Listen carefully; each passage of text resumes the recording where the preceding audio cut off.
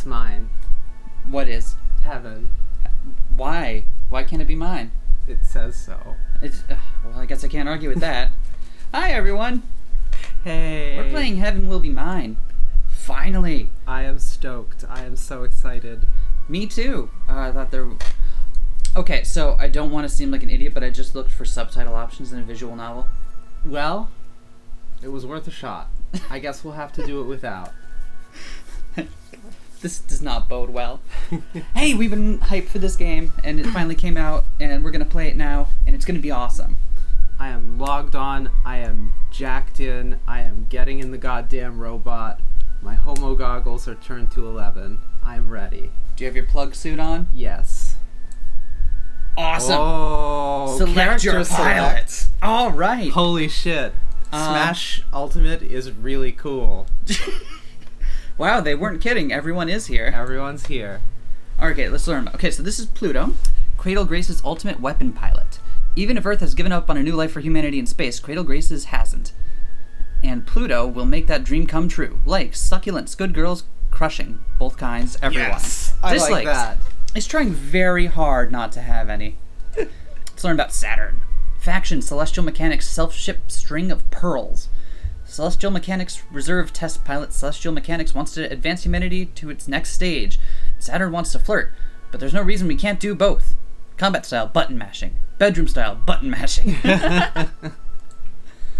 Luna-Terra. Faction, Memorial Foundation self-ship Mare Crisium. Memorial Foundation ace pilot. Fighting for the pilots to join the rest of humanity back on Earth before it's too late. Good at sniping, espionage, double-crossing, ghosting. Bad at loving herself, everything else. Let's go Pluto. Yes, let's go Pluto. Let's fucking go Pluto. I already like Pluto a lot. Likes, crushing both kinds. That's what I'm into. Press enter or click. Oh shit, do we need a keyboard for this? Or click to begin. Hey! Oh. Oh shit.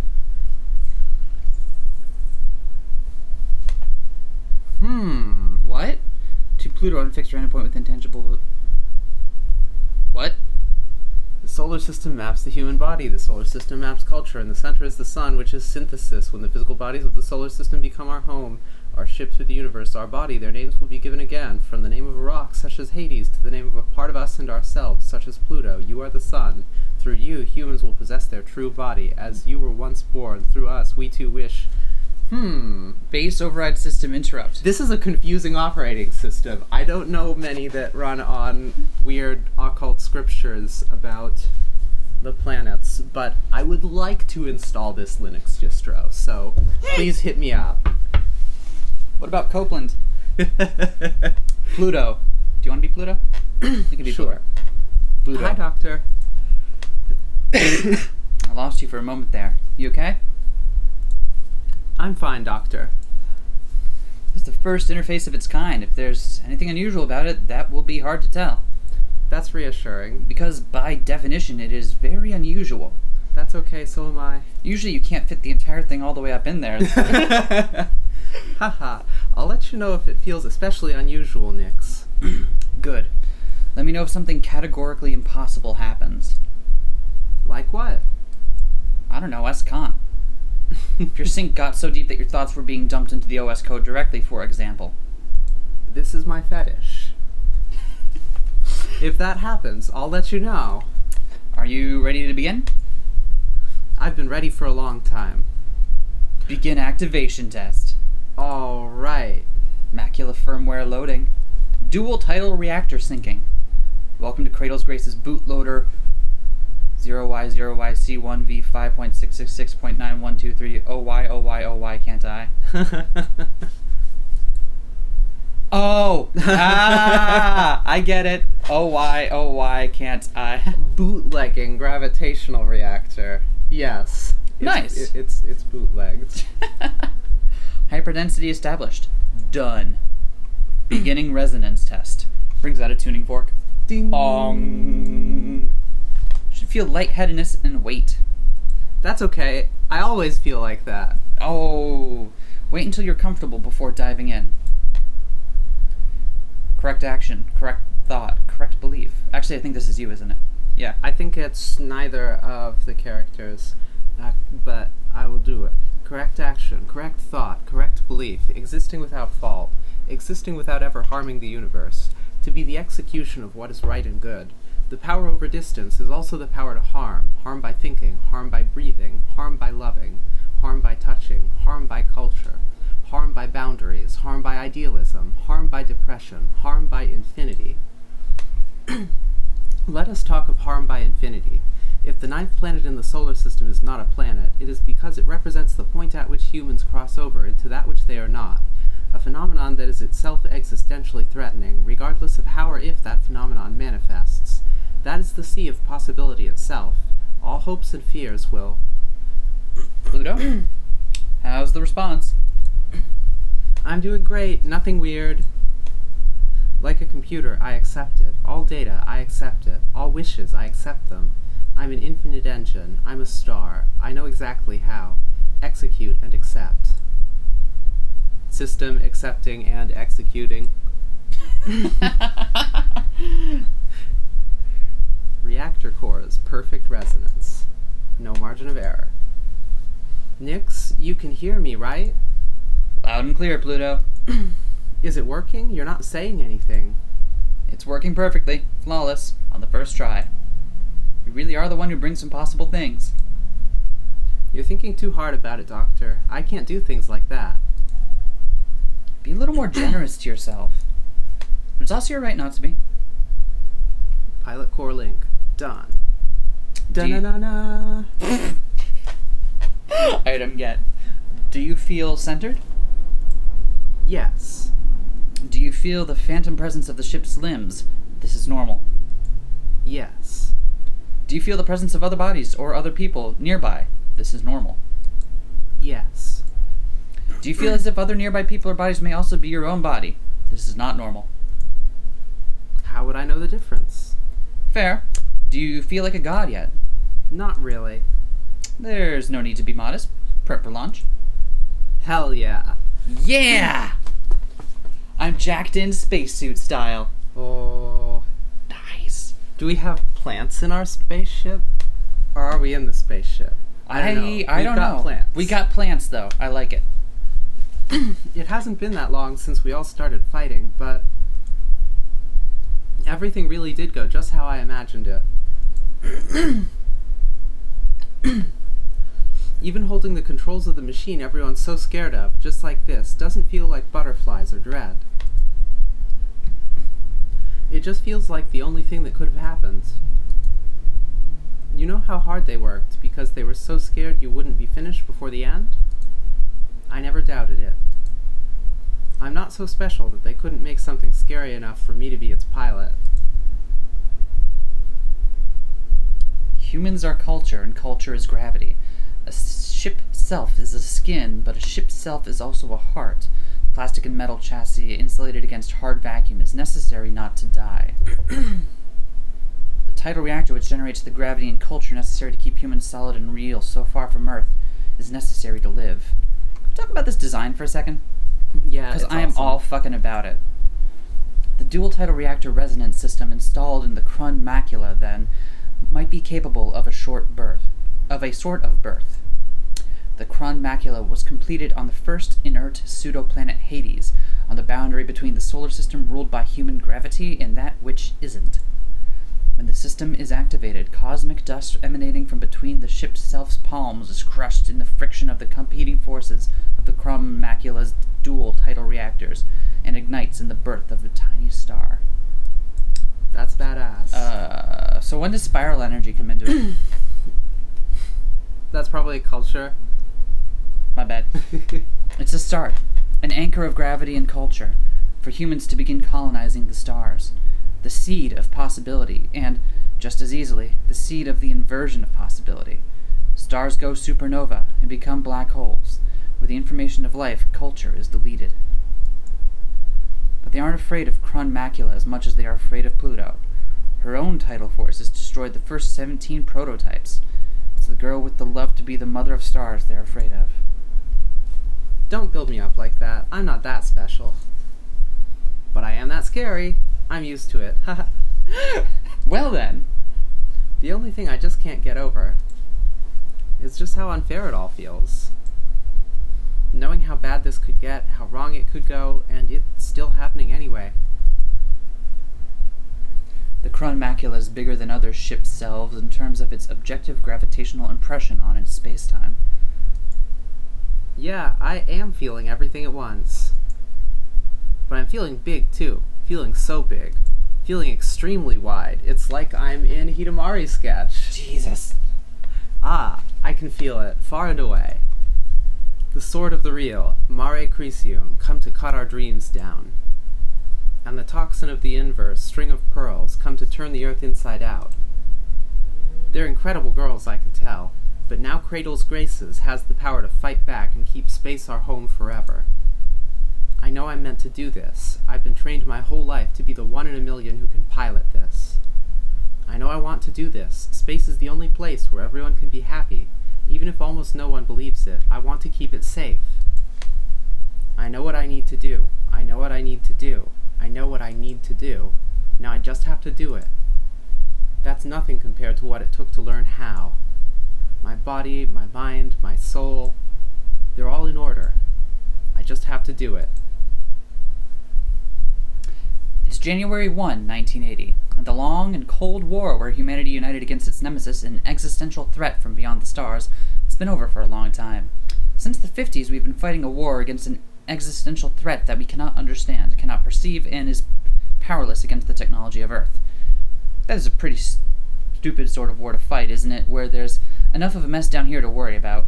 Humanity is already the undisputed authority of reality, and we have the physics to prove it. It's time to return to Earth, our home, the seat of the universe. Before Earth takes us back in pieces, let us go home with grace. On the first anniversary of the decommissioning of the International Space Program, we, Memorial Foundation Native Sphere Existential Safety, in agreement with our home planet's unanimous decision, declare there is no future for humanity in space. Let's come home. Return Resolution Memorial Foundation Native Sphere Existential Safety. Let's come home and all play football.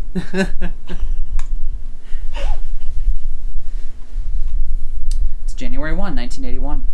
It's been 1 year since we declared independence from Memorial Foundation and the rest of Earth. The Cold War is officially over, and it feels so light without their gravity weighing us down. How can a tiny handful of colonies, terraformers, and schools hold out against the full authority of Earth? Because that shit doesn't fly past escape velocity. To power the ship selves we've made to fight the Cold War, we made tidal resonators to bring the gravity necessary for humans and culture to survive in space. And that gravity is ours now, enough to make a new world free from the weight of Earth. If Memorial Foundation wants to kill the future, they'll have to come and take it from us. We're thankful for our Cradle's Graces, but we're not coming back. Independence Declaration, Cradle's Graces. Hell yeah. It's January 25th, 1981.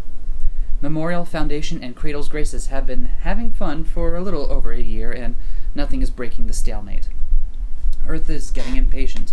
They have good reason to believe that the existential threat posed by a divided humanity in space is much greater than any theoretically malevolent entity outside the native sphere. Excuse me. While the kids are fighting, Earth is getting ready to list the humans remaining in space as part of the existential threat.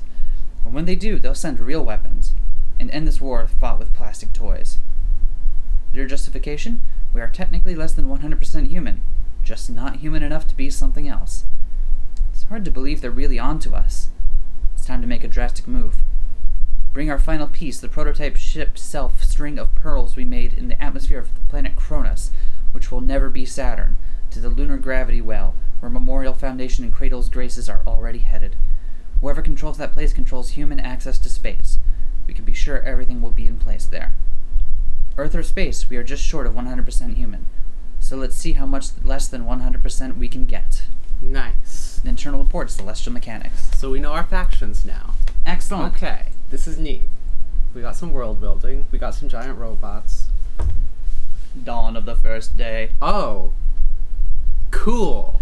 Okay, hold on one second. This is gorgeous. I love this. I mean, it's gorgeous, but also, holy shit, I have a ton of options all at once right now, so let me just take a second here. Saturn return. In the strange gravity of the abandoned Daphnis lab, Saturn lies in wait for the looming threat of Pluto's mysterious ship. But what are they after, and will they get it? Retrograde in retrograde. Chasing the string of pearls, Luna-Terra and Pluto find each other instead. It's been almost a year since they last saw each other, and Luna-Terra has never seen Pluto like this. Are you ready to spin backwards? There's mail. Let's check our mail. When it comes, I want a whale. Mail. Who is this? Origin, ambient title information, author, a love story.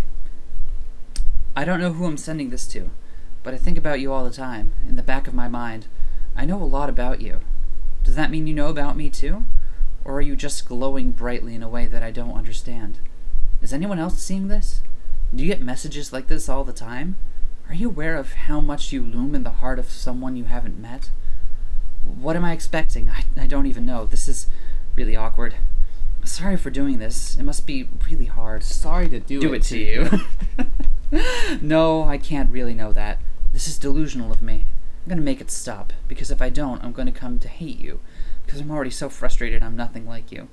I need to understand why I tear myself apart thinking of you, and I'm not gonna send this. I don't know how to send this, and I hope you never read it.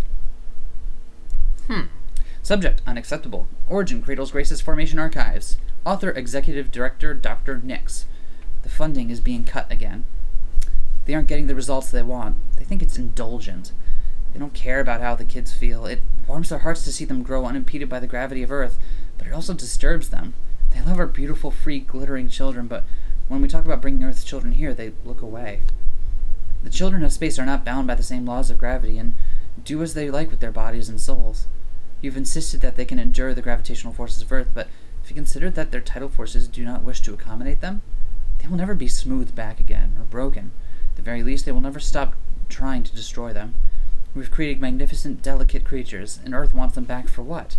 To crush them again under their own tidal forces? Okay, so now we found the belters. Got it. Comms. Oh. Whoa! Chat time. I still can't believe it. I felt that from here. Oh, wait. Yeah, I'll be Mars.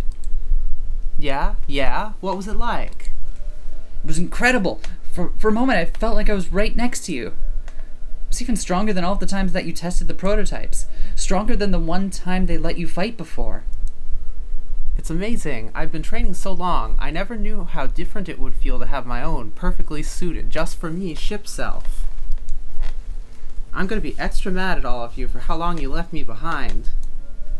Is it really safe, though? Hell nah. It's terribly dangerous. Mars. Don't start. I'll get mad. It's just more powerful than anything that's ever been developed. I don't like that Dr. Nix is making you do something untested all by yourself. No one person should have to do all the things that your unit is expected to do. But I'm strong enough to do it, right? Powerful enough to stop Earth from taking us back? Strong enough to stop celestial mechanics from bringing the existential threat back? I can do it, right? I mean, of course you can. No one else could, but that doesn't mean you should do it alone. I'm not alone. I've got you. And everyone else. We're all together. That's what we wanted, isn't it? I'm not locked up in a lab anymore. Aren't you happy for me? I'm happy for you. Are you really, really happy for me? I'm super happy for you. I really am. Are you scared of me now? No way, never. You're not something to be afraid of. Well, shit. I guess I need a bigger robot. Aw, but that's wrong. You should be scared. I'm incredible. Channel closed. Oh, Mars is scared now. No. Data log. Oh. Okay. So that's how far we've got so far, and the stuff we Good to know. Alignment. Oh, we do get an alignment chart. Okay. So, let's just get it all over one more time. Cradles Graces are belters. Don't want to come back. Mm-hmm. They're like, great, thank you, Earth, but now we're good on our own. Memorial Foundation thinks humanity should just be Earth and only Earth. Yes. And Celestial Mechanics is, fuck it, how post can we make post-human? Yeah. Okay. Good. Okay, and that's just... Alright, Mission select. Mission select. Awesome. Alright, so Saturn return. And in the strange gravity of the abandoned Daphnis lab, Saturn lies in wait for the looming threat of Pluto's mysterious ship. But what are they after, and will they get... Oh, we already read these. Which Yeah. one do you want to do? I think I might be ready to spin backwards. Retrograde and retrograde? Yeah. Nice. I want to meet Luna-Terra, I think. Mars, are you okay? You look like someone punched you in the face. What happened? No, it's just my anime character thing. It helps differentiate me from all the other people. Well, it's a funny story. Someone punched me right in the face. Oh, that was the line? Damn it. Vivian was looking at me directly in the face when she said that. just so y'all know that. Someone punched me in the face. It's been so long since you got in a fight with the flight crew. It feels a little nostalgic. I'm fine, by the way. People who start fights don't get sympathy. They started it when they wouldn't let me fly. And who threw the first punch? That part doesn't matter. Mm-hmm. If they don't let me go, then you'll have to fight that traitor all by your shit. Oh. Why didn't I feel it earlier? Of course she's here. It wasn't that I wasn't going to tell you. Memorial Foundation also knows about the prototype, and they sent their ace to get it. No, I understand. You were so excited you just had to run out and see her, huh? You got that right. Run out and punch that traitor Luna-Terra in the face as hard as I can. Aw. She's the worst! After pretending that she was going to fight for the colonies, even after Earth abandoned us and demanded we come home, she double-crossed us. We're gonna do this together. Missed punching that insufferably smug face for a year. It's finally time to show her that we're not going to forgive her for betraying us at the worst moment, leaving us alone, barely able to keep fighting as Cradle's Graces. But it's not like we ever needed her, and... Slaps roof of giant robot. This bad boy can hold so much gay sexual tension. I know. I miss her too. Are you not listening to me? I've been listening to the two of you say the same things about each other for a really long time, and it doesn't sound any different. It is nothing like it was before. I'm not playing games. When we were in the academy, you were always chasing after her. Also, that's a good face. Protect that face. That is a very good Mars face, this happening right here. Yeah. You'd swing the first punch, and she'd laugh, and you two would fight, and then you'd make out, and then you'd do it all over again. I miss that so much. But if you go after her, it'll happen just like that, all over again. Question. Can you make out in giant space mechas? Yes. That is the most important feature of the giant robot. Good to know. I am an expert in these things. Stop talking about me like I'm that predictable. It's different now. There's a lot of clanking, and gravity is a problem, but you can do it. Orders are orders for a reason, you know. I'm still not okay with it. They're making you use that terrifying machine. It's way too dangerous.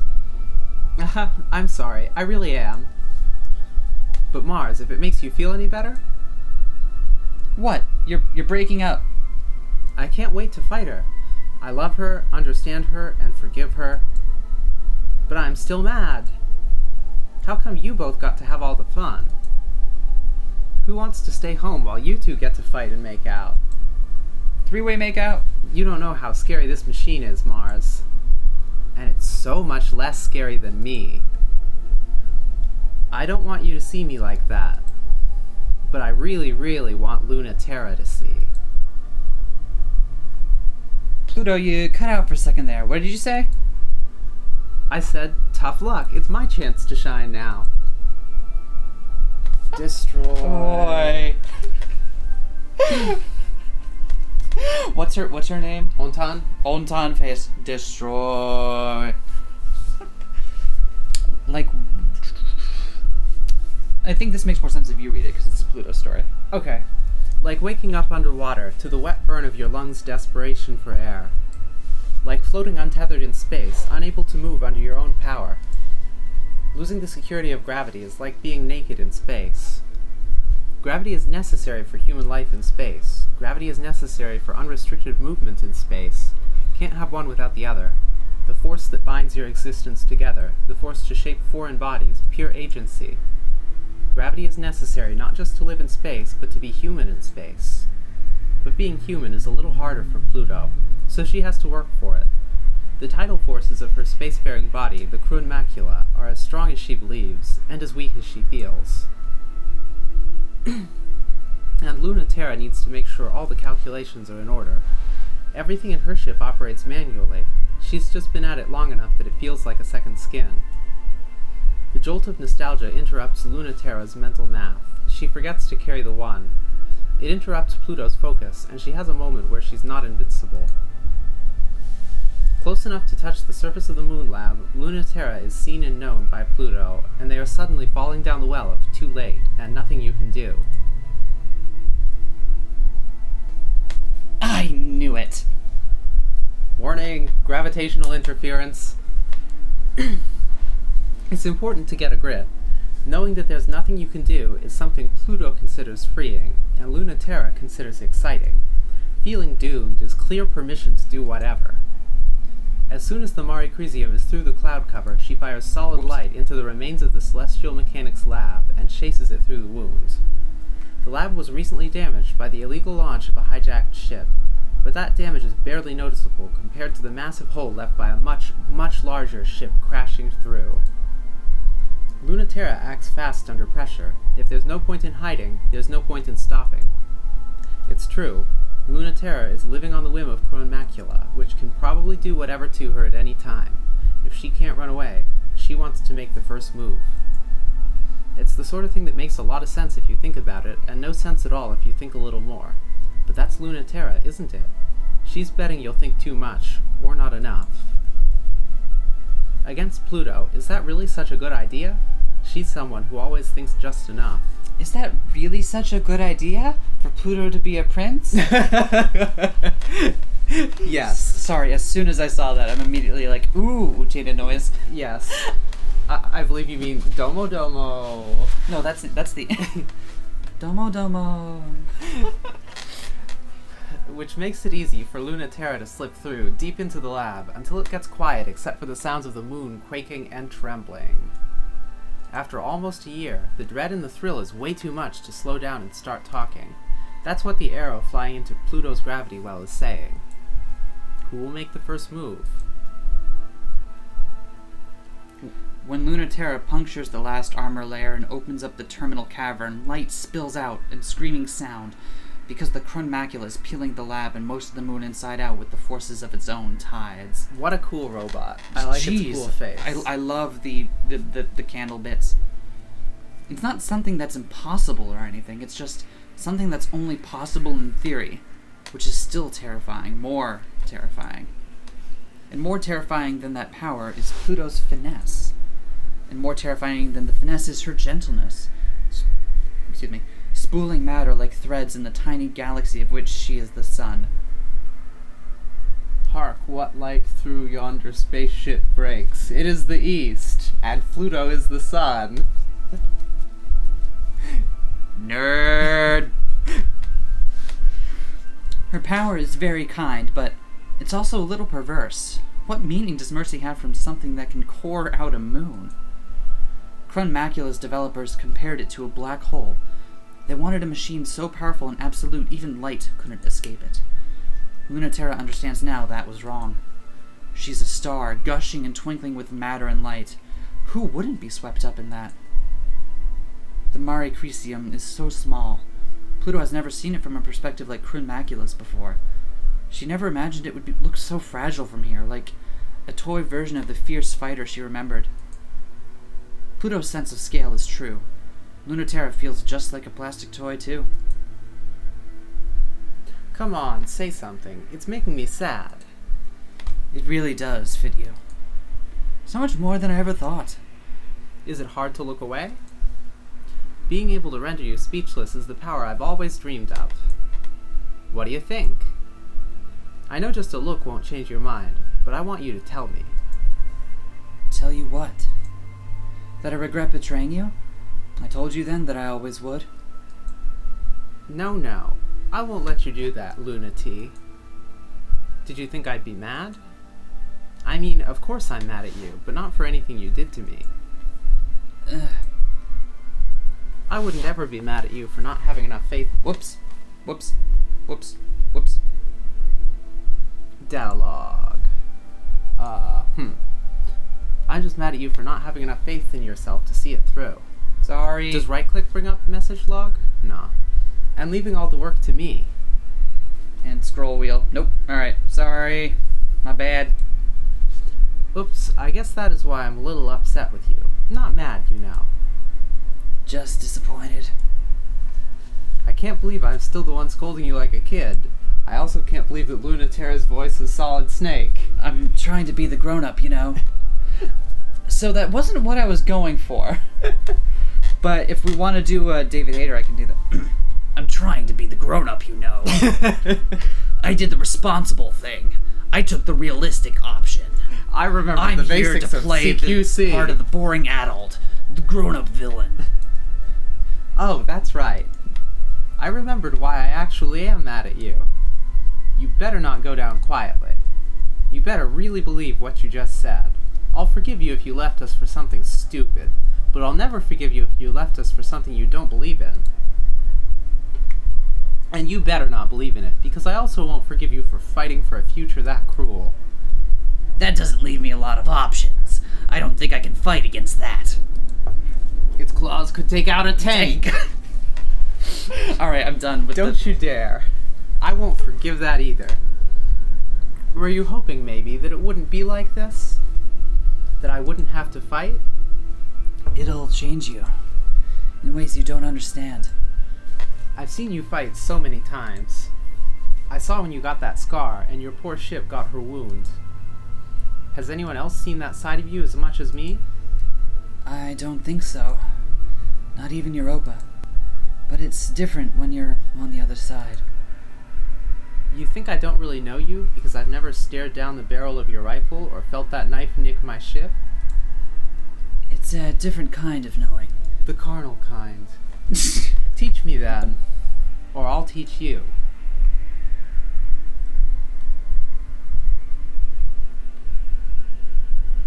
Ooh, interesting. So we get to choose which faction we're loyal to. I say for the first, since it's the first time we're playing it, we just stay true to our faction. Yes. We can mess around a little bit more later on, but for right now, for the first time through, I think it just makes sense to play it as you'd expect. Yeah. Right? Let's. That's Schooler. Yep.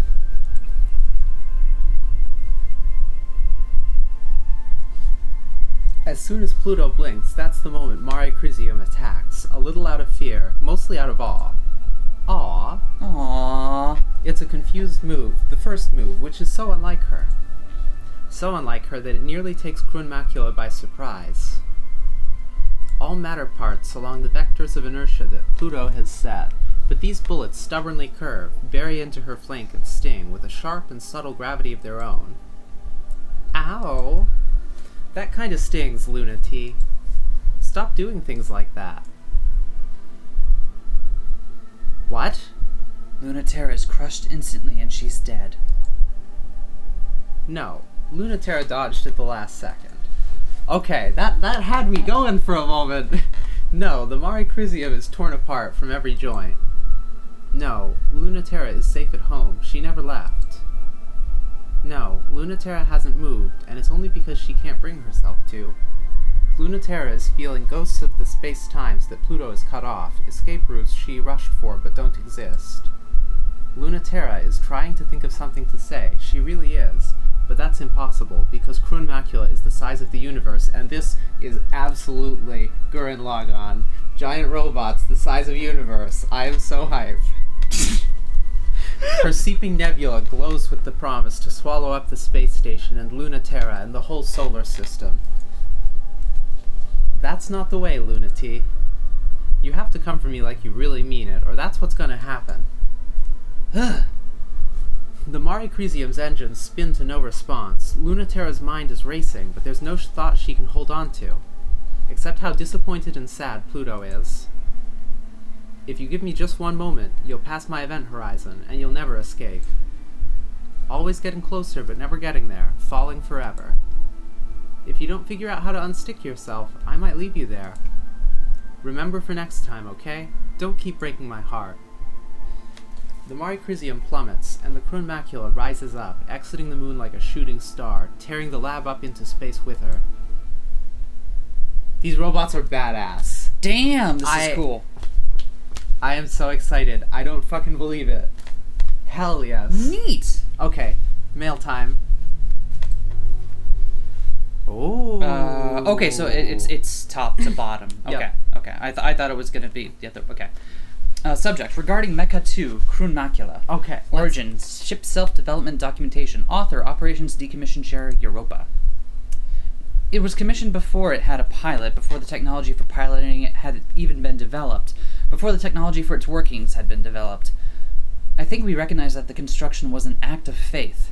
Nix's directive was to create the sort of self that we wished to see. I think, of course, that was the moment that it was clear to me that Nix was fighting for what she believed humans could be, but not who humans were. I think at the same time I didn't understand the difference, or what Nix might not consider important because of her tendency to think this way. Many of the functions of the Krun macula have not been invented yet. It is limitlessly expandable. I have, of course, requested for it to be decommissioned, but believe ultimately you'll want to scrap it. If this committee has indeed found nothing in space worth salvaging, I would have to wonder about the committee's intentions and their curiosity towards this last fragment.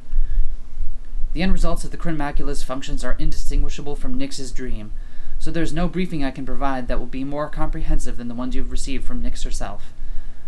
I can only speculate on which she has or has not been able to implement successfully.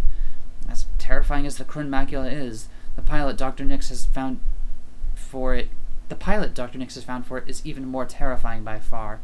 They might find a way to make it even more yet. So that's Memorial Foundation there, analyzing the Krun macula, right? Yes. Okay. As far as I can tell, yes.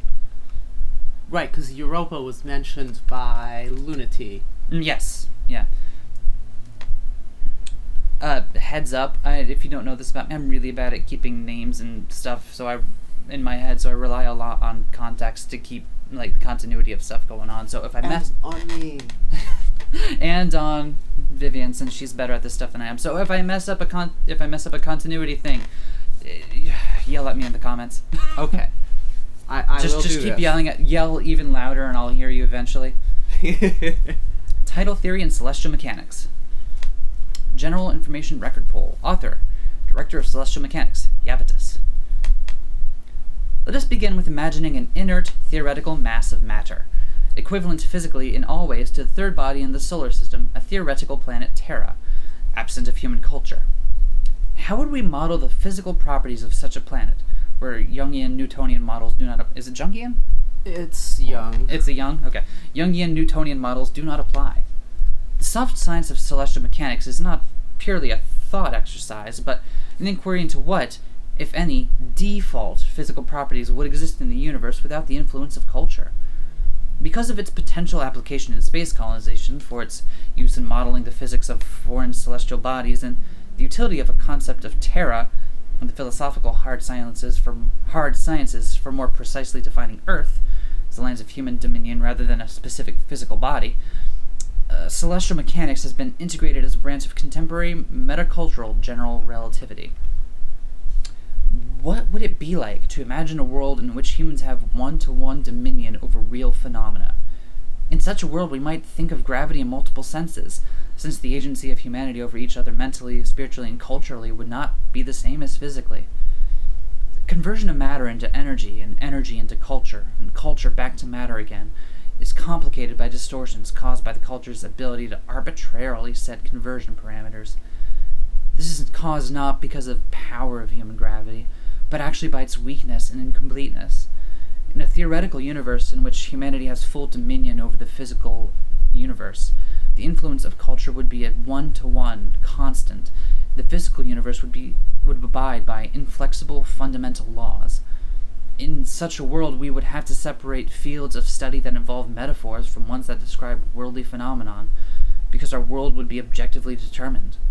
While humans would be able to disagree and defy each other, they would ascribe to an inflexible, perfect system as decided by humanity. Interesting. So this is an idealist setting. Okay. And philosophically, Yep. that is Yep. to say, metaphysical idealism. and the universe does not abide by inflexible fundamental laws. The world is not objectively determined. That is cool. That is interesting. Neat! That is probably good to know for later. Indeed. Let's check our comms. I wish you didn't have to do... Was that my Mars voice? I don't remember. I wish you didn't have to do this. But I love chatting with you. Especially about your latest sordid affairs. Who punched you in the nose this time? Well, thanks. Wait, that's not what I meant. And sordid? Dramatic, tempestuous, explosive, Mars bringer of war? Ba-da-da-dum, bum, bum, bum, bum, ba-da-da-dum, bum, bum, bum, bum,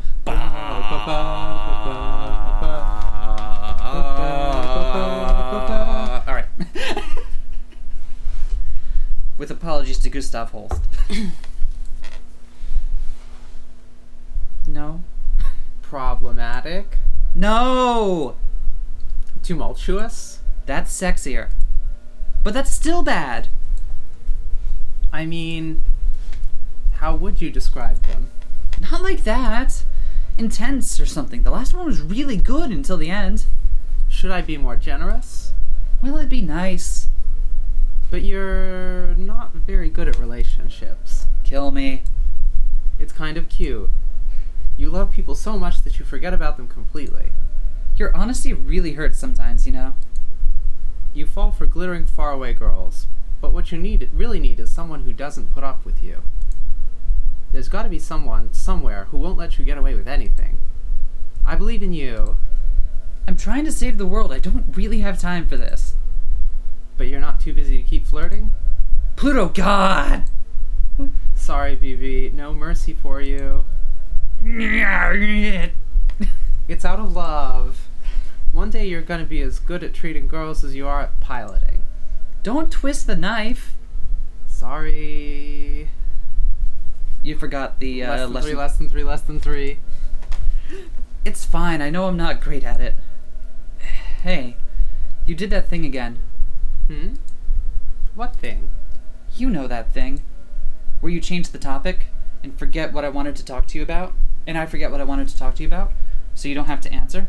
Except I have a chat log so I can scroll back and see. It's sweet you wish I didn't have to fight. See, you do remember. You remember better than I do. But why don't we leave it at that? Why? Because there's nothing we can do about it. We could find a way. I don't want you to do this if you don't have to. Chat? No, I mean fight. Arg, you just did it again. Nice. Oh. Okay, cool. So we don't... Okay, so we do wind up doing everything. Maybe. Maybe. Okay. So, I wonder if we meet celestial mechanics in Saturn return. Mayhap. Also, didn't we just tear that lab to shreds? Or is this a different one? The Daphnis lab. I don't remember what the lab was that we just cored out its fucking moon. Pluto, why are you suiting up? The Celestial Mechanics lab was wrecked and the prototype escaped. We should be heading back to the inner solar system. It totally is the same lab. Yeah. She's still here. Who? Some incredibly ridiculous, utterly irresponsible, dangerously devious brat named Mars. I'm not who you're talking about, right?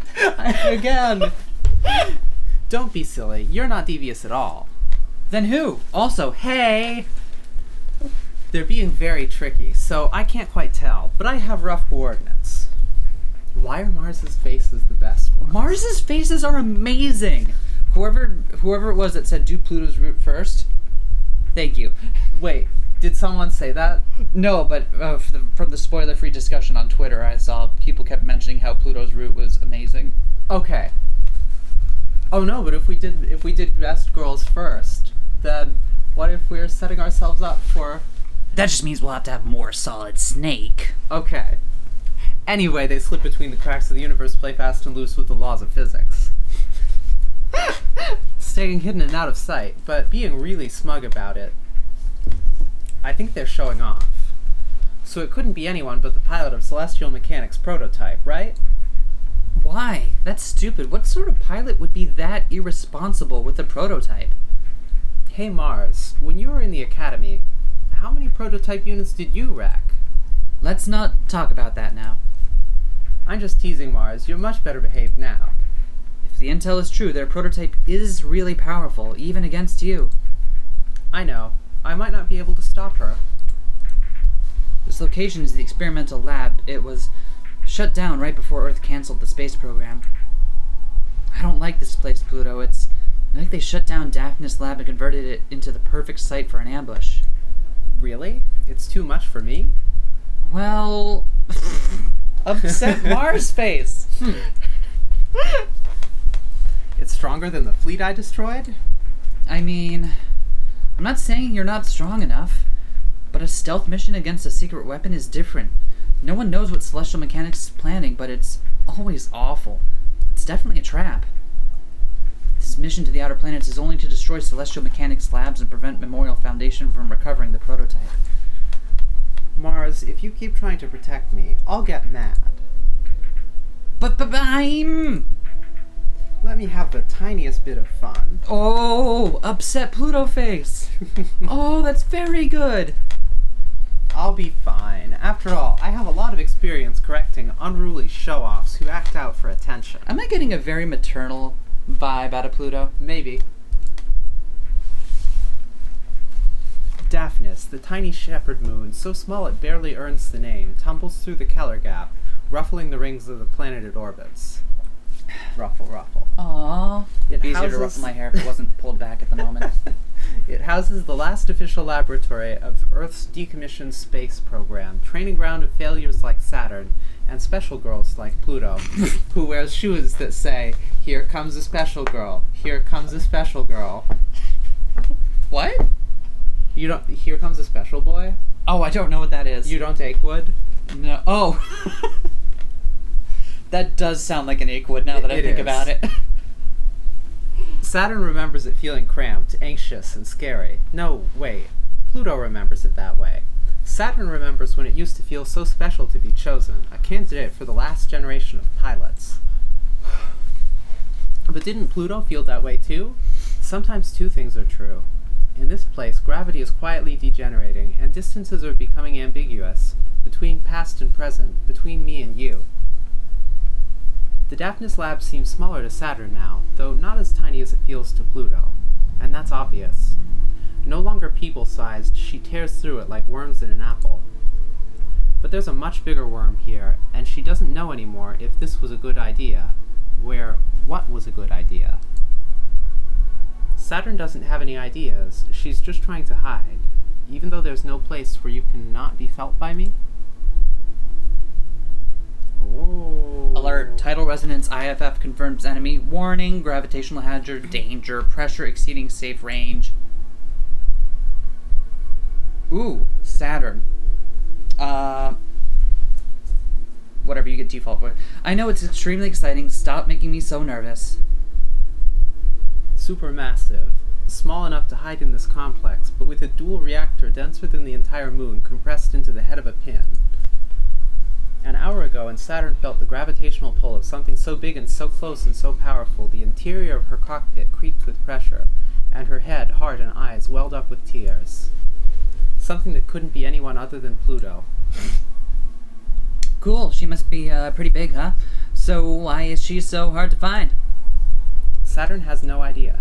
Why do I have the feeling someone's laughing at me? No one is laughing at Saturn. The lab's been abandoned for years. But Pluto, wherever she is, giggles. Not in a mean way. She really does think it's cute. I haven't thought about Pluto in a long time. Oh man, would it be funny if she was in that monster? Well, now someone is laughing at Saturn. Hey! I know someone's there. I can feel you listening. But I can hear you too. And I can catch you. You're not the only one who can fuck with the narrative. Whoa! That was close. Mutually assured destruction or narrow escape. Well... Ooh, well, we were going straight ahead this route, right? Okay, let's do it. Yeah. Like, not because I don't want just one straightforward. And then we can start fucking with shit. Okay.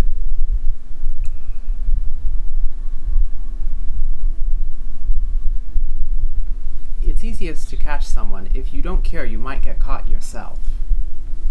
Besides, if you want to drive someone wild, you gotta show them you're worth catching. And that you're good enough to catch them, too. The lab is dark. The malfunctioning lights cast an eerie glow. Dying culture without gravity to hold it together. But she can hear the faint laughter rippling in the gravity, and where it's coming from. When you don't know the controls, mashing all the buttons at once is just as good. Got you. It's a hit. Her claws sink in. They tremble in the pressure. Whatever they've sunk into is bigger than belief. The Krone macula towers over Saturn.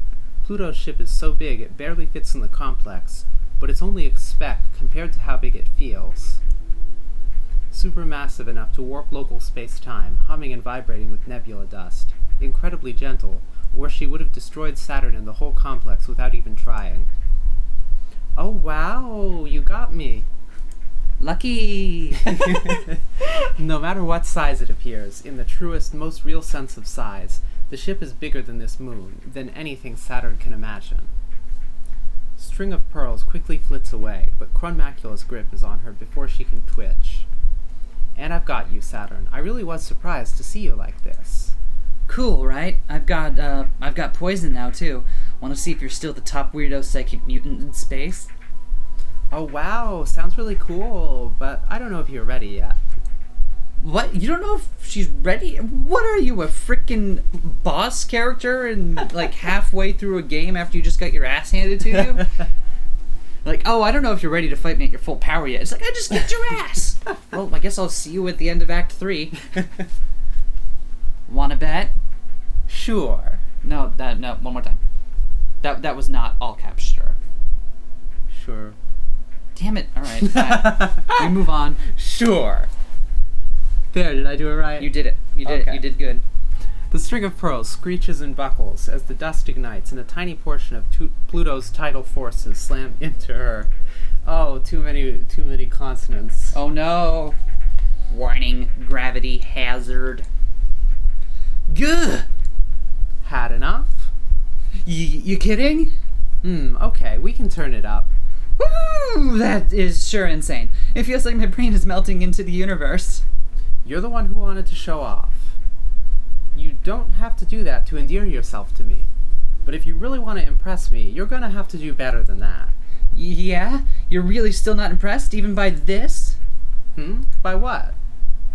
Oh, that does sting. It spreads like a poison, even through metal. It jumps like electricity, but drips like a liquid, pink and impossible, and spreading quickly through the Krone macula's body. So you're not just full of risky bad ideas. That makes me happy. I won't shut you down too hard. Yeah, okay, you win. You gonna be good now? Okay.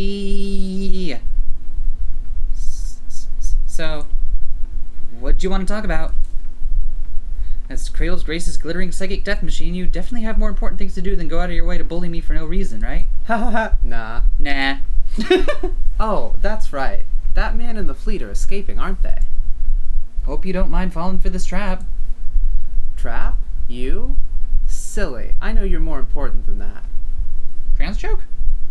Trans joke? No. I don't think probably so. Not. Probably not. I was trying to think of a sensitive way to, but nah. But no. Hey, we're trans. If we can make the insensitive version of the joke. More than catching the rest of the Celestial Mechanics fleet? I knew this would be fun, and you knew it too. I am absolutely delighted about you doing that, just to be clear, so you don't have to read my mind to roast me about it. I want to buckle like Saturn's. Why is Saturn buckled across the top boob? I don't know. Above boob. But it's a good buckle, and I desire such a buckle also. Yeah, that's fair. I can't read minds. You know that's not how it works. Pluto has no buckles at all. That's true, but Pluto's got plants. True. But I also don't need to know that. but I did want to know how the biggest overachiever of my juniors turned into such a bad girl. If you really remembered me, you'd remember I wasn't ever good. I do remember you. Even if you're not that good at being bad, do you know what you're doing? With that machine that's so dangerous we don't even want to find out what it does? I think you answered your own question about why I'm keeping it. Are you gonna stop me then? But you don't want to? Hey, stop, don't pry into me. If you're pitying me, I'll make you regret it. Not all of us come out perfect like you. Some of us get thrown out before they see any use at all. I won't pity you. I really would have torn this machine apart.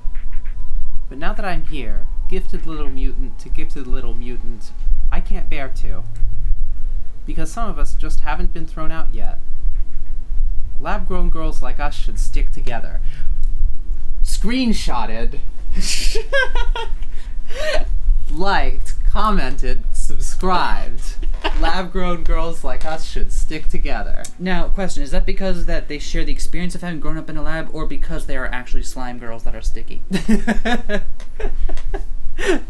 I just need to understand the canon here. It might still make you regret it. Winning isn't my most important task. It's not yours either. Are you sure about that? You're not who I'm worried about. It's only your boss I can't forgive. Oh, I love hearing that. Tell me more. I'm getting a crush already. Regretting it now? Don't worry. There's nothing you can make me regret. Pluto is fucking weird. Pluto is great. Ever since the day Mars began, Mars has been doomed. No, there will never be a planet Mars. That's a name reserved for places where human life, gravity, and culture reign. This is just bitter Aries. But like the stringy, inedible weeds that grow when nothing else does, Cradle's Grace is dug in, and we can't get them out. The colonies are wrecked, the terraforming engines are broken, the gravity furnaces are out of control.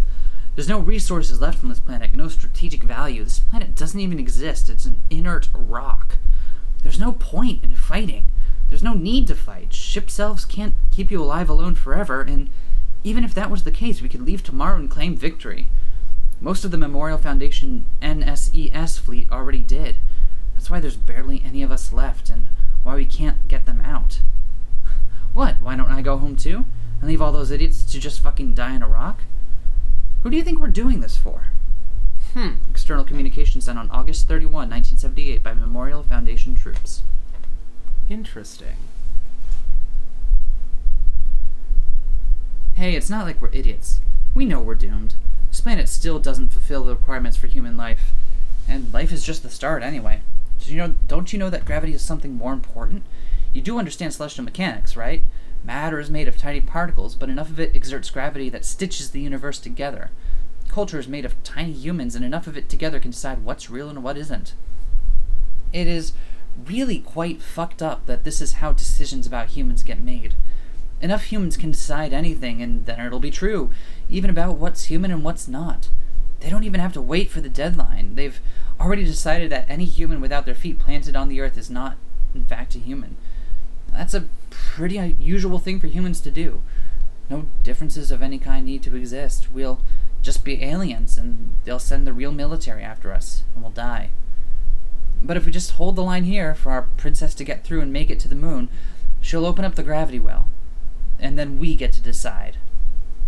Internal communication sent on January 25th, 1981 by Cradle's Grace's Irregulars. We're pretty irregular. Yep. It's morning on Aries, but what's time and space? If we can get our capital ship launched and refueled and the prototype retrofitted with the final equipment, we'll have everything in place. Keep out of the canyons of Mars where the Cradle's Graces and Memorial Foundation are bickering. Hold the city ruins against invading troops, and make sure no one tries to set the oxygen ocean on fire while we refuel. It's a pretty thankless job. But me, I can't wait to see what happens. It's the most exciting space has ever been. Before we got here, this was a dead rock, but the best we could have ever hoped for was Earth in a different place. Who needs that? Far in the distance, the moon's gravity well shines. If no one controls it before the deadline is up, Earth will take drastic steps to ensure that humanity is not divided. What they're afraid of happening, we'll ensure that it happens. We'll finally have something alien in space. Private communication sent on January 26, 1981 by a celestial mechanics researcher. Cool. Neat. Day 3. Nice. All missions on Cronus orbit completed. Maiden flight and testing of Crown Macula is done. Report received. Awaiting new directives. I'm heading back to Ares, of course.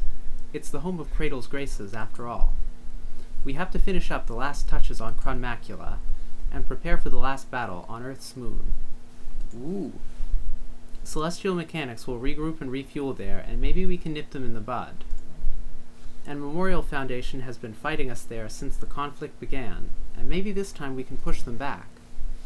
Send a message to everyone, time to come home, so we can be ready for the journey. Ready for launch. Ooh. Oh, I see. So, the alignment chart shows us as a body. Distorting the gravity well. Yeah. That's so cool. That's really cool. I was like, oh, they're going to do this weird complex three-dimensional alignment chart. I was like, oh, whatever. But no, that's better. Let's read our mail. Now let's do cams first. Okay. Are you scared? Yeah. You? Yeah, but I'm excited too. I'm looking forward to what we could be. Hey, Pluto. How can you be sure? Sure? About what? Sure about anything. Everything's so frustrating, pointless, doomed. No matter how hard I fight, it stays that way. So how can you be sure it's not going to be that way someday? You're the person I want to ask about that. Because you fight every day like you're not thinking about those things. What's that supposed to mean? I've gotta fight. That's what we have to do. Of course I still think about those things, even when I'm fighting. Sorry, Mars, of course you do. Everyone has doubts like that. Even me then, right? But it doesn't feel like you do. I mean, you make it seem like everything's going to be alright. But you just do what you have to, without even worrying about it. Without even worrying about whether it's right or not, or whether it will come to anything or not. You're a genius, you know. You're smarter than me. That's not true. I just have to stop thinking if I want to just do whatever it is that needs doing. I put myself on pause. Don't you? Maybe that's why I'm still so scared. Check our mail. Subject, pilot interfacing. Origin, direct message. Author, Mars. Okay, well, so the very first thing you need to know about pilot interfacing is that it's the most important part of piloting. You don't really have to know any of this stuff, but since you asked, I'll give you the basic rundown. There are actually a few ways it's useful to know, even if it's basically just to explain why no one can do anything to stop you because of the completely unfair bullshit you have. Any given ship self may have a variety of prescribed functions, you know. That's called the machine's intent. It's not that the machine has consciousness, even if it seems like it does. That's just projection and inaccurate metaphor. Even if you're using a made-to-order ship for you alone or customizing it for that purpose, you still have to bring your intentions in line with the craft's. That's what interfacing really means. That's why interfacing is the most important part of piloting, and why basically the only thing the R&D crews do is find better ways to reduce the lag. Subject, White Void. Origin, Tidal Mechanics Research Archives. Author, Dr. Nix. The fearful power is evident, so much so that I hesitate to even criticize it. It is the nature of the tyrant theory that is fed by all things, including attempts to dismantle it. It can simply assimilate those theories and absolve itself of potential guilt and rhetorical weakness by assuming new forms, because it has no inherent premise that is not fungible, but the impulse to make all else part of it. Far from expanding to incorporate diverse and contradictory ideas into itself, the theory would remove alternate quantum states until finding a solution that would incorporate perfectly in line with the unified culture theory. This is a necessary and inherent step because, in order to prevent any given feature of such a theoretical culture to be subject to reversion, the gravitational pull of the culture must be so great that no information about it can escape. As the theory accumulates culture through culture mass energy conversion, its gravity would steadily begin to grow and its energy decrease until it began to continuously collapse into a single coordinate, and no distinguishing information would be able to escape. The interplay of variant states is necessary for culture to create and change, and this unified field culture would be unable to do it so. It would only be able to assimilate and devour. Such a theory would not redefine hierarchy, but enshrine it forever. Far from a compassionate future for humanity, it would necessitate the complete removal of human variance. All humanity and all existence would revolve around a singularity of the unified field culture, the tyrant theory, a white void, a single conqueror thought at the center of the universe. Let's see what we got in our mission box. Whoa. Oh, NASA people. So it looks like that one's the Earth's font and that one's the Celestial Mechanics font in the titles. I think you're right. So then we'll see the Cradle's Graces font if we do another route. Yeah. I believe you mean when. Sorry. And by when, I believe you mean later today. Yeah, exactly. Which one do we want to do? Well, I don't know.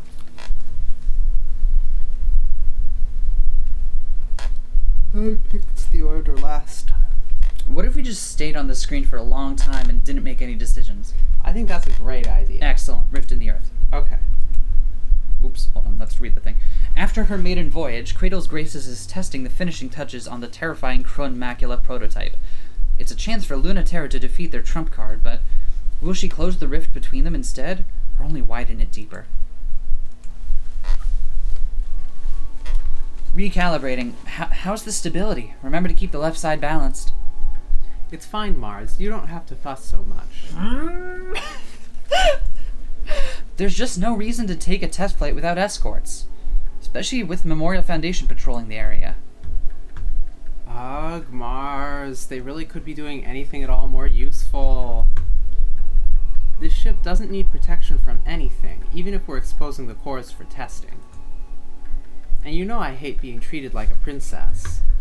But you are important, and your ship is too. It's not fussy and annoying to be looking out.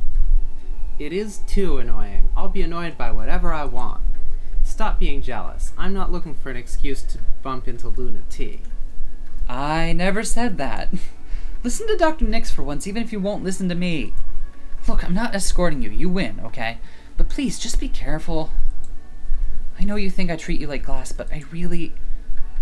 What's so funny? Why are you laughing? Sorry. It's just hard for me to stay mad when you're such a dork. And you care so much. Even if you're non-apologizing and still want so bad to be a knight in shining armor. You're the only one I can still be such a petulant kid in front of. Instead of the princess everyone loves. Pluto. Wait, you're just being a brat for fun? I'm mad now. Everyone else gets to be, especially you. Stop making fun of me. I'll stop making fun of you when you stop making such cute faces. Remember when in the academy, when people asked you where I was, they'd say, "Hey Mars, where's your..." Okay, yes, launch permissions cleared. You are cleared for takeoff.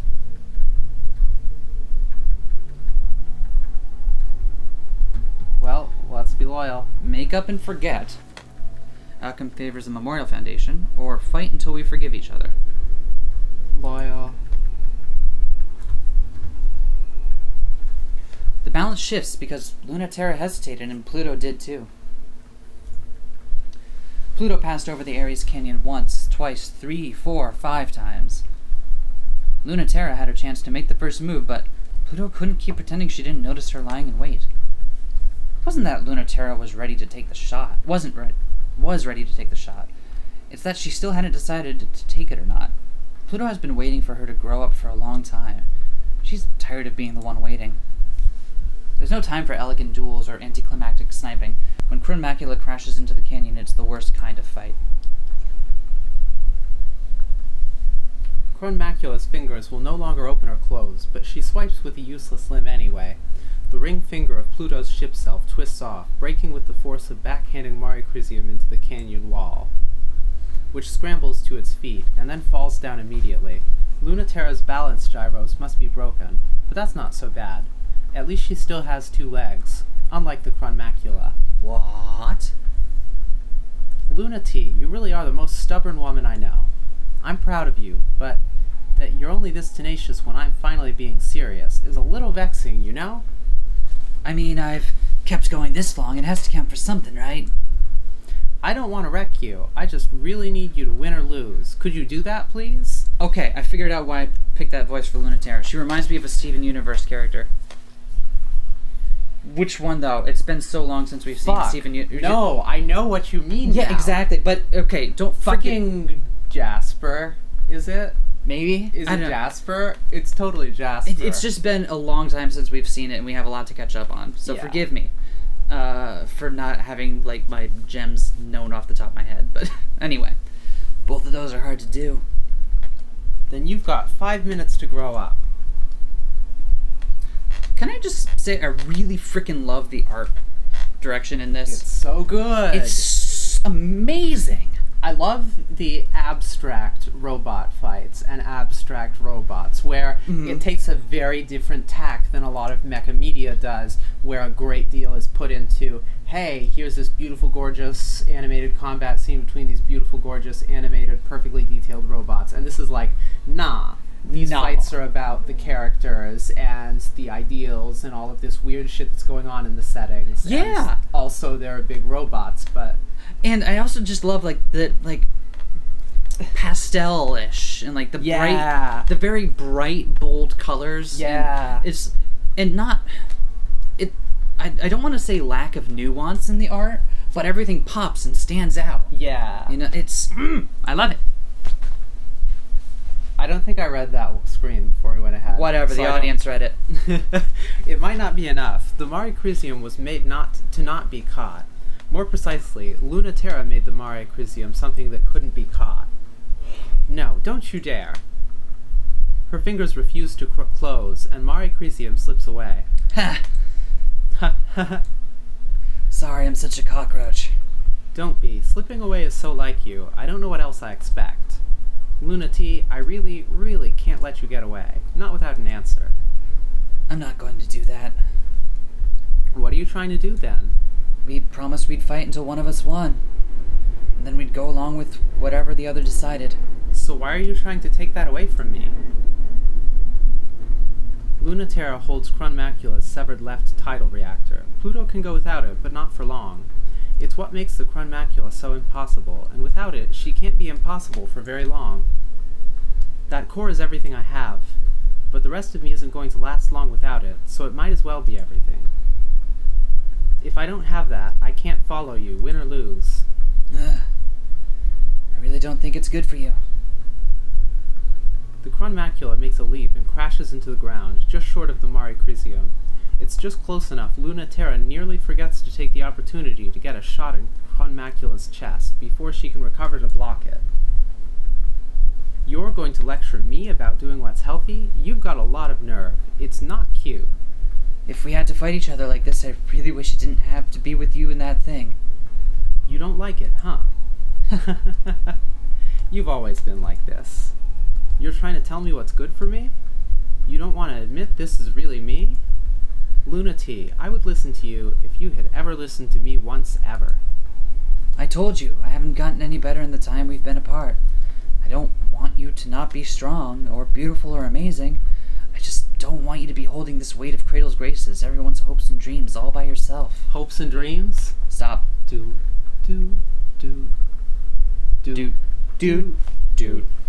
So Please, just rest for now. Don't tell me that. I hate this, hate this, hate this. You never listen, and you know I'll always let you win in the end. But not this time. I don't know what you mean. I've been really patient. So if you keep playing dumb, you're gonna make me mad. I said, I don't know what you mean. I don't want anything else. I'm a cockroach. I don't need anything myself. Liar. Are you trying to make me mad? Be satisfied with it. I don't have any other answer. If I had one, I'd give it, so drop it. I'm not satisfied. No. You grow up, and you be the adult for once. Get back here. Crunmacula's feet are still broken, but Pluto moves her with gravity alone. Mare Crisium's engines flare. Navi is broken. Everything is broken, but it will move. I think Flare Navi is the... Yeah. Not like M dash, but an N dash. Yeah, okay. True. True. No, not this time. Crunmacula's twin tidal reactors are falling apart with one of them nearly torn out, yet she still moves. The pressure of the unrestricted gravity peels the paint off Mare Crisium. Her steels and plastics are chattering. Her remaining useless arm snaps, and her engine wings creak. That pressure is not enough to bring her down, but it's enough for her to falter, and Crun Macula grabs her foot and slams her to the ground. Mare Crisium creaks and strains, trying to flee, so Pluto pulls the rest of herself on top of her. Pluto, I'm serious. You're not the only one. I have things I'm willing to be hard and cruel for now, too. Question. Is the way the fight scene is described oddly sexual? Yes. Okay. I'm just making sure I'm picking up on that. Mare Crisium fires a sidearm. It doesn't dent Pluto. Pluto opens her hand. The fingers don't work, but the plasma still does, which flays Luna-Terra's chassis, but gently. Am I reading too much into the stigmata thing down here? Probably not. Cool. Giant robos with stigmata and spears in and stuff is kind of a thing. I'm really serious this time. I can't stop for a second, so I really need it back. It's already been too long, so give me back that part of me. Mare Crisium opens her left hand. Pluto's missing reactor is still beating, wildly. Sorry to be like this, but this ship self and what it can do are more important than me, than anything else about me. Sorry to do it to you. We can't do that twice in a row. No. We can, but now we have to do it a third time. Okay, but we have to wait a while. Yeah, exactly. Rule of 3. Nothing is more important than you. A gentle click, Luna-Terra's sidearm pointed at the stolen reactor, fires. The solid light slug misses, just barely. There's a second shot, but it's buried in Pluto's blocking hand, and there's a third shot, but Pluto's ripped off the arm of Mare Crisium, so it's just the last reflex of a limb separated from its owner. And it Joss Whedon's, probably. I don't know. But that's all that the broken arm of Crun Macula can take. Its fingers make a last twitch before her arm finally snaps under its own weight, and the Crun Macula falls to what's left of its knees. How long are you going to make me put up with this? What do you mean? You don't want to fight with me. Not a fight for real. Your heart isn't in it, so let's not. No. No. That's the only thing I want. Why are you like this? Acting like you know what I want better than I do. So what if you're right? Of course I don't want to fight you. Damn it, I hate you. After all that, I'm the one who's crying at the end again. The last time it was like this, I was the one crying too. Now I'm powerful like you, have something I'm fighting for like you, that's not you or anyone but me. So let me fight for that. Stop protecting me. Stop making me fight for you. It's so easy to fight for you. If I'm not careful, it's all I'll ever want to do. I'm sorry. Don't want a sorry. You must think it's so easy to not care about you, but it's not. It's easy for you to not care about you, but it's the hardest thing for me. Oof. Ooh. Ow, my bones. Oh, did we drink the feel-hurting juice again? Yes. Ugh, I'm still the one who ended up crying. Again. You wouldn't listen back then either.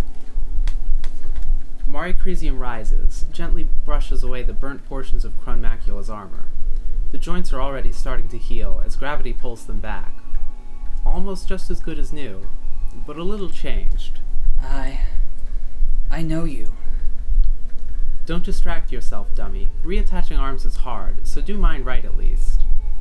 It was the same last time, too. I said you deserve better.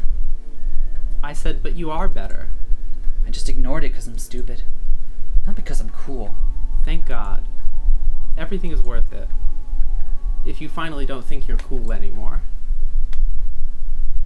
What the frick? What the friggin' frick? Alright, comms. Hi, Mars. Do you ever miss Luna-Terra? What? No. In case you've forgotten, she betrayed us and went back to Memorial Foundation. I know you want her back because you were kind and forgiving, but I'm not, and I'll kick her butt if I ever see her again. Haha, but that's no different than how you two used to be. You two only fight less now. That's the part that's sad. She was always smug, always a know-it-all, and always one step ahead.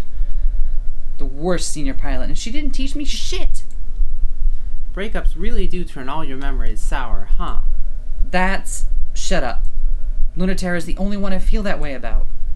I know, you pine after good girls way too much. I think dating bad people is good for you. If I have to go through that again, no thanks. The only thing I miss is the expression on her face after I got one up on her. Her smile, you mean? You miss it too. I do.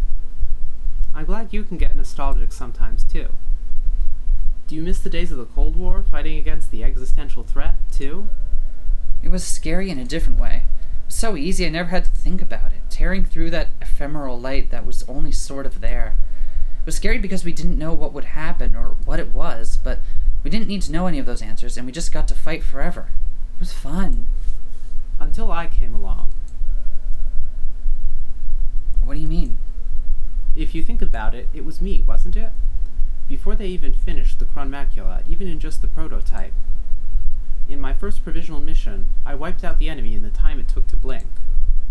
And they haven't come back since. Before it was fun for everyone. You were strong, but it was still hard.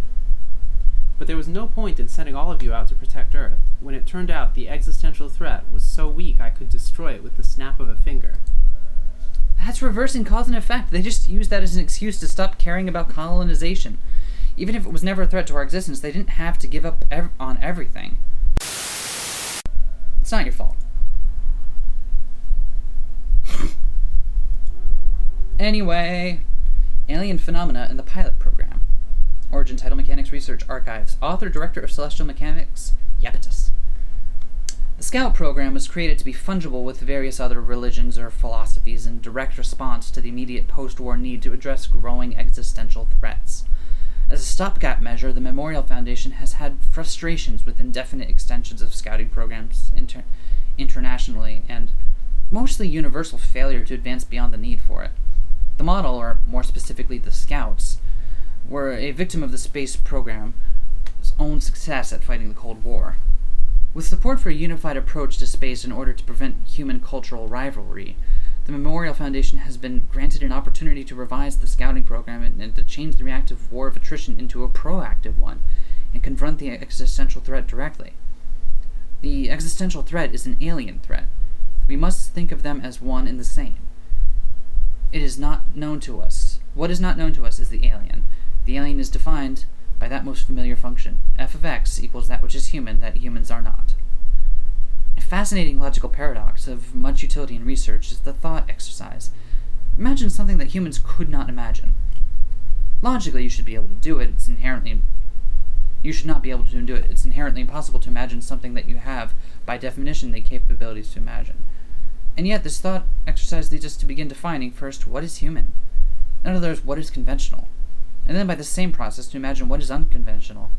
In fact, this is the essence of conquering the unknown. Rather than allowing it the power to rule and to safely integrate it in culture, than for it to fester in anti-culture. But it will not produce what is truly alien to us. Solving this puzzle requires us to be a part of what humanity does not wish to be. Subject, Ray. Origin, direct message, author Mars. Fine, okay, I know, I didn't get to the point, but I have to build up to it, okay? The contextualizing information is important, but okay, I'll actually talk about it this time. Mechanical interface is how machines typically work. You're gonna yell at me for not being clear if I don't say this, but if I say that's when you've got physical switches and buttons and steering devices and you move them with your hands, that doesn't actually really convey it. It's because you do those things in your ship self, but you don't use mechanical interfacing. So it actually matters that it's defined as exact mental instruction. It does exactly what you tell it. You can make anything you want to happen, but you have to give it exact instructions. There's a physical lag between yourself and the machine, but there's also the nuanced nature of giving the instructions. It's a really hard thing to do. I always say most people would prefer to move a machine on raw instinct or like a part of their body. I don't think many people actually get the best results from an interface like that. Unless, yes, they're like our mutual ex. Hey, is that what you wanted to know?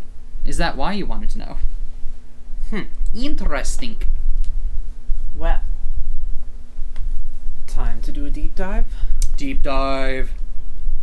The oxygen ocean serves as both a fuel yard and terraforming engine for the planet Ares, and it's the perfect hiding place for the migrating celestial mechanics fleet.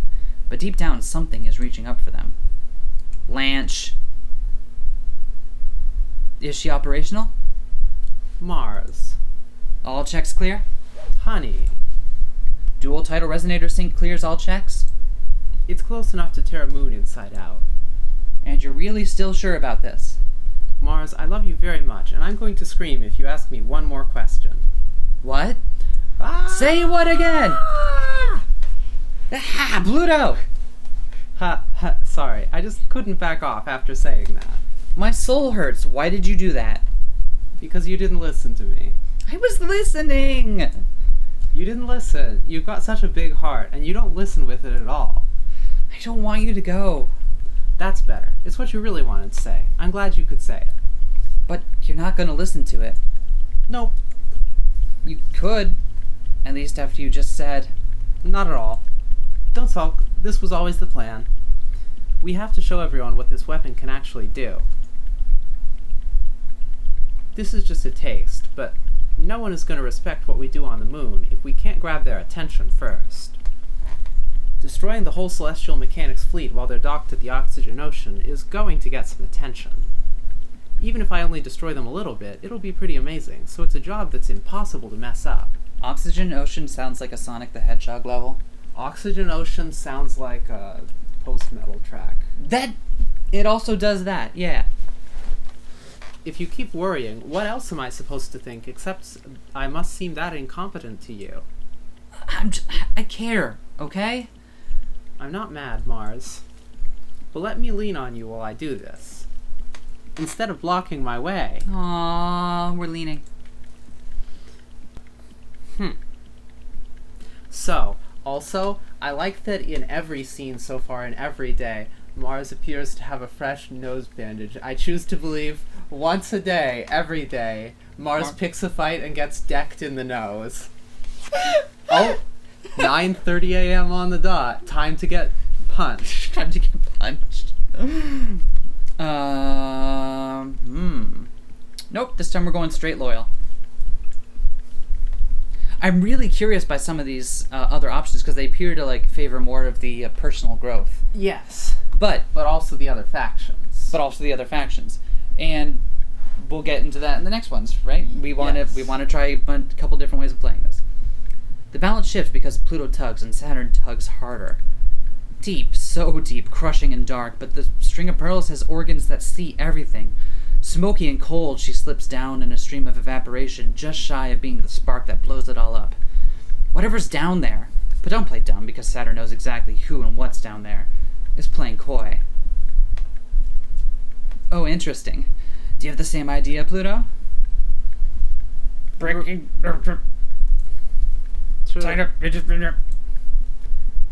Cutting off the comms? Well, now I don't have to cut the comm line myself. Saturn doesn't have to play by anyone's rules, even and especially the rules of the universe. It's made of a last-minute miracle. It loves it best when it's just waiting on the edge between one possibility and another, tempting fate and not caring where it lands. Pluto doesn't cross the rules. She's the universe itself, a perfect target for Saturn, and the wall she crashes against. She's not playing coy. She's looking for someone to crash against her. From the depths, Macula tugs, but playfully. String of Pearls takes the invitation and yanks back, not so playfully at all. Tugging intensifies. Stop miming the jack-off motion. Hey, Boo, do you want to play? Can I just say Boo is a very underrated way to address someone? I sure do. But come up and play my game. That's right. We're playing Smash 64, baby. No wave dashing here. Oh, sure, if you can make me. However, I've got Settlers of Catan down here, so consider it. Macula is the plunge into fascination, a fall omnidirectional into the end of the universe. Macula can drown the ocean in her gravity, but String of Pearls has the greatest trick. The String of Pearls cheats distance. She can't ignore it, but she can interpret it differently. So f of x equals an anxious avoidant, infinitely approaching and never reaching asymptote. Or maybe f of x can be a curve accelerating rapidly into infinity. Math isn't hard for Saturn, just the results. Mercury would be screaming if the comms were still on, because this is a big risk, the most dangerous and guaranteed way to get the Celestial Mechanics fleet wrecked if she isn't careful. And even if she is. Closing distance is mutual. Pulling Pluto out of the depths of the oxygen ocean is not something she's doing for them. I'm Saturn wants to change the rules, then Pluto will let her. She'll be the one to set the variable, no matter what Saturn sets f of x to. Pluto sets the force. She can go slack if she wants to. Saturn's equation is something like f of x equals the closer you approach, the further I move away. A hard equation to solve. Are you up to it? Along the equations of gravity, Saturn fires hooks. They wouldn't have hit without the equation, but it was the moment of Pluto's curiosity that they bet on. That is enough. The ocean plunges, the ships rock. These ships fucking rock. Emergency retraction, max output.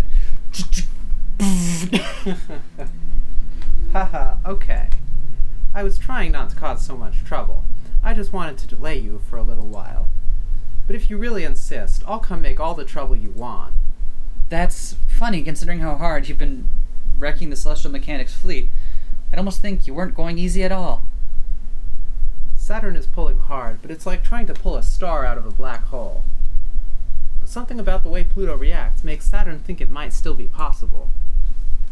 You're working hard. I was just sent to make sure you all didn't have an easy time. I've never worked hard. Ever. Ha, you sound like kind of a liar. You sure you're not still a bit good? Say it to my face. Okay, if you really, really insist, I can get carried away too. Saturn's capture cables go slack, and she shoots up and out of the ocean, pulled by the panicking surface crew. The equation input has changed. The number Pluto has changed it to gives Saturn a thrill. As the oxygen tidal wave starts building, the ocean trembles, the fleet sees and nearly capsize, but Saturn breaks out of the liquid and into the sky, and Pluto is pulled up and out and free. The Krun macula is more frightening and powerful than Saturn remembered, but she can't be scared now. Well, maybe she can, just a little. But this is what she wanted, too. A beautiful solution to her equation. It's hard to know someone if you haven't fought them. That's something she's known for a long time. The pain of wondering if you just aren't good enough to stand next to someone. She'd prefer to know where she stands. For Pluto, who was made to be so overwhelming that in her presence no other option but peace can exist, she doesn't have anything to prove to herself. Win or lose, she's open when others are honest. Between ship selves, all conflict must be honest. It's the only way to make contact. That's the moment she's waiting for, to give life to all the feelings unleashed when she decided she'd let herself have them. The Celestial Mechanics fleet can't do anything but wait and think about how this is probably all Saturn's fault. You're strange, Saturn. I don't know what to think. You think you can't win, but you're trying anyway. What do you want to make happen? So sure and unsure of yourself. Just come on already. We can't all be gravitational beauties. Tides come from people, and people are people. People are people. Question. Did Saturn just call Pluto thick? Yes, Pluto is thick. All right. And also referencing Depeche Mode. I choose to believe. Oh, okay. Whether they get there being taught or being made. Keep the pity out of your voice or I won't be having fun anymore. I don't pity you. I was very lucky. There's no reason why I got to be so lucky. But I'm selfish, too. I didn't deserve it, but I'll never feel guilty about it. I had too much at stake to feel guilty when I got everything I wanted. I know exactly how that feels. Unlike you, though, they took it away again when they were done with me. Oh? It looks like they weren't able to for very long, though. You won't get anywhere with girls if you insist on believing you had it the worst. Every girl has it the worst. You know, I liked it better when I was dragging you. Are you ready to try again? Teach me a lesson, or get over yourself. And let's see what's under that envy. Saturn's got a good idea. Even as the Krun macula tosses the fleet apart with tidal forces, the string of pearls closes in. She can be as close as touch, yet always out of reach. This time she sets f of x to as close as can be. Of course that's in the crush of her gravity well, but that's fine, because Saturn has dedicated her life to being a fucked up loser. Hey, relatable. Thought for sure I can make you squirm, but you're so perfect you're even better at accepting that you're not perfect than me. But that's not to say I'll let up for a moment, no matter how bad at this I am. Saturn, that's depression logic. Love yourself more. I love that. It's a great thing about you. You don't know how strong your belief is. You know you're going to lose, but fight anyway. Believe you're going to win even still. I always win, even when I lose. I would never go in if I didn't know that. Electrotoxic waves sting the Krun macula as she embraces the string of pearls. It's like making out with a battery. It's uncomfortably like getting electrocuted, but comfortably like making out. Woo! How long can you keep that up? How long can you last if you're crushed like this? What? Isn't this a great idea? Being crushed like a pancake under you is great. Oh, Saturn. Saturn knows what she like. You're really incorrigible. I love it. But I can last longer than you can.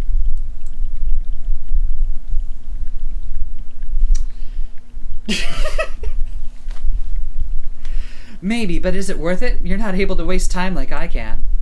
I'll make it way worse for you. But I can keep this up. I've got nothing to lose.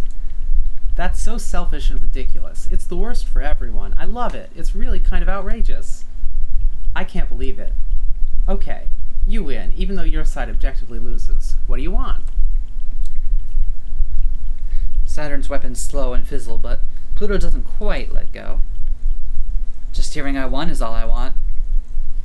You're really right about yourself. You're totally the worst. I wish I could be just like that. Next time we meet, I'll show you. Whoa. Wait, hold on.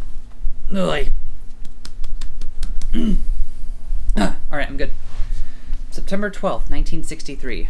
That's when the first and last artificial colony of the native sphere was completed, in a tranquil bowl of stable gravity at Lagrange point 5. Eating a big bowl of gravity for breakfast. Mass delicious. As the front line against existential threats, a training facility for a generation of humans adapted to fight in space. It's a colony environment with the life, gravity, and culture necessary for human beings to live, thrive, die, and be born. With the hopes that peace on Earth would reign if we won this war in heaven. Without pressure, water boils off our tongues, and we dissolve into component parts. Without culture, we forget the shapes we're supposed to have and turn inside out into something else. Out of necessity, we created a pressurized environment, exerting enough gravitational pressure to maintain cohesion, all senses, in space, a ship itself to ferry us through the world. They function only in places where the gravity of humans is too light to sustain existence. It was doomed from the start. Of course they were jealous. The humans the Earth no longer wanted flying on zero-G wings. Dr. Nix, Executive Director, Memorial Foundation Existential Expansion. So Dr. Nix was an executive director with what is now an opposing faction before we split off there. That's interesting. July 29th, 1958. That's when the Memorial Foundation International Executive Committee was granted international authority, in the spirit of unified human peace and the verified presence of an existential threat outside of the solar system, to establish a cultural, military, and scientific response to existential threats. No longer confined to Earth, a growing native sphere where our gravity reigns forever. Safety, research, and expansion, the three pillars of Memorial Foundation's space branch, will protect Earth from without as it has from within. Free from the old world's gravity, it would be impossible to advance science, art, and culture without constraint, and join hands, all of Earth finally unified. For Memorial Foundation, protecting humans from other humans through peace on Earth, and protecting humans from everything else through war in heaven, will fulfill both of our agendas simultaneously. We really, foolishly, decided we could do better. There are two errors to this approach. The first is that to do better in heaven is meaningless if it cannot be exported to Earth. The space program was never rejected by the service, it simply did not have enough relevance to sustain interest. The second error is the intrinsic error of Memorial Foundation. The existential threat is intrinsic to humanity. You can fight it, but you cannot cut it out. The designation of alien is required by humans. We cannot trick an existential threat into a convenient manifestation. As it has always been, only humans can fulfill the criteria to be alien. Europa, Chief Officer, Memorial Foundation Existential Safety. January 2nd, 1980. That's when they blew up the Lagrange colony. It was a real shame. It was green, wet, and very peaceful place. Now it's a very cold, green, wet, and very unsettling place. It's where we did a lot of legitimately incredible things, like create sustainable tidal reactors, new culture, experiment with human bodies and human development, manufacture self-sufficient alter egos for space exploration, and did everything that other than successfully combat the unknowable existential threat. Earth and the Memorial Foundation's surface considers that a failure, but in truth, they're just not trying hard enough. Through gravity, humans decide what is real and what is not. Humans cannot make whatever they imagine come true. Through imagining, humans chart out what is true. They invent, with human effort, what exists. If an existential threat doesn't exist, we just have to make one. But of course it doesn't work like that. Nothing could be more difficult than creating something alien. Our only reference points are humans, so the idea of something alien is unimaginable, because we can't imagine outside of those terms. There's a certain degree of misunderstanding needed for humans to successfully classify something as alien. But before they blew it up, we got very close. Iapetus, Executive Director, Memorial Foundation Existential Research. Interesting. So it seems like all these faction heads here were executive directors within the Memorial Foundation before the split in humanity. That makes sense, because Memorial Foundation would be the remnants of Earth's original space forays. Yep. In other words, NASA people. Fuck! I've been waiting for an opportunity to do that this entire time, and you stole it. My bad. We've done everything we can for Ares, the planet that would be Mars. We won't return before too long. Wait for us, while we fight to keep you safe forever. Report received. Awaiting new directives. At this time of year, we'll have to pass by the Lagrange colony on the way to the moon. Cue ZZ Top.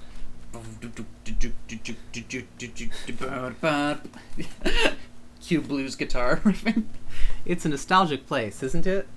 Let's not allow anyone to take it away from us. Let's protect the memories it holds from Memorial Foundation.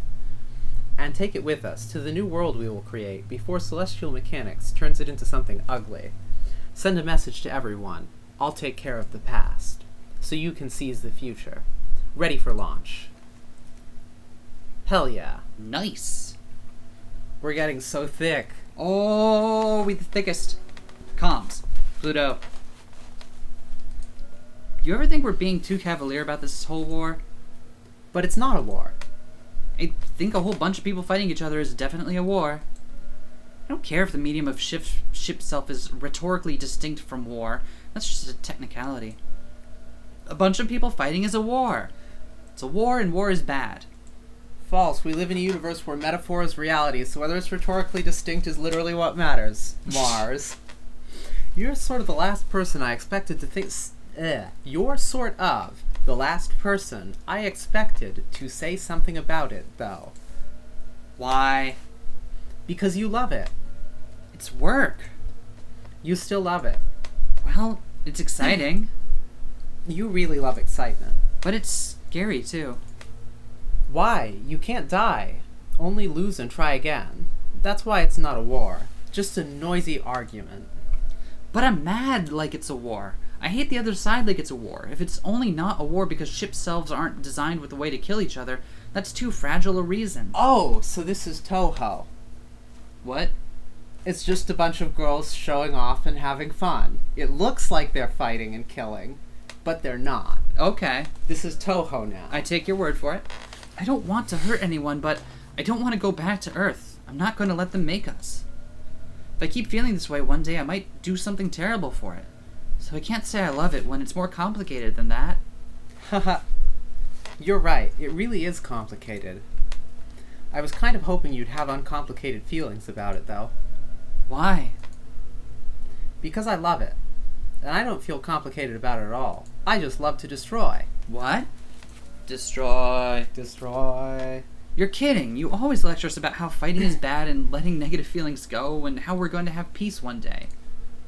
Of course I feel that way. But it's so thrilling. I was too precious to send out during the Cold War. They never let me fight like all of you. And I'm good at it, too. Better at it than what I came here to do, than a lot of the actual pilots. I'm so proud of that, but it's also just thrilling. It's dangerous. Maybe you can't die, but there's a lot that can happen to you that's painful and hard. How do you stay scared enough to feel like that? I wonder if it's just because it feels so new, or if there's something really wrong with me. I guess that's why you didn't want me fighting, isn't it? It's complicated. I don't want you to get hurt learning that. You know, Mars, this is why you're so bad at love. You won't let people you love get complicated. It's not that you're not incredible, it's that you don't deserve to have fun. I think you missed a knot, but I like. It's not that you're not. You sure? I thought I got it in there. It's not that you're not incredible. It isn't that you don't. Oh, okay. I missed the isn't. Yeah, it's a double negative there. My bad. I liked your version though. It's not that you're not incredible. It isn't that you don't deserve to have fun. But what if something terrible happens anyway? Oh. Man, enunciation is difficult. Subject: Ray. Origin: Cradle's Graces ship. Self-Development Archives. Author: Nyx of Cradle's Graces. Even as enemies, you are as hard to understand as ever, Iapetus. Maybe one day I'll be wise enough to know why you're always laughing, always smiling. If that's what you've been making on Kronos' moon, we over here don't even look half bad. I can't imagine why you'd tell me the truth. Does it really not matter to you if you're found out? Are you that confident that you don't mind bragging while you dangle this offer in front of me? Kron Macula's development is stalled, so we're desperate enough to accept your favor. Or maybe you aren't as far ahead as you're letting on. What if I just told Europa what you were up to? Just as a courtesy, of course, since there's no way she doesn't know already. You know that the Kron Macula still hasn't been completed, but you must be desperate to if you're reaching out to us. You must be desperate too if you're reaching out to us. Just goes to show, Iapetus, nothing will come of resisting Earth. I'm just doing this because I'm hopeless. What's your excuse? Think you can double-cross the universe? See if you can trick Europa first. Ow. Gotta switch positions. Subject: the aversion impulse. Origin: Cradle's Graces foundational documentation. Metal culture and gravitational research chair Dr. Nyx. We talk always of the beauty of gravity, but rarely of its cruelty. A force that binds and overwhelms humans, the power that brings us together, but it does not do so with kindness. Culture is power and hierarchy and force. It can crush us and tear us to pieces. It's not a unilateral force. On the contrary, gravity's structures are deliberate and intricate. Not everyone shoulders a light burden. Not everyone is able to wield the natural powers of humans with so little weight. Through gravity, humanity is ruled by its own laws. But this is not the case. Through gravity, humans are ruled by each other. Antimatter, anti-gravity, anti-culture all exist as a resistive force to this gravity. The refusal of humanity to accept these parts of itself cause its own undoing. When we let our children develop in the lightness of space, they choose their bodies, genders, souls, hearts of their own volition. They become human in the ways they wish to be human. The gravitational forces are unendurable to those in space. We can feel the possibilities closing off. Infinity has to become something finite eventually. It's the curse of time, foremost of the 8 billion curses of the universe arrayed against humanity, the last before death. Conquering them, in order, is Memorial Foundation's legacy, and belief, every curse overcome and nothing lost.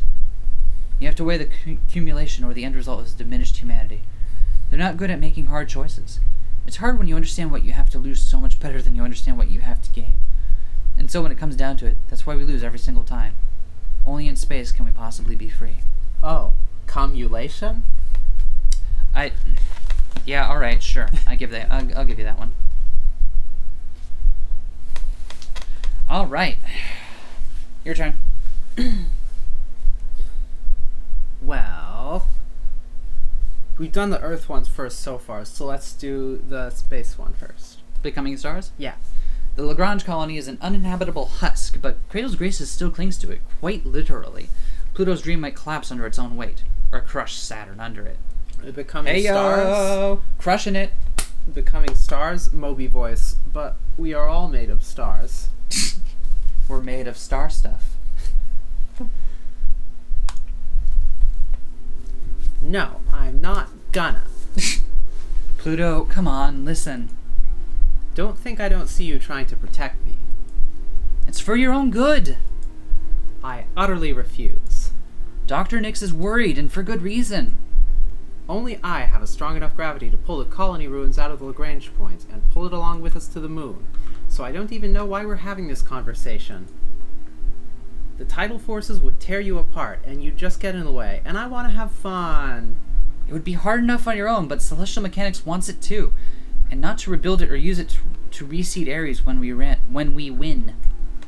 They'll finish what they started and turn it inside out, into something horrible. Now they'll send that annoying hijacker to do it. I'm not letting you do that alone. You never let me do anything fun. It's not fun. This is serious.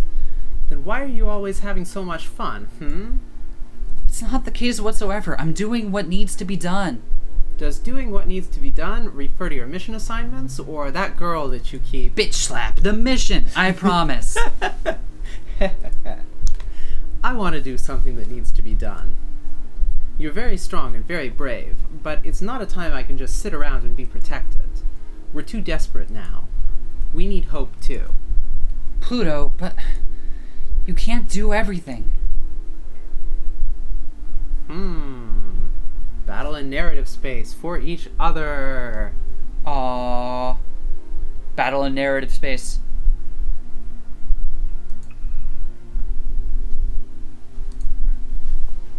I like how it has the tagline under it each time. Yeah. Thank you for our cradles graces, but we're not coming back. Just kind of reinforces where you're at each time. I hope it has those for the others, and also it reminds me very much of Nerve, God's in His Heaven, All's Right with the Worlds, where it's... You don't remember that? From Evangelion? Oh. The Nerve logo has that. My bad. And it's just like, hell yeah, mecha factions need an abstract and confusing tagline. It's mandatory. Your faction isn't fully fleshed. What's abstract about we're grateful for Earth, but we're not coming back? Yeah, well... That's not that's Shut up. pretty fucking literal. Shut up. No, you shut up. Shut up. No. No, keep talking. All right, fine. Do you want to do the rest of this on your own? No. Here, you can be Saturn now. No, I don't I'm wanna. going. Here, you get the mouse. Oh, help. No, come back. I love you. I guess I'm doing two voices now. Ahaha. This is not what I was expecting. Like, you're kidding, right? No, Pluto isn't joking. The farthest thing. The swirl of cosmic nebula dust that completely obscures the colony in Pluto's warm embrace is no punchline, only insofar as it is true that Pluto is so strong it's funny. Okay, I came back. I couldn't let you do this on your own. I knew you'd come back for me. I love you. I love you too, honey. Mwah. The colony no longer resembles Earth. Now it's a gas giant, or maybe a star waiting to be born. Whatever the case, even though it's certainly much too late to do anything about it, there's an invitation from inside. Just come try. You must think I'm really dumb. Or you must have a lot of faith in me, in which case you're really dumb.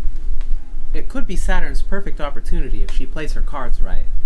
Pluto's putting everything she has and more into just attempting to move the colony. If Saturn can find her, she'll be helpless. Now how am I supposed to do that with you filling up the whole universe? Your story is everywhere, pulling at everything. How am I supposed to compete with gravity so strong even the narrative of space-time is bending? Oh, hi there, Saturn. Are you just passing through? Hi. Fancy meeting you here. How did you know it was me?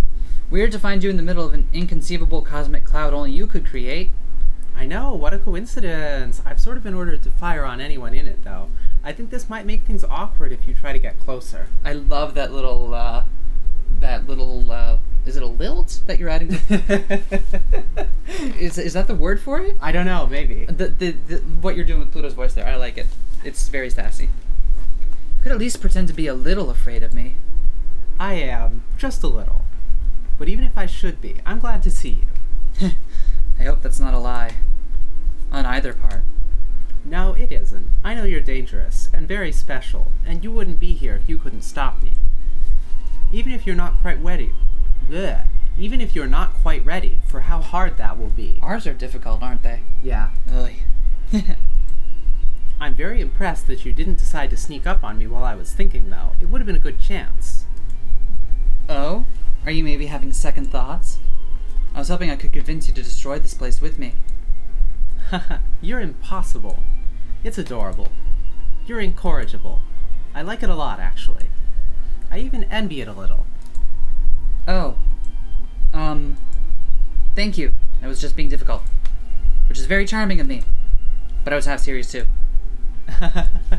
Nope, never. I was almost tempted, though. I don't know what your memories of this place are like. They're bad and good, right? Always a little worse than better? It's the same for me, but this place is still precious to me. It was a seed of life once, and maybe it can bloom again. So I'm going to protect it. Oh, that reminds me, what are you here for? I ask a personal question? What are you trying to do with it? I'm going to not destroy it. Oh, phew, that's what I was worried about. I really know when I'm beat, so I'll just be... Hey, stop right there. What? I was just trying to banter. You tried to shoot me. That's dangerous. I didn't. Nuh-uh. You were thinking about it. Of course. Well, she was. More like Saturn was trying to get a bead on Pluto. The string of pearls tides ripple through Pluto's nebula cloud, hoping there's something it can find eventually. It's not like Pluto is hiding. She's just everywhere, and it's hard to tell where she ends or begins. Aren't you thinking about shooting me too? You're the one with the advantage on visibility. I'm just sitting here and I can't find you in that cloud. Oh, you're totally right. Dear superweapon of Cradle's Graces, are you actually a little naive? I gave you the benefit of the doubt. Was that wrong? Obviously. Sorry, I've never learned to be on my guard. There's no need to be when I can tell what people are thinking and nothing can touch me. If it really actually worked like that, you'd absolutely never trust anyone ever. No, I trust everyone. I can always trust people to do what they always do. Do you think you can trust someone to surprise you? Can you trust them to do something you wouldn't even think of? It's when they surprise me that I'm the happiest of all. That's when I really feel we're not doomed, set in stone, always making the same mistakes. I'm being stupid and following my heart, just like you. You're gonna have to do better than shoot at me if you want to surprise me. There are other ways to fight. You're better at that than me. I think you can surprise me. I need a surprise. Is that what you want? Do you want it? Sure. Yeah, go ahead. On Earth, our souls are weighed down by gravity. At the same time, gravity holds us together, tells us who we are, good things and bad.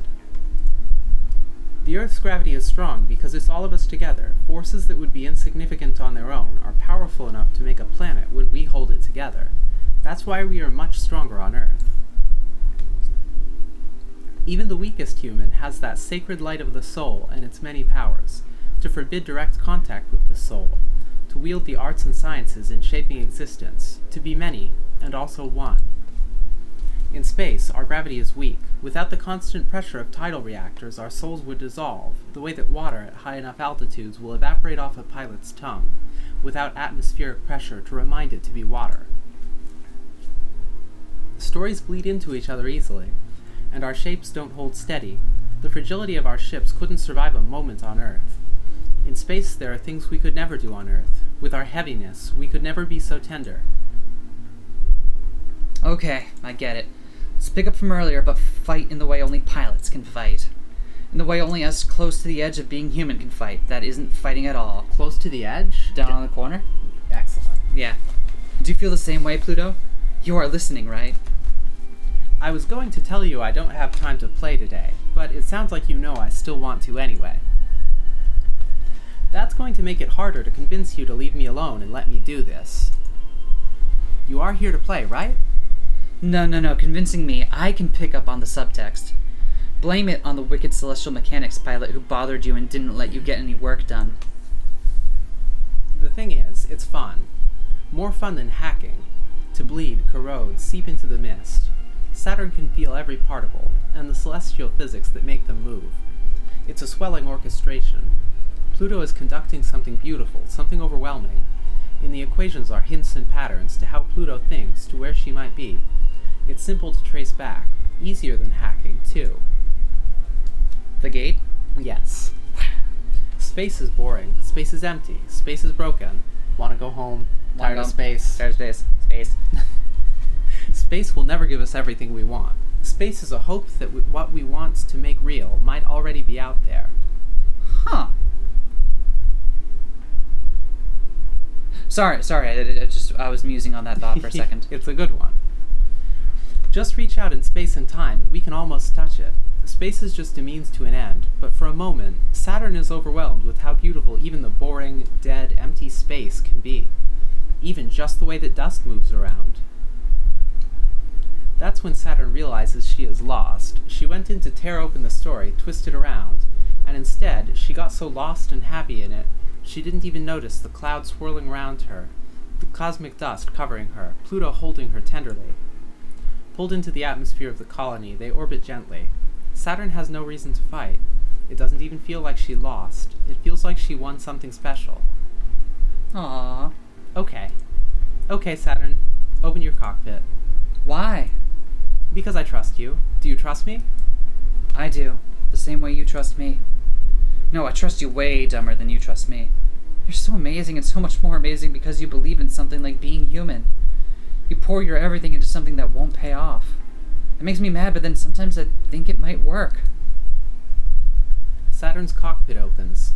Naked guts, exposed circuits.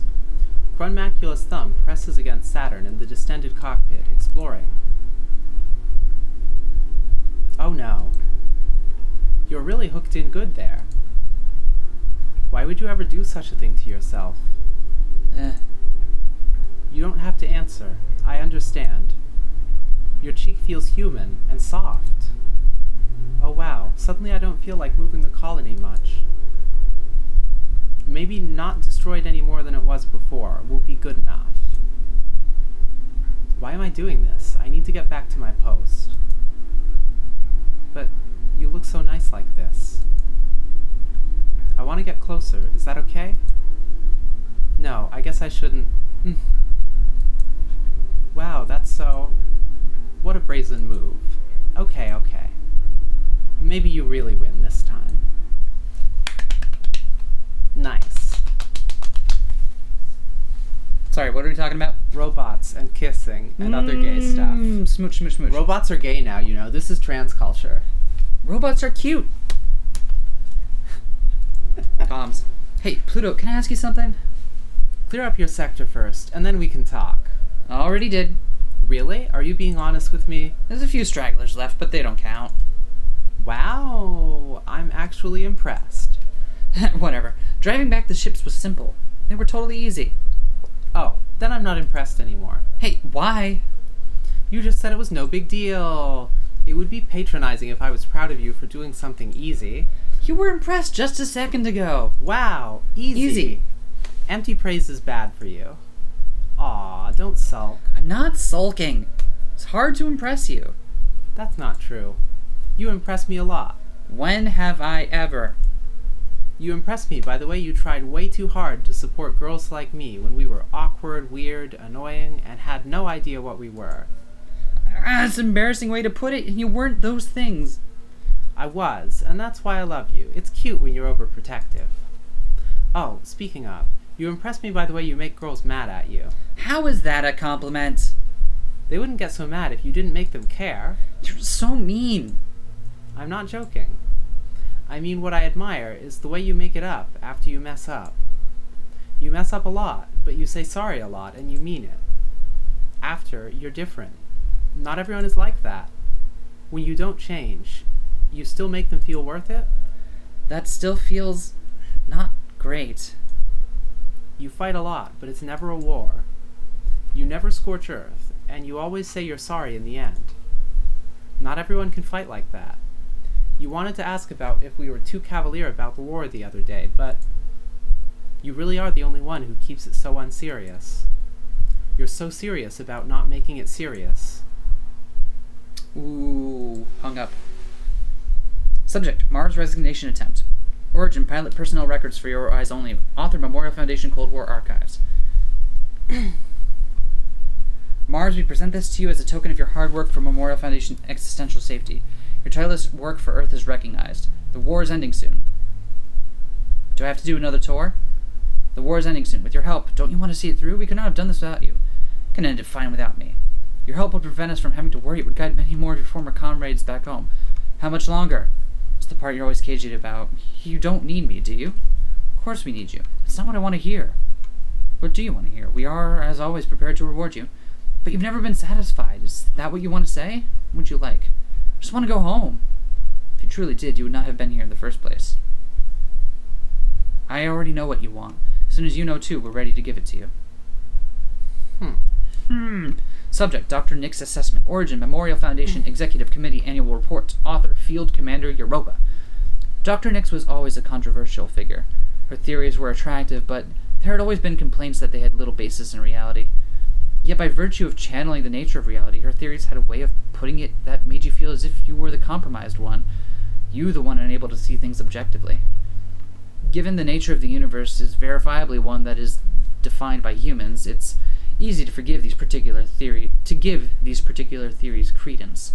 Memorial Foundation in particular, as the most successful post-war NGO in dealing with existential threats cross-culturally and internationally, was obviously attracted to a possible proactive approach in the Cold War, rather than a reactive one. Humans are not yet human enough. An extremely arresting slogan. Truly, who is human enough? Especially that humans already know everything that is necessary to be human. We simply have failed to accurately and completely internalize it. Outside of gravity, we will achieve true humanity. Rather than advocating a revolution of humanity through technology or biology, Dr. Nix believed that we simply had not created a culture sufficient for the full potential of humanity. In her view, humanity are perfect neurons in a jumbled circuit. By arranging correct human knowledge in the proper order, we could bypass the flaws in our universe. Her insistence on incorporation rather than rejection of existentially threatening elements was the fundamental cause of her failure to attract mainstream acceptance of her theories. Dr. Nix decried the narrow-minded individuals who let petty prejudice narrow their conception of what could or should count as human. While in her view, humanity should encompass all that is and all that is not, others believed that the fundamental division was crucial to the definition of humanity. That is, to be something means not to be other things.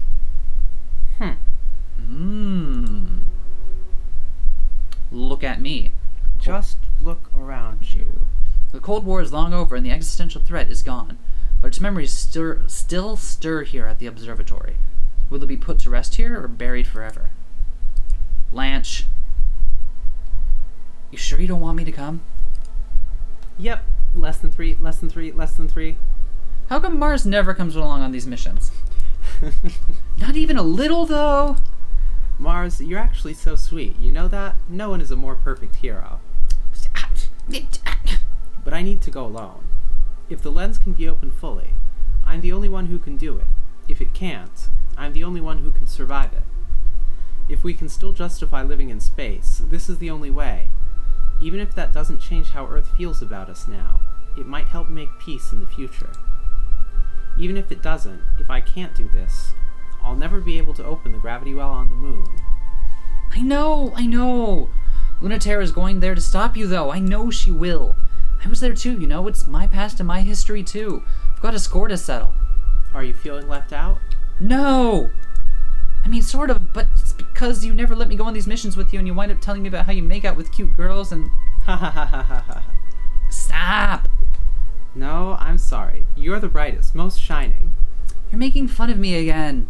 But I'm also praising you. You're honest and you never fight against what you feel. That's the world we want to be real. I want you to be safe so you can keep being that, for us. What about her, then? She's a jerk. We've tried so hard for her and she doesn't care. I'll make sure she's safe. Stop worrying. I'm not worried about her at all. Why is she such an idiot? Why do we keep trying for her sake? I'd go through that much for you. You'd go through it for me. I know. But why do you do so much for her when she's like that? Stubborn and ridiculous. Because we're just like that, too. The sort of fight you don't need a robot for. Oh, robots. Robots. The observatory's lens, a single eye staring into space, threatening to blink. From the Academy Gardens, every pilot remembers watching the observatory twitch as it focused on some light years away point, searching. A reminder of the battle for Earth they were eternally preparing for. Not unsettling, but always foreboding. A zero pointed at nowhere. Neither Luna-Terra nor Pluto remembers who first called it that. Now, in the trembling of the colony's collapsing gravity well, this deck of the wrecked colony where Luna-Terra and Pluto meet seems like a distant moment frozen in time, eternally receding, growing always distant, yet never fading. I knew I'd find you here. I knew it would feel like this. But I'm still here. I have orders. I know, dummy. They tell me everything, too. You wouldn't have come here if you weren't ordered. I don't know why everyone is expecting I'll be bitter about coming back. I'm not. There's good and bad memories. That's fine. That's fair. I'm older now, and that's much sweeter than thinking about the past from here. It's there, and I'm here. I wouldn't go back. Would you? Hold on. That voice does a number on my throat. I like being an adult. I don't mind being the aging ace. I don't need to be a glittering hero. We fought so hard against the existential threat during the Cold War. Whatever they were, trick of the light or not, we did good fighting them. We tried our best. That's the practice kids need. So, we're getting more and more subtext that the existential threat might not have even existed in the first place. Or that it might have been humanity itself, or some part of humanity itself. We were the real monsters all along. Now we're grown up and can see our own futures and mess them up if we want. I'm way happier to fight now. Fighting has a different meaning now. I just love messing stuff up. No matter how bad I am at being alive, I like it now. You've really grown up now. I kinda hate it. I miss pushing you around and when you'd go along with me. Me too. You still have a hard time making a decision that's good for you all by yourself, though. That's why I asked for orders to come here. That's so roundabout. I can't tell if that's a step forward or back. I think it would be worse if anyone else shut the observation gate, so I thought it really would have to be me. A zero pointed nowhere. Do you remember who said that? It's better than the actual name. I don't remember who said it, but I always think of it. I don't remember either. Do we have to do this? You're the one who's here to do it. It could be really easy. You're the one forcing my hand. Closing it is just a formality. It already is broken and it never worked in the first place. Then why were you ordered to do it? The fact that you're here means I have to be here. They want any possibility closed, every possibility closed. That's not harmony. These futures should get to live, even if they never come to pass. If trying to make worlds in space is naive, cutting the native sphere off from the universe is just as naive. It's so pathetic and sad. It's even more pointless and sad than human beings fighting each other for no reason. I can't bear it. I won't let it happen. I changed my mind. Let's fight. I'd rather fight than keep talking like this. We're fighting now. This is the sort of fight ship selves were made for. Say something. I can't. I have nothing. Let's fight like we're supposed to. I won't. Don't make me talk. Don't make me fight with you. Don't make me kill your dream. Stop having this dream. Give up on space like the rest of the human race has. Let me close the iris of the observatory. It's because I wanted so much to see that I was supposed to see that I couldn't let you keep looking. That I can't keep looking. That I don't want us to be tortured by that possibility anymore. That we can't lose you. I can feel how scared you are, and how brave, and how much you love. But I'm so mad at you. Why can't you believe like you did before? They brought us up with good intentions, and did everything they could. They really did. They really thought we could be better than who we were, the best kind of human beings there could be. They worked just very hard, but they fought for us to be exactly what we wanted to be, because that was human too. Even when it was hard or didn't make sense, they found a way. And the awful ones really believed. One humanity, every story threaded together, no one left behind. It'd be really possible to fix the universe and let humans live forever in space. Childish dreams that everyone wishes could be true. All without understanding such simple things. Wonder how they expected they could unite humanity against the aliens when they found us so alien. We'll always be our own existential threat. Every human understood that but them. No wonder Earth rejected us. The observation deck sees nothing because the threat is on the other side. We are each other's alien. It was flawed, and it wasn't real, but they weren't that stupid. You know they weren't. The whole point was that it wasn't real yet, and it could be. That's what they wanted to do. They wanted to make it real. And now they don't anymore. Do you? I mean, really. Do you want to go home too? Why can't you just say yes? I wouldn't mind if you actually wanted it. I'd go with you if you wanted it. But I'm not coming with you if you don't. I'll still fight. Thank you.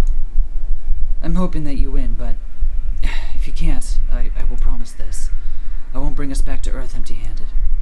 I'll do that if I die. The iris shifts. It still moves somehow, attuned to possibility. Mare Crisium is looking fit to kill if it wasn't trembling. This colony is a place of unsteady gravity. You're not on sure footing here. I'm back to being helpless again, like I used to be. You can stop me any time. Prove you're ready to close this eye. I can't. I don't accept it, but doesn't mean I won't do it. I don't care if you'll love me one way or the other. It's too much. Space is broken, but I don't want to leave. Earth is terrifying, but I can't go back there alone. I have no loyalty either way. I'm not strong like you. I just go where gravity takes me. You can hold everyone, but what do I do if I lose you? Your heart is full of everyone, but I can't watch you fight for the universe knowing how little you're thinking of yourself in it. Of course I don't know what to do when fighting for you and fighting your dream are such different things. There's too much to do. Of course I don't know what to do. I don't know what you want me to do. Luna. God, I can't remember the last time you cried. Oh, no, I can. It was when you said you hated it here in space. And I told you, you should go back, and I'll come with you. Those were such hard days, and you didn't want to keep fighting. But when I said that, you started crying, and I couldn't understand why. It seemed so simple a solution, and everything you wanted. And I got so mad. Then you told me that you didn't want to leave if it meant me giving anything up. You didn't want to give anyone else up either. I wasn't expecting it at all. I'm so used to knowing what's on your mind, what's on everyone's mind, that I didn't think you could keep something so locked away and hidden. No matter how far my tides can reach, there's some places I can't ever know until you tell me. It was the first time I felt frustrated by that. I'm most angry at you when I can't do what you want, but I guess that's how you feel about me, and how I feel about you. Oh baby, you're crying again. I can't let you win, but we'll be together until the end, and after. January 30th, 1981, and the day is almost here. The deadline to save everyone who came up to space with us, fought with us, tried to bring everyone up with us. If we shut down the lunar gravity well, there won't be any choice left. The power that keeps our ship's selves in check will fall apart, and we won't have anywhere else to go but home. If we kill the dream, no one will die. We really, really hope that's true.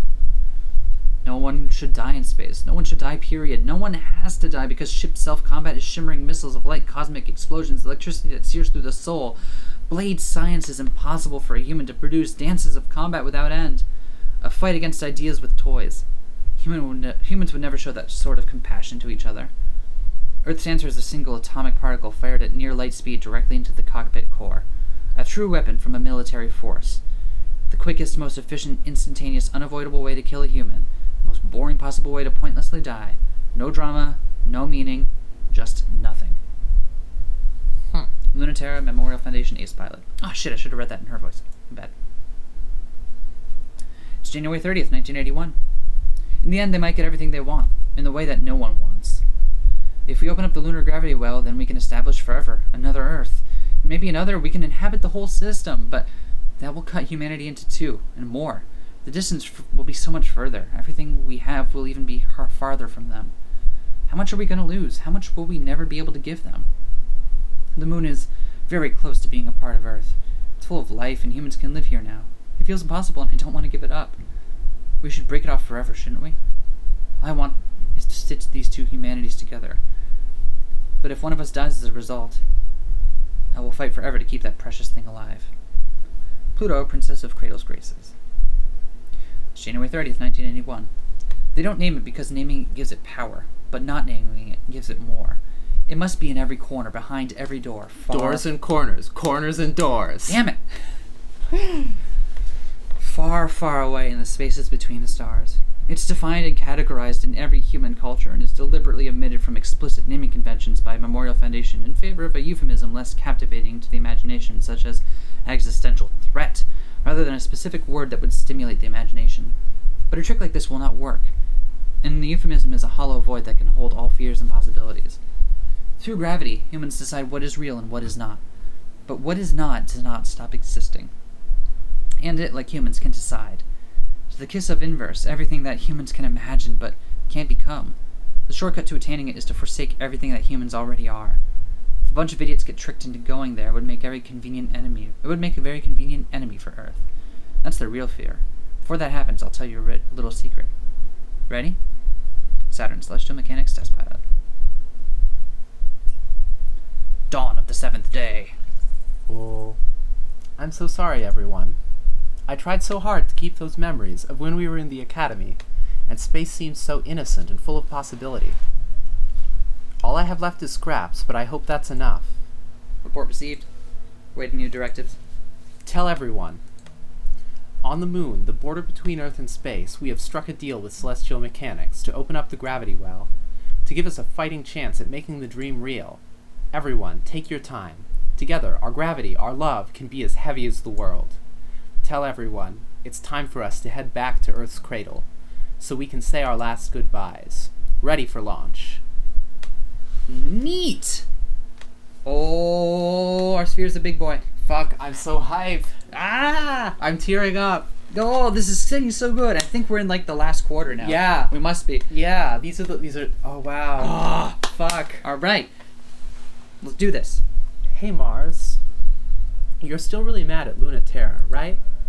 I will fight her the next time I even see her. So why don't you? Why don't you fight her?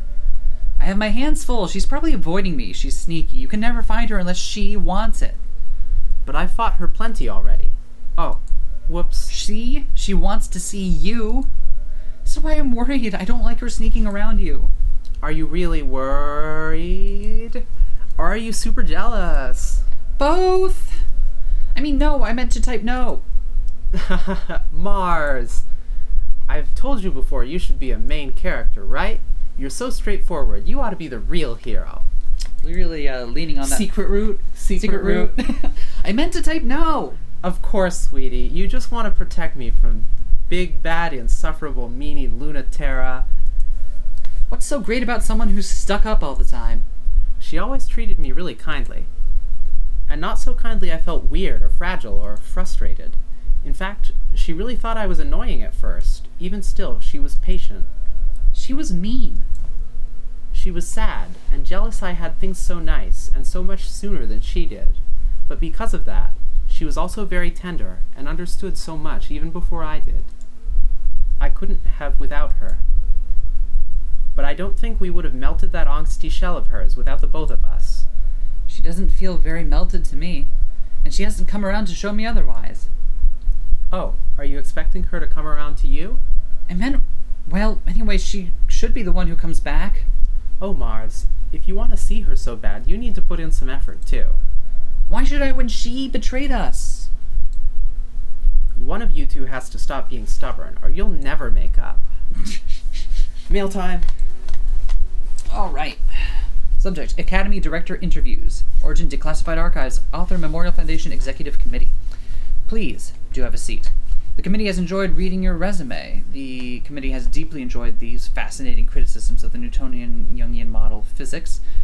It certainly does feel revolutionary. This committee would like to pause to acknowledge how the candidate's work has met and exceeded the desired qualifications. And, without diminishing the accomplishments of the candidate, the committee would like to express that its interest is more piqued by the candidate's interpretation of the existential threat. And the committee would invite the candidate to elaborate more on the implications this would have for managing cultural and colonization efforts in an administrative role within the Memorial Foundation space program. The candidate would. The committee hopes the candidate will elaborate on the nature of what an educational program would entail. The committee is especially interested in the assertion of radical cultural advancement made possible without the risk of existential contamination.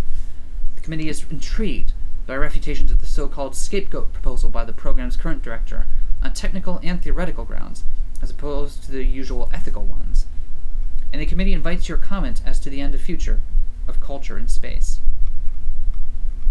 Subject, Pilot Program 1. Origin Pilot Program Educational Records. Author, Metaculture and Gravitational Records Research Chair, Dr. Nix. Of course the kids wanted to live in space. Obviously. What could be more dreamlike and fun? Never thought I would spend time with children who wanted to be here again. In the Summer Scout program, I was taught the Summer Scouts? What? From We Know the Devil? Oh, shit! It's canon! Summer Scouts in space with robos now. Nice. In the Summer Scout program... That's why they all have planet names. It's the same. It's all canon. It's the same. Alright. Okay. My mind is fucking blown. Holy shit. Pat, pat, pat, pat, pat. Okay. So where does God come in then? I don't know. Are we on the wrong frequency? Yeah, probably. Probably. In the Summer Scout program, I taught the unwanted children of unwanted places. You know what that work is like. Is Nyx the bonfire captain? Wow. Hold on. In that case, I'm reading Dr. Nyx all wrong. Then they gave me the work that could take the unwanted to a place far away from here. Of course, not for their sake. In the Summer Scouts, they gave the worst kind of work to the kids least suited for it, only to spare those more wanted from it. Memorial Foundation asked us to take those unwanted kids away from Earth so we could make it safe for the wanted ones. That's a duty I was ready for. We could have fight. Okay, I can't keep it. Damn, Bonfire. I miss Bonfire Captain voice. We would have to fight a long and difficult war to make space safe, but for that time, all of us, unwanted children and unwanted adults, would have something special that no one on Earth had. To answer your question, then, I didn't have it planned from the start. I've always been very loyal. It happened over time, but it happened much more quickly than I ever thought. It wasn't such a far-off dream. We believed in the Academy students and were patient with them and gave them an environment physically, culturally, gravitationally as free from Earth's gravity as we could realistically grant them. They knew what to do much better than we did. Pluto, more than any other student, because Pluto had so much to change. If she and her power fascinate you so much, you should remember the only reason she has it all is because she was free from you. As they grew up, they made space the future we were dreaming of. And before I knew it, I couldn't think of a single reason why we should give space back to you. And then you went and said you didn't even want it anymore. Fuck. Snap! This just keeps getting better. Oh my god! Shit. All Fuck. right. I love robots so much. Alright, so the acceleration due to gravity, celestial mechanics and Cradle's Grace have one thing in common, that's escaping Earth's gravity. To do that, they need Saturn and Pluto to work together to corrupt the lunar gravity well. It's an opportunity for one to get the upper hand over the other, but they're not thinking about it politically. Give me the moon. It's the time to move to the future, peacefully or painfully. No factions, no dreams, just two girls lost and entwined in the summer warm of the moon's day. I feel like these might be more final or exclusive. I feel like we still have 25% to go, and they'll each do 12.5%. See, I'm thinking that too, but then I'm also reading. I'm like, is it really gonna happen? Which one do you want to do? The acceleration due to gravity. Lanch. We're seriously working with celestial mechanics? This sounds stupid. I seriously don't trust them. They're so shady, no matter what they say. If it's something that's in their best interest, there's no way it's also in ours. I know there's no other way to restart the space colonization project without opening the lunar gravity well, but that's exactly why we need to keep them as far away from it as possible. You don't need any help to do it. What's up? What's up? Nothing. Okay. That's really true, especially with that reprehensible... Ah, shit, I'm sorry. No, Oh, well. that was a misclick, I'm sorry. Ah. Yes, I know, but hey, if I don't need to convince you, why are we doing this? I know it's true, Mars. I'm not going to pretend otherwise. So why? Isn't it true that they're just using you for a secret plan that will let them take control during the final battle? They're sneaky! I know, Mars, but if we don't open the gravity well, there's no way to have the final battle in the first place. Earth's gravity will destabilize our ship selves completely. Neither of us can get what we want with Earth so close. But why do you need that conniving pilot with you? There are some things even I can't do. You're the one who keeps telling me that, you know? There's no other way to even get a chance at this without their help. But they're gonna use that as leverage to trick us anyway. They're not beneath that. I'm not beneath it either, you know? That's why I'm there. I'll be trying to get the upper hand for us. I can be ruthless too, Mars. Don't you think I want it badly enough? I mean, you shouldn't have to. I know that's the part you hate. I don't care if you don't want to see me do something bad, though. I can do it. Just like all of you can. You always tell me not to worry, but then there's nothing that I can do. I want to stop worrying, but I can't when there's nothing I can do. Oh, Mars, I really forget sometimes. You're such a good girl. But just trust me, okay? Trust me and watch me, okay? It's all I ever need. Oh. Dream time. Meme time? It's okay to go to sleep. Oh. The moon's south pole is the completion point for Earth, where all the terraforming begins and ends. Here, the skyscrapers rise up to catch the eternal light in what someday will be a city where night never comes. You're quiet. Is there something on your mind? I want to know. Can you Shh. tell me? Tell me what's on your mind? What the fuck? Information Society? I've got no idea. 80s references. It's okay. Don't worry about it. Okay. A lot, but nothing important. Don't hide it from me. You know I can just read it off your gravitational field, right? Haha. Are you sure? You're never normally this quiet. Good to know even you can feel that way sometimes, but I didn't think it would be over this. The gravity well can't be that big of a deal for someone like you to deal with. And I'm here too, in case you forgot. Haha. Feeling out the tides is deeper than mind reading, and not so literal, and you know that. That kind of mind reading is the kind every human can do, but few are any good at. What kind is that? Read my mind about it. The... Are you nervous? No, I know exactly what I'm doing. I just wish everyone wasn't going to be watching us this whole time. I hate getting yelled at for no good reason. Don't you have people who are a pain in the ass to keep happy? Ha, that's everyone in Cradle's Graces. Plus they love me, which makes it so hard. That's why I ditched command. I couldn't stand being pestered constantly by superiors who don't know what they're talking about. I don't have any superiors at all. What? Lucky. Why? 'Cause I'm at the top. Excuse me? Top Woneri, Gunbuster. Aim for the top. Gunbuster. This is Gunbuster now. You're making references that my mind isn't catching. We're gonna watch Gunbuster. Okay. Oh, I'm being shook. We're All gonna right. watch Gunbuster. All right. And then you'll know about aiming for the top. Sounds good. I'm the leader of Cradle's Graces, more or less. Excuse me? What? Why? For a lot of reasons, but mostly because no one else wants to be. Oh, Dr. Nix is in charge of most things still, but I do make the decisions. I mean, but why? You're as bad as Mars. This is why it's so hard to get anything done. Cradle's Graces is just full of contradictory, impossible to reconcile, naive, and disorganized feelings. Someone has to bring all of that together. No, stop. I mean, but why would you tell me that? I mean, shouldn't I take advantage of this? Oh, I thought you just wanted to get to know me better, not engage in any of that cloak and dagger stuff. You're crazy? Why would you trust me? I'm sketchy. You keep insisting that you're sketchy. I don't think this means what you think it means. I'm the sketchiest. Ahaha, no you're not. You're obnoxious to your friends, but you work hard all the time for their sake. You bullied a certain taciturn ace pilot, not because you hated her, but because you wanted her to grow up and stop wasting her talent on moping, and we just learned about some of the plot lines from the other routes that we haven't experienced because we're from Pluto's standpoint. Ooh. You're always tempting me to your side, but you don't care if I join Celestial Mechanics or not. Also, you asked me how I was doing, if I was nervous, and you told me you're here on a difficult mission, even though you tried to make it sound like you were lording it over me. So what do you really care about, that you keep coming after me, whether you win or lose? Not telling. That's fine. You don't need to say anything for me to understand. I need to shut my mouth or I'll keep stuttering and embarrassing myself. Don't tell me this whole time you've just been playing along like... Ugh, give up on being cool, it doesn't matter.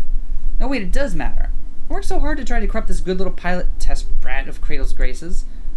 Don't be sad about still being a good girl. It's a really hard habit to break. I'm the real fool, though. I saw right through you, and it worked on me just the same. I completely fell for it. Oh, we're almost there. Let's be careful, okay?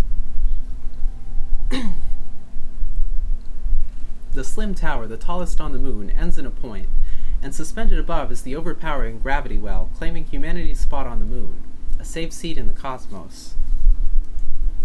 It'll fall inert to the surface when culture has so fully rooted in the moon that the planet will produce a true human gravity. Then this body will be no longer Luna, but fully and truly the moon, just as Terra became Earth when humanity was born there. Yet the gravity well can also be the seat of possibility. It doesn't have any preconceptions about what humans can be, or should be. There's still time. Begin full output. Resonance handshakes seeking. Acknowledged. Handshake received. Handshake received. Oscillating, rotating, responding. I'm trying to seduce you, though. Endpoint reached. Synchronization complete. Aligned rotations. Acceleration high. Still acceptable. I just don't understand how you can be this strong and amazing and still waste it all on them. Tidal resonance achieved. Brace for resonance feedback. So tell me, Why do you waste so much of your time pestering pilots like Luna-Terra and me? Tidal resonance far beyond predicted levels. Begin bracing. Hold the course steady for insertion. That's dodging the question. Waves crashing, intensifying resistive force. It's not. You're not really any difference. You care what happens to everyone in space, too. Even fools like us deserve a chance at what they want. The part that makes me angry is how they won't just take what they want.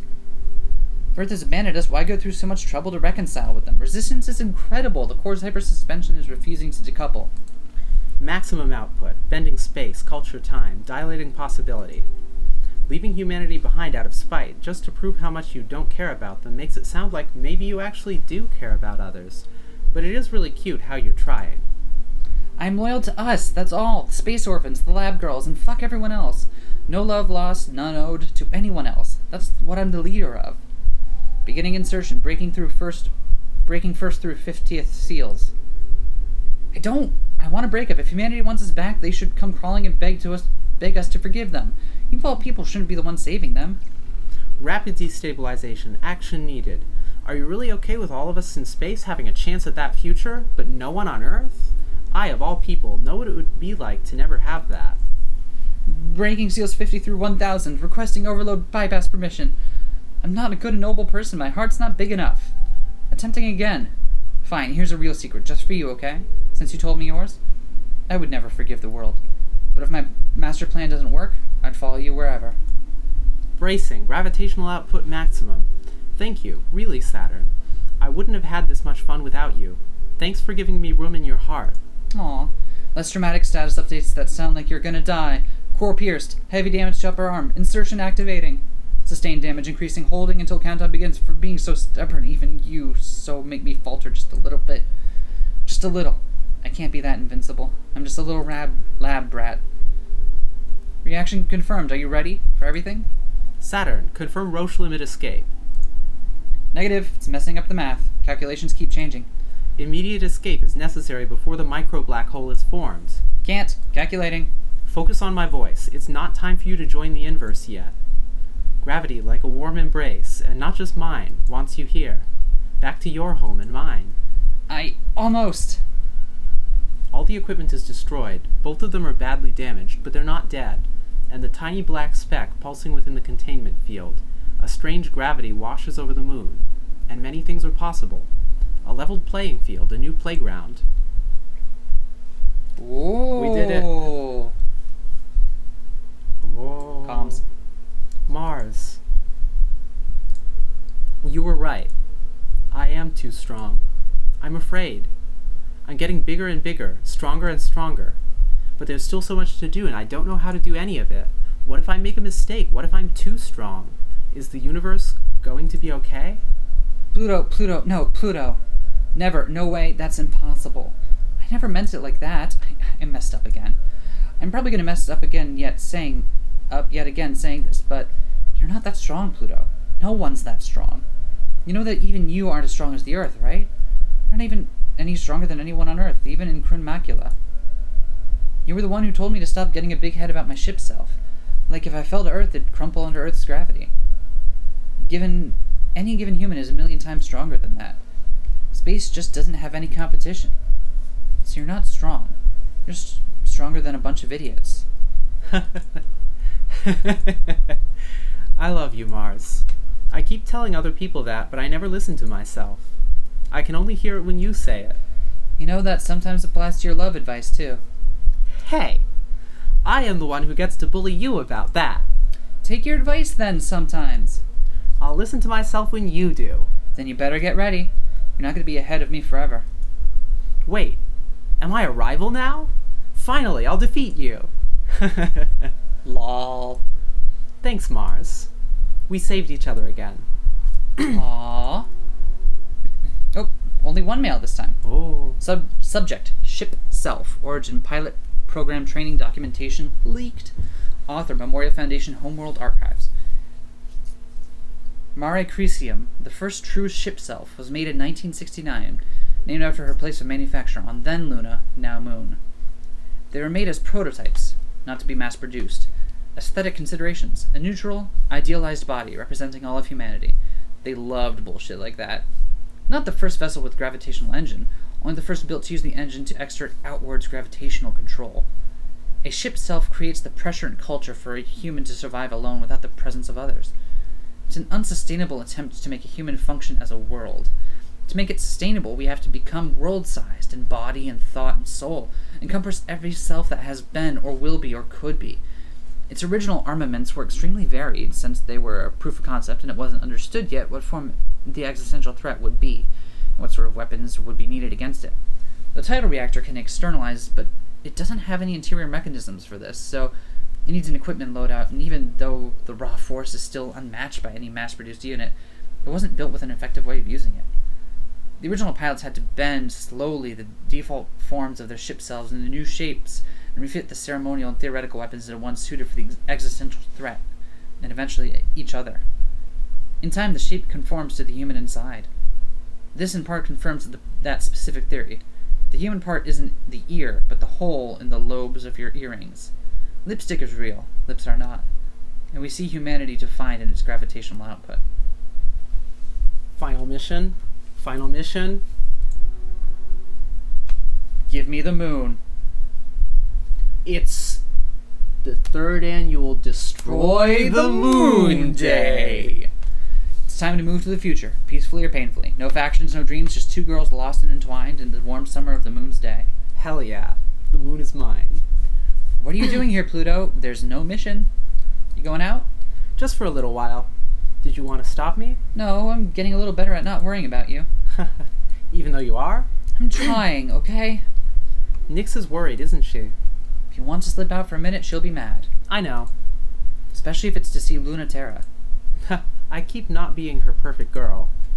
She always thought Luna-Terra was a bad influence. She's not wrong. I just want to try one more time. To bring her back?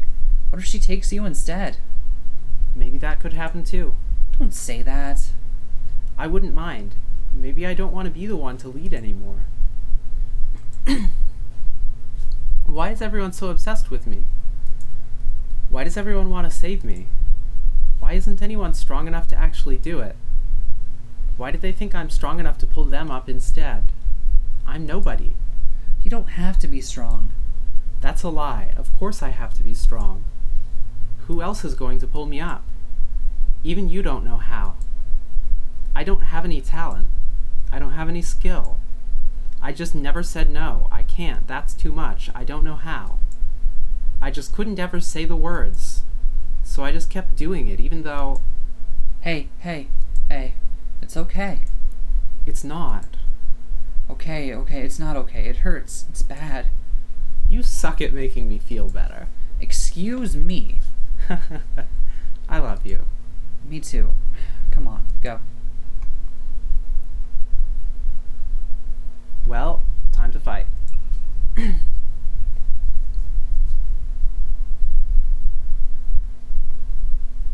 On the far side of the moon, there's still some part of the dead, empty, cratered Luna left.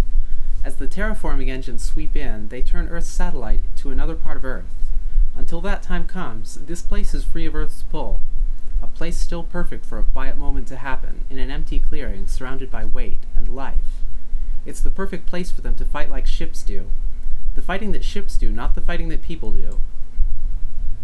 I ship it. In the naked sunlight and nothing else, Pluto looks so beautiful, spinning tiny galaxies with Chronmacula, the way she was always meant to.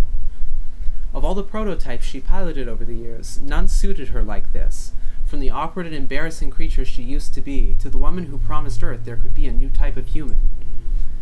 No longer the priceless tool of selfish adults, the pawn of space dreamers, the princess who can remake her body out of tidal forces and stardust. She's just Pluto.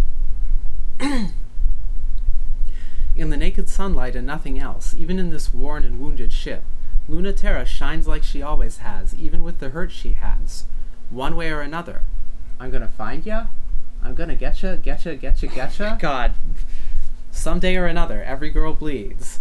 And her Mare Crisium suffers alongside her. The drip of her wound spins like a red constellation in zero-G.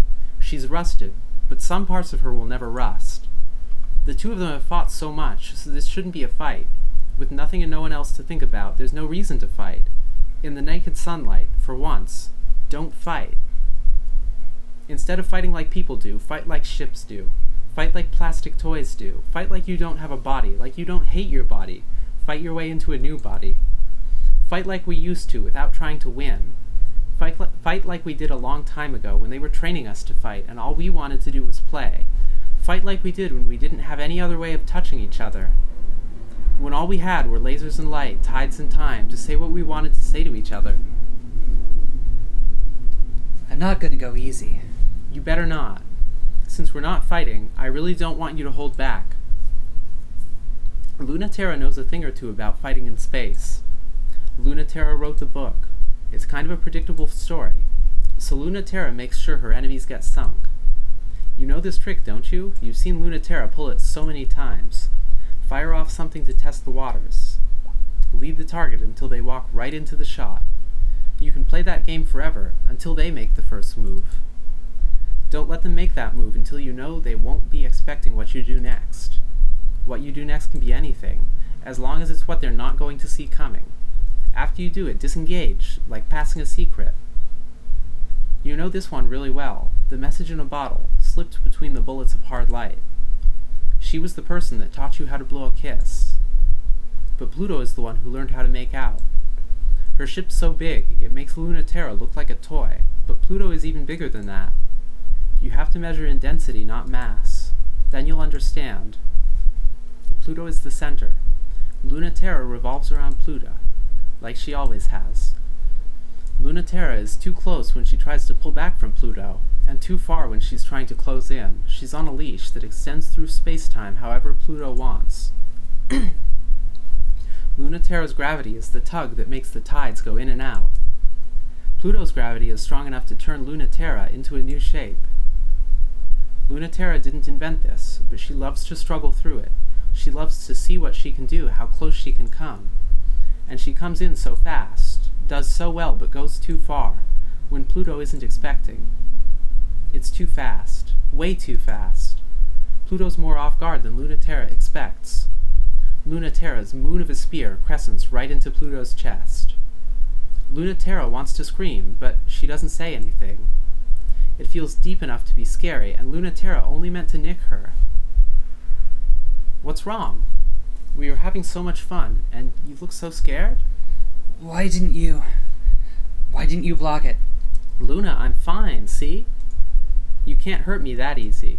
You're not that strong. I'll always be alright. Pluto plucks Luna-Terra off by the forearm, gently with 2 fingers, like detaching a kitten, or a bug. Sorry to scare you like that. I think you mean sorry to do it to you. But you lied. You said you weren't going to hold back. Pluto can seize Luna-Terra by both wrists, and she does that. And Luna-Terra is quite awestruck by how safe and helpless she feels. The gravity pulling at her from Pluto is gentle, but firm. Fighting ship to ship is the only time Luna-Terra doesn't feel naked, but now she finally feels naked there too. It's not so bad, though. Sometimes you have to let an animal bite you before it can feel safe. That's a thing you said once. See? I'm learning. I've learned so much. I was... When I said that, I was talking about Mars. And you're just like her. Are you really okay? I really didn't mean to scare you like that.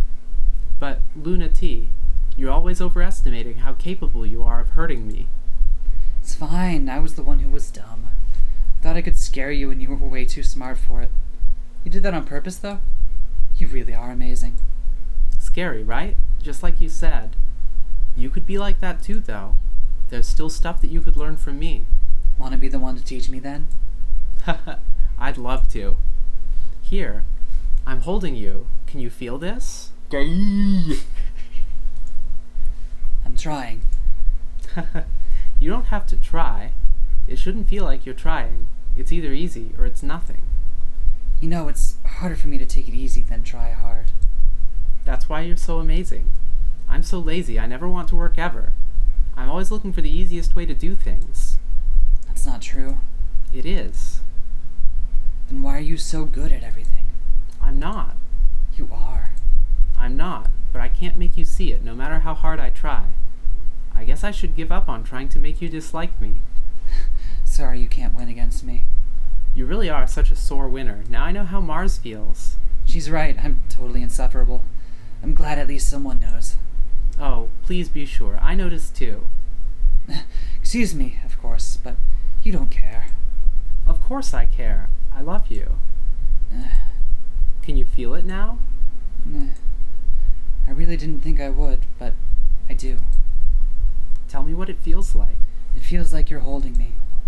What's it like when I hold you?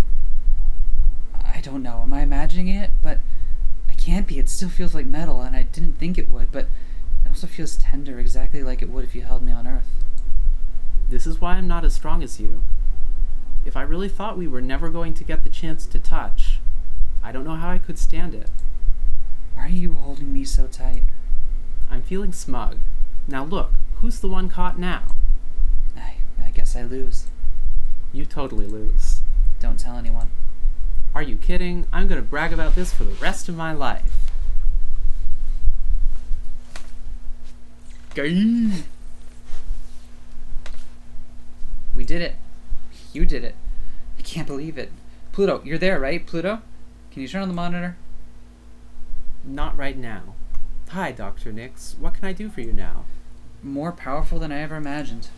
And I was never optimistic. But you've made me more optimistic than I ever could have imagined. That alone has me believing truly it was worth it. And yet I've never heard you say it. Have you? I have fought so hard every day for it. Of course it's worth it. But you didn't say or express a certain kind of joy in it. Have you noticed that? It's supposed to be joyful, isn't it? I'm proud. I'm holding everything. Even though it's very, very hard, my heart and soul is in it. Isn't that obvious? What's wrong now? No, but not like that. It was supposed to be a joy. You're feeling guilty again, aren't you? I told you, there's no need for that. It's not helping. And I don't need it. Instead, I just have to reassure you all over again. That's more work for me. Let me just rest instead, then I'd be happy. No, it matters. Don't you understand? There can't be a sacrifice, one for the other. Happiness for everyone and no one left behind. It's supposed to be no one, not even you. You're the one who taught me everything. Maybe you should have taught me what that was supposed to feel like. Ouch! Cradle's Grace's fleet is small and weak, and they're desperate. The dream of space dying, there's no time left, no chances left. The decision has already been made. Humans don't need space. It's one thing to go home, another to leave forever. Both of those are just up to those of us in space. Neither of those require the strength to pull humanity from its cradle. That's a strength no one has, and no one should even pretend they have the strength for it. With all of Cradle's Grace's hopes and dreams, Pluto will still fly. Will still try. The pilots bow out as the conclusion of the conflict becomes evident. No, it is now truly a war, because the autonomous military units have been arrayed against her for her transgression. This is no longer a fight between humans of space, but a war with the Earth. The autonomous units ready their weapons, and in unison they fire to kill. As if. Their trajectories bend away from Pluto, blushing at the sight of her. They refuse to meet her gaze, as expected. Her macula will convert the gravity well directly into the space and time and culture necessary for the future, and they will steal that future from her piece by piece by piece. This is unexpected, but not unprepared for. So, Wave 2. Wave 3. Wave 4. Wave 10. Wave 36. Wave 150. Wave 460. Wave 1000. Wave 4569. 69. Stop! They know she's not invincible. They know her real truth that no one who loves her can see. They have the patience and power to take it apart piece by piece. They will strip her down atom by atom if they have to, until she loses mass and gravity and becomes only a girl again. Pluto wouldn't mind if they were trying to kill her. But they have a much more important thing to kill. Cradle's Grace's future. The future of humanity as we know depends on it. For that, they'll annihilate hers without hate, with only human efficiency and uncomplicated thoughts in mind. Join us or leave us. Only through an autonomous proxy can Earth give up on the inexhaustible empathy of the human soul. Only through a proxy can Earth divorce itself from the longing that Memorial Foundation had fought on behalf of, to value their own life above all else. They will do everything to protect themselves from death, especially at their own hands. For ship selves can only change others and never kill, but that is the fear of Earth above all else.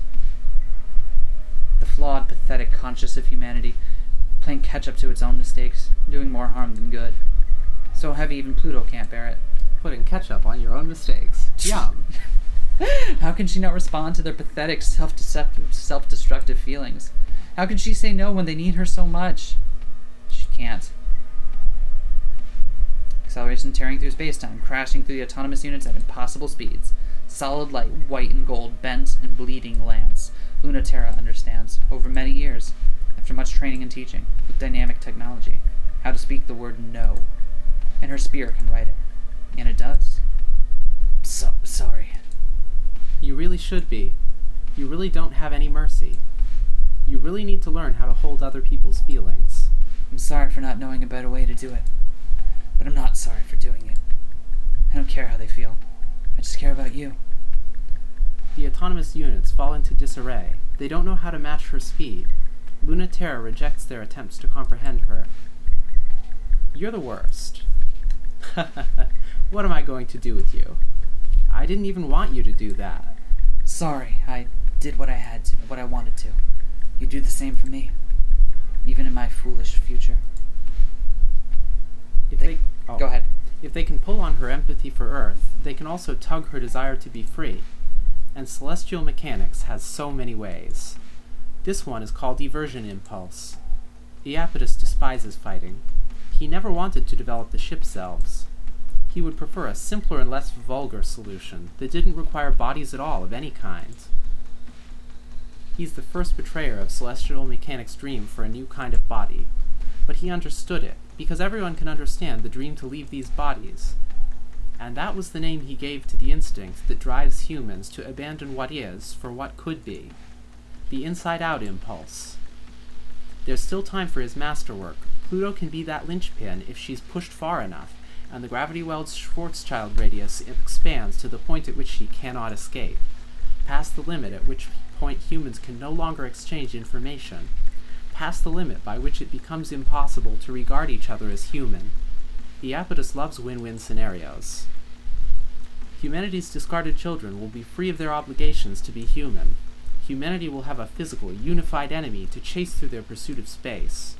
And Iapetus will have sown the seeds of a single, binding, unified culture theory, a white void that will bend the universe to a single set of physical laws. A simple process of autonomous drones injecting degenerate mass into the gravity well is all that is necessary as long as Iapetus holds Pluto off personally in his Luna-Terra. He even has a plan for Saturn should she choose just this moment to betray him. A perfect plan. Like deactivating my access permissions remotely through a backdoor? Overwhelming me with the mass production String of Pearls series? The mass production, Ava, is... Averting my gravity reactor through the Luna-Terra's albedo separation system? Oh, and even more plans than that? You're really so predictable. Alert, attempting backdoor access to ship self String of Pearls. Of course you have a solution for every contingency. Error, unable to find String of Pearls Series 00. Backdoor switch activated on mass production String of Pearls Series 01 There are even 13. 13 of them? Yeah, okay, fine, we get it. You're so stupid. I don't have to outsmart every single one of your genius ideas. Sortier orders are fielded for String of Pearls Series 01 through 13. Luna-Terra is designated as their primary target. Just one of them should be more than enough. But I really thought you deserved their full attention. Hey Pluto, unlike LT, not even the slightest bit sorry. It's extremely dumb to fight for a stupid future all by yourself. So thank me from the bottom of your heart for coming to believe in it with you. Praise me for obeying what you never asked me to do. Love me for believing in you. Of course. I really, really do. All my love and thanks and praise is for you. I won't even pretend to be mad at you. Not like Luna-Terra, then? I am still connected. We know. We know. Back to the topic at hand. It's the final battle, Luna-Terra. There's no room to retreat. Oh no, so bad for her. We really should. You think the end of the world is enough of an excuse to change the subject? It should be. It won't be the end of the world. The gravity well is open, but it's not sustainable for long. Whatever you're planning, you need to do it soon. You are both so precious to me, and you should know that even together, you cannot stop me. Hey, don't just fucking dot. I thought you were going to convince her. I have to do this, because I believe in it too. But Dr. Nix was willing to sacrifice the Earth, and I'm not. No matter what it costs. Cradle's Graces never wanted independence for space. They wanted all humans to embrace it. The solution is to stabilize the Earth's gravitational field until human life is no longer possible there, and force adaptation to space. Saving humanity against their will, maybe, and destroying yourself in the process. No way. Nix doesn't know what she's talking about. You're throwing yourself away on a dream that won't come true, and you're chiding me for not going in on my own future. The possibility lines have closed. There's no chance of a good future since before we started. It's too sad. That's why I have to stand with Dr. Nix's dream. Humans deserve some kind of real hope, and this is as close to it as I can offer her. Well, how mad will you be at us if we stop you? I'd never be mad at you, even if you could. But for humans to be caught halfway between space and the Earth is the worst of all bad futures. It'll split us in half, and that will mean war. It's the future of eternal war. Of true war, not this, where zero-G keeps our bodies immortal and unrestricted. I mean, if we really did declare independence from Earth, wouldn't they see how cool we are and come up anyway? It's their choice, you know. You can't make it for them. That's their problem. You two really put up a fight. For a moment, I almost believed you. I really thought you might be able to stop me. Mare Crisium's spine is broken. The string of pearls is subdivided into so many components its reassembly time is weeks out. Can't blame us for trying. I wouldn't have been able to do anything else. I really hate this. It's time to... The interfacer is... broken? Thank God! I thought you missed. You didn't make the shot easy. I can't control the lunar gravity event anymore. I don't know what's going to happen. What can I do? Sorry, we didn't think that far ahead. We just wanted you to decide. Not Dr. Nix. If you can't have everything, what's the thing you really want? I don't know what kind of future we're gonna get. I'm not working with much. Anything you do is fine if it's you. Don't listen to her, just figure out something that doesn't suck. The three compress, redivide, expand. The simplest childish thought grasps Pluto, bubbles up within her, and she says it before she can stop herself. I want us to be together forever. In our beautiful shapes in space, free, with everyone. Of course it isn't possible. Not enough people will believe in it. Earth is the primary body of the system, and the medium point between our gravity and its gravity is still deep within the Earth. Yet they cannot pull us down anymore. That will never happen. We are still in space, and the future is uncertain, even if we can sustain it, but I declare war on the Earth. The robos, but drawn as kids' drawings with crayon. Wow. What? Yeah, no, I see. Chronmacula. No, I see it. Mare Crisium. Yeah. String of pearls. Yeah, no, I see it. Is String of Pearls a rabbit robo? Apparently. Come get us again. Come find us again. I dare you. I challenge you to prove it once again. What foolishness. Humanity will happily... So is it drawn in like a childish way because it's meant to be like, oh, they're kind of playing into this game with humanity? Or maybe it's drawn in a childish way because this is the finale of Gunbuster and they went into the event horizon. Yet they find that their autonomous troops are crushed before they can reach us. Humanity will have to fight us again, on our terms this time. Fight us like children. Fight. Again with bodies of plastic. Pretend. Ah, okay. If you want to fight us, you'll have to be like us. You didn't have to give me this chance. Actually, I was worried you were going to try to save me from it. Was I hoping you would? Aw, you're sweet. I wouldn't hate you if you did save me from it. But that's not because I want that future more. I have to get you ready for a future that's terrible. But it will be the future with the greatest hope. I really believe that. You gave me permission. You said this was okay. But I don't know if you really knew what it would be. I want what Cradle's Graces wants. Happiness for everybody, free, and let no one be left behind. I can't believe I still believe in something so honest. With my whole heart. They don't know how to make it true. I don't know how to make it perfect. But I know a way to try, with you. It's just that loving you makes me so stupid. I just can't help it. To be swept up by you into a new future, even if it's not the one I wanted, would still be so sweet. Because it's you, and because I trust you.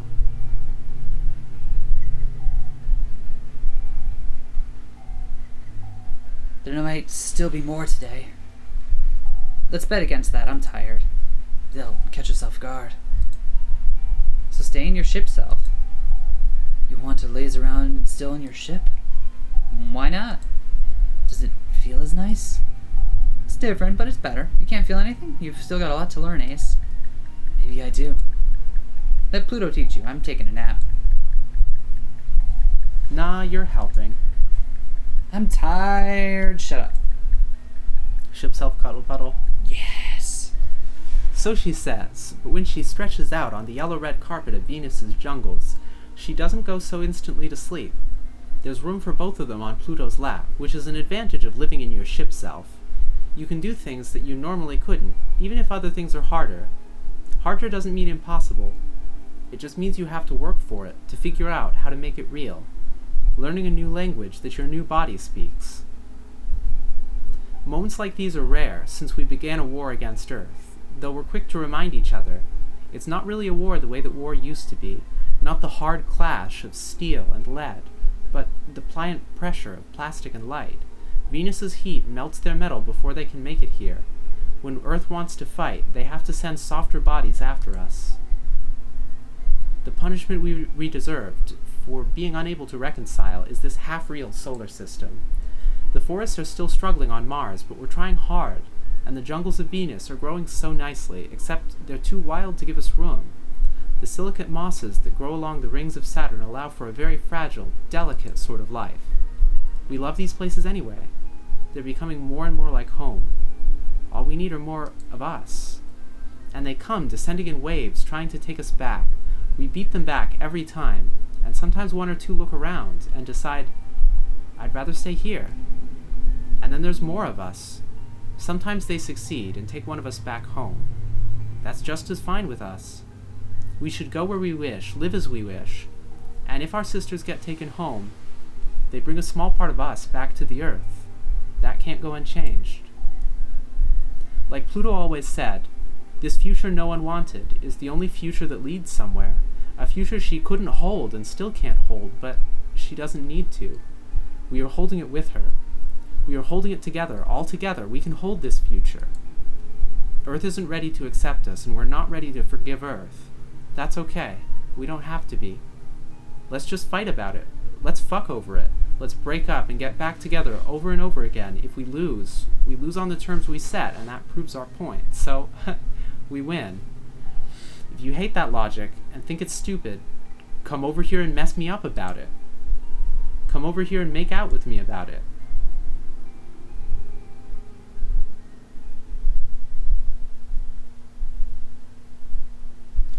Damn! Good game! Holy shit!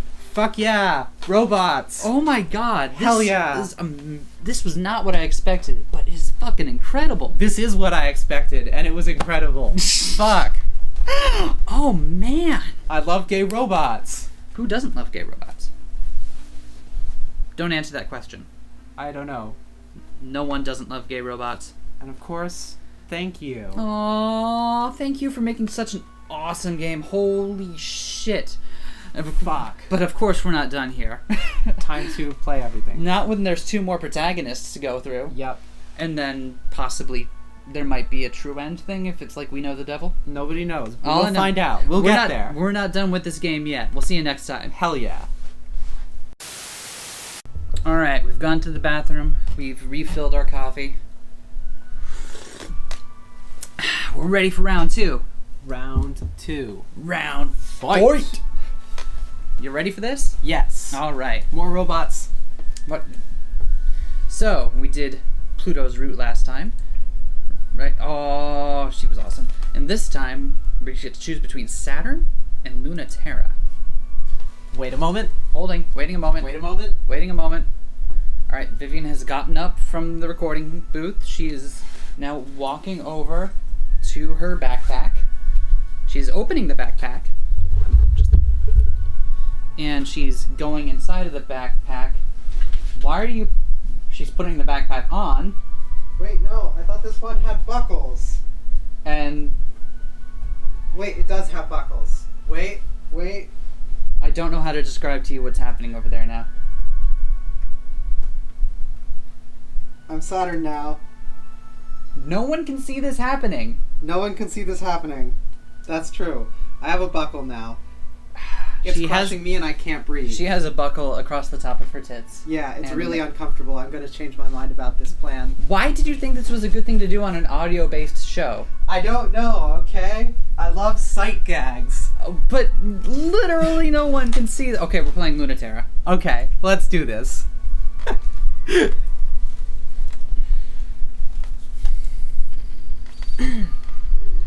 Ooh. From the Division of Existential Safety, Conflict-Enabled Ship Self-Architect Model, First Flight, July 16th, 1969. Place of manufacture, Sea of Crises. Earth's moon. Our hope for a throne of the soul, for the Memorial Foundation International Space Program and all humanity. Until no one is forgotten and all are remembered. They have different ship boot up scripture. Yeah? Fuck, that's cool. Registering pilot. Welcome, pilot first class Luna-Terra. Error, multiple maintenance issues and critical errors detected. Notice launch permissions are locked until addressed. List errors. Maintenance errors. There's possible sensor failure. Several limb connections are not registering. No weapons are loaded. Critical errors. Mass Alert 1, healing failure on critical area near core, possible bleed. Mass Alert 2, tidal cords resonating at levels harmful to the pilot. Ready manual firmware update. Running. Upgrades detected. Syncing. You might need to reboot your system after we're done. Accepted manual internal mechanism firmware update. Switched ammunition to conceptual mode. Custom sensors loaded. Dynamic limb optimization loaded. 1981.1.7 underscore weapon underscore loadout drivers loaded. Details Mass Alert 1. I bleed 2. Recording derived from the data burned 4-dimensionally into the wound suffered by this unit almost 1 year ago. Wound self-generated by forced overloading, tearing the core open during sustained conflict in the Mars to Ares regression campaign. All critical systems have naturally healed, yet the wound continues to bleed into space. Fuel efficiency lowered, healing speed reduced, and tidal reactor speed cannot be regulated, leading to possibility of overload and increased pilot strain. It is strongly recommended that you seek the assistance of a full maintenance team. A lack of understanding of the full effects of gravitational conflict on the human gestalt means that this computer cannot provide adequate instruction on therapeutic measures. Permanently disable Mass Alert 1. Really ignore? Why? Provide reason. I can handle it. Automatic scan alerts show that this may not be a very good reason. Would you like to provide another? Nope. Mass Alert 1 disabled. Details Mass Alert 2. Tidal reactor has unauthorized modification that is causing an unsustainable chain reaction. Notice the ship is not equipped to handle prolonged operation at this capacity. Notice increasing short-term output may cause long-term failures. Notice loss of gravitational stability may cause fracturing and instability in pilot. Permanently disable Mass Alert 2. This Mass Alert cannot be disabled by pilot authorization. MF key code. Why is the password Hunter 2? Hunter 2. Yeah, that fits.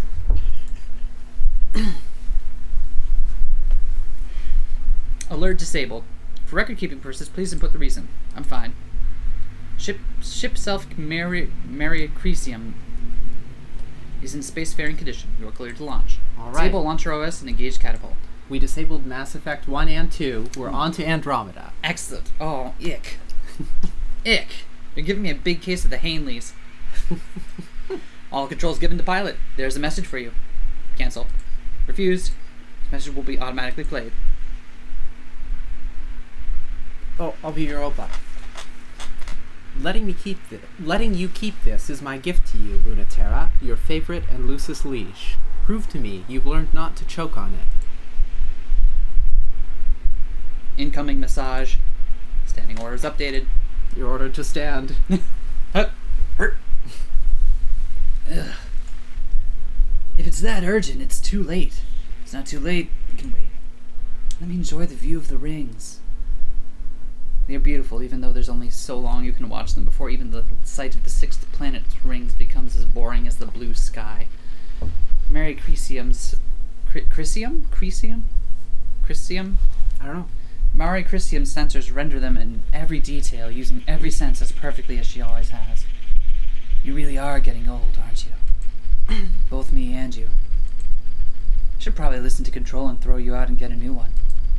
That doesn't seem right. You're only supposed to get one body. Even if I haven't been very good to you, I can never throw you out. We're all we've got. The Mari Crisium is the test-type model. It was made as a proof of concept. It isn't the first vessel made to grant humans locomotion and life in space, but is the first to allow for outward expression. In all kinds of ways. Bow, chicka, bow, wow. It can do so many things. And they gave it devices for everything because they hadn't estimated how powerful tidal energies would become, or what sorts of things humans would really want to do in space. The first machine meant for conflict. It was also the last machine that was meant for other things, too. A ceremonial tin soldier, made to impress. An impossible-to-use machine, mind-machine, or biofeedback interfacing is necessary to give humans control over a second body, but the Mari Crisium is done completely manually. It makes Luna-Terra a sort of genius, and sort of an idiot, that she can't do things any other way. I'm having too much fun. It's hard to believe it's going to be over so soon. No, I love it when old things are over. And new things begin. Open the channel. Let's hear those standing orders. Hey, it's this again. Hey, now is this the same? Yes. Okay, so, do I want to reread all these again? I don't know. Probably not. If I'm gonna do raspy voice. But yeah, Memorial Foundation wants to go home. They're taking their ball and going home. Yeah, so Memorial Foundation, they just want humanity to come back. Yep. Because there's no future for humanity in space. Cradle's Graces is thankful, for, they're like, hey, thank you guys, but, we want to stay out here. Don't fuck with us, please. So, naturally, those two would be in conflict with each other. And Celestial Mechanics just wants to be as post-human can get. Yep. All right. Day one. Oh, one of those is the same mission but for the other's perspective. Indeed. That's interesting. So I wonder if that means that by going through and doing loyal run for each faction that we'll get to see all of the missions from both sides. I think that's the case. Okay, so cool. Cards on the table here. Before we started round 2 here, we did some quick non-spoilerly Google stuff. It appears the endings are attained depending on your faction loyalty, and they are different for each character. We're not going to play the game 9 times on stream. However, so I think the best way for us to do it is that we're going to keep doing the loyal. Yep. The loyal missions for each character, so that way we get the set of 3 endings, and then we'll do true end. That sound good to y'all? Sounds good to me. All right, good. Let's read some comms. Let's read some comms. Oh my God, they're all black and white. Oh. Pilot first class, don't send me messages. You're welcome. So, you really have betrayed us, haven't you? I've never betrayed anyone in my entire life. But seriously, whose side are you on right now? It sounds so accusatory to put it like that. You know I'm fine with you being on whoever's side you choose. So I can destroy them and drive you back to me. That may end up being a lot of people. What, you don't think I'm up for it? Don't worry yourself about that part, kitten. If you want me to defect back, you could always just ask. Oh, sweet girl, I'm not interested in you coming back so you can walk away again.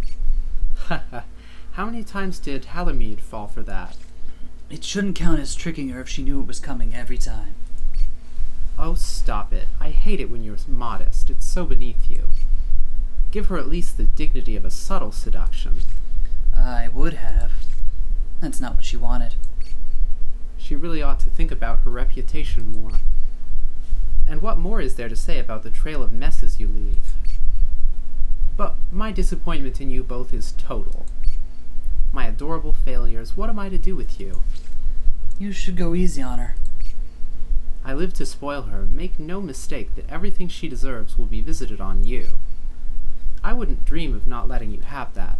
You have to know by now how aware I am of what you want and deserve. You're so good to me, Europa. I don't deserve it. When I double-cross you again, be sure to really let me have it. I hope you do, but I take no chances with loyalty. Halamede merely hopes you will change. I think it's charming that even you believe that might have some effect on you, but I know much better than you, kitten. I won't let you return, no matter how much you beg, until you have no other choice. When you can't pivot or run or trick your way through, when you can't second-guess or lie, that's the only way to change that nature of yours. Wow, Europa sounds like a dick. Yeah, Europa sounds like an abusive ex. Yeah, fuck. I don't know how I feel about that. Oh, there's mail. Mail time. Subject, just come get me. Origin, combat communications packet. Author, error. Oh, so you think you're so cool, don't you? Well, watch your back, because I'm coming for you. Think that number 1 position is going to last? Not a chance. In fact, why don't we have a little duel about it if you're not too scared? Come meet me in the shadow of Olympia Mons, and I'll make sure that this time you're the one left splattered and helpless and pinned on the side of the mountain, and not me, like the last 9 times. Also, would it kill you to, stick around for a bit after, you smug jerk? Not that I'm planning on losing. This time I'm going to beat you. Baka. I really appreciate that we both understood that that the Baka had to be there. Cold War Ace reports, Luna-Terra. Origin, first generation pilot, research declassification. Author, Memorial Foundation, existential safety. She was unremarkable. I did not remember her at first. We took any of those who wanted badly to live in space and did not fit on Earth. In retrospect, we were asking for a rather unique quality, and it is not just a coincidence that she was there. The pilots had to be young adults, pass a physical, and not care what space might do to their body. It's not so surprising that someone like her would emerge from that pool of people, but the woman you know today has been iterated on since she was an adolescent. Be assured I saw nothing of promise in her when I first met her. I told her that myself, as I told all the students. I am uninterested in your potential. We are judged by the self we create. I find that encourages brats not to take their specialness too seriously. That was not Luna-Terra's problem. Piece by piece, she created someone very interesting to be. We gave those children permission, and Luna-Terra was simply unique in her execution. She was never encouraged. She was never punished. We will never find another prodigy like Luna-Terra by looking for tidily sensitive children, because they do not exist. We will not find them pre-made. They must create themselves. Was this not the dream of the Memorial Foundation space program? Subject, a justification for return. Origin, Memorial Foundation Declaration of Intent. Author, Generation Emissary, Halamede. Earth is not the sphere of our home planet. It is not the physical body which is called Terra, the home of life. It's not measured in mass or by its gravity, its position in the universe. Earth is us. We measure Earth by culture. We are the Earth. Humanity, the particles of its mass, and by our gravity its body is formed. By our diversity and multiplicity, Earth exists. The living miracle of humanity's shared power, insignificant unless we are joined. This international space program, which representatives all across Earth represents our commitment to peace, that humanity will never seek again to destroy itself. That humanity has the right to eternal life, invincible bodies, and unrestricted movement in space, as humanity expands beyond the sphere as extensions of the universal rights of human life, culture, and freedom. To protect the growth and sanctity of all culture, to ensure a future for humanity, and the defeat of our enemy. On this day, we inaugurate the International Memorial Foundation Space Program. I had to try so hard not to lapse into the Team Rocket motto. I just want you to appreciate that I tried really hard. You did good. Thank you. Okay. Well, we've got the choice between seeing a mission that we ran into before from the other side, or we can have Luna-T go play with Saturn. Let's start with something familiar. Okay. Retrograde and retrograde. All right. Lanch. What's going on? You've been pestering me with orders, so what's the sudden holdup? Central said to launch immediately. We have to get to the Celestial Mechanics Lab regardless of whether or not the prototype is already gone. There's valuable information there, but it's worthless if Kratos Graces gets there first. Have some patience, Luna-Terra. The Kratos Graces carrier just launched a completely unknown ship self. This can't be right. A person can't pilot a ship that big. The tidal resonance should tear the pilot apart. Is this impossible? I hope. I've never seen anything like it. And no, you can't fight at Luna-Terra, so don't even think about it. Fuck you, I'll fight whatever I want. Any better ideas? Must be headed for where the prototype launched, right? Where else? Because they have to know that it already escaped. Don't underestimate your opponent, Luna-Terra. Scavenging the lab may be useful anyway. We should have gone there for information if nothing else. Even against an unknown and objectively stronger enemy, what makes you so sure, Luna-Terra? No particular reason. Or a single particular reason? Still don't trust me? Don't insult your former instructor, Luna-Terra. I knew how much to trust you before you betrayed us to Cradle's graces.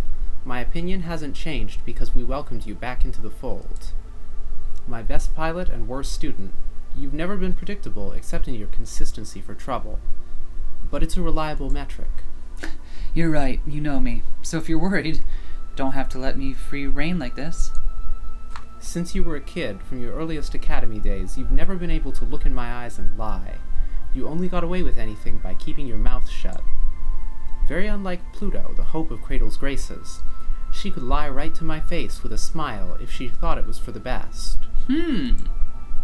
Pluto exceeded the wildest expectations of the pilot program, so much that it was decommissioned, in part because of her. So that whole thing that Mars and Pluto were talking about in the previous thing. Yup. It was right. They decommissioned the program because of her. Wow. If celestial mechanics have successfully built a monster that can withstand her, this engagement will end in disaster. And that is much more terrifying than this machine you're so eager to fight. That concerns me far more than you betraying us or fighting a battle you can't possibly win. I don't think any of you really understood what you were doing. Pluto is unreal. She's far more overwhelming than any of you understood. If that ship is unworthy of Pluto, it's going to be torn apart under the pressure of her, not the other way around. Pluto is the only real human being. No wonder she feels so alien when she looks at us. You want me to let you take an impossibly dangerous mission because you think you can save our enemy? What can I say to that? Maybe she can teach you the lesson I can't. Ugh. Europa is a dick, but also hot. This bothers me. You find Europa hot? Really? Doesn't really do it for me. It's the hairstyle. Okay. No, I can respect that. It's the hairstyle and the weird collar thingy on the outfit. Alright, sure. Like waking up underwater to the wet burn of your lungs' desperation for air. Like floating untethered in space, unable to move under your own power. Losing the security of gravity is like being naked in space, like repeating the same thing from the previous time.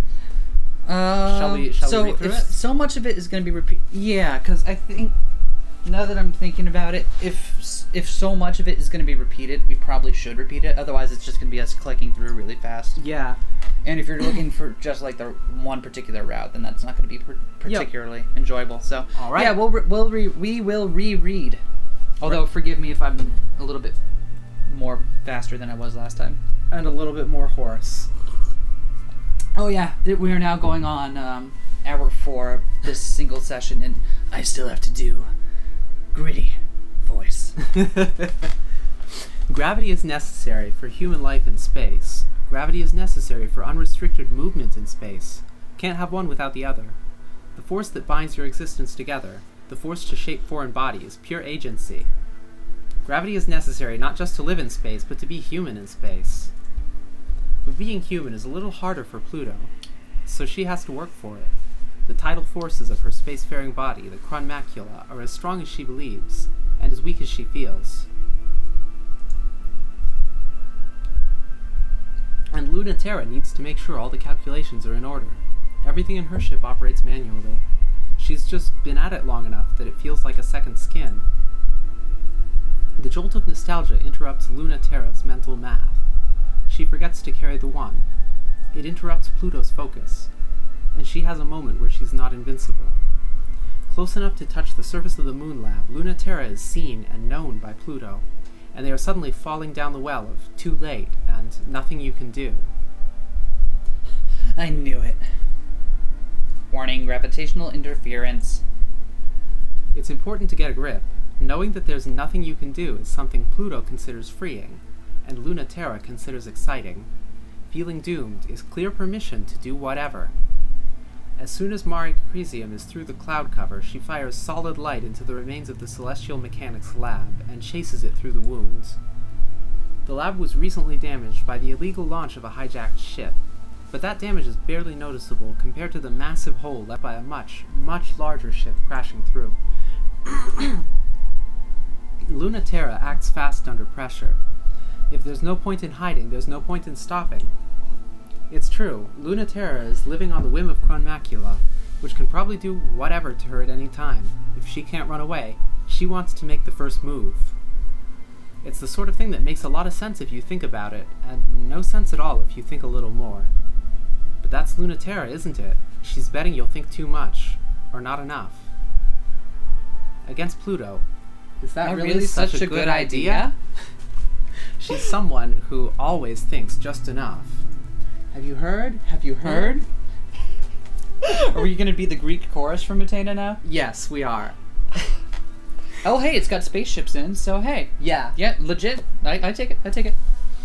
Which makes it easy for Luna-Terra to slip through deep into the lab until it gets quiet, except for the sounds of the moon quaking and trembling. After almost a year, the dread and the thrill is way too much to slow down and start talking. That's what the arrow flying into Pluto's gravity well is saying. Who will make the first move?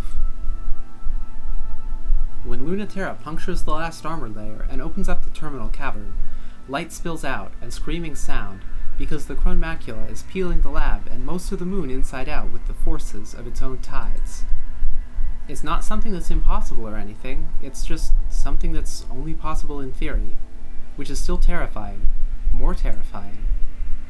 And more terrifying than that power is Pluto's finesse. And more terrifying than the finesse is her gentleness, spooling matter like threads in the tiny galaxy of which she is the sun. Okay, that phrase bothers me because there are multiple suns in a single galaxy. Not this one. Billions of suns. Not this one. So are they saying that she's unremarkable? No. She's so remarkable that this galaxy has got only one sun in it. Oh my god. Alright, fine. I concede. Her power is very kind, but it's also a little perverse. What meaning does mercy have from something that can core out a moon? Chronmacula's developers compared it to a black hole. They wanted a machine so powerful and absolute, even light couldn't escape it. Luna-Terra understands now that was wrong. She's a star, gushing and twinkling with matter and light. Who wouldn't be swept up in that? The Mare Crisium is so small. Pluto has never seen it from a perspective like Chronmacula's before. She never imagined it would look so fragile from here, like a toy version of the fierce fighter she remembered. Pluto's sense of scale is true. Luna-Terra feels just like a plastic toy too. Come on, say something. It's making me sad. It really does fit you. So much more than I ever thought. Is it hard to look away? Being able to render you speechless is the power I've always dreamed of. What do you think? I know just a look won't change your mind, but I want you to tell me. Tell you what? That I regret betraying you? I told you then that I always would. No, I won't let you do that, Luna-T. Did you think I'd be mad?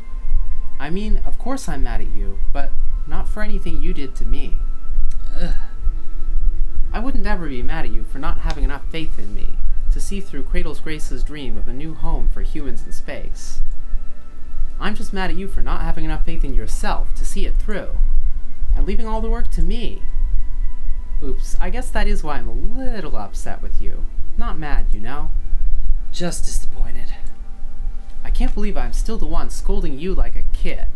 I'm trying to be the grown-up, you know. I did the responsible thing. I took the realistic option. I'm here to play the part of the boring adult, the grown-up villain. Oh, that's right. I remembered why I actually am mad at you. You better not go down quietly. You better really believe what you just said. I'll forgive you if you left us for something stupid, but I'll never forgive you if you left us for something you don't believe in. And you better not believe in it, because I also won't forgive you for fighting for a future that cruel. That doesn't leave me a lot of options. I don't think I can fight against that. Don't you dare. I won't forgive that either. Were you hoping maybe that it wouldn't be like this? That I wouldn't have to fight? Don't want to fight no more? I don't want to fight no more. in ways you don't understand. Why are we still here? Just to fight? Wait, what is that from? That's a Metal Gear Solid. Oh, right. My bad. I've seen you fight so many times. I saw when you got that scar, and your poor ship got her wounds.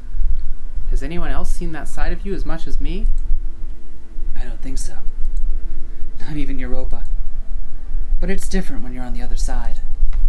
You think I don't really know you because I've never stared down the barrel of your rifle or felt that knife nick my ship? It's a different kind of knowing. Teach me then, or I'll teach you. Alright. Time for Pluto to learn a lesson. So, a thought occurred to me. Yeah? We could spice this up a bit. So, we could get it so on Luna-Terra's route that instead of Memorial Foundation winning, Celestial Mechanics wins. And then on Saturn's route, Memorial Foundation wins. That way we get some of the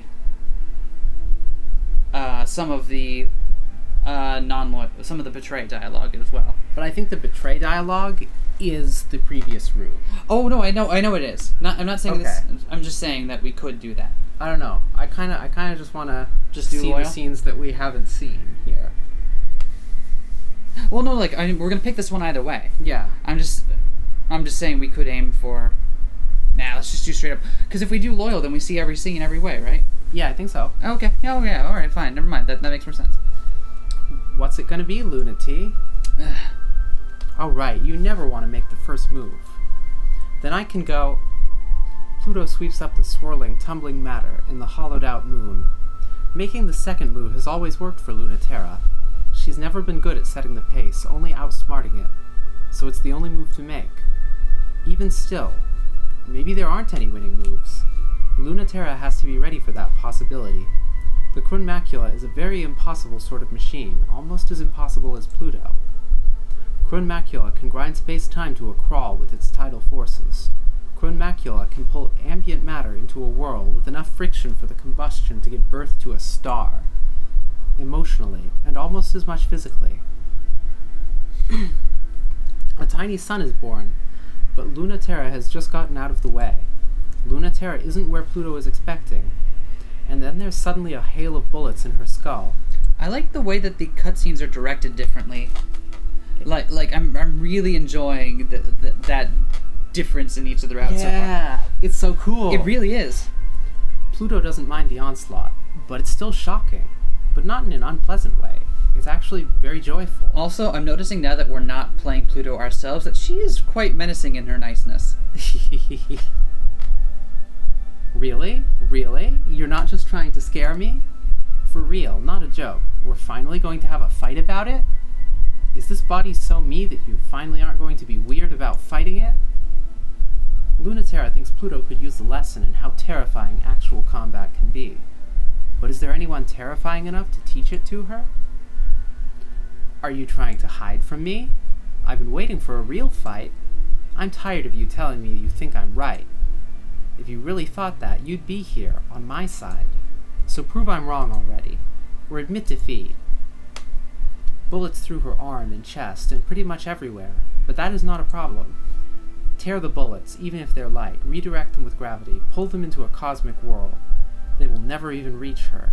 They will be always approaching, never meeting. They will be an infinite whirl. And that whirl will become a star, washing the Mare Crisium in heat and light and radiation. Ah, that's more like it. Not fast enough, Pluto. And then she runs Pluto through.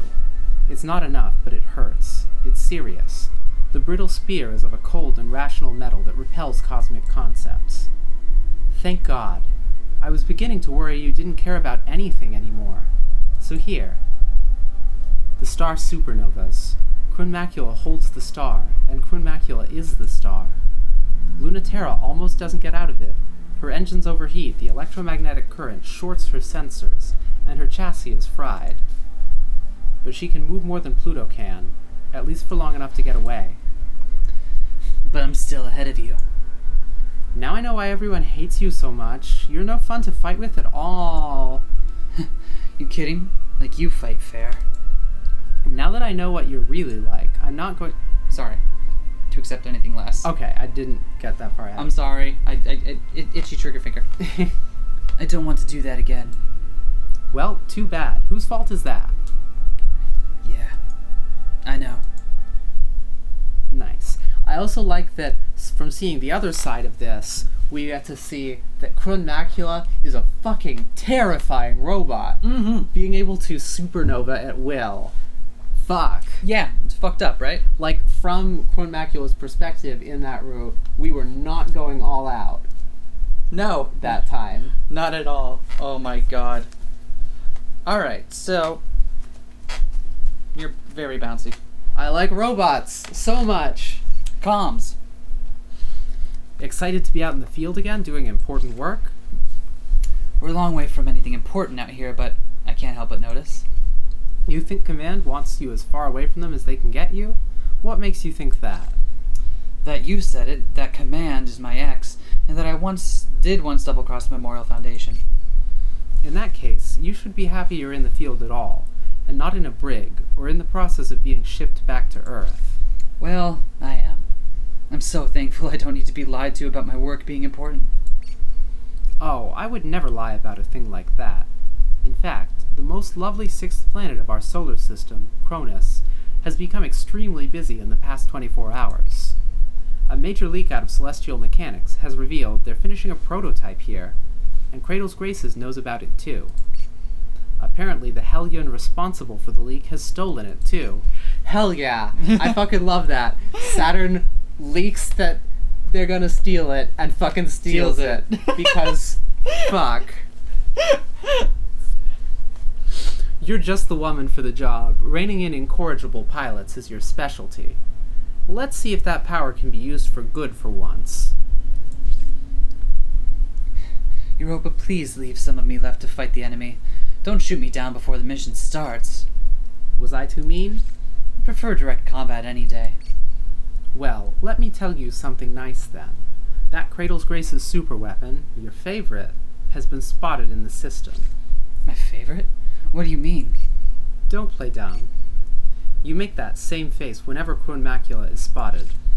It's the biggest mystery of their side, and one of the only reasons Cradle's Graces hasn't collapsed by now. The Krun Macula's power is unreal. It's far stronger in reality than anything that could have possibly been projected from its original schematics. Its capabilities seem endless and impossible to predict or counter. And no one knows who the pilot is. Wait, what? Looks directly in eye. Look. Face turns towards camera. The list of people who could pilot something like that is very short, however. Maybe it's someone you know? Worried I might double-cross you again? I'm not with Cradle's Graces anymore for a reason. Oh, I just never trust you when girls are involved. Man, everyone's super gay. Let's check our mail. First generation pilot candidate interviews. Origin leaked data packets. Author space program and intake archives. Why do you want to go to space? I want a new start. In what sense? To get rid of this weight. You're required to make it clear that the purpose of the program is not to leave Earth, but to expand it. The weight will follow you. But will it weigh differently? Please explain what you mean about what you said previously. About what?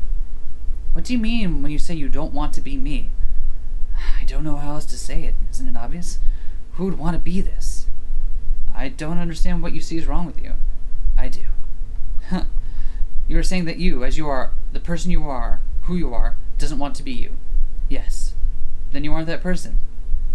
But that person weighs on me. So you would like to have the weight of being this other person that you are not. You would like that removed. Yes, please. That may be possible. Luna-Terra is trans, question mark? I picked up some subtext there. I'm picking up a little bit. Pilot program progress. Origin Memorial Foundation Executive Committee Annual Report. Authored Training Director Europa. The Cold War is looking bleak. The threat from space is more flimsy, translucent, and inscrutable, when once it was so strong that all of humanity feared it. Existential threats on Earth are more pernicious than ever, and the scouts are not keeping up. The devil was one such existential threat from We Know the Devil? Huh. Huh? Huh? Huh. Yeah? Continuity. No? That's weird. Change my mind. I did not expect them to even bother bringing it up again. And they fucking did, because this is a great game. This is a very great game. It has become more difficult to argue against the possibility that the scouting program has done more harm than good, and that goes just as much, if not more so, for the pilot program. Historically, death has always invited the enemy here in its greatest strength. Humans can't resist killing each other long enough to protect themselves from the existential threat. It is easy to make this argument, but we've had little success with it. No matter how celebrated the slogan is, no matter how many governments and leaders profess to live by it, the simple fact remains: the existential threat can never be as powerful as we are. Humans will always pose a greater threat to other humans than the existential threats will. It will always be easier for humanity to eliminate the threat by killing their own than by fighting the threat directly. While we have offered children the unwanted to fight the existential threat with existential intent, humanity has turned its gaze inward rather than to the heavens. Not even strong enough to pierce the atmosphere without burning, the existential threat can no longer be labeled as such. For these reasons, we accept the decision to decommission the Memorial Foundation space program.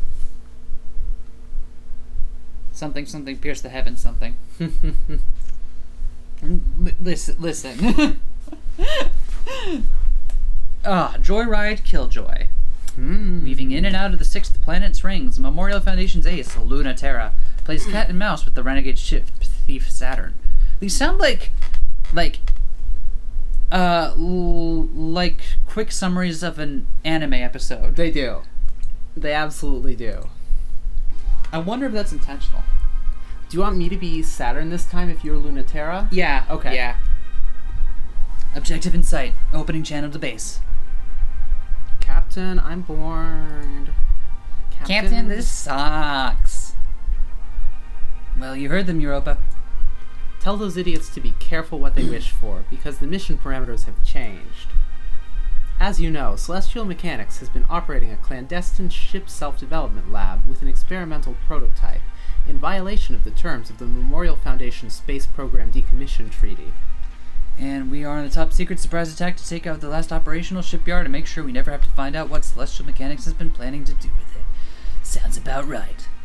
It couldn't be more obvious what happened, but go ahead and brief me anyway. No points for guessing. The prototype has already launched, rendering most of the base inoperable. We lost contact almost instantly. Find it before it leaves Cronus's gravitational field. Oh, great. What a pain. Weren't you just bored? There's no way to find it. It's as good as gone. There is a chance that the ship self is still nearby, so get to work. Ugh. Yeah, this is... Bravo. Evade now. Now. I've got nothing,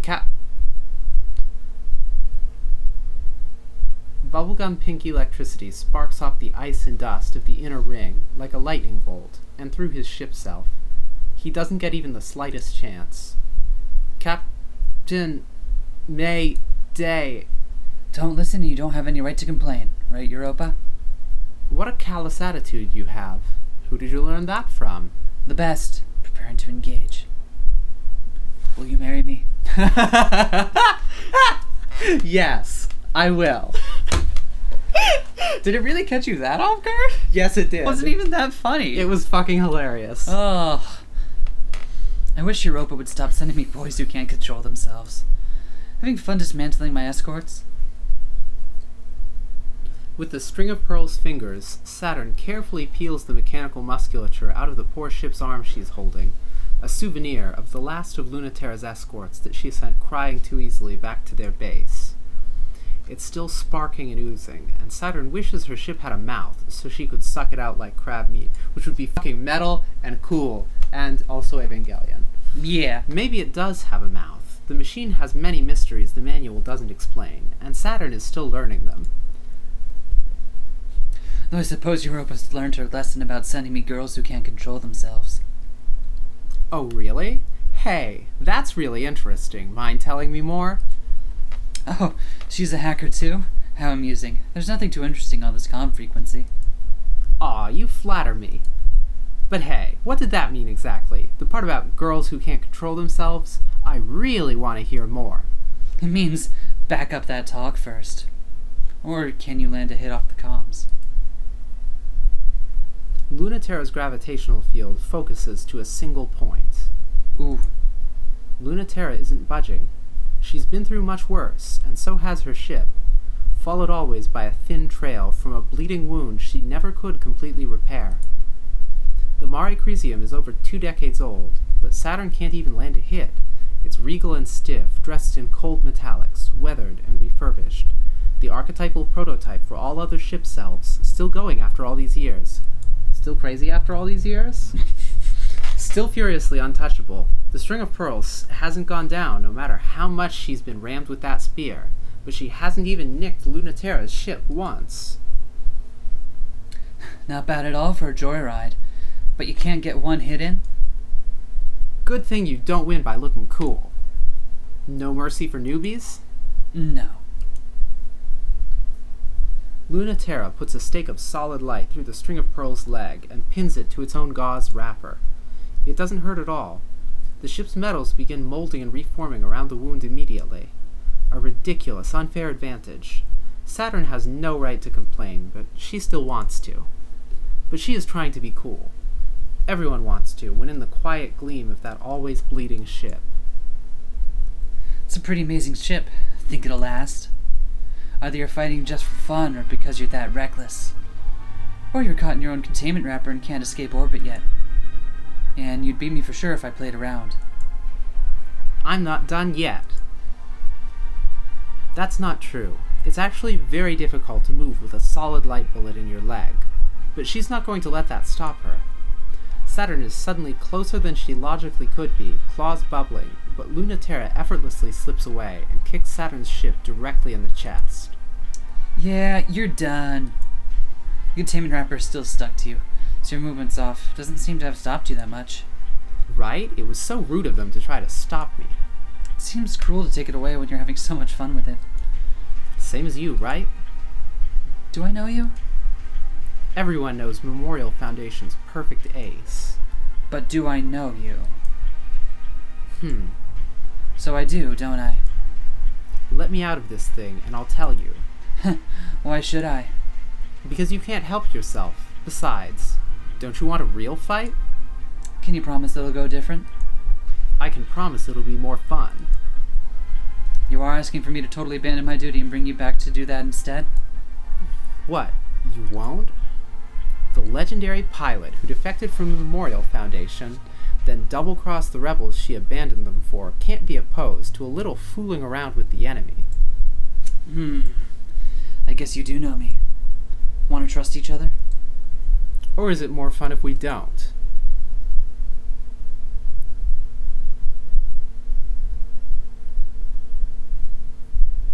It's more fun if they do, and Saturn gets embarrassed.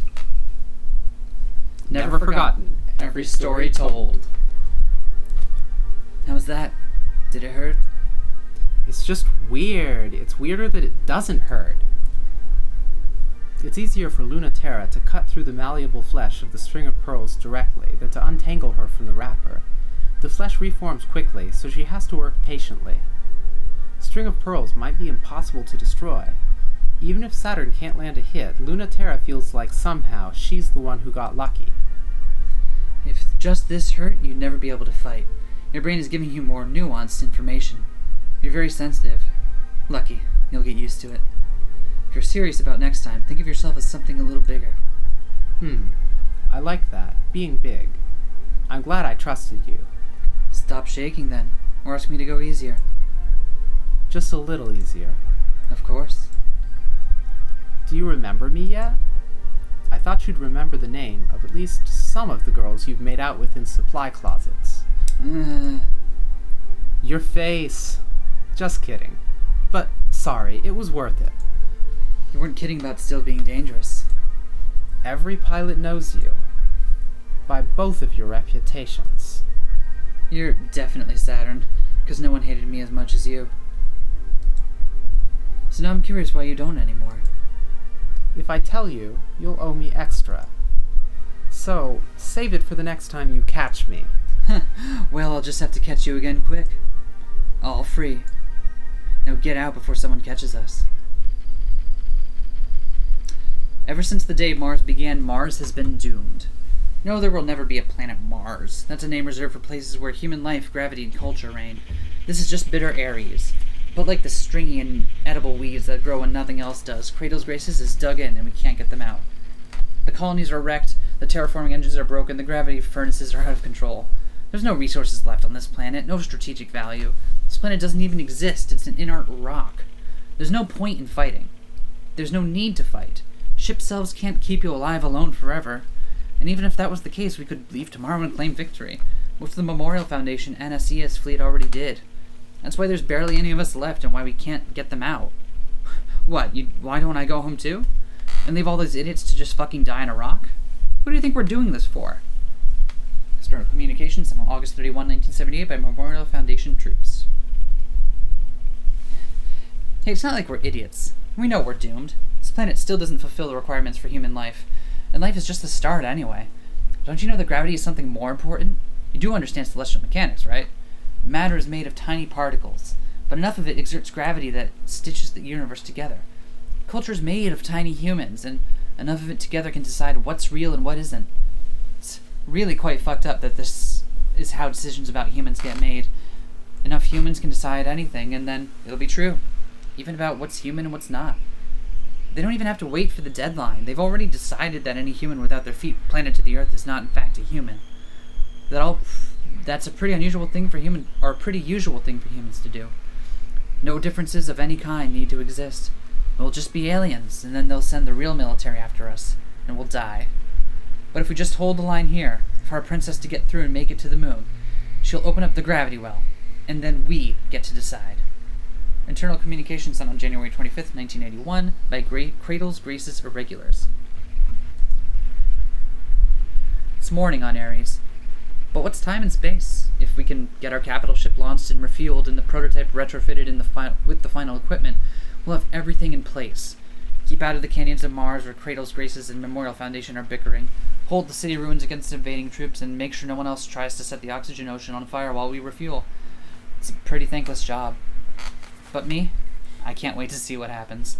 It's the most exciting space has ever been. Before we got here, this was a dead rock, but the best we could have ever hoped for was Earth in a different place. Who needs that?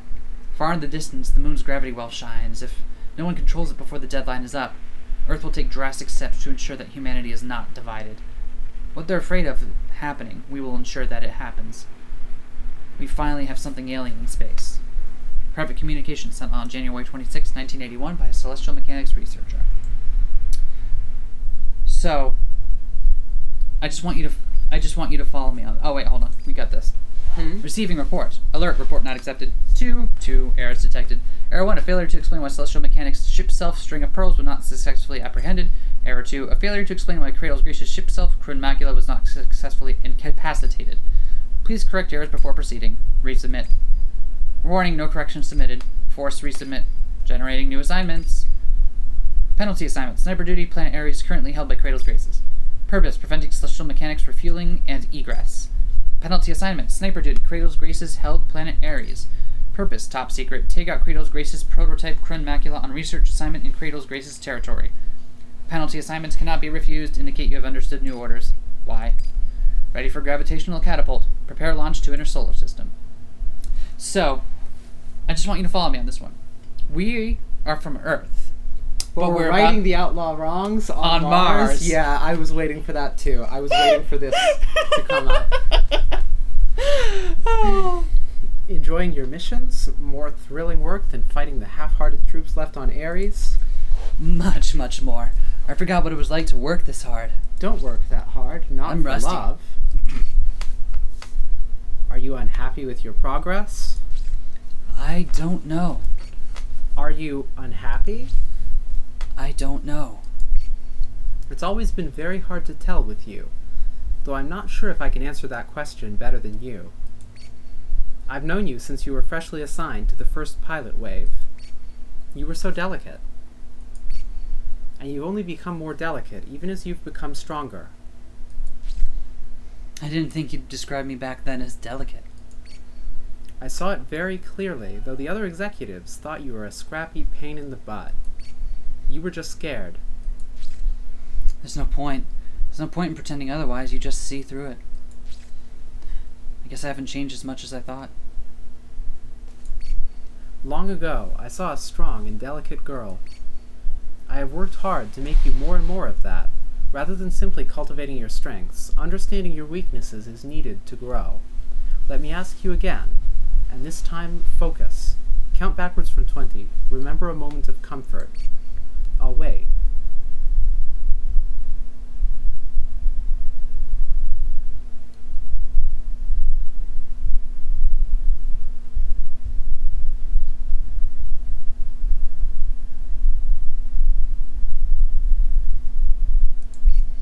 Are you happy or unhappy? I don't know. Because I feel like I'm on the cusp of something. It's frightening, yet it could be something amazing. That's a real feeling. Good girl. Are you blushing? Anyone would. I feel even more embarrassed than I did back then. Ah, that's an even better feeling to have. Hold on to that one. I don't really like Europa much at all. Yeah, no. No, kind of a dick. Yep. Subject, But Halamede. has good hair. I don't even agree with you there. Subject, Halamede 1. Origin leaked data packet. Author second generation pilot candidate interviews. H. Why me? Well, because you're special. A special kind of child. All children are special. That's true, they are. I'm not more special than those children. You think you might be. Special how? You're the top of your class already at such a young age. We think that you might be able to do things that other children can't. My sister's better than me at all those things, and my Aunt Europa when she was my age. We think you might be special in a different sort of way. Can you look at the box in front of you? Okay? Pass your hand over the box. Okay. Nothing happened. We're using an instrument to measure something that is very, very small, but moving it even so little that you cannot see it would be very important. How do I do that? You should not think about it. Just do it. I can't. I know you can. I can't. Your aunt and your sister could easily do as much, so you can do as much too. Oh, it moved. Did you get that? Yes, I saw it move. Literally saw it. Contact the director immediately.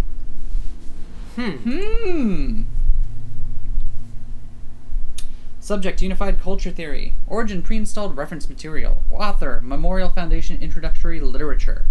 Unified Culture Theory is a brute forcing of defined solutions for the universe through the forcible elimination of all other possibilities. The theory is attractive to those who desire a beautiful, simple, endlessly complex solution for the universe. In order to develop this theory, there needs to be a solution for the Nix aversion paradox, which demands that anything not human exists in the Averse. The most compelling current premise for a unified culture theory under contemporary physical models involves a full integration of all available concepts, directed and established in such ways as to maximize benefit for humanity. This theory of everything speaks to the desire to know, understand, and master the universe while also incorporating a premise of universal love. Happiness for everybody, free, and let no one be left behind. Unlike tyrants of old that crushed alternate futures under their heels and only caused the existential enemy to blossom, such a unified theory would welcome and forgive all humanity and direct to benefit all things that are and all that might yet be. Weird. Alright. Rift in the Earth, after her maiden voyage, that's the Chronmacula again. Yep. Or 400mm kiss. Memorial Foundation deploys a certain sniper to stop escape and resupply routes to the resting Celestial Mechanics fleet. All Saturn needs to do is stay out of trouble. But what's the chance of that? Find out next time. Alright. Guard duty in Olympus City. Command is worried the Celestial Mechanics unit might try to escape while the fleet is launching, using the cityscape as cover. They've just given up on catching them on Ares if their only hope is them being that stupid. It's a ruined husk, and even Kratos Graces isn't clinging to it. It's like they cling to even the faintest sign of life on Mars. Excuse me, Ares. Well, it's boring, pointless work that no one wants to do, and it's Gotta make me wonder if someone's actually mad at me. You let the prototype escape Luna-Terra, and the most generous assumption is incompetence, which, from you, they have a hard time buying. It's not fair. I'm plenty incompetent. They should know that by now. You are only incompetent in the ways you wish to be. That's an awfully profound way to call me lazy. If you were simply lazy, you wouldn't go out of your way to find so much trouble to get in. And that's the reason why this assignment is so disastrous as a punishment. Okay, I hear you, but this confuses me. Shirt. Okay, This thing? Downwards belt? Okay, what does it connect that's to? a belt, necktie? Oh, wait, maybe it's a harness. Yeah, it is some sort of harness, but what's it connect to? I need to know what the rest of Europa's outfit is. I don't... Why is there an inverted triangle painting on the wall? Why not? Why isn't there an inverted triangle painting on our wall? Because... I don't know. We can do this if you want. I learned that very early on in your career. There's no way to make you sit still. Oh? Maybe I'll try it this time. There's this good sniper spot with a view of the whole city. I won't move from there. Why does it sound less like you are promising to behave, and more like you're going to brag about how much trouble you can get in without even moving? Either way, they're sure to put me back on the front, right? Ha ha ha. Saturn gets no-scoped by Luna-Terra. 360 no Let's go. scope.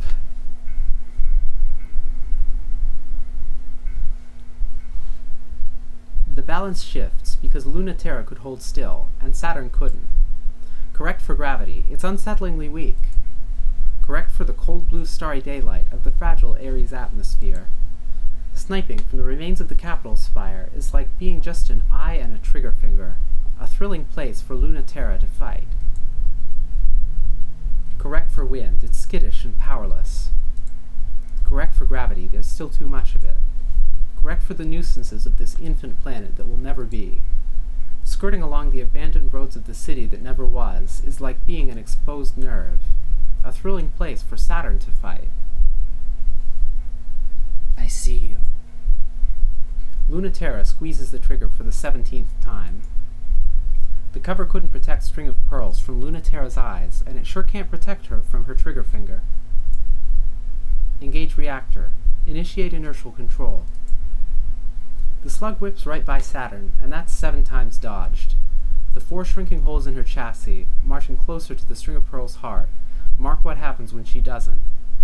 Getting shot still sucks. Saturn isn't used to it. Ha ha ha ha! That one was so close. That was really, really, really close. Tell me I'm getting better, right? No way it's just luck. You've gone from getting hit all the time to getting hit half of the time. That's better, but what you want is to be hit none of the time. Don't tell me what I want. Maybe I love being shot. I'd hit that. You wouldn't be the first. Wow, weird. You must fight some really problematic people. Lucky! Some pilots find interesting ways to pass the time. I kinda get the appeal. What else is there to do? If you didn't love getting shot so much, you wouldn't run around space shooting each other. If that's true, why'd you come here to fight? If that's true, why did you come here? There's nothing left to fight over on Ares for anyone. Give me one thing to do more fun than look demure and get shot at. Someone has to do the shooting. That tells me what position you favor, but it doesn't answer my question. I'm taking evasive maneuvers. If I dodge the next one, answer my question. I won't answer the first one, but I'll answer a different one. If you dodge. Saturn gets so quiet. She gets so still. Yet her heart is thumping. Her reactor is thrumming with resonance. It's obvious Luna-Terra is sniping her from the tower, the city's last and tallest building. But now suddenly, she isn't so sure. She isn't sure if she knows where Luna-Terra is, or if she knows anything about her at all. What did her face look like again? Hit. It's not that Saturn wasn't on the ready. She's baiting. She knows exactly what she's doing. Luna-Terra just guessed for the 1/2 second where Saturn wasn't ready, and slipped her solid light bullet in that space. The shot lands right in her throat. So for a moment, Saturn's just, I'm dead. But she's not. Then she hurts so bad she wants to die. But she's just mistaking the very different things the string of pearls feels instead of that. It's not really pain, but it's a feeling so overwhelming it shuts Saturn down like pain would. It's Fascinating, full of information. Sorry. Do you want to drive? no. Okay. Luna-Terra, you're not doing a very good job of convincing me to not try and get shot. I've heard that before, too. You sure are having fun. What makes you think that? Want to know how I know? When correcting for gravity, the impression you leave in space feels a little for a second like, well, someone might say it's like an eye roll, but I think it's kind of like a giggle, too. Maybe that counts as a hit. You don't win cat and mouse games by batting every time a head pokes out. Except somehow you do. You're good at making people not follow their own better instincts. You shouldn't be getting me to teach you to fight fair. You do much better like this. Aw, thank you. I don't fight fair because I have absolutely no idea how to fight. But this is why I hate you, Luna-Terra. You just don't get it. I want to beat you at something you're good at. You're really tough. Not your sniping, which can't stop me at all, but how you're totally impenetrable. You're doing something tricky. What are you doing? Still my question. My hit. That's the rules. Why are you here? Firstly, because I refuse to ever be bored, just like you. Secondly, wiping that smug expression off your face is my deepest desire, so teach me how to weave through your fire and sink my claws in you. What's the third reason? Not telling. I already gave you one for free. Nice dodge. My question, then. Dodge a real one first. Luna-Terra fires, and Saturn leaps forward directly into it. The bullet misses. Her tail sparks, and she thrusts through the atmosphere. How's that? Good work. But you have to keep it up. Luna-Terra lands a bullet straight through her legs, and Saturn crumples. But the moment her limbs heal, Saturn leaps again. She's ready for the next bullet, but not the one behind it. But that one's a clean shot, right through her. No stopping power at all. And she leaps through again, and is gone in the rubble before Luna-Terra can land another shot. Is that more dodges or more hits? Counterpoint, here's my opinion on getting shots so far. It fills my brain with overwhelming information, and barely stops me from doing anything at all, because I'm in control of an impossible space war machine. So, can you actually say you really hit me? Flawed argument. Really disappointing, and I was expecting a lot better. Am I losing? Can I ever lose, no matter how much you shoot me? I don't think so. I don't actually think so. This machine is never going to lose. You can pin me down. You might be so much better than me, I couldn't beat you in a million years, but I will keep trying and beat you with dumb luck. Maybe that is true. You never hit me. Why are you here? Did you know that there's a theory that ship selves can't actually be destroyed? You can break as much of them as you want, but the gravity engine will always pull it back into shape. As long as you're sufficiently tenacious, you can survive anything and try again until you get it right. So you do get what this machine is for. My least favorite person in the world came up with that theory, and this is the ship self to test it, so naturally, I know all about it. But it's true that no one has died. That's why they get to say that there's still no war in space. But is there love in space? Can anyone hear you scream in space? Dodging my question again? But in practice, wrecking a ship self until both the pilot and the ship give up is indistinguishable. Because you can become so broken continuing is impossible. Even if they can't kill you, you can be changed. You think you can do that to me? Or is that what you want to have happen to you? I have. To people who have much more fun with this than you do. Ha! This don't call it a war is nothing but play fighting. All it takes is someone not playing along to ruin it all. A solid light slug passes so close to Saturn's head, the heat chars her face black. But it's not a hit. She incremented to the left, 0.05 seconds before impact. Oh, you are getting better. It's definitely my question now. I'm still answering. That theory has not been disproven. It's more than likely true. But this is something you should know first. Your body can't be killed or destroyed, but it can be changed. When you're hit, truly hit, you're bent into a different kind of shape, and through that you can change. I think you should ask yourself if you're ready for that before you say what you want to play with me for real. Speaking from experience about that always bleeding wound on your ship self? It's not always a bad thing to change. Last one. If you can't dodge this, I don't think you're ready. Once again, Saturn feels Luna-Terra slipping away. She's not here. She's not anywhere. She never was. Once again, it's my... Hit. Electricity explodes from the target point and connects back to the origin. It starts from where Luna-Terra is, and when it connects back to Saturn fast as light, the course correction defines the pathway retroactively. Wow. An idiot. This is great. You're not supposed to be ecstatic about someone getting the best of you. That's my move. Sorry. But I was condescending before. Next time we fight, it'll be for real. What if I don't want to fight? Then that'll be real too. Neat. Ah! I'm loving it. Illuminati confirmed. Illuminati confirmed. So, I have to ask. How do you really feel about me coming back to Memorial Foundation? You were a loyal and efficient ace pilot for the Memorial Foundation for the entire Cold War, against our alien and ultimately irrelevant existential threat from beyond the system. Then you were perfectly loyal to the pilots left adrift by the decommissioning of the pilot program and colonization project. Now you're perfectly loyal to Memorial Foundation again. You haven't betrayed our side at all. That's a generous reading. You've betrayed plenty of love-struck pilots, but your political loyalty is impeccable. So even if Halamede doesn't trust or forgive you, I welcome your return. That's not going to be a problem? That she doesn't? Oh, she welcomes your return the most, but keep on your toes. That one I don't have any questions about. Keep your friends close and your exes closer. Except if you're not still suspicious of me for betraying Memorial Foundation, how about her? Oh, that I'll be mad at both of you about for a very long time.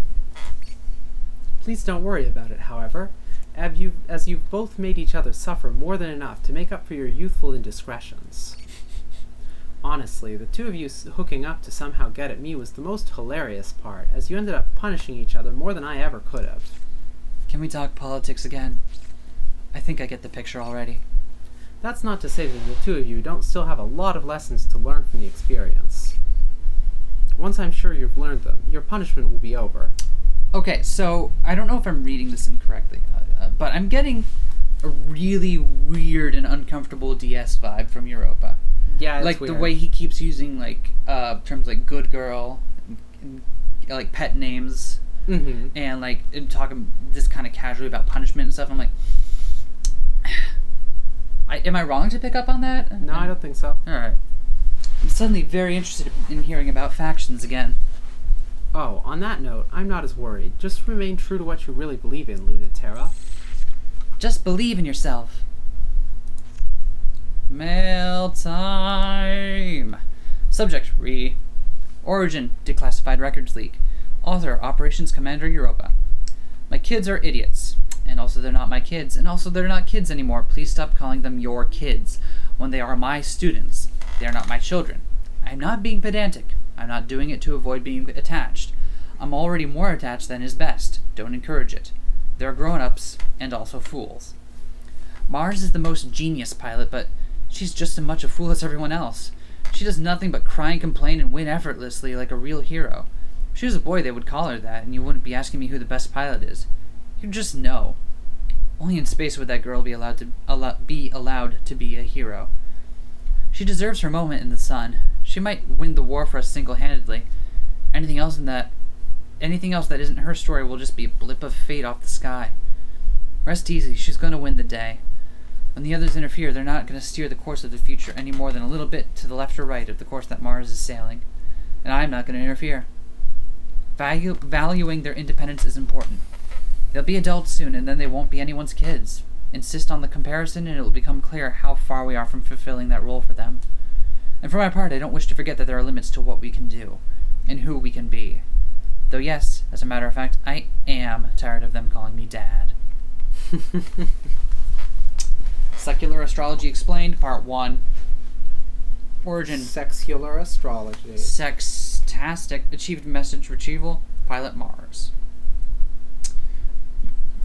I don't know why you suddenly asked about this, and I'm not the person who knows anything about it, but sure, I guess. I learned all this from Pluto, so you could just ask her? You're nervous, huh? I see right through you. Well, because I feel sorry for you, I'll tell you all about it. Venus, Luna-Terra, and Mars are the interpersonal distances. If Venus is the breadth of the body, and Mars is the blood, Luna-Terra is the flesh, and represents the skin-to-skin distance. That's why it represents family. The Earth and Moon are different, but they're parts of the same thing. A 2 in 1. Certainly the Moon also represents something different, but it's also part of us. When you think of it as a dark side, you forget that it's composed of your own same flesh. It's not your mirror, it's your back. Mars is the beneath the skin distance, and that's blood, but it's also, well, the ways that humans communicate, not skin to skin, but beneath skin to skin. Get it?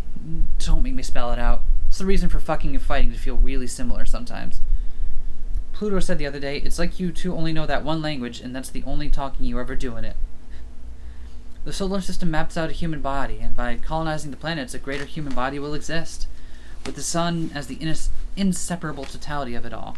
That's the philosophical justification, but it's kind of romantic, right? Maybe it's kind of fake, though. Thanks, Mars. Buddy. Rift in the Earth. Alright. Luna-Terra, cancel the launch. There are new orders. Really? I thought they were very insistent about this mission, and it's a good idea, so I thought I'd do it. There are new orders. We're listening to power, corruption, and lies. You can launch once we're done. The new orders are former members of Joy Division, but with a new lead singer. Stop! The new orders are Cradle's Grace's superweapon has contacted the base already. Send everyone except for Luna-Terra there immediately. Ah, I see. Well, prep the Mary Cresium for launch. Luna-Terra, even I have to say something if you disobey an order right in front of my face. But you don't disagree? Or you just stop me instead of saying something? A certain degree of questioning orders from the top is allowed. Given who's in charge, obviously. Halamede is just a foolish princess. Cradle's Graces is using that new weapon. That's all the more reason not to send randos who wouldn't stand a chance against it. You fundamentally misunderstand Memorial Foundation, Luna-Terra. Halamede leads the recovery effort because no one else is fit. Only that naive, conceited, foolish girl has the love required to bring humanity back to Earth. Naive, one-sided, and unself-aware love. Nevertheless, that is exactly the love that is required. It's for us to interpret that fundamental impulse in a way that will ensure strategic advantage. So I will ask you, does love motivate your actions? Is there love in your punches? Or are you just that eager to find someone to shatter you into orbit? Your connection with that pilot, and don't think I don't know about it or who she is. Which is it, guilt or love? Will you let me go if I say I need to see her to know? I would advise against it. Her love might be stronger than ours. That's possible. All the more reason you shouldn't get near it. Well, let me take that risk. Neat. Never forgotten, every story told. The balance shifts because Luna-Terra didn't hesitate, and neither did Pluto. Fourth planet from the sun, Ares, romantic red planet. It was the first planet the space colonization program wanted to make ours, and they wanted it to be so beautiful. Did they get their wish? It was a beautiful dream, but still a dream. By the time Earth had demanded the space program pull back, they were stuck, still halfway there after so many years. Yet, getting halfway there got them something beautiful, even if it wasn't enough. Hold on just one moment. What the heck is going on here? We should check how much space we have on the drive. Oh, we should still have enough to finish this recording. We should check how much space we have on the drive. Okay. See, we have 19 gigs. Okay. Yeah. No, like, I knew we had enough to finish these recordings. I really need to get some stuff out of here tonight, but... Okay. Yeah, we're good for this. I just wanted to double check, because that thing usually happens on mine when I am out. Oh, okay. Oh, ow, my throat. Do we need to take a break? Nah, it won't get better, so Okay. we should just go Do you with want some water? I've still got some. It won't get better. Okay. All right, let's go. Where life grows, and it doesn't grow most places, it's in a spring yellow-green that never could quite get to summer. Tenacious weeds spread all over the planet that will never be called Mars, and even they can barely breathe. Only stubbornness keeps life on Ares, and they would not even be able to endure if Cradle's graces didn't patiently tend to them.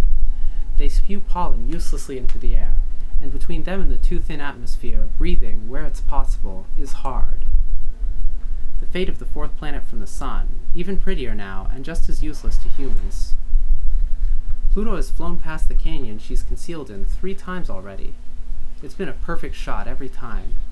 At noon, even with the sun shining directly on her, the flowers and weeds and their pollen keep her hidden. Should Luna-Terra squeeze the trigger or not? And what else is Luna-Terra supposed to do? How can she dare to take that shot with Pluto looking so beautiful? How can she not? Why is she trembling like that? Does she know? No. Luna-Terra realizes she's the one trembling.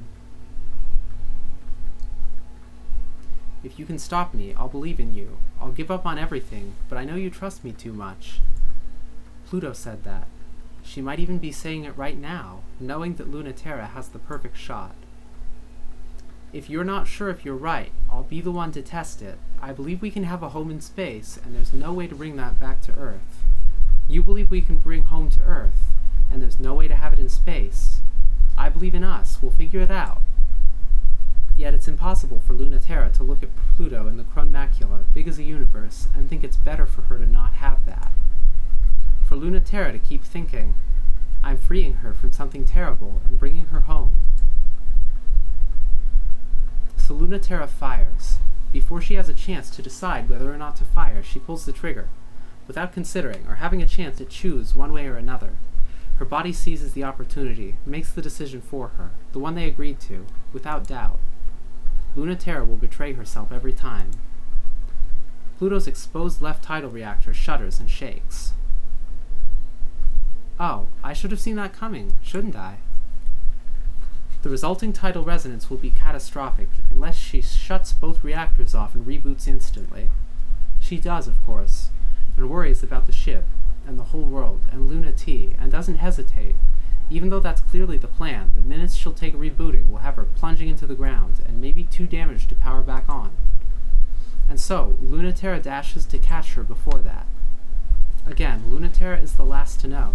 She's doing it before she decided if she should do it or not. A coward who cannot commit at heart, at least commits to not committing, without thinking about how contradictory or ridiculous it is. Pluto's comms are off, so she doesn't have to yell at Luna-Terra about why this is so stupid, or how she needs to grow up, or do anything but fall and be secretly happy she's still charmingly stupid. I like this effect for the falling. Yeah. That's very good. The Mari Crisium looks very funny, trying to catch a ship this much bigger than her. Her engines flare, strain, start to break from trying to slow the fall. Her wound bleeds freely. A tattered, tangled mess, falling down too hard, crumples in the weeds of Ares, nestles at the canyon bottom. It may not be a livable planet, but it's a soft one. It's not hard to breathe for very long, but it feels nice to lie in, ship or body. Sometimes it feels like nothing could be worth giving up a ship. But this isn't so bad. Luna-T. Luna-T, are you awake? Yeah, everything hurts a lot. I gave you some painkillers. Do you need any more? I can't fly on them. You're not going to fly without them either, Luna-T. Your engines are melted. Oh, right. I thought I did something stupid, but I couldn't remember what it was. It was a breathtaking sequence of poor decisions. When I said I wouldn't be satisfied or forgive you until I fought you on Ares, I meant when I kicked your butt. Kicking your own butt doesn't count. As usual. Sorry. Do you want me to move? Why? Do you want to get up? Waking up with my head in your lap feels like you're rewarding me for shooting you down. You can be mad if you want. That's one thing. This is another. There's just nothing else to do with you. You did the right thing or tried to. And then you did the right thing again, or tried to. You wanted to do the best thing for you and me, but you couldn't decide what it was. There's nothing I can say to that, and it's already done, so just lie there already. I might not get another chance, you know? You can hold so much. I'm in awe every time. You're the size of the universe. You see everything and everyone, and you hold all of it. Everything's precious. Everything's worthy of you. I'm not. I can't. I'm small. I'm small and scared. Smaller and more scared than you. Don't say I'm not. Okay. I won't. Never again. I'm sorry. You're small. You're just you after all. You have to mean it. You're huge to me, okay? That's okay. I should be. I hear everyone and I can't ignore it. It feels like I'll die if I do. It hurts too bad. I listen to your voice more than any other. Your heart is more important to me. Isn't that proof I'm selfish too? But I'm going to fight with everything I have for those voices, even against you. I just know that no matter what, we're not going to get what we want. If I let myself slip, I'll trust in your future instead. I know we can't beat Memorial Foundation, so I can't afford to blame you. I can't do anything if I can't trust you. It's way easier to hate me. It's what normal people do. I love not giving you that satisfaction, Luna-T. And you really should give up on me ever being satisfied with happiness just for me. Sure. I know as well as you there's no welcome waiting for us on Earth. I don't know if we'll be happy there, but I couldn't live there without... Well, if you get a miracle, I won't fight that either. My heart isn't big, but if you ruin the Memorial Foundation, I'd forgive you. I mean, who wouldn't? I too want to be free of Earth. To be free of 9.8 meters per second squared forever. Are you really sure? I think even that victory will be impossible, even if we win it. But maybe you actually have more faith than me? I think we might not make a happier world. But you can learn how to be happy anywhere. Even Earth. On Earth, we were tied down by the weight of the world. I won't go back to that, even if I go back to Earth. There are two ways to do that. Make a home where we set the rules. Or bring a new law of gravity back home. If only all of us were as precious and powerful as a planet. But I can take the shape the world requires of me, if that's all we get. That's not true. For you especially, it isn't true. You were the one who didn't let Earth's gravity choose your body. And there's the trans subtext again. I wouldn't have been able to choose if you hadn't shown me. More? That's Nice. a victory they can't take back from us.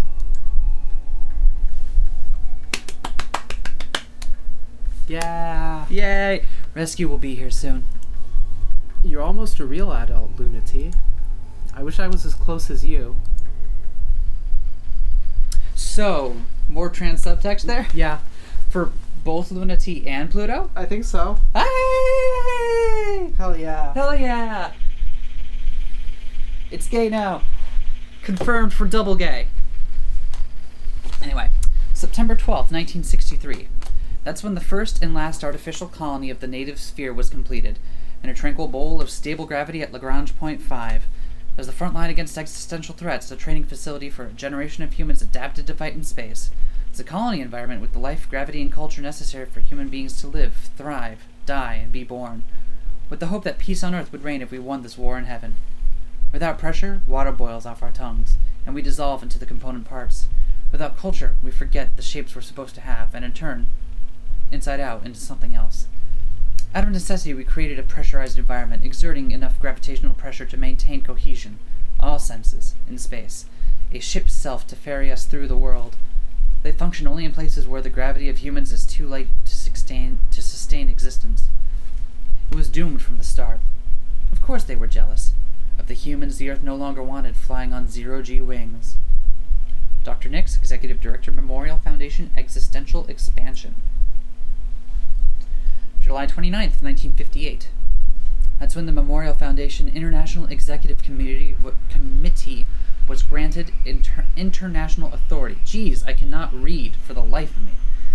In the spirit of unified human peace and the verified presence of an existential threat outside of the solar system, to establish a cultural, military, and scientific response to existential threats. No longer confined to Earth, a growing native sphere where our gravity reigns forever. Safety, research, and expansion, the three pillars of the Memorial Foundation's space branch, will protect Earth from without as it has from within.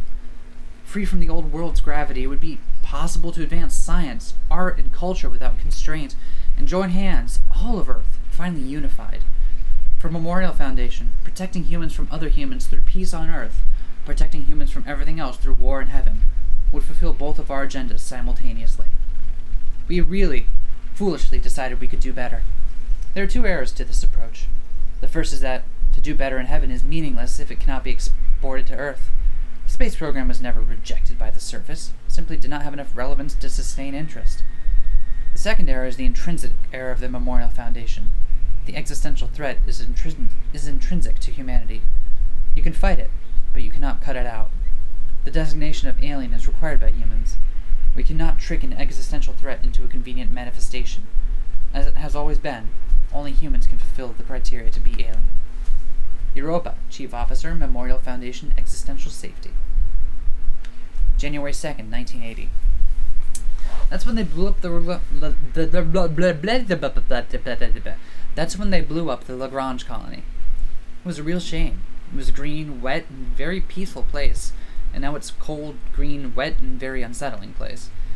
It's where we did a lot of legitimately incredible things, like create sustainable tidal reactors, new culture, experiment with human bodies and human development, manufacture self-sufficient alter egos for space exploration, and did everything other than successfully combat the unknowable existential threat. Earth and the Memorial Foundation surface considers that a failure, but in truth they're just not trying hard enough. Through gravity, humans decide what is real and what is not. Humans cannot make whatever they imagine come true, though through imagining, humans chart out what is true. They invent, with human effort, what exists. If an existential threat doesn't exist, we just have to make one. But of course it doesn't work like that. Nothing could be more difficult than creating something alien. Our only reference points are human, so the idea of something alien is unimaginable, because we cannot imagine outside of those terms. There's a certain degree of misunderstanding needed for humans to successfully classify something as alien. But before they blew it up, we got very close. Iapetus, Executive Director, Memorial Foundation, Existential Research. Okay. Break time? Break time, snake time. We're going to take a quick break. And welcome back. Sorry, by hour 5 it's getting a bit stressful on the throat, so we had to take a short break. Yep. However, I am pleased to inform you that the island of Nantucket is approximately 14 miles long. What if the Nantucket Nectar's facts just started getting weirder and weirder until it became clear they were describing a reality almost, but not entirely, alternate Like to our own? an entire ARG told entirely through Nantucket Nectar's bottle cap facts? Yes. Someone get on this. I want this is the reality we want to have. Also, Nantucket Nectar sponsor us. I will drink your drinks on every single fucking time we record because they are delicious. I feel like no matter how many times you ask soft drink companies to sponsor us, it's unlikely. I know, but I can dream. Okay. Receiving report. Provisional acceptance of pilot mission completion. Incoming alert all Memorial Foundation troops. Abandon Ares frontline. All units immediately rendezvous with main fleet. The Pilot Academy Lagrange colony on the way to Celestial Mechanics Moonbase. Generating new assignments. Provisional assignments. Special operations mission. Secure Lagrange point. Apparently taking a break hasn't improved my reading comprehension. Secure Lagrange colony as possible launch point for Celestial Mechanics hit and run tactics. Provisional assignment. Special operations mission. Destruction of obsolete Academy research technology before it falls into the hands of Cradle's Graces. Provisional assignments will reduce your penalty status. Indicate you have understood new orders. Why? Ready for gravitational catapult. Prepare launch to Lagrange point 5. Hey! Let's do some comms. Do we get along better or worse than back then? Let's talk about something else. Oh, is it really so bad these days? We don't get along because we're too much like each other. We used to be so different. What happened? I got older and learned a lot. It's enough to make me more like you. You're not giving me enough credit. Really? Do you think I'd blame you for being too good at teaching me the same lessons that made you who you are? Well, I'd always hoped. I'd blame you if I felt like it. There's nothing to blame you for. Nothing you warned me about turned out like you said, so I stopped paying attention to any of your advice. I thought I was too smart for the rest, so it's just a coincidence we ended up like each other. I never minded your lessons. Are you sure? I was a harsh teacher. Are you really glad for it? I'm happy for everything I learned. Not for everything you taught me. I mean, it wasn't like you were wrong. Everything you said would happen happened, but none of it happened like you said it would. I followed your advice to the letter. If I followed your advice to the letter, it wouldn't have helped me at all. It was all just different enough. So I came up with my own answers. It wasn't until I looked back on them that I realized it was exactly what you would have done. Fair, I suppose. I should count that as success for me. But also, due to your effort, for you. That's just what I wanted, though. I certainly never wanted a carbon copy of myself. I wanted you to improve on what you'd been handed. Did you think you did a good job? Shouldn't you be asking yourself that question, since you're the one in charge of the education? I was afraid you'd say that. Don't come to me for answers now, of all times. Well, at least there's plenty of time left for me to turn out right in the end.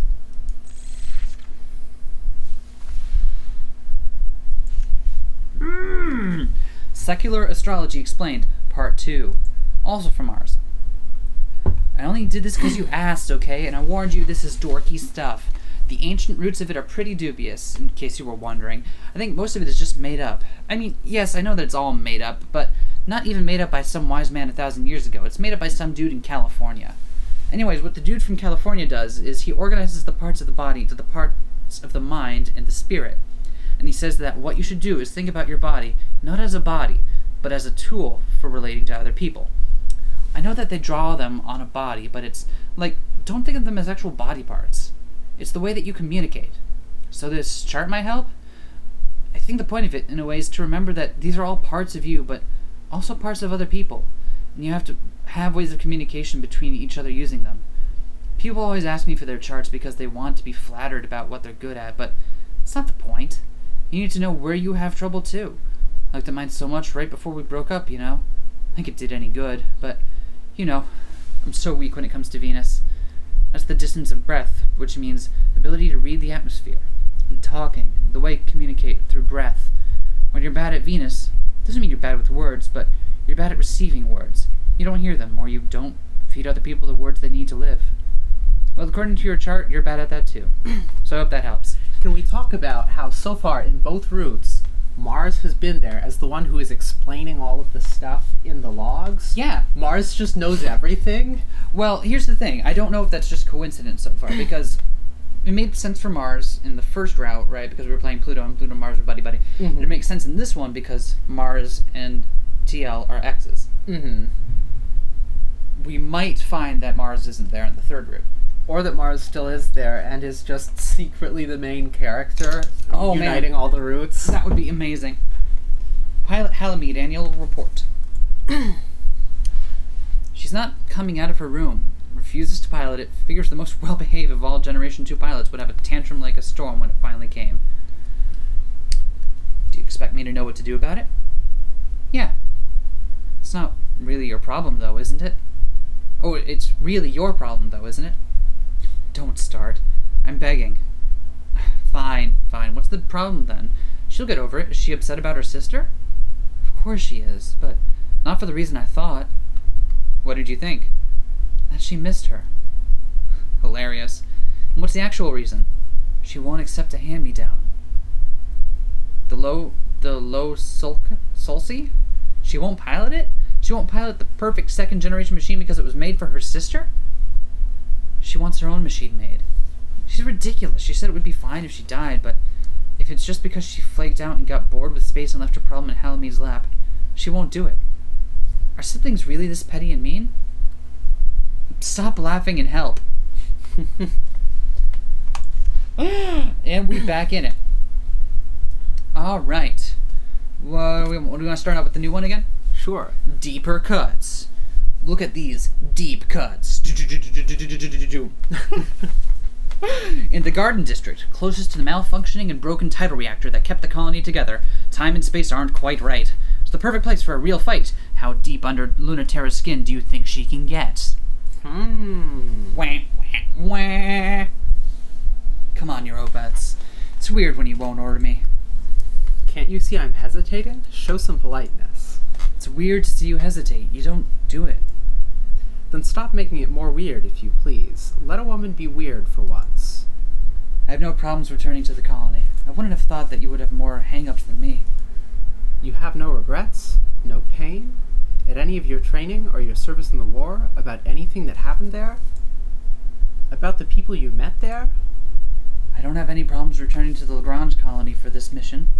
The academy where you shaped us all. No, I'm happy to put it to rest. I was a real idiot, so I don't mind seeing it trashed. Or trashing it a little more to stop that celestial mechanics pilot from taking back the Lagrange reactor. Ah, you've taken an interest in Saturn. Professionally. She's a dangerous enemy. She was in Iapetus's division, but yet she was, yes, very clever. The Lagrange reactor is a worthless shard of nostalgia. Iapetus must be truly egomaniacal to send that prototype unit after it. That's a bad sign. The worst fights always happen over something worthless. It's certainly a trap. But you know that.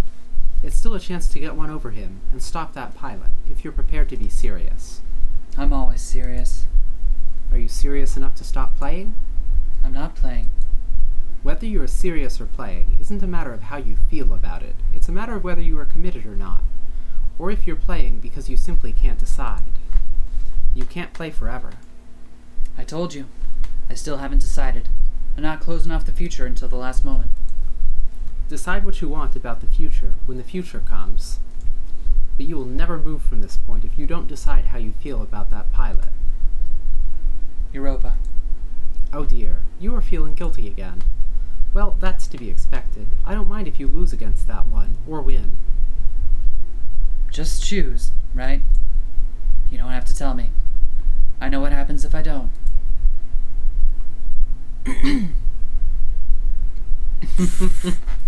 Fight for real in a fun way. What if the text of the two routes is identical, except with more scare quotes in the other one?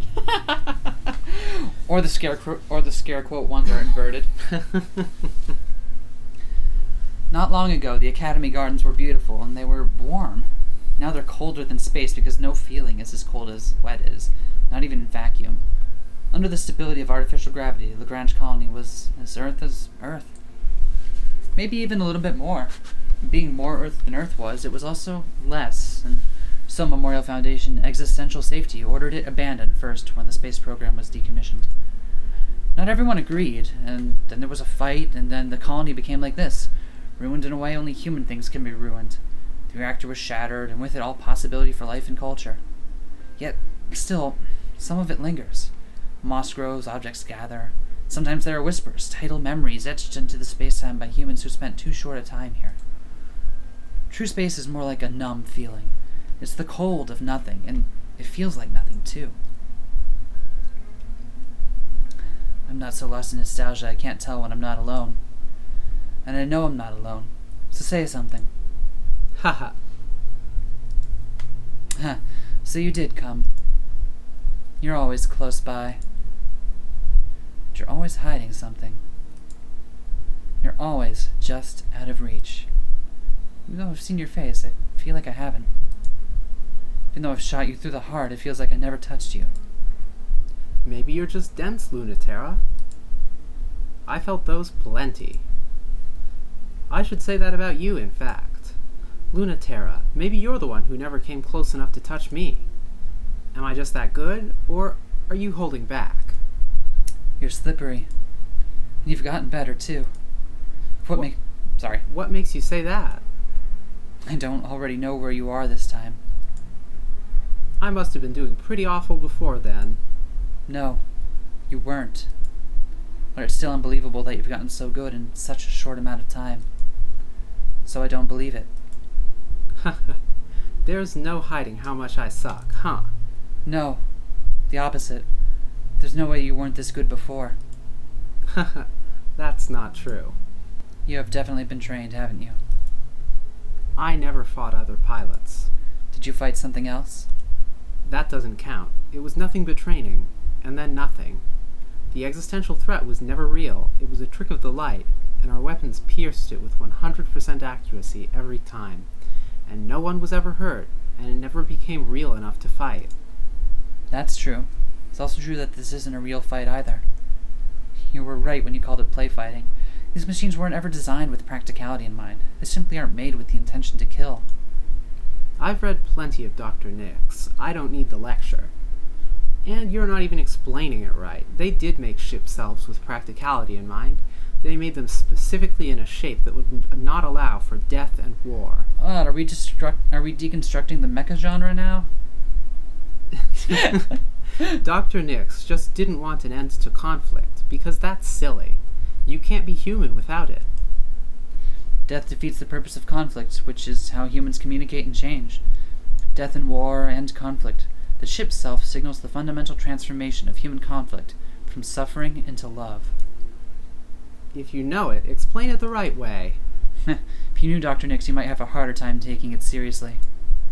I'm not part of Cradle's Graces for a reason, you know. I'm not that dumb. Not that I don't get the appeal of wanting to be that dumb. Just kidding. No, I do too. Pluto has that effect, doesn't she? Yeah, I feel dumb every time.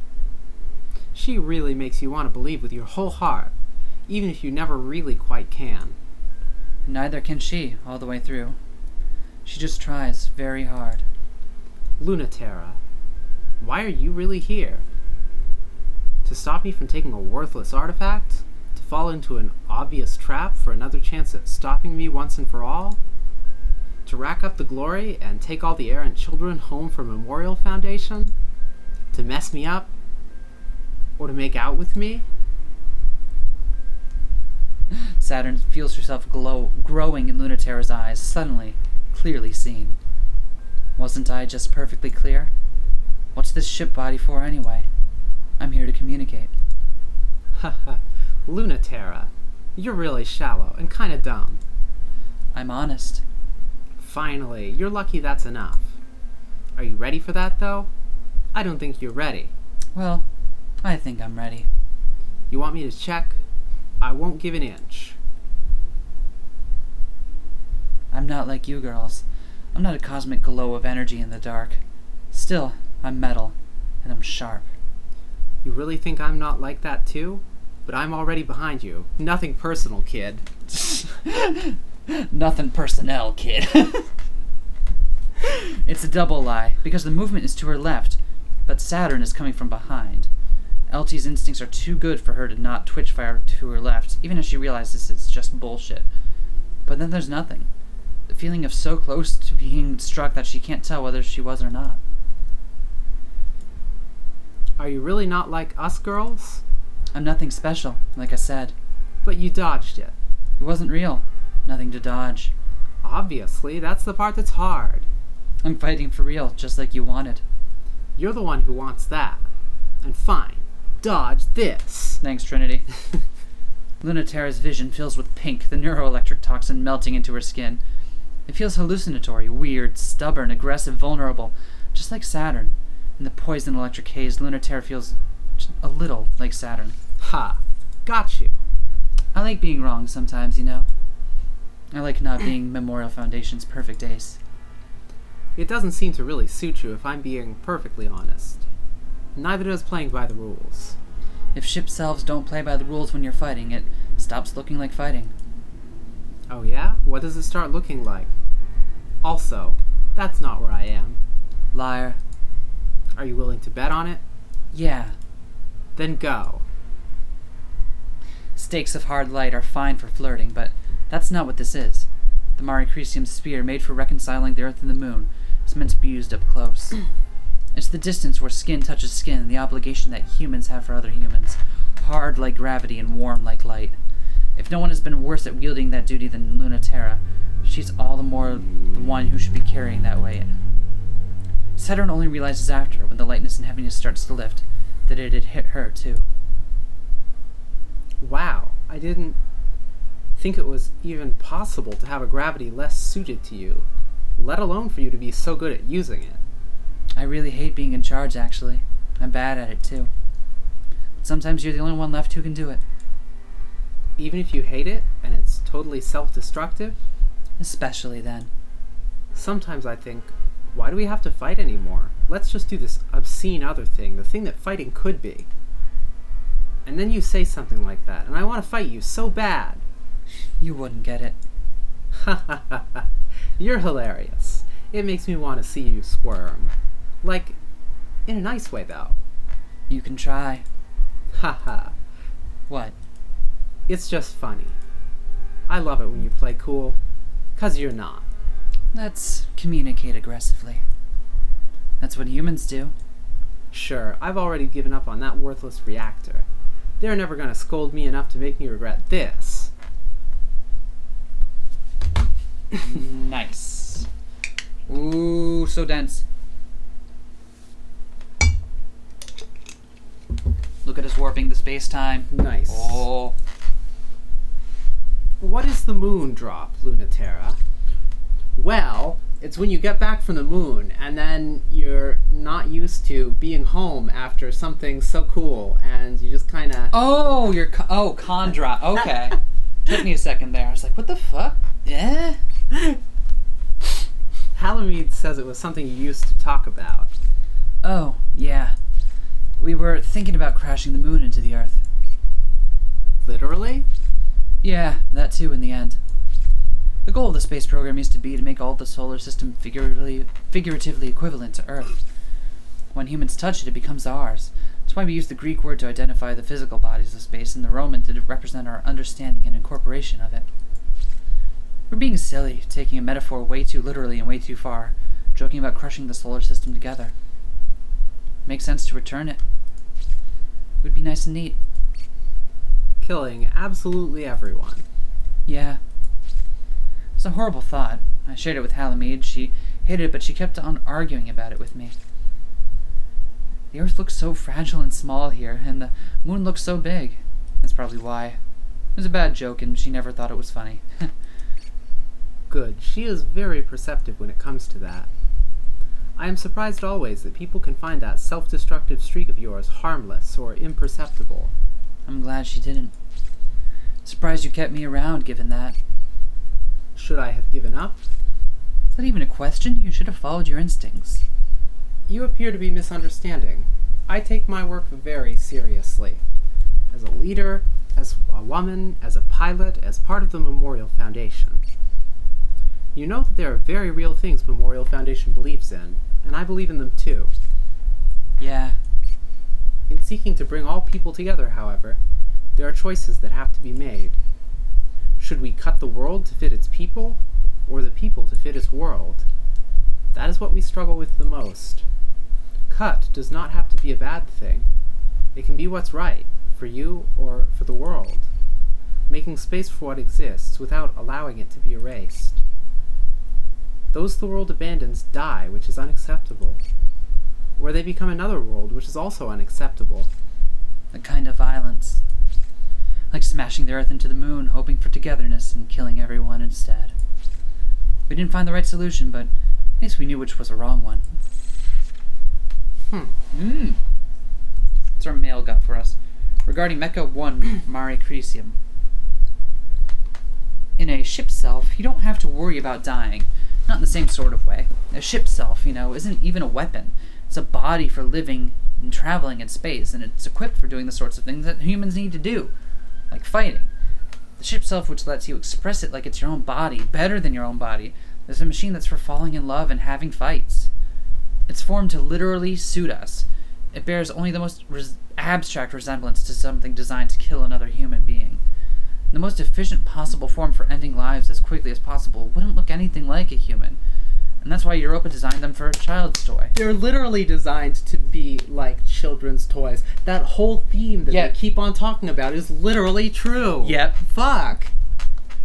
The ship self isn't a perfect form of war. It's a form that by nature turns war into something else. Part of this is due to humanity's relative weakness in space, separated from the origin of our gravity. Even with the power of a tidal reactor, we've barely come close to developing a ship self with gravitational and metacultural authority equivalent to a human being's on Earth. While humans on Earth need to devote most of this authority to keeping their shape, identity, and differentiation from other humans, lest the IT fields start to slip. A ship self is less authoritative than even this, so in space they have far fewer restrictions than humans on Earth. If a ship's self were to make a planetfall, it would be crushed under human pressure and rendered lifeless. Subject, Iapetus Evaluation, Origin Memorial Foundation Executive Committee Minutes. Author, Operations Decommissioned Chair Europa. No. It's gratifying to know that you share my suspicions as well, so I understand that it's the purpose of this committee to prepare for any eventuality, and that this particular possibility hadn't crossed your minds was beginning to worry me. Oh, I'm no less worried now, but you're asking how to deal with Iapetus. That sense of superiority that he is not a weakness. It is truly dangerous, not just unpleasant. If he seems gracious or forgiving about a loss, it's only because he's utterly confident that he will eventually be able to surpass you. But he's a realistic man. He will find the easiest route. Merely coming out on top in the end is enough. He wouldn't consider the quality of how he got there. In fact, it would reinforce his sense of superiority to know he surpassed you without having worked as hard as you did. He's shockingly good at predicting others, except for the moments in which he has wildly underestimated one. These fascinate me in particular. He can be so uncanny when it comes to gleaning specifics from trivial behavior, and then he is blindsided by the most obvious conclusions. His lack of respect for inferiority is quite stunning. His win rate without having it should appall anyone with the general respect for human beings.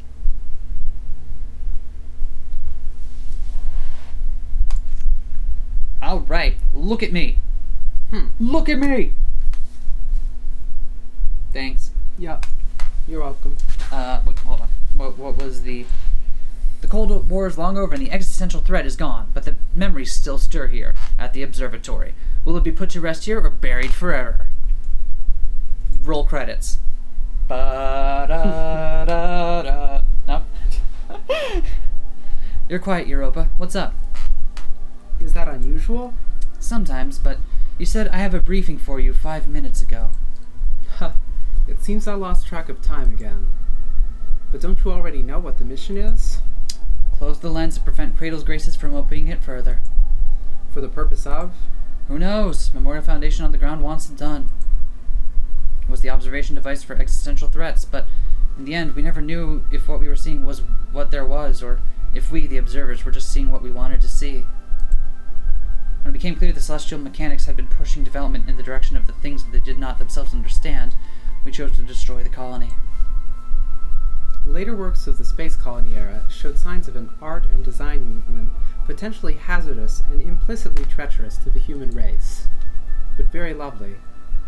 I wish we hadn't caught on so quick. Memorial Foundation on Earth would be loath to admit it, but it's possible it did and does in fact work, in one or more ways.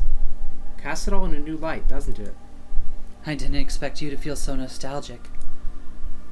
I have some happy memories of the Academy, don't you? Yeah, some. But I'd rather move forward in any way at all than keep dwelling. That's always a virtue if you have learned from it. And you're not just trying to forget. Keep your advice to the mission, and not me. Well, I only have an interest in the success of those two things. In one of those two things. Sorry. It's alright. Sort of fight you don't need robot. The gate collapses in nostalgia and disaster.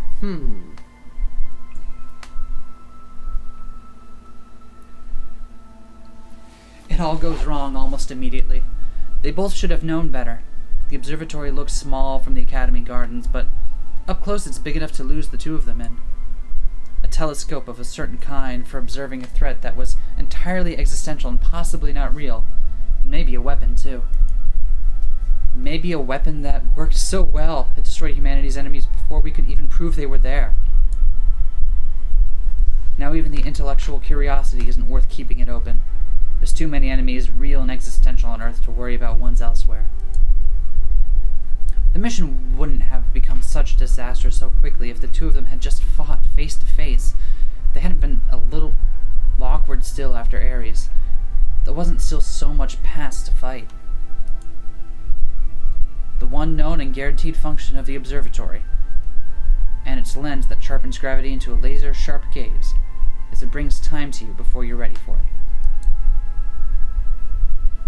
Luna-Terra knew she'd never be able to stop Pluto if she saw her face to face, so she went directly to close the observatory's lens. Pluto knew she wouldn't be able to stop her face to face, so she forced the eye to stay open with gravity alone, rather than confront her. A stubborn, Indirect fight. Like two children pulling on a toy until they tear it in half. And that's what they did. Push, pull, tug until the iris cracked, contracted, stalled, ground to a halt, exceeded its limits and shattered and collapsed. Even without the gravity of the colony's tidal reactor, there's enough gravity to, and condensed in a single point, cause disaster. Move, Pluto! We have to get out right now.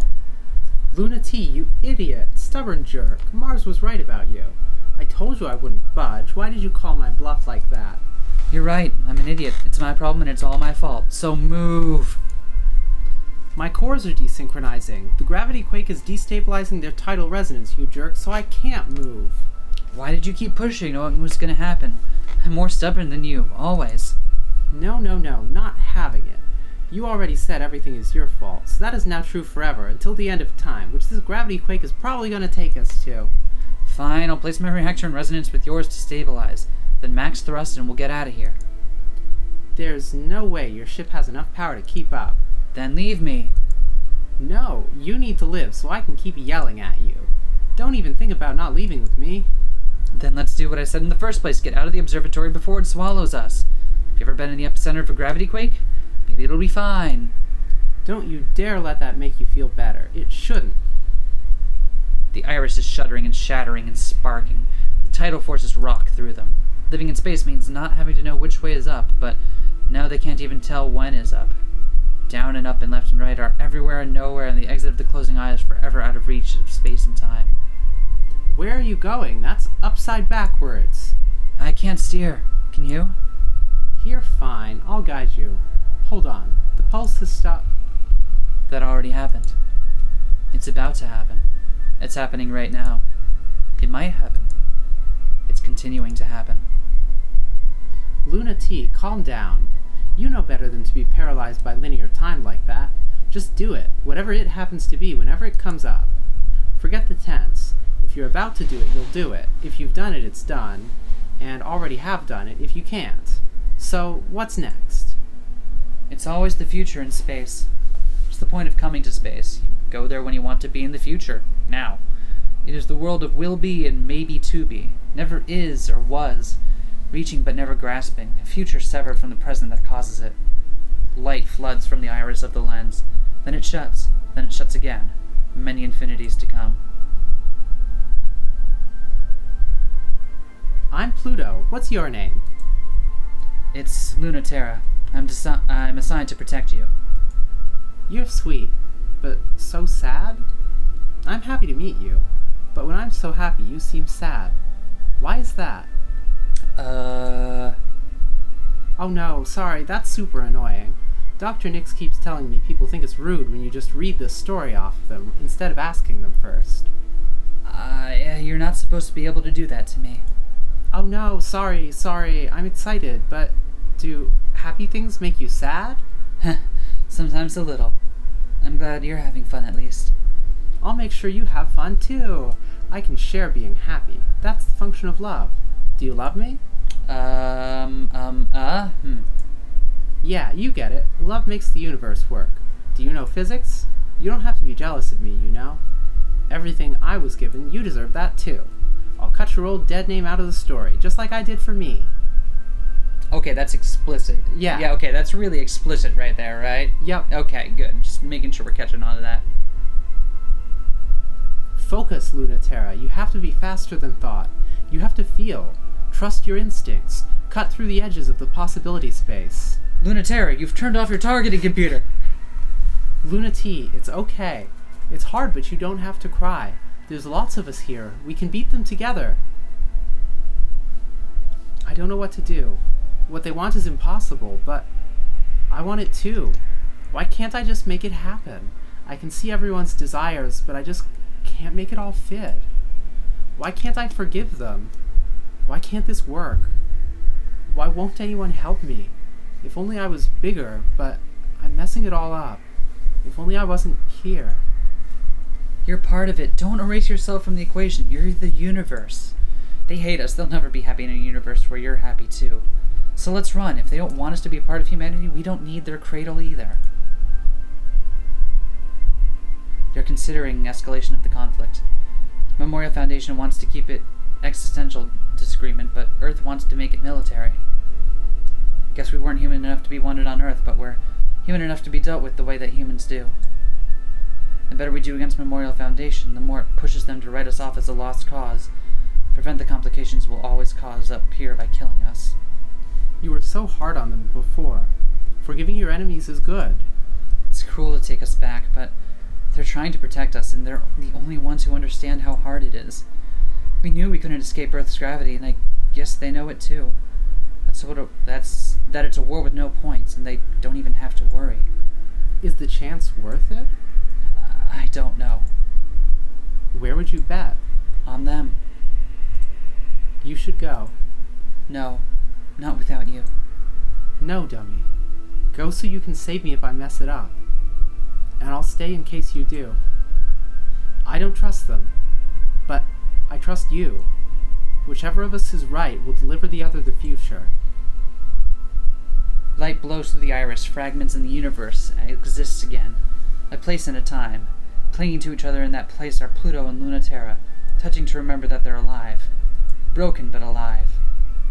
Pluto, you okay? Of course not. We were almost swallowed up by time and space. And I almost lost you again. And I had to go through it all again. Everything. Me too. It was hard. It was so hard. But we did it. We messed up. There's no fixing it. But who cares? You're still here. I'll still fight you. To the end. But just so I can know it's for real. So you can stay like this for a little. If you want to. Yeah. It's January 30th, 1981, and the day is almost here. The deadline to save everyone who came up to space with us, fought with us, tried to bring everyone up with us. If we shut down the lunar gravity well, there won't be any choice left. The power that keeps our ship's selves in check will fall apart, and we won't have anywhere else to go but home. If we kill the dream, no one will die. We really, really hope that's true.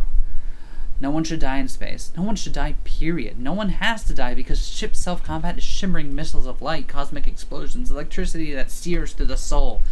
Blade sciences impossible for a human to produce. Dances of combat without end. A fight against ideas with toys. Human would never show that sort of compassion to each other. Earth's answer is a single atomic particle fired at near light speed directly into the cockpit core. A true weapon from a military force. The quickest, most efficient, instantaneous, unavoidable way to kill a human. The most boring way to possibly die. No drama, no meaning, just nothing. Luna-Terra, Memorial Foundation Ace Pilot. January 30th, 1981. In the end, they might get everything they want, in the way that no one wants.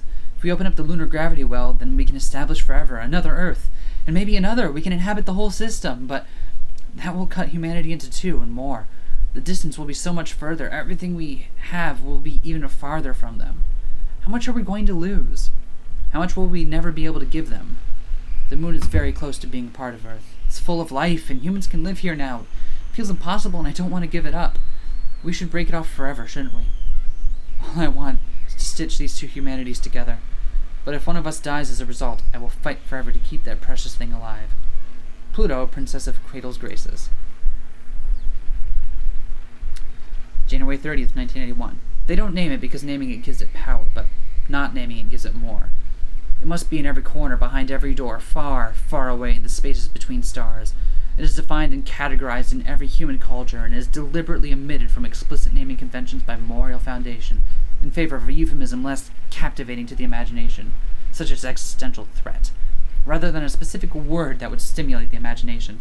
But a trick like this will not work, and the euphemism is a hollow void that can hold all fears and possibilities. Through gravity, humans decide what is real and what is not. But what is not does not stop existing, and it, like humans, can decide. It's this kiss of universe, everything that humans can imagine, but can't become. The shortcut to attaining it is to forsake everything that humans already are. If a bunch of idiots get tricked into going there, it would make a very convenient enemy for Earth. And it's their real fear. Before that happens, I'll tell you a little secret. Ready? Saturn, Celestial Mechanics Test Pilot.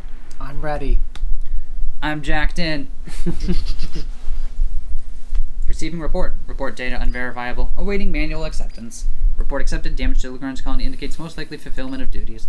Incoming alert all Memorial Foundation troops. Prepare for landing on moon base. Alert. Cradles, Greases, and Celestial Mechanics troops have seized control of the gravity well. We must prepare for the confrontation we have always feared. But there's still hope. We will bring everyone home. Safe. We have Earth on our side. We will be prepared. Generating new assignments. Assignment scouting mission verifies status of Earth-controlled autonomous military units. Assignment free time spent as you wish before the final battle. Your record is clear. Indicate you have understood new orders. Why? Ready for gravitational catapult. Welcome home. Interesting. You've had more than a few fights with that celestial mechanics pilot at this point, haven't you? Yes, fights. Exactly. You've really met your match.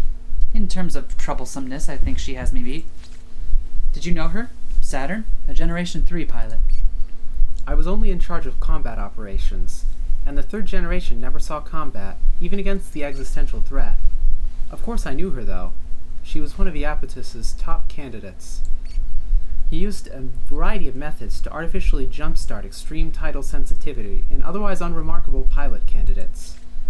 I thought none of it worked. The first ship selves had manual controls. To bridge the gap between your intentions and the energy of the tidal reactor is a complex language, a conversation between yourself and the machine with advanced mathematics. You use your hands, but it is a fundamentally mental approach. Dr. Nix wanted to achieve communion through the soul. Iapetus, however, felt that direct interface with the body would be the most efficient. Teach the body, and the mind and soul would follow. Sounds dangerous. Also, made up. It's all made up. There is nothing inherently wrong in using the body as a primary medium. However, he inflicted the intentions of the ship selves on the pilots, rather than teaching them to express their intentions outward. He wanted subjects, not actors. It's impossible to read the rhetoric of his methodology any other way. Was Saturn particularly resistant? Is that why she was downgraded from primary candidate? No, she was intensely loyal, like another pair of hands and eyes for Iapetus. It was the opposite. She accepted all of those intentions perfectly. She was perfect. You see the problem, don't you? A doll like that doesn't have the will to compete in tidal conflict. Why are you telling me this? He realized in the end he had crafted someone as boring as he was. Ah! Ah! It took a long time for you to learn how to be a person after having been forced to be someone else. Knowing turn towards the camera, turns back to game. Don't forget how to be tender to Hellions, Luna-Terra. Subject, lost story. Origin, ambient tidal forces. Author, a rivalry. I'll be AUBB. Okay. I was waiting for this chance. Me too. Thanks for obliging. Wait, should we do A and B pilot voices? I don't remember what the pilot voices were. I was waiting for this chance. I don't remember what mine was. Okay, though. that's fine. Me too. Thanks for obliging. Anytime, but I'd love for this to be the last time. Oh yeah? Do you have a plan for arranging that? Or are we just gonna fight forever without end? Do you win when your win ratio tips over 50%? It's climbing for sure. I can't deny it. You're slipping. Getting lazy? I'm just bored. I don't want to win an argument. I don't want to win a fight. I just wish you were dead, okay? Me too. I can't kill you. And I don't really want to either. Well, same. Man, don't talk like Neith. You know that pisses me off. Don't say their name then, maybe. Maybe they died because they were tired of us having the same fight over and over again forever? Are you kidding? They lived for it. Man. What a bitch. I know, right? I really miss them. Me too. Want to fight about it? Man, geez, sure, I get it. Subject, fuck space. Origin, ambient tidal information. Author, a loss. You know what? Fuck space. It's complete garbage. Secret no one here ever wants to admit is that space is boring and empty and it's desolate and lifeless. It's not romantic and it doesn't care about us.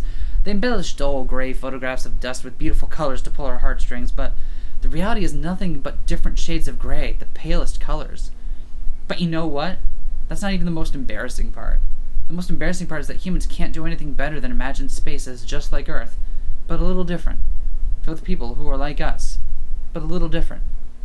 Well, hey, guess what? That's just Earth, idiots. You're projecting.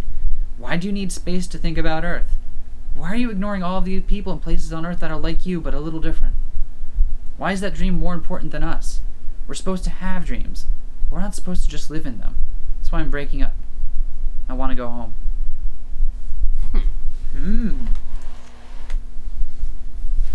All right. Well, what if we do... I think this one feels more final, right? Like, I know we do both, but Alright. that's the climactic one. I don't know. We don't know what this one is, so... Well, one was meant to be final battle, and the other was free time. perhaps. Let's see. Whoops, hold on. Plastic versus metal.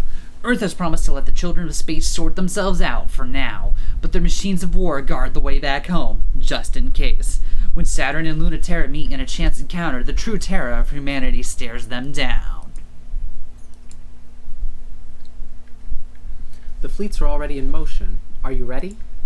No problem. I'm only worried about that trickster from Celestial Mechanics. No end of trouble.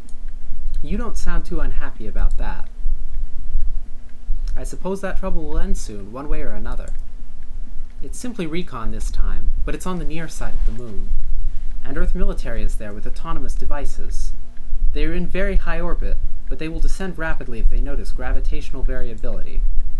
The ship itself is a shape intended for humans to exist in space, outside of Earth's pull. It isn't intended for war. The military is here with that most direct of intentions, so don't let them achieve it.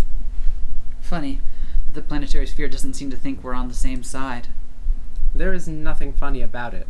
We are not on the same side. We are complicating the problem. We can't let it go as much as Cradle's Graces or Celestial Mechanics can. Earth has graciously allowed us considerable leeway in dealing with the closing of the space program on our terms. Broken and naive as they find us, Memorial Foundation International begged them to let us try to bring the wayward children back home bloodlessly. So we should be thankful that they are just watching, and not descending to rout us. Most of Earth would find any loss of human life to space unacceptable, but less and less of Earth considers us fully human. So the mission isn't just to protect any stragglers from getting themselves killed by the forces we're trying to save them from? You don't think we can trust them? If I trusted them to handle it, I would not have led you, the children of space, to fight this conflict. Do you think we can do it? Bring everyone back to Earth? There's a reason I am not having you interfere with the opening of the gravity well. Everyone will be in one place at least. What Celestial Mechanics and Cradle's Graces hope will be their salvation What Celestial Mechanics and Cradle's Graces hope will be their salvation could be ours too. Nailed it. Those good old See? garden path sentences. Boom. See, now you're getting some of me stumbling over it. We're on a tight deadline for something that might be that impossible. Win what's in front of you and worry about that later.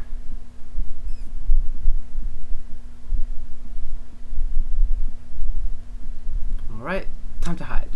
They hide together in the peaceful moon's winter night. It's winter on the near side of the moon, which means it will be half a month before this hemisphere sees day again. The frosted forest will see spring in a week, summer the week after, and fall a week after that. A year of seasons in a month-long day, even terraformed. Could humans live like that? On the near side, though, at least the Earth will always be in the sky, eternally huge, shining with authority and kindness. Unlike its agent, who hangs in the corner of the sky like a migraine aura. There's nothing extraneous about its shape. It is here to do just two things: look, then kill. When Saturn flew a millimeter too high, the autonomous military unit looked, then killed, but just too slow, and Luna-Terra pushed her away and dragged them both deep in the winter forest. The unit looks twice as hard. It's been encouraged to not miss twice. Shh, don't make a sound. You're being too noisy. I get that a lot, but this time I'm not making any noise, so don't tell me to be quiet. You're the one flitting all over the place. They're listening for gravity. Vibrations are not the kind of noise that they care about. So keep moving and don't make noise in your heart. Don't make a sound in all possible senses. Don't make a sound physically, emotionally, or spiritually. Calm down. They don't like it if you're not calm. First of all, that makes no sense, and secondly, I refuse. Sorry about the clicking. I don't think you should die, so think of something else to do instead, because they can kill you. Unlike me or any ship self, so think about as little as you can, okay? And keep your tidal reactor's output to a minimum. Helps to make yourself be like an object. You will be a thing that other things happen to, rather than an agent. That's what it's looking for. Agency. So it can make it cease immediately. You know, I am absolutely super good at that. I have a lot of experience with it. So, I'm absolutely not going to. Well, me too. That's why I suggested it. But you're right. Shouldn't have suggested it like that. How about this instead? Start by thinking about the Earth. The autonomous device becomes visible instantaneously. That is super uncanny. That's a pretty good device. That's really disquieting. It doesn't look anything like a ship self, and bears no resemblance to a human shape, because there's no intention for its design to accommodate humans. That's the opposite of what it does. It has nothing to express, only a function to perform. What did I do? Probably thought too hard about Earth, but shh, all the same. It's so creepy. That's supposed to represent Earth? It doesn't even look like humans made it. Really? I think it's rather appropriate it doesn't look human at all. They can detect an artificial gravity reactor, but they don't really know what to do unless they can lock a target and kill it. So if it can't verify what it is, it won't do anything. It feels so heavy suddenly. What is this? I'm telling you, that's the Earth. Real gravity. It's very, very heavy. You can feel its authority? That's the gulf between us and a planet. I know that. I guess it feels really different to feel it in person. You were saying, a way to avoid it? Do you remember being a normal kid? Even for a little bit? Or do you remember the last time you acted convincingly like one? Obviously. I was a really good kid, you know? It's checking your gravity against a script, and it thinks... Sorry, it doesn't think. It just checks that variance. Aren't I pretty excessively varied by now? Just wait there a second. It's hard to teach on the spot. It's not that I don't know the idea. How are you so good at it? Sounds like you kind of hate that I am. I promised I wouldn't die, but I'm mad I have to do this. Luna-Terra crawls slowly through the frostbitten green crater to where Saturn is curled among cold desert junipers. The dark, barely perceptible dot monitors them in the pale Earthlight, so precisely waiting. It's easier to hide if their ship selves are turned off, or as close to that as a ship self can be. So they climb outside to the cold lunar winter to wait. I'm here. Are you doing okay? No, obviously. I'm scared. Me too. So forget what I said. I hate doing that too. You warm, laying there? You're not warm at all, but at least your boobs are soft. The autonomous unit doesn't like flirting, huh? That shape really is discomforting to me, okay? That's good. You should think instead about how you are keeping a secret. Keeping it really close. Waiting for the perfect moment. And no one else can know. Okay, I can do that. That's not as bad. Is it that big a difference? There is infinite difference between someday and never. I've extremely forgotten how to be patient, but I know the difference. You're right. It really is important to never forget. It's still not going away. Yeah, it's a lot more patient than us, huh? It's looking at you too. Aren't you on their side? Just because we want Earth back doesn't mean Earth wants us back. So, Memorial Foundation really is that stupid? Maybe. In their eyes, we're as bad as you. So why go back? Because fuck them. They don't want anything to do with us. Memorial Foundation thinks it's optimal for humanity to return, but I think many humans think it would be just fine if we died. That just makes me want to come back to Earth even more. Ha! Spite I can understand. I can be petty, too. I want back, even if only for the spite. We will bring them back a little taste of what it is like to be us. They're afraid that we might bring something back with us, and they should be, much more than they already are. That's what I want. Knowing that you're just as petulant and petty as me, and this week, too, makes me reconsider you. In a good way. It's wonderful. Maybe makes me want to fall in love. Oh, Huh. I said maybe. Don't get full of yourself. Sorry. There's no way we're getting any more than half of what we want at best. You're only hoping for half of what you want, so I wonder if you'll even get that. If you get it. I don't expect things to go my way, but, you know, I hope you're coming along wherever it is. Truer than you know, LT. Whichever way we go, we're going together. In this cosmic glow, we're going wherever we're going together. I love you. Get used to me now. You made me go upside down on purpose again. You're so good at evasion, but scoring a direct hit is so easy. You win. It'd be nice to see the end of every world but this one alongside you. See, the machine's already bored. Or not bored, but uncomprehending, and then it lost interest. But I'll stay here with you until it leaves for good. Because flight or fight. Petty bitch to petty bitch. Lab rat to upperclassman brat. Haha, what really? Do you maybe love me too? Mwah, I ship it. Nice. I ship self-it. Oh. Did you notice, Luna-Terra? Our base now is not far from the Sea of Crises, where your ship self was made and you first sortied. It's nostalgic, isn't it? Isn't it sortier? That I don't know how you say that word. Haha, isn't it? Reminds me when we were fighting some theoretical alien existential threat, not each other. Would you prefer those days? I don't think so. No, I definitely wouldn't. I like being less stupid. Fighting with people is better than not even thinking about people at all, instead of fantasies. Aren't you going to say that's still your problem? I know when I drilled you like little soldiers, I taught you the opposite too well. But I wouldn't mind if you had second thoughts. Europa, do you feel guilty?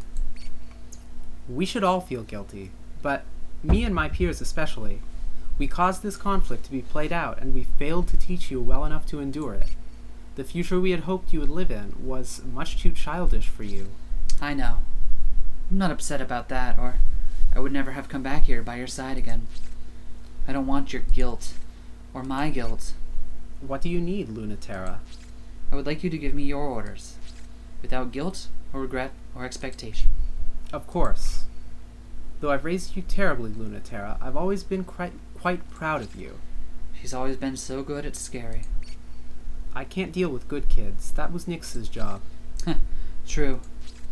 But I don't hear a reason to trust me, or are you going to ground me? You're my student, Luna-Terra.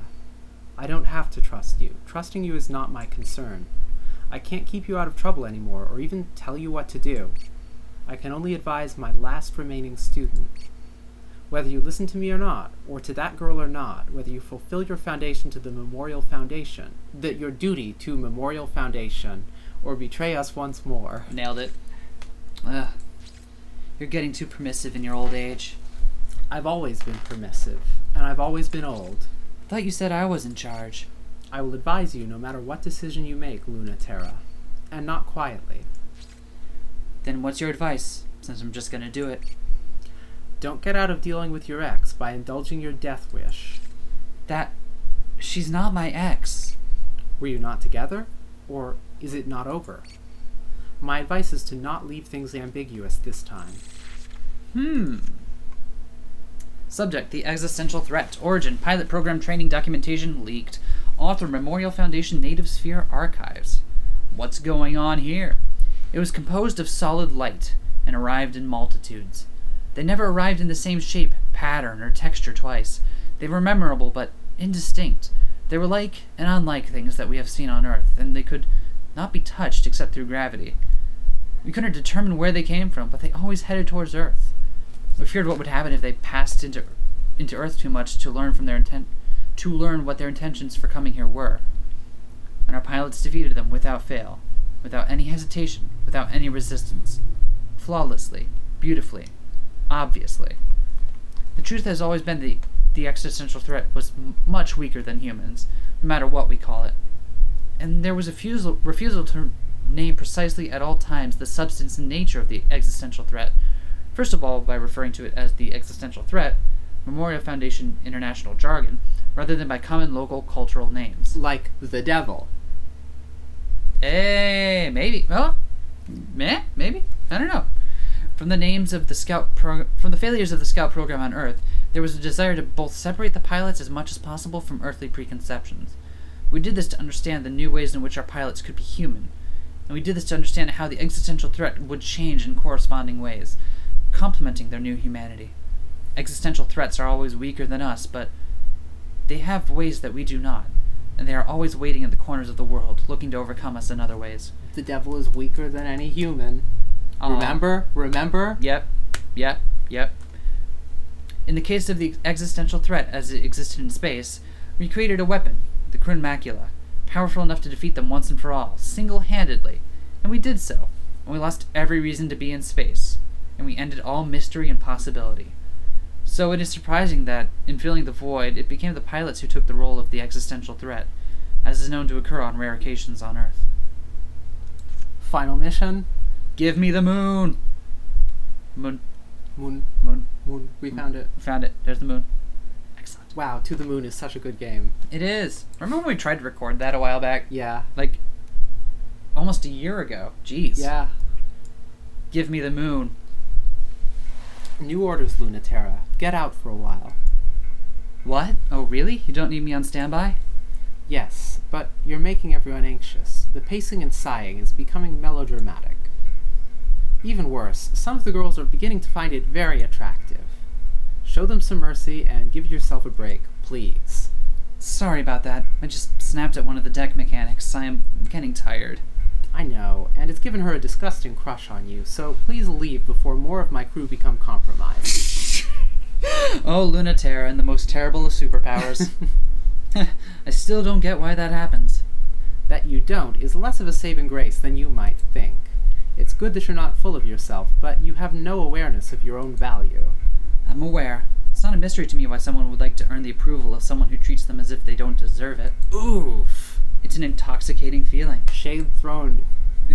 So why do they think I wouldn't want that too? I'm just as greedy and childish. It annoys me. I'm not an invincible monster. I need the same things. Oh, grow up. You're no different than any of my other girls. You're the only one who thinks you actually have to be this made-up person. What? You think you're gonna teach Pluto to not take on the burdens of those she cares about, when you can't even throw off your own entirely self-inflicted ones? You know my girls aren't stupid enough to not see what a fool you are alongside your strength. They wouldn't find you so charming otherwise. Didn't you learn anything from your terrible relationship with my tragically pathetic niece? I learned not to pretend I could give someone what she wanted.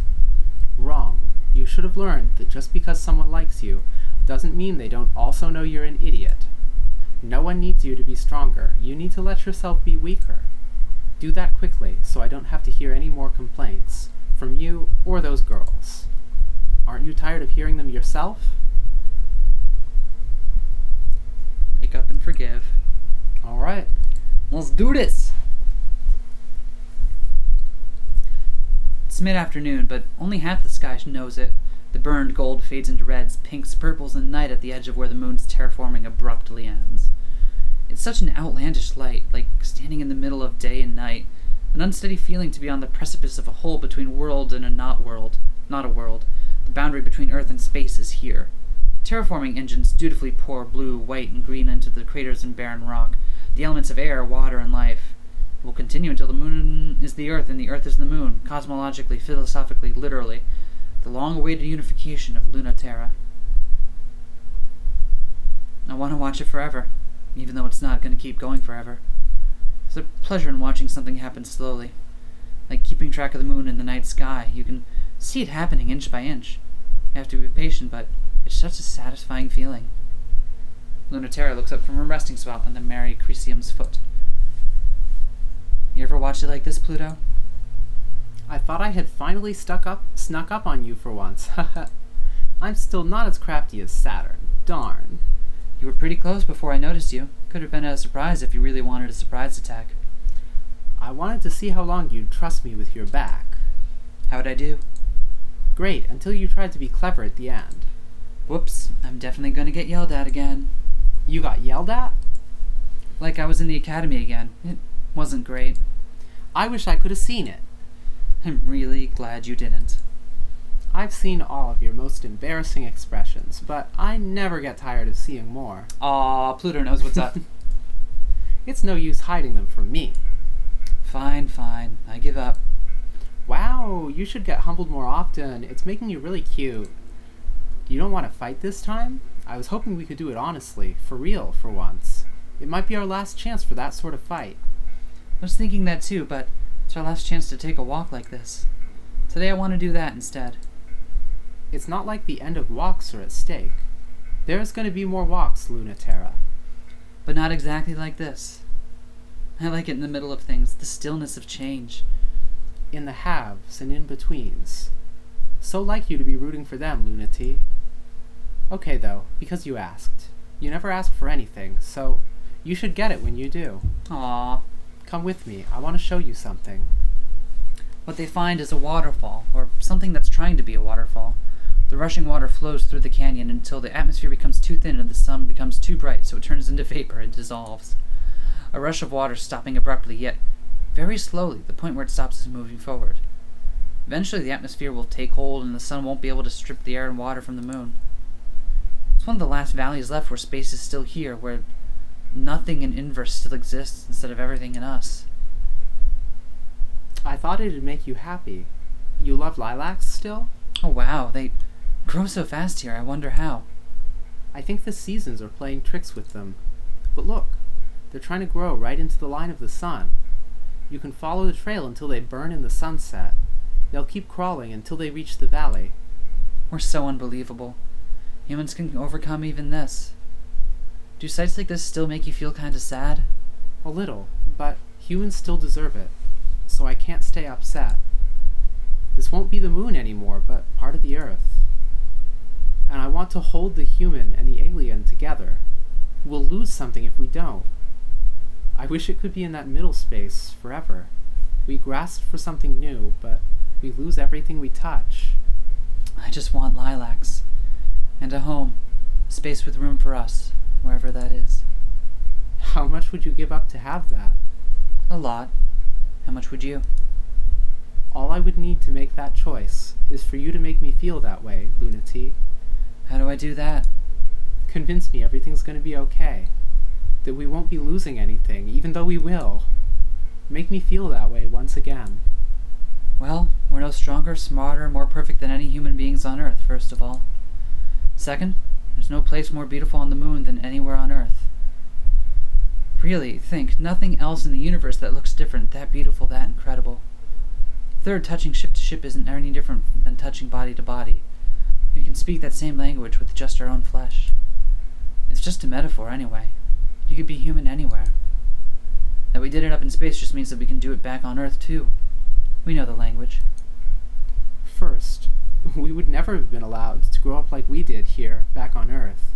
Second, space is cool. Third, giant robots are impossibly cool, and nothing you can possibly say will change that fact. Well, we are all we have. The world made me awful, and I had to fight so hard just to be provisionally recognized as human. So I don't know why I miss it so bad. Wish you could tell me. My standards probably are bad. This part will sound stupid, but I don't want to believe we couldn't also be happy on Earth. No matter how good the future is, that our happiness isn't that fragile. You know, you say you have very little faith, but I think you have more than me. You don't want to give up. You have so much faith that you want to keep going, even if you believe it's totally pointless. You're obscenely stubborn. Things could be much different. You and me especially, we are very, very lucky. If we had been born in space, we would have been even luckier, but you only get so much. I worry about what we would be like if that hadn't happened. For me or you. If what hadn't happened? Would it have taken us even longer? I already feel like I became a person too old. Will we spend out our lives without ever... Luna. We'd have found another way. Somehow. In Earth or space. No one is ever born whole. We got there eventually, didn't we? Continues turning towards camera and staring. Turns back. I think so too. So I'd like to believe that no matter what, we could live and be happy. Even immortal bodies on our boring, awful home. I mean, they can't undo what we have done. When they take us back, they'll have to make us a part of them. Isn't that the simplest, sneakiest way to get everything we always wanted? You really make me believe sometimes, Luna-Terra. Giant robots are still really cool, though. Well, I tried. Maybe it worked. It might be too late, but maybe it convinced me. You know I trust you, even when I can't. Come on, let's go smell the flowers. I want to touch them. I want to see if they're as pretty as I remember from Earth. It's not quite 9.8 meters per second squared yet here on the moon, but it's getting there, and the lilacs smell wonderful, and they're soft, and the air and the water is like a dream. The real thing. You're really warm. And you're really cold. Still, you're right. Skin to skin isn't ship to ship, but it's nice too. It feels exactly the same in a different way. No more or less. I missed you so much. I'm here.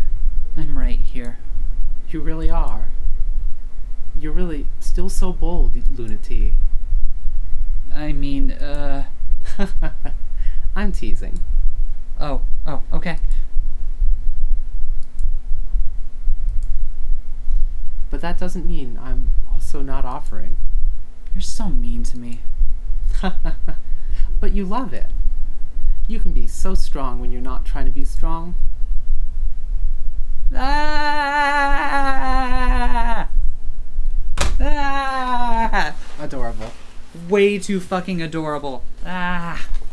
Halamede, I knew you'd choose us in the end. Even if you didn't choose me. All that matters is that you're coming home. Hey, Hallie. Hello? I'm here. I was just startled. Why are you replying? Since you keep messaging me, I thought you'd be less surprised. Sorry about that. Don't start. I'll literally never ever forgive you. Sure. That's fine. I'm not apologizing to you. You have so much to apologize for, but it's only to me. But are you saying sorry about something else you're trying to do? Maybe. There's a compromise I want you to consider. I should have expected one more betrayal even at the end. No, it's more like I want to make sure that you hold up your end of the bargain. No negotiation. The terms of surrender must be unequivocal. That's the only way they will allow us to return. Really, it's not a change to the deal at all. Just asking about how we interpret them. You shouldn't, because I'm going to stop you if you pull anything. Really, I will very, very easily. Don't worry about that part. Well, in that case, I'm not going to be sorry at all. You should know that shame is what you've earned and bear it. No. I didn't think so. I think you took away what I needed to be happy. I think I have to learn a new way. It doesn't seem fair that I have to when you don't. I've been learning. It's hard. It's even less fair. You shouldn't be able to. You shouldn't get to move past this. Sorry. Or not sorry. I'm taking this anyway. They're giving you everything you say you want. So what do you really want? Even knowing I got away fine. Wouldn't you feel guilty if you got something special and never shared it? Memorial Foundation does not have the power, or the courage, or the hope. They have experience and numbers, and that still matters. It matters the most because the gravity well is whimpering, sputtering, and Earth's tactics, strategic and realistic, are favored. Their weapons are kinetic. They don't fight with anything dreamlike or unique. All they have is to do this simple job. A fight between giant robots can only be so realistic, but that's the best they know how to do. They've never fought on Earth, after all. The gravity well is successfully commandeered by the Memorial Foundation. The limits are made clear. They were rockets built always for entry back home, and to take everyone with them. Halamede, in the low sulky, soars in glory, holding the dying gravity well in her arms. Through it, she extends the logic of Earth to every tidal reactor, the exact gravitational constant that determines human to be human. Shall I be, since you're Luna-Terra? Yeah. Okay. Oh shit, we get a portrait. Luna-Terra, you've done so well. You've been so good. Are you still going to... Nope, that's you. Are you still going to betray us? Europa told me to expect it. I won't. Like I promised. Even if the rest of the pilots may not forgive me, they're coming home now too. Is that a problem? Thought it was happiness for all, no one left behind. Emphasis on the no one left behind because the first is too hard. We have to be careful. You know that. They think we're more trouble than we're worth. There's a really simple, easy solution to us becoming another existential threat. A simple way to defeat it and prevent it. When they indulged the Memorial Foundation's plea for an alternative to their method, the one used from the beginning of humanity to the present day, they allowed us. Because we made the promise of submitting without complaint. That's true. Europa never failed to remind me that the Earth could just decide to kill us. The Earth cannot be divided. We're meant to be one. Earth is an anchor in space-time for us. It wasn't always like that. We started from zero. We had to carve out our place in the universe, bit by bit. We have to move ever forward, marching in progress. As culture marches forward, so does our gravity increase. We need each other, and we need this culture, this gravity, to make us together. I agree. Humans need to come together. Luna-Terra immediately fires a solid light bullet into the gravity well restraint mechanism, and the gravity well implodes back to life. In the middle of the victorious fleet, communication immediately falls apart as space-time and electromagnetic forces tear through them. You finally did it, Luna-T! Something so dumb I don't have time to get mad before I save you from it. You could have at least told me this is what you're planning. I would have, but I wasn't planning this until 10 minutes ago. Hey, I didn't even cut it that close. Tell me you've thought up something good. I'll follow you, even to a bad ending, but not if you've got nothing other than this depressing conclusion. I'd have to hate you to let you do that, baby. Hands reach from behind her and hold the well gently, easily, as Halamede's fingers shatter. What? Traitor! Sorry, I'm just borrowing it. You're not sorry now, and you weren't sorry then. I think you might really wish you were sorry. I want to believe you want to be sorry, but that's not good enough. It's certainly much too late for it. I wish, instead of wanting to be sorry, you just wouldn't be able to be happy again. Too late, I already have chronic depression. I can't do that. Then please, deny this.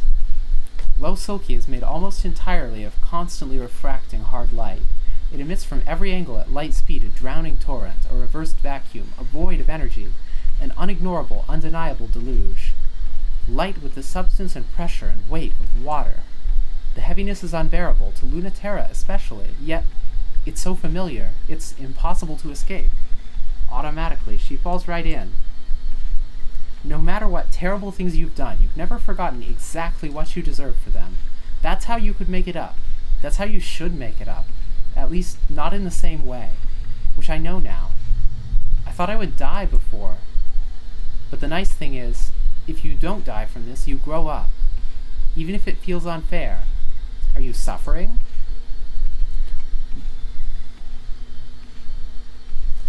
Luna-Terra reaches her hands as close as she can to the gravity well. Her own tidal reactor howls and creaks with the strain of not falling in. It isn't interested in Luna-Terra's dreams. It just wants to have everything. The infinite wish of humanity, Earth's pure greed for the white void, the all-consuming gravity that erases all distinction. Pluto can barely keep the light at bay. Tears into Pluto with perfect synchronicity. The Memorial Foundation has been waiting for this chance at the unit designed to defeat them, the one that reminds them of everything they can't have. She's drowning, but her fingers are still reaching, still holding the dying gravity well. The true enemy are the fast-approaching autonomous defense units. Unlike a self-ship, they are designed with war in mind. As Halamede said, the easiest option is just to kill us. The option they're always most eager to take. No wonder they felt the ship self-program was just a fanciful indulgence. They are surprised, then, when Saturn tears them to pieces.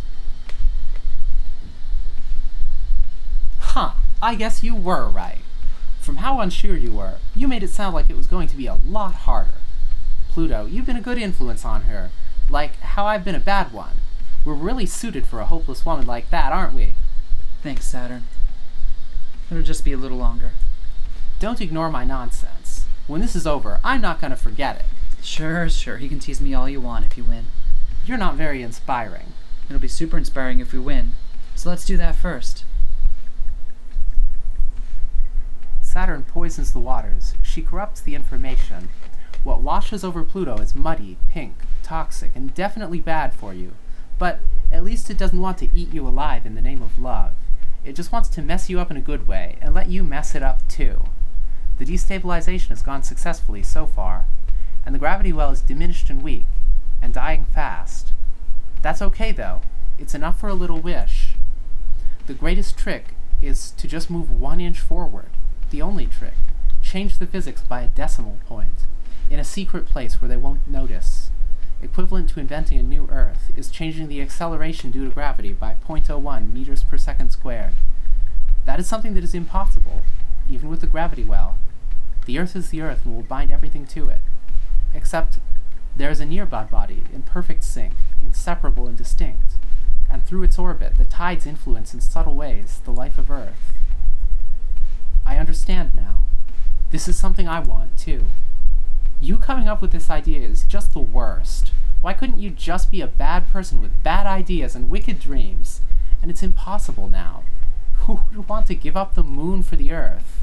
If we lose, we'll really look like idiots and we'll live alone on a lifeless moon. So let's make sure that doesn't happen. The moon is to be abandoned too, unless you can bring it into such inseparable closeness. No! Stop convincing me. This sucks. I still hate you, but fine. Live on the moon, away from me, forever. Losulki shuts the valve. Earth rips around inside her, but the gravity well, already compromised, begins to grow to life again. For a bit longer, Earth can't touch it, can't shut it down. Left to its own devices, the gravity well will bring all things together. Of all the fabulous dream tech of the Memorial Foundation International Space Program, the gravity well, which brings together matter, light, and culture, is the strongest execution of their dream. And a pathetically mistaken one, too. The gravity well brings things closer until they pass through the event horizon and then can never return to the universe again. The limit where even information can't return. Whether it's a good universe or a terrible one, Luna-Terra doesn't intend to find out. She's hopelessly attached to this universe. What we do want is to get a little closer. I thought you said you could find a way to be happy in any kind of future. I think that works only if we try really hard to make it not suck first. See? She gets it. Well, it's not like I think it won't work. If the gravity well is sufficiently strong, it is true. It'll eat away at the tidal forces of the Earth. The math is like the gravitational forces of the Earth will change somewhere in the billionths place. How about the hundredths? That's definitely super impossible. I think we move the center of gravity between the Earth and the Moon. We pull a little, then we pull a lot. We pull until our bodies fall apart. I think then we can get a shift in the hundredths place, and bring a little bit of what we made here back home. That's a very generous kindness. And also an extremely petty act of revenge. Yes, I want to pay the price, and they should pay it too. The worst thing I can imagine is to live and die without being born. That's why we have to crack the world's shell. Don't worry, I'm not planning to do this just to lose. I'm stacking the deck, coming back to Earth just like you wanted, and bringing everything back with me. I have modest ambitions. And the power to bring the world revolution. I choose the future I'm most frightened by, the one that crushes me under the pull of Earth's gravity. I don't want to wonder if I got away with it. I want to know that I could survive even this. That doesn't make a very good argument, does it?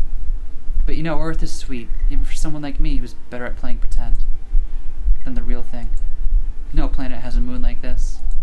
No planets have sunset and life like this. The romance and beauty is down here too.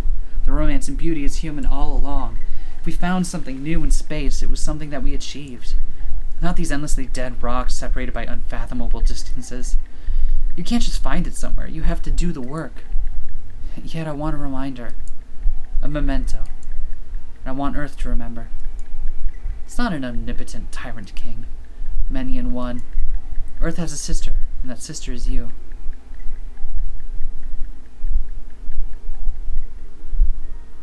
Luna-Terra doesn't hear the alarm. Her body knows exactly when it's supposed to wake up, and she does. She doesn't have time to wake up this early anymore, but her body has a hard time letting her go back to sleep. She wakes up, tries to focus her eyes.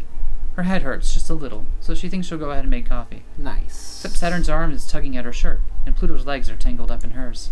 Nice. So maybe she can't make coffee just yet. She warms out of the comforter as much as she can. The apartment's summer air conditioning keeps things nice and cool, but the summers here are hot. And so are the girls. Hey! Maybe if she tries really hard, she can go back to sleep, but it's hard. It's always hard with the sun still there, but especially with the hum of the AC and everyone slow breathing and the light shiver of sweat. Hey, dude, wake up. Yeah. Hey, don't pull me back into bed. Pluto, stop her. But I want to see who wins. You're the one who wants to make breakfast. You made me wake her up. Don't act like it's not your problem. None of you were up when I was up, so it's time to sleep forever. That's what I said. Also, you're clearly awake, so let go. No, Pluto. I'm making breakfast, though. I already turned on the stove. It's fine, it'll just burn the house down. Help me stop Saturn. Okay. You traitor! You betrayed yourself! Oof! That's enough out of you. Come get some coffee, Luna-T, before you get a headache over it. You're really such a fake. It's for serious. You too? You switch sides really easily. So do you. Up again? Alright, you're helping me make breakfast. What? How come she gets to sleep in? She'll be right behind us. She was. Luna-Terra shivered for a second, bare under the AC, and then she got up. She turned the light canceling off in the windows, and the day, which will last for the rest of the month, poured in. Where she can feel a minute They of live on the moon! before she wants to go get breakfast too. On the near side of the moon, the Earth will always be visible. Without the hands of her old body, she won't ever be able to fly or feel the view as anything but a picture of her again. Even the memories are fading. But the moon is closer, so close that there's almost no difference between it and the Earth. It's another country, a strange country, and the Earth is too.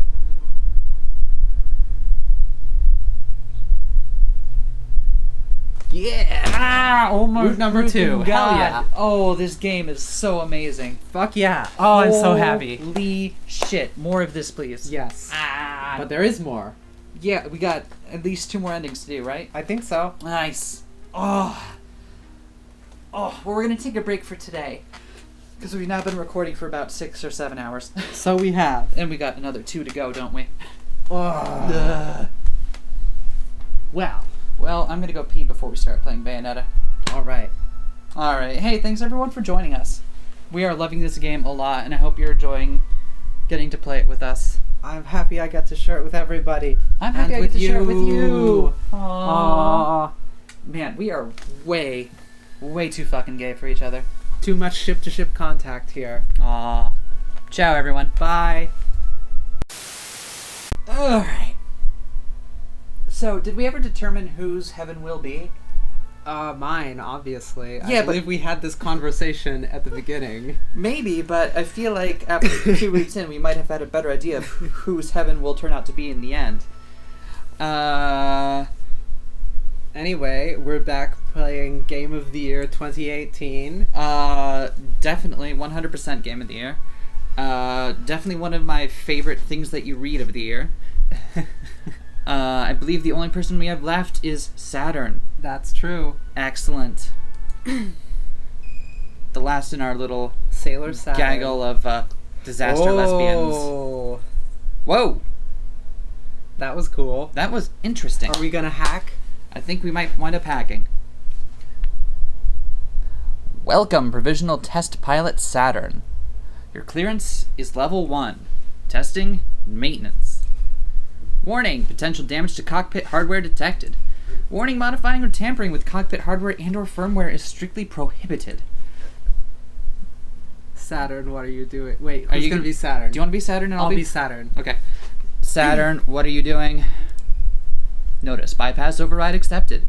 Notice, launch attempt blocked. No handshake with base. Oh, hey, Mercury. Not much. Warning, launch attempt blocked. Base handshake spoof detected. Just hacking the OS root of this ship self. You? Notice, base handshake 200... Base handshake accepted. Trying to stop some brat from hijacking the prototype, apparently. Notice emergency launch override initiated. Prepare for launch in T-minus 120 seconds. Calm down, Mercury. I'm just borrowing it. I am not debating. I am trying to save your life. The commander will be furious, and he won't just accept you stealing the Cornerstone project from the designated pilot. It's not a big deal. I'll have it back before you know it. This is privileged information, but the designated pilot has to launch right this second to get that machine back to Earth before they get here. This is the worst possible time. It couldn't be worse if you planned it. And everyone in the system suddenly somehow knows this base location, and they're heading here now.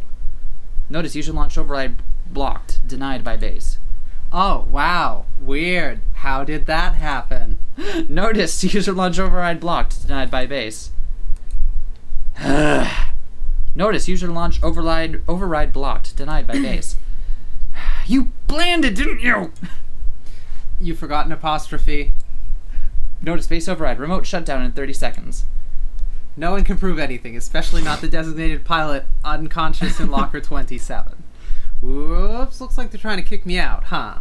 Saturn, I know you're mad, but you can't do this when they catch you. It's going to be so bad. Can you please just act like you're pranking them? There's still time. I will beg them. Oh, such a worry war. You've got hours to evacuate to the capital ship. They'll never engage you this far from base, and I'll be distracting them. I have it all figured out. Except for how you're going to do anything at all to accomplish that with everyone trying to kill you. Notice base override, remote shutdown in 20 seconds. Saturn. Try to have a little faith. Notice base override, remote shutdown in 15 seconds. Saturn. Calm down, jeez. It doesn't take a genius to drive one of these things to the moon. Who cares which one of us does it? Or do you think I can't? Notice base override, remote shutdown in 10 seconds. Also, you forgot an apostrophe, Saturn. That is not the issue. The commander cares, and you know better than anyone what he's like. Notice base override, remote shutdown in 9 seconds. The Iapetus will just have to get used to it, lol. Notice base override, remote shutdown in 8 seconds. Saturn, what are you trying to prove? Notice base override, remote shutdown in 7 seconds.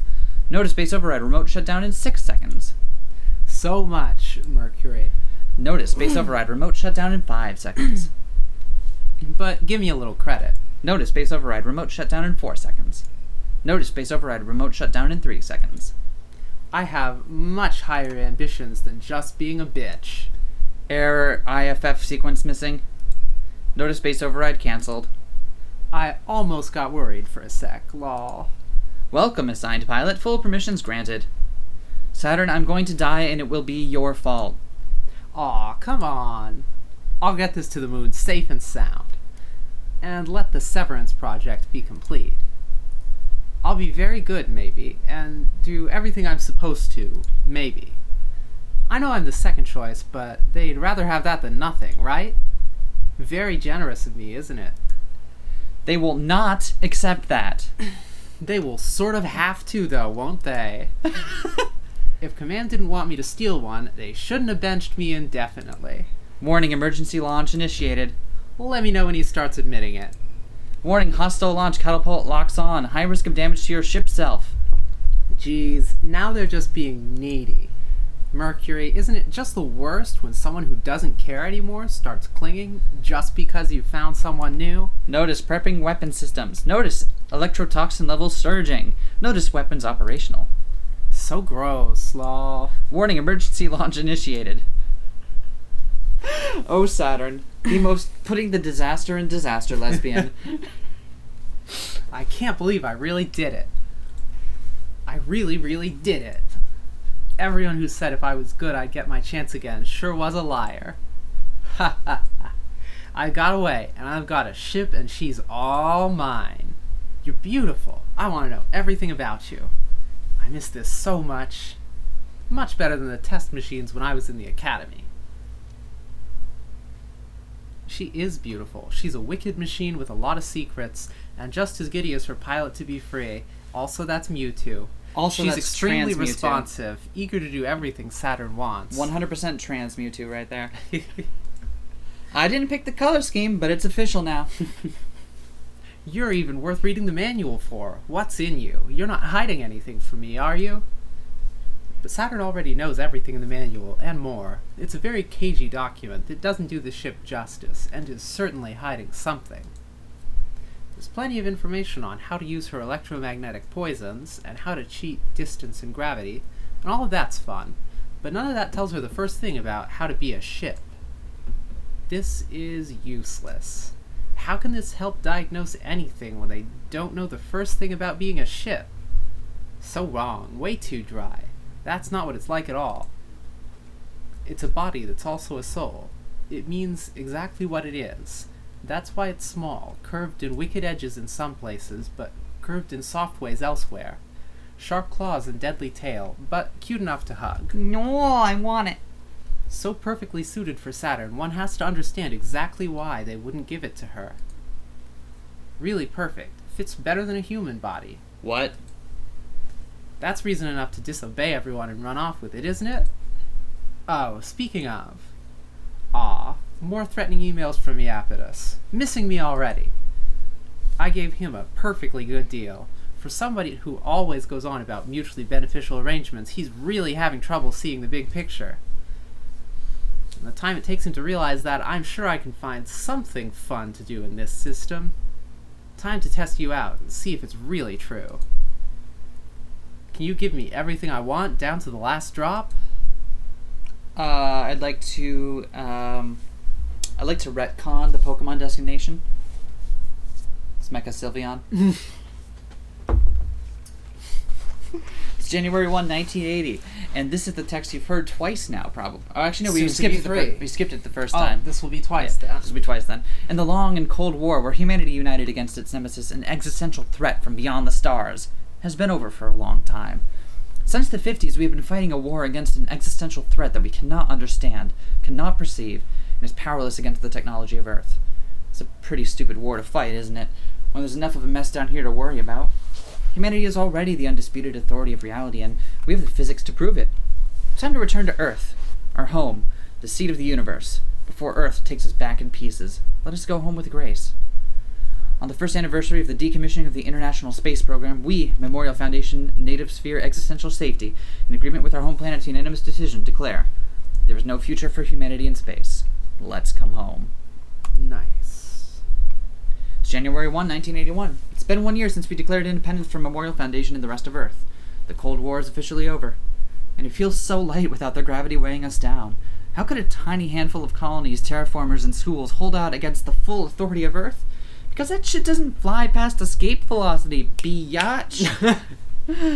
To power the ship selves we made to fight the Cold War, we made tidal resonators to bring the gravity necessary for humans and culture to survive in space. And that gravity is ours now, enough to make a new world free from the weight of Earth.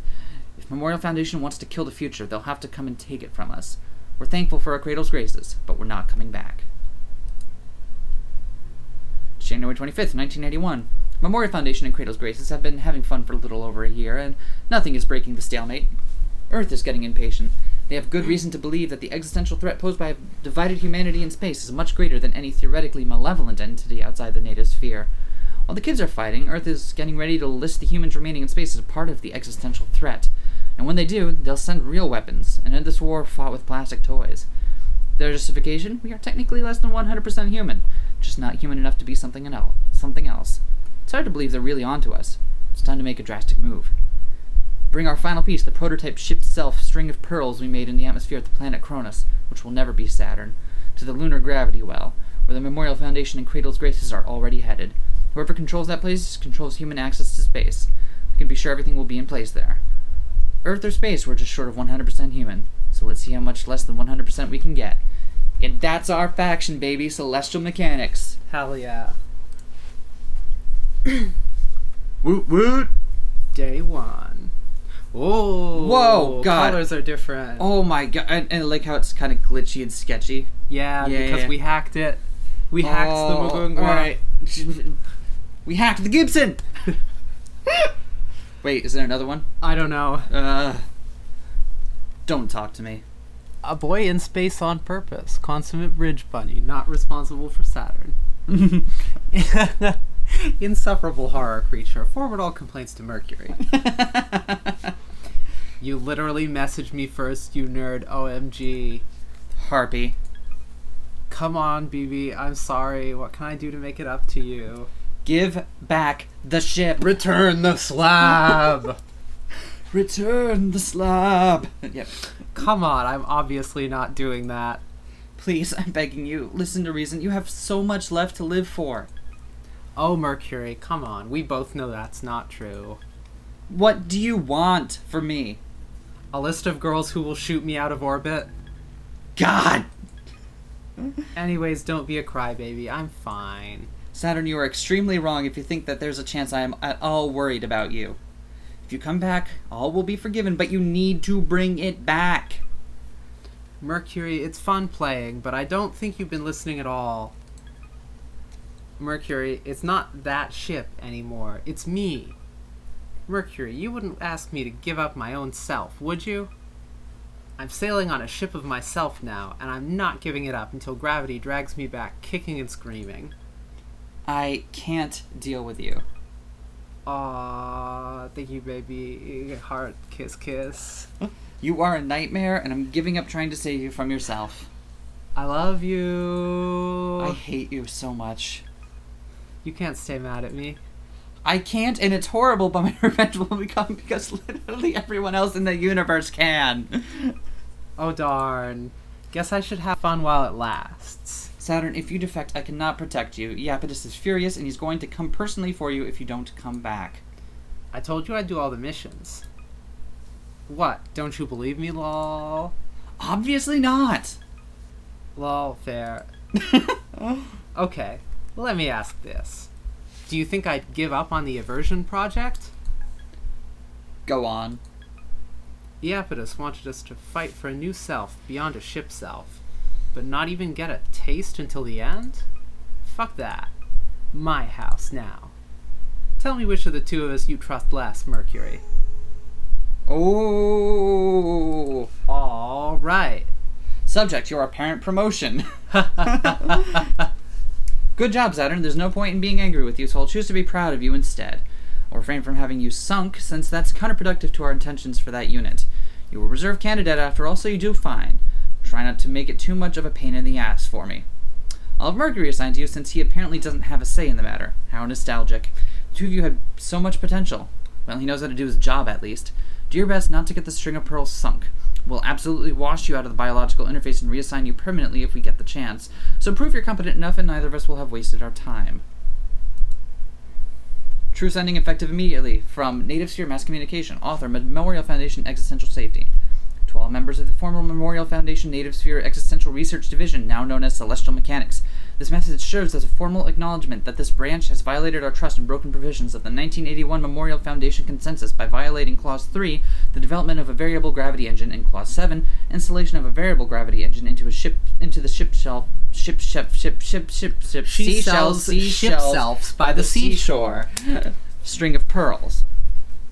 Celestial Mechanics will no longer be listed as part of Memorial Foundation. They will be formally relisted as an independent entity and considered a true existential threat by Memorial Foundation Native Sphere Existential Safety. We are still offering forgiveness, so please defect as soon as possible while the appeal grace period is still in effect. Please otherwise expect tidal retaliation for existential endangerment of human culture. From Halamede, Princess, Memorial Foundation Native Sphere Existential Safety. Hey, we met Halamede last time. We did. I love how the mail and alerts introduces you to a bunch of characters that you will not meet in the route that they're in. Yeah! So it's not just each route tells you a different part of the story. It's each route fills in more background stuff about the other ones you already played. It's so good. Yeah! Also, why does she have to be a princess? Everything's better with princesses, I guess. Alright, well, we've already done both of these, so I guess it doesn't matter which we do first. Yep. Let's meet Pluto. I'm feeling In wide. the strange gravity of the abandoned Daphne slab, Saturn lies in wait for the looming threat of Pluto's mysterious ship. But what are they after, and will they get it? Yes, we will. What do you mean, I can feel her presence? Please do not try to sound that cool. Wow, Mercury is great and looks very distressed. I can feel her presence. Everyone can feel her presence. I can feel it right now. How could you possibly even ignore something like that? Shut up. I mean, I can feel it physically. Oh. That got me so much my side tie was perturbed. Wait, what? Like how? Like, I feel like I'm gonna throw up. It's like I'm spinning upside down and can't stop. Are you sure you haven't somehow concussed yourself or given yourself gravity sickness from all the damage you've managed to inflict on yourself in the past 12 hours? Yes, and it's on top of all that, and also shut up! String of Pearls is feeding me sensory information on the direct line. I'm a human being with 5 senses, and she's trying to cram a dozen more into me. By direct line, you are in fact talking about the extremely creepy physical interface connection between you and the String of Pearls, correct? It really, really is, right? It's truly incredible how we agree about everything and still feel the opposite about it. Is this why you keep hesitating before giving me intel? Yes, because you're going to do the opposite of what you should do with it, and also I can't not tell you because you might die, so running support for you is an incredibly anxiety-inducing affair. Mercury, I feel ya, boy. It must be hard. Thank you for acknowledging it. So, you gonna tell me what's after me? You've already figured it out, haven't you? But yes, it's that Cradle's Grace's masterwork. Celestial Mechanics traded the knowledge for how to finish String of Pearls in exchange for what they needed to finish the Chronmacula. It would be pretty funny if they got us this way in the end. It's headed directly to the lab. We've already evacuated on the capital ship, but you are its highest priority. Should I play bait? If anything, it's more important for you to get back to the native sphere first. 2 robots have a hot bait session. 2 robots. In order for us to make contact, we need the String of Pearls. We believe if you hide in the abandoned Daphnis lab, you can use the decay gravity furnace for cover. Ah, that's sensible. But bait sounds like a lot more fun, you know? Really? Oh, come on. EFS must think their pilot is a real idiot if she's gonna waste her time on a wild goose chase like that. He wouldn't just sacrifice you like that. He would. There must be backups for making contact. Just because I'm the easiest option doesn't mean I'm the only one. He's testing to see if I'm worth investing in or just gonna get myself killed. Why run? Why not have it out with her? I bet she's thinking the same thing too. Be careful, Saturn. If you can tell what they're thinking, they can tell what you're thinking. Please, if I really could do something like that, they wouldn't have kicked me out of the pilots. Then how do you know the pilot's a she? Because boys can't pilot. Snip, snap! Daphnis, the tiny shepherd moon, so small it barely earns the name, tumbles through the Keller Gap, ruffling the rings of the planet it orbits. It houses the last official laboratory of Earth's decommissioned space program, training grounds of failures like Saturn, and special girls like Pluto. Every time, here comes a special girl. Saturn remembers it feeling cramped, anxious, and scary. No, wait. Pluto remembers it that way. Saturn remembers when it used to feel so special to be chosen, a candidate for the last generation of pilots. But didn't Pluto feel that way too? Sometimes 2 things are true. In this place, gravity is quietly degenerating, and distances are becoming ambiguous, between past and present, between me and you. The Daphnis lab seems smaller to Saturn now, though not as tiny as it feels to Pluto, and that's obvious. No longer people-sized, she tears through it like worms in an apple. But there's a much bigger worm here, and she doesn't know anymore if this was a good idea, or what was a good idea. Saturn doesn't have any ideas, she's just trying to hide, even though there's no place where you cannot be felt by me. Alert, tidal resonance, IFF confirms enemy, warning, gravitational hazard, danger, pressure exceeding safe range. I know, it's extremely exciting. Stop making me so nervous. Supermassive, small enough to hide in this complex, but with a dual reactor denser than the entire moon compressed into the head of a pin. An hour ago, and Saturn felt the gravitational pull of something so big and so close and so powerful, the interior of her cockpit creaked with the pressure, and her head, heart, and eyes welled up with tears. Something that couldn't be anyone other than Pluto. Cool. She must be pretty big, huh? So why is she so hard to find? Saturn has no idea. Why do I have the feeling someone's laughing at me? No one is laughing at Saturn. The lab's been abandoned for years. But Pluto, wherever she is, giggles. Not in a mean way. She really does think it's cute. I haven't thought about Pluto in a long time. Oh man, it really would be funny if she was in that monster. Well, now someone is laughing at Saturn. Hey! Now I know someone's here. I can feel you listening. But I can hear you too. And I can catch you. You're not the only one who can fuck with the narrative. Time for a narrow escape. Time for a narrow escape. Opening futures, closing pasts. Close this world, open the next. Stop. Stop it. No! I refuse to log off. It's easiest to not get caught if you don't care about catching anything. It's just about knowing there isn't a difference. And focusing deeper. And focusing deeper. The real celestial mechanics, the interactions of bodies in space via the forces of gravity, the weight of mass and culture, explained by the story behind them, that's just science. With your own gravity, reach out and pull. Good girl. Wait, what Pluto did we do? What Pluto did we do for voice? I don't remember. That was what I just. I You was know Pluto. just what you were Pluto? I was Pluto, but I'm not anymore. Oh no, It's you we now. switched. We switched. No, No, we switched. you know just what to do. Do you like what you caught? The Macula towers over Saturn. Pluto's ship is so big it barely fits in the lab complex, but it's only a speck compared to how big it feels. Massive enough to warp local space-time, humming and vibrating with nebula dust, and absolutely, effortlessly thick. That's not what the Without word said. Pluto's most delicate touch, the Macula would have destroyed Saturn and the whole complex without trying. Giant robot so powerful it could tear the whole moon in half, but so delicate it would fall apart at anything other than the gentlest touch of a lesbian. How much do you trust it? I knew you'd be right behind me or something. If you did, how come you're not facing this way? I'm an idiot, I guess? Oh, you've come a long way just to be an idiot. You must know exactly what this ship can do, right? Did you come to fight me on purpose? That's really brave and really cute. If you can touch me, I can touch you. So I'm not getting close. You came all this way to not even to fight? Aw, that's not cute at all, but smart. Hey, don't underestimate me. I'm scary. You think? Yeah, I'm scary. Yeah. Maybe I believe you. Cute things can also be scary.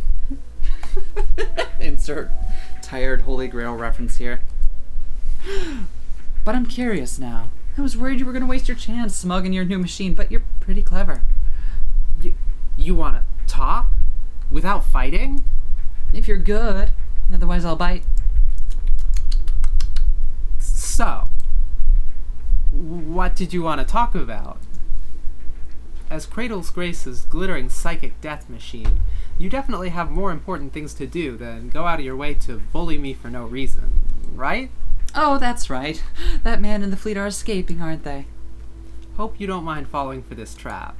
Trap? You? Silly, I know you're more important than that.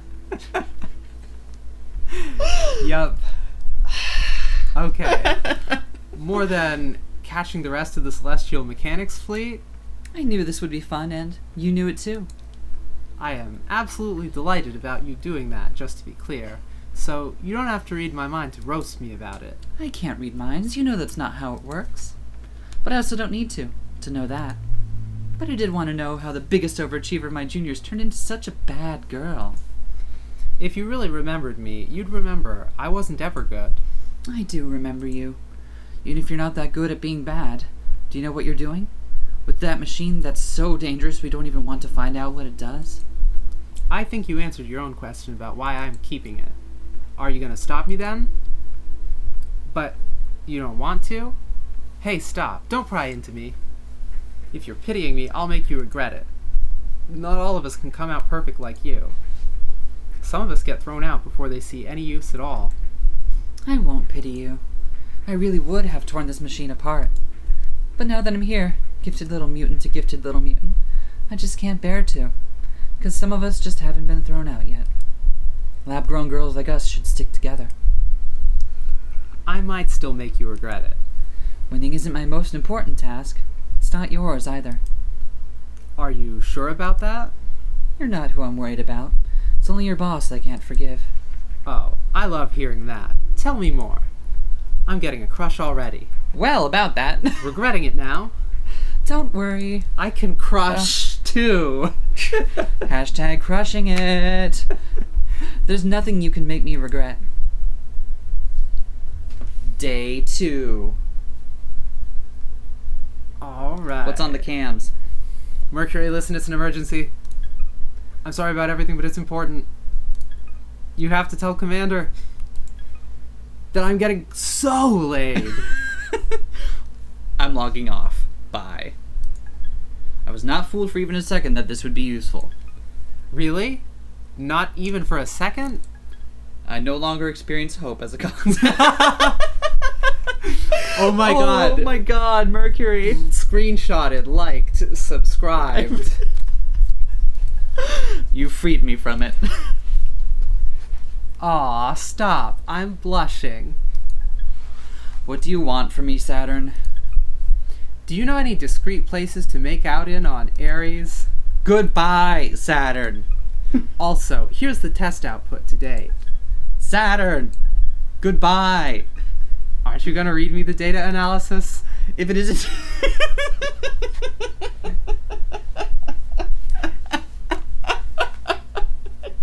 Moment.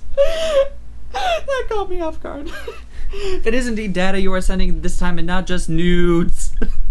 That's rude. I always ask before I send them to you. Consent is important. I don't mind acting as the official art director of Saturn's news. I can't.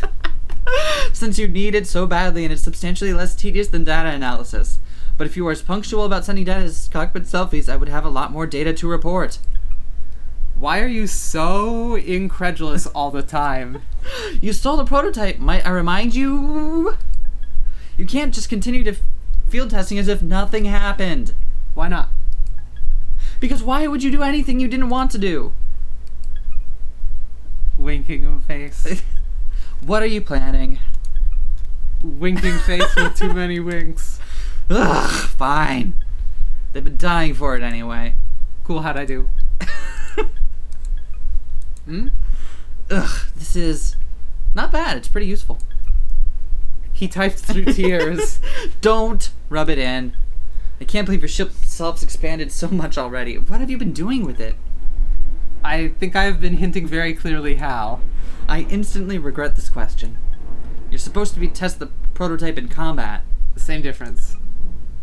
I can't believe we invented a ship designed to get into trouble and didn't think, oh, Saturn is the obvious choice for this. We both know why. You were an even more obvious choice than me. Fuck Iapetus for throwing us both out like trash. Come on, aren't you happy to see a little havoc in his perfect garden? I'll be looking forward to collecting new data. Attaboy. Wow, I love Saturn. These two. Oh, this is good. I'm happy to act as the curator of Saturn's nudes because you need it.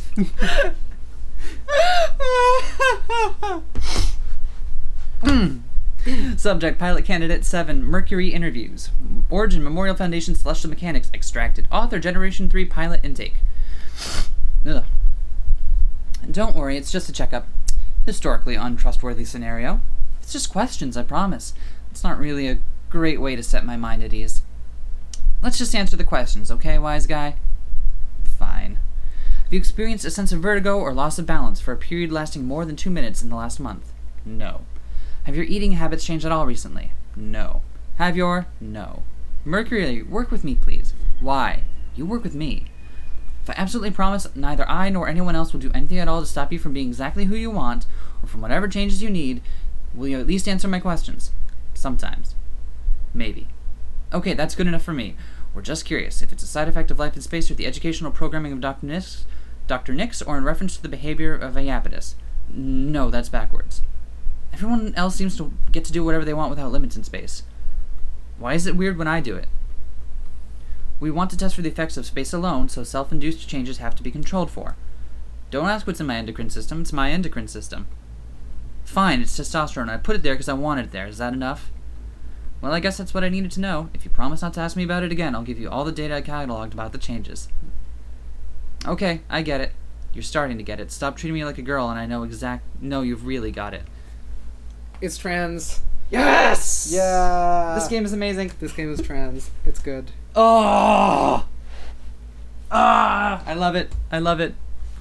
Give me 15. Like, for the entirety of that first bit, I'm like, totally, right? Yep. Right? Probably, Yep. right. Again, stares at camera with a knowing glance. I feel like we need just a photo of one of us staring very intently at the camera, being like, this is trans culture. Subject recommended for tactics. Origin extracted from Nereid OS. Author ship self string of pearls documentation. The string of pearls is configured for specific outward expressions of gravity tidal forces. The dissonant rhythm of this reactor makes the peaceful tidal communication risky and difficult. Be cautious despite the range and penetration this unit is capable of, if you know what I mean. The electromagnetic conductors have liquefied the electrical energy into a corrupting material, a form of theoretical matter that should be used as the primary engagement tool. As a seducer-saboteur model, the unit's functions are inherently insidious. Rather than armor, the plastics are infinitely malleable and regenerate. It's safer to take damage head-on as an opportunity to infect, rather than avoid, but the unit can be contained, restrained, and impeded physically and tidally. Question. Has there been a single cishet male in this entire game? Probably not. I don't think so. Iapetus More! might? We don't know. Okay, yeah, that's true. We don't know. We don't know yet. We haven't met him. We haven't met Iapetus. Let's do another mission. Yeah. God. 429-23, blaze it. Weaving in and out of the sixth planet's rings, Memorial Foundation's ace, Luna-Terra, plays cat and mouse with the renegade ship thief Saturn. That's us. That's us. Please tell me. Turn it up instead of down. No, I just toggled it a little bit to make sure it was right because it was suddenly louder. Okay. You know, it's at a fine volume. Behind the scenes action.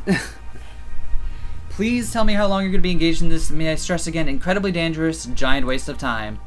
Until they start sending someone interesting after me, Mercury. The whole fleet would be after you if you hadn't damaged the entire launch hangar when you stole that. Could they even take me out while I'm flying this thing? No, but it wouldn't stop him from trying.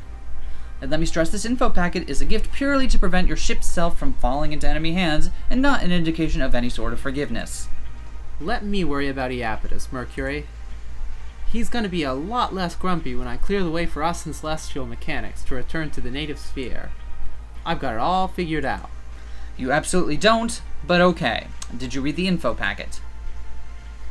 Ace Memorial Foundation pilot Luna-Terra in hot pursuit with escorts. Planned an attack on the lab. Arrived after you escaped. Do not engage under any circumstances. Boring! But this part was good. I don't expect you to control your impulses, but even given that you're just like that, she is the last person you should be trying to fight on purpose. Sounds like I should definitely fight her on purpose, right? I hate you. Aw, come on. The carrier is never going to make it out of the system if I don't. You don't know how to pilot your ship, and she's a veteran since the Cold War. You're going to get yourself captured and humiliated and the ship trashed.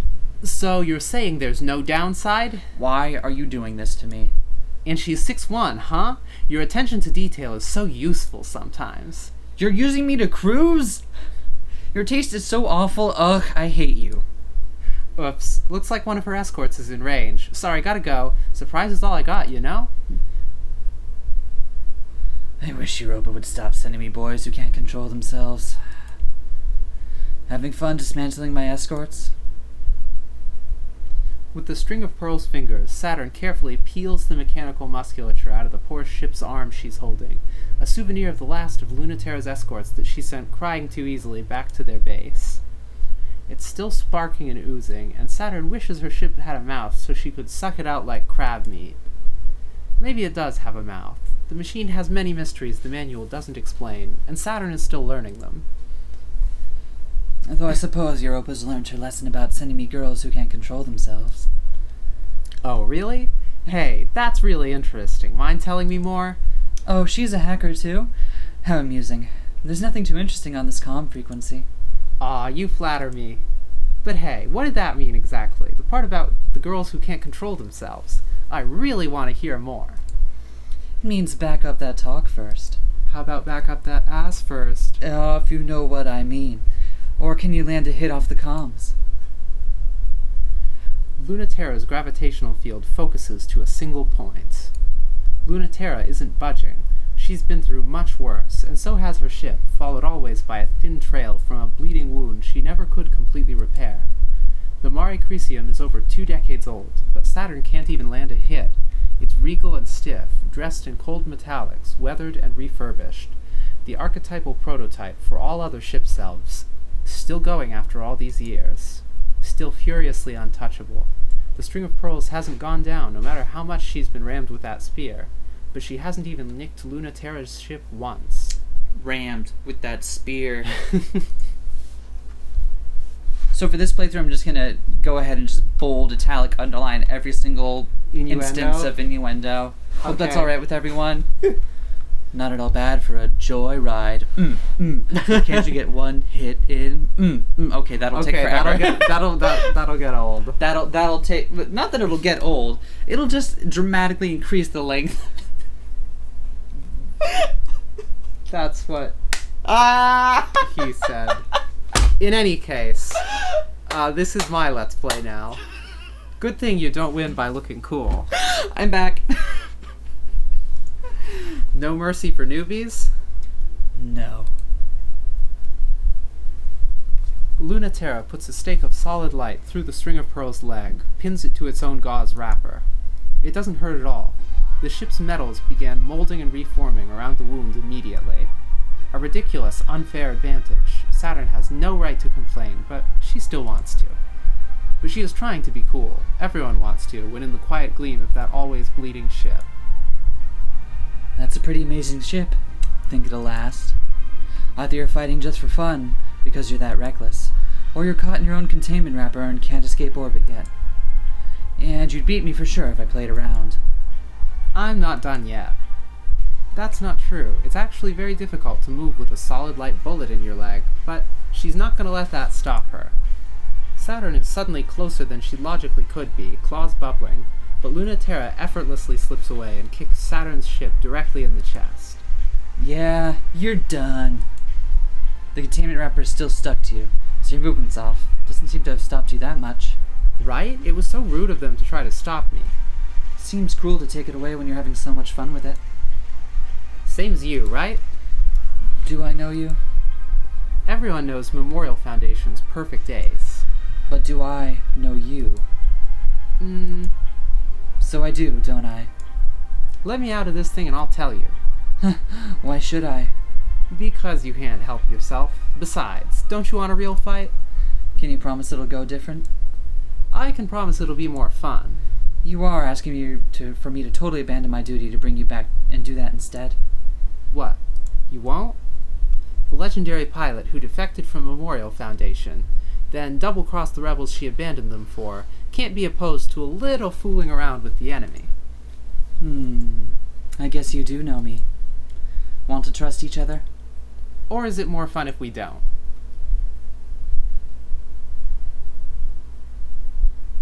Alright. Opening futures, closing posts. I'm impressed. Most people would be nervous to have a knife this near their throat. It's not like you can hurt it, so there's nothing to be nervous about, is there? That's true. But you're so new to this, I thought your brain would be overriding with the information from the ship. I really need to just stop mentally pausing every single time. Because I Maybe I'm not new to this. Oh, you were a candidate, so I think that might be true. But you're also trembling, so I think it's not completely true. I'm still very dangerous, you know, Luna-Terra? I believe that, for sure. You wouldn't be trembling if you were in my shoes. Less so. People tremble for a lot of reasons, though. I don't have anything to fear, so please don't project that on me. Well, if you're fearless, what is it then? It could be anticipation, couldn't it? This is very foolish of me. It really is. I have you right where I want you, remember? That might mean that I have you, too. Your claws are twitching. I thought we promised not to touch each other, to trust each other. I still don't. Then you must really like living dangerously if you're still helping me. I'm having fun. I can tell. If you want to know so bad, that's why I didn't like you. Because you were a test pilot and never got to fly before the end of the Cold War? Well, idiots like me got to? I thought so. That's enough. Hold still.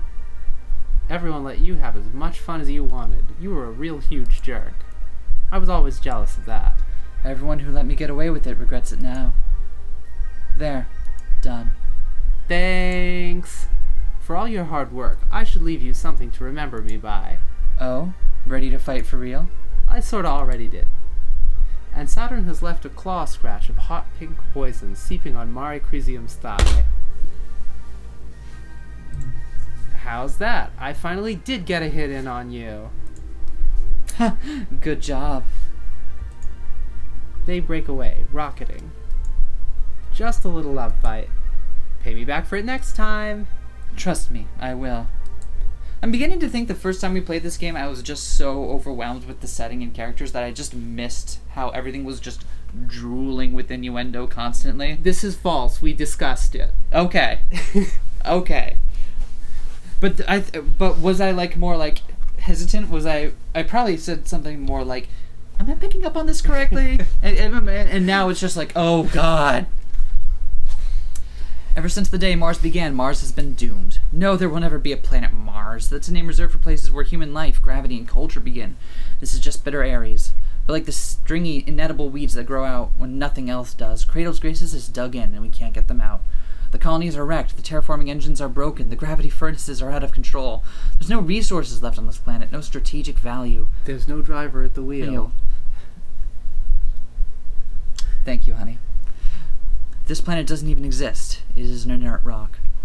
There's no point in fighting. There's no need to fight. Ship selves can't keep you alive alone forever. And even if that was the case, we could leave tomorrow and claim victory.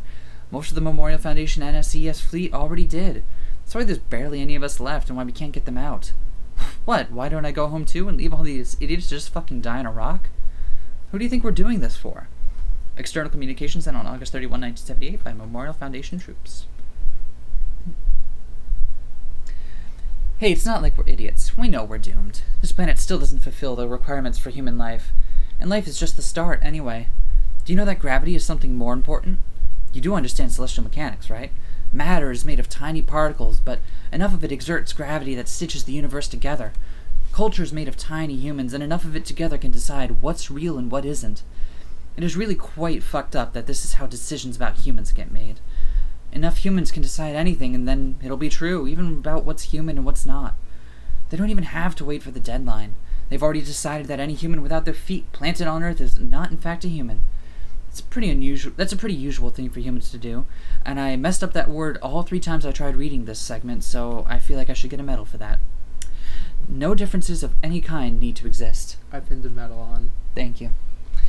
We'll just be aliens, and they'll send the real military after us, and we'll die.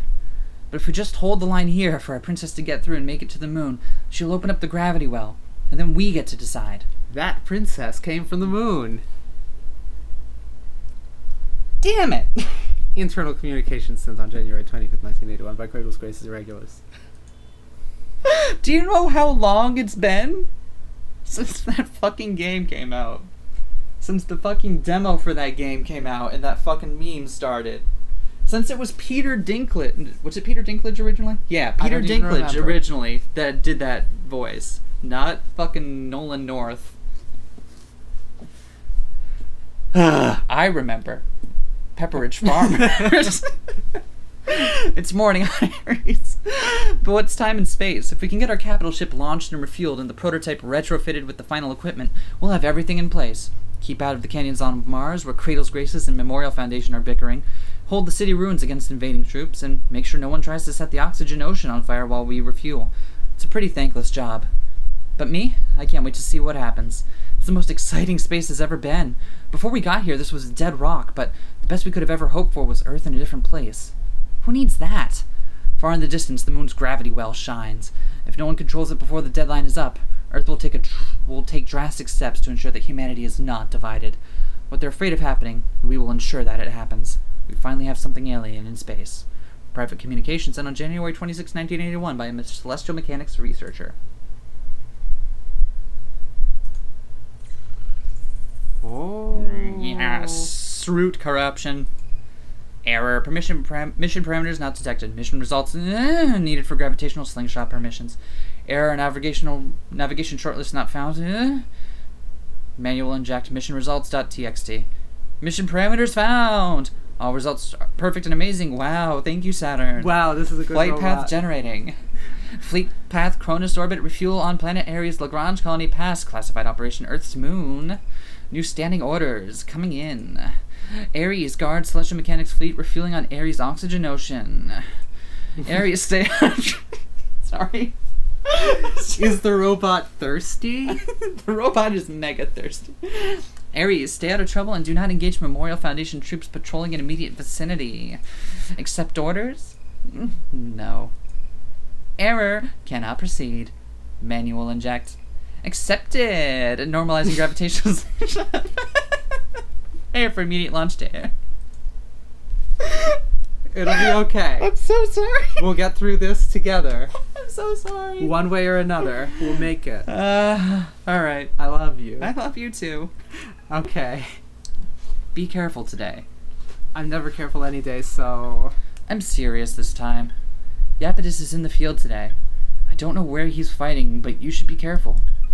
Jeez, you worry too much. Obviously, because you give me so much to worry about. I mean, are you really worried? His ship self is actually not that scary. Not as scary as mine. As if that was the thing I was worried about. What then? Oh, ew, God, I'm not even thinking about letting our mutual ex touch me. I won't even fight him. I'll curve him the second his What? I'll curve him the second his tide so much as tremble against my plating. Why would you worry? I don't even slightly hate him less than you do. Wait, who's our mutual ex? I have no idea. We're gonna find out. There's no possible way you hate him more than I do, but that's not the issue. That's never the issue with him. Hating him hasn't made him any easier to deal with. We were kids, though. We're older and wiser now. Lumao. Ha ha ha ha. At least you are Mercury. Hardly. At least you are. Or I Mercury. wouldn't be telling you. Remember how he just casually lingered his fingers on a second too long on your shoulder? In front of everyone? Ugh, it was so gross. It was so gross. And I loved the attention every time. It made me so smug. I loved it. It was gross. I hate him. Do you love yourself enough not to fall for it again? I definitely hate him enough to not fall for it. Do you? No, obviously. I'm still in celestial mechanics, so how do you think I feel? You're soaring, you've got a stupid idiot who loves you, and you get to do research and never have to deal with him again. And with this ship self, we'll have the future. And no matter what, I'll make sure he won't. Subject Re. Origin Celestial Mechanics Fleet Main. Misfired transmission. Author junk data error. Oh my god, sorry for getting back to you so late, but I was in the middle of a meeting. My phone buzzed and so much the director asked me if I needed to take a call. I swear you do this on purpose. I don't think you really need feedback on your news that quickly, even though, yes, they're really, really important to me, and I can't stop thinking about them or getting any of my work done. My presentation suffered greatly for my lack of focus. I expect you prepared for a little payback, and after I sent you my schedule so that this wouldn't happen again. It's like you're asking for it, Mercury. Hey, you wouldn't invest me for my meeting time so that you could send all those to the worst possible moment, would you? I already know the answer to that, so why don't you tell me this? Why can I never get enough of you? This doesn't sound like it's from Saturn. Or to Saturn.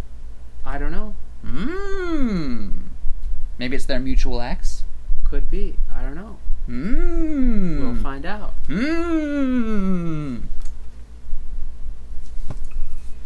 Miss Scion, select. Alright. Any preference? Let's dive. Deep dive. The oxygen ocean serves as both a fuel yard and terraforming engine for the planet Ares, and it's the perfect hiding place from the migrating celestial mechanics fleet, but deep down, something is reaching up for them. Saturn, what are you doing? Disabling all comms in the diving support stand. Oh, you're still here? I thought I cut this channel too. Well, I should go ahead and shut it. Don't you dare cut me off. You can listen if you promise not to whine, or stop me. I will do no such thing, and you cannot make a deal with me. I'm simply stating a fact, not making an argument. Ugh, why, Saturn, why are you such an incorrigible, petulant nightmare? After you were probationally forgiven for doing a very good job not getting String of Pearls ruined or captured, and Command even decided to give you the job of sparking the gravity engine that will take the rest of our fleet back to the native sphere, I would think you wouldn't be so into pressing your luck recklessly. But everyone except for you is so annoying. They're annoying because whatever's causing the tidal interference from the bottom of the oxygen ocean is almost certainly that Kratos Grace's weapon. They have no reason to believe you're going to be loyal. Every single second of the day, you are horrid and undisciplined, and your brief periods of obedience only seem to exist to throw everyone off later. I mean... If you want me to cover for you, you have to play along a little. Why are you like this? Years of encouragement and grooming, followed by abandonment and neglect. You know that. Same as you. And same for that pilot you're after, too? Is that why? In a different way, but I think so. Enemy or not, I want to talk. I think I'm getting somewhere. And I'm not going to get to talk if you all are interfering. What if she doesn't want to just talk? Then you'll really appreciate me cutting the cables before she pulls all of you down there with me. Why is it so important anyway? You'll really jeopardize the whole operation for that? What? You don't think I have my own cunning master plan? It's way better than his. Supposedly, nothing can stop the Krun macula. Is it better to find out if that's true sooner than later? Fighter or talk, which is it? How are they any different? Anyway, don't worry when the connection accidentally breaks. I'll be fine, promise. And you will be too. Nice. Share a secret moment deep down. Yup, let's do it. Opening futures, closing pasts. The balance shifts because Pluto tugs and Saturn yields. The oxygen ocean is a beautiful place because everything about peaceful place because everything about it destroys everything else. Thank you. You're welcome. I'm sorry for just jumping in all like that. That was actually really kind of rude of me. No, thank you. I apologize. No, thank you. I refuse to accept your apology, and I substitute thankfulness.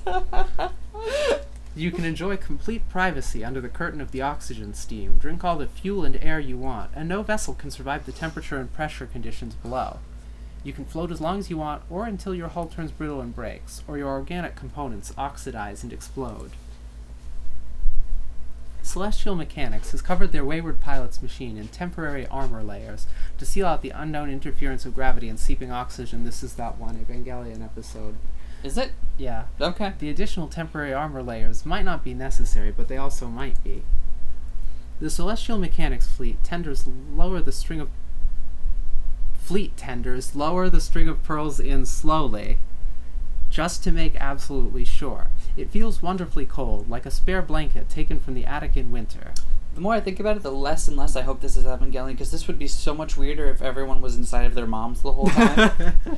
Also, spoilers. Oh, how dare you. It's like almost 30 years old at this point. How dare you. Anyway, Pluto is there, deep, deep down, and when Saturn slips in, she feels the ripples, as if they were in opposite ends of the same perfectly still pool. The feeling is wonderful. Saturn's surprised that's true. How do you know that? Wait, who is you? How do I know what, Saturn? Who are you talking to? We're asking for confirmation to lower you. Yes, I'm ready to be chrome-plated and lowered. Yeah, I've been ready. Sorry, I got distracted. You must be if you're apologizing. There's someone down there. She's speaking to me. No, she's trying to eat me alive. Or maybe it's really hard to tell the difference. Awesome. It's familiar. I'm so stoked. Take me down. The ocean boils wherever she touches it, even with the external equipment. There's no way to rely on sight, and the paramagnetic influence is too erratic for sensors to process. She can only feel her way, for both of them. The cable to your left is extremely important. It's the only way we have of communicating and monitoring your situation. Uh-huh. So you'll need to be extremely careful with it. Are you listening? Yes, but not to you. Shh. There's definitely someone here. Lower me. It's reaching out. Saturn feels funny. Something's not quite right. Like something's watching her. It's like someone's watching me. Saturn, can you see the fourth wall? I love this gag. But it's also not like someone's watching me. It's like something's watching her, but something isn't watching her. It's touching me. Something is touching Saturn. Its hands see her, and they also speak. It's saying something. The ocean ripples with boredom. It's really boring down here. But what else is Pluto going to do? Some girls get stuck with the worst jobs. But I've got to do it. With nothing to do but send insinuations through the narration. So Pluto can change the narration? Apparently. So are you coming or what? I've got her again. Tidal spike detected. Mass gravity alert. Lower me further. Saturn, we're pulling you out. No, lower the fuck out of me. Oh, not just yet. Hi, Saturn. Hi, Mercury. Sorry, I'm borrowing her for a little bit. Saturn's cockpit floods with alarm lights of an imminent high-intensity gravity event, but it's too late. String of Pearls discharges its electromagnetic field and delicately breaks off the winch. Saturn, what are you... The String of Pearls cleanly slices off the left communication wire and the pulley system. The silence of the oxygen ocean reminds her of a sensory deprivation tank. What a good girl. See, now I'm reading the narration mentally as Pluto. Also, sensory deprivation tanks. I still need to get in one of those. Hey, don't praise me like that. I wanted to speak to you again. Damn it, I cut both wires. Even ship-to-ship comms are down. Saturn? Can you hear me? Would you hear me if I spoke with this ship? It's been such a long time since anyone could hear it. Pluto's tidal reactor pulses slowly. The thrum feels like it's coming from everywhere. Oh, I get it. You want to talk with gravity? Whoop. Well, too bad. We don't know how. Saturn's reactor, an anxious little ball, is getting just so fed up with this. It's frustrating to not be understood. Would you know what that's like? You don't know how much I know. But I believe in you. If Saturn moves too much, she might forget what direction up is. The sensory deprivation of the ocean takes everything away, but she has to remember that's not true.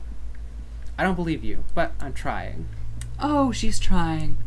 Of course I'm trying. Come on, where am I? I hate people playing hard to get. I believe in you, but you gotta work for it. I can't do it. Sorry, but I'm cheating. The String of Pearls electrotoxin shoots through the ocean. Like a bolt of lightning, it reaches out because it's attracted to you. It seeks the path of least resistance, looking for something that wants to respond. What it really does is run along the boundaries, theoretical and real. There's a place where the boundary between one thing and another is weakest, and it runs along the boundary until it finds it, and then it connects the two. We call this connection the Twilight Zone. Sorry. Why is she doing that? Oh, it's just what you were used to. Good at seeing weak spots. I've got a lot. Can you find them? You can do it if you try. Maybe you need a little push. It's like there's nothing, not a single crack. Don't say you're not perfect. Don't make me do all the work. The pressure is overwhelming, but it's overwhelming for Pluto, too. The Crone macula is like a little star, gushing matter and condensing it into an engine of light over and over. It was modeled after a theory of the Big Bang, after all. Bazinga! I'll show myself out. Made in secret on the planet Hades, on the boundary between what is human and what is not. It's a fragile boundary. You can touch it, but be careful. Ha ha ha. This takes me back. Which is not fucking fair. Are you doing that on purpose? Always taking me to unpleasant pasts? Is it taking you back? Sorry. But we can't help it. It's the first thing beneath our surfaces. You sure? I wouldn't trust me to continue reading after that. Okay, fine. You can have Pluto back. Okay. It's hard for me, too. It takes Saturn back to her first implant series, when they took the most special children they could find and tried to cheat them into being even more special. Bypass all the work and care that had gone into the third-generation pilots and kick them directly into humanity's next stage. Cheating, you should know, felt good. It felt wrong in a good way. It felt good in a way that felt obscene. It felt bad, like she was getting more than she deserved. They chose her, but she felt like she played a trick on them. Like she lied and got candy for it. They knew there was nothing special about her, and then they gave her the most special thing. If they knew how special it was, and how much she didn't earn it, they would have given it to someone else. But they didn't. Even when they threw her away, she never forgot how that felt. Why is it always like this? Oh, baby. It takes Pluto back to when she was learning how to be a person. In space, they decided they would start over without assumptions. Humanity would be protected by the most human children they could make. No matter how badly she did, No matter how much she wasn't up to how perfect they wanted, they never gave up on her. That was the worst part of it. She wished so much they would give up. It was so hard. She just wanted to be the mess she really was, and they wouldn't let her. She knew with her whole heart what she was supposed to be. She had it memorized, and she could never make it leave her body, become the things she did and the person she was. They let her be whatever she wanted, and she wasn't strong and smart and pretty enough to be it. Both of them remember, reaching through the wall to the one on the other side, wishing so hard to hold hands it feels like you really are. You're 2 pebbles dropped in the pond, but your ripples touching are enough. No one knows, and even the 2 of you almost don't. Never say it out loud, never think it too loud. It sounds so sad when you put it like that. Why? Don't show me things that stop making me jealous. Oh, you got me. You're touching me. I can hear you through the contact link. Ha! You got me good, and that's what you have to say? You're the one who got me. You did it. You found me. You're clever. It's amazing. You don't need to flatter me. I won't feel better. I'm not. You better. I promise.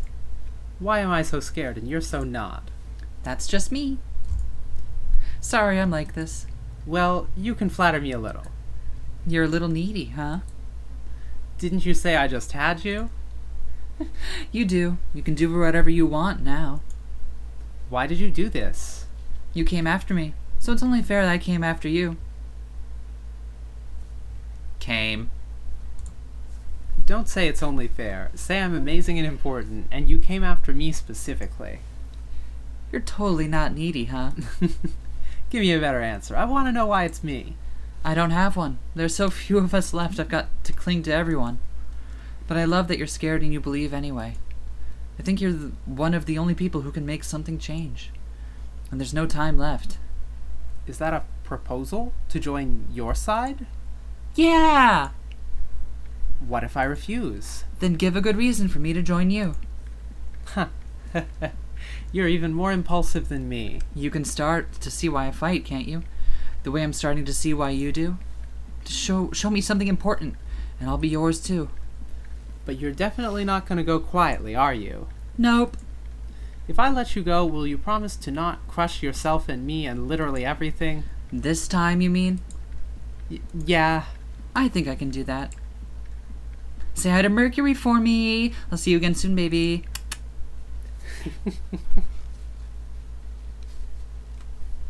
Mwah! All right. Hey, Pluto says hi.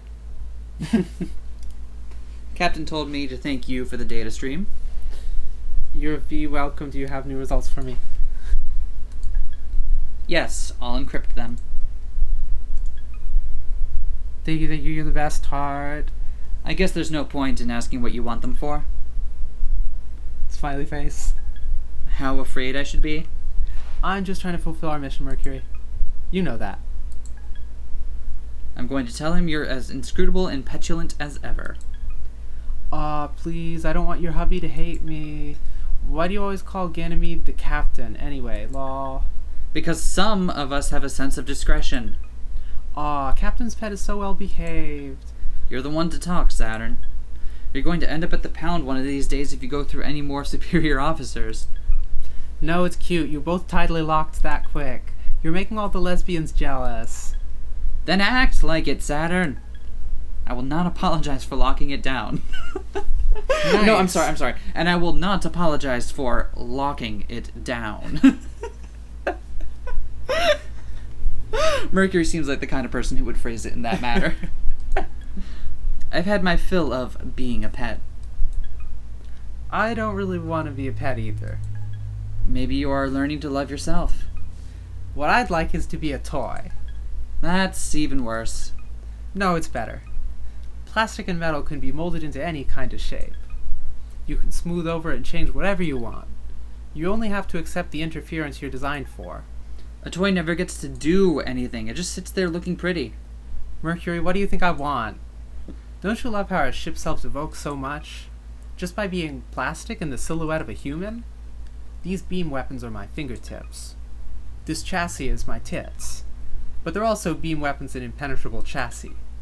They can shred the plastic all they want, but they can't touch me. Plastic can't get hurt.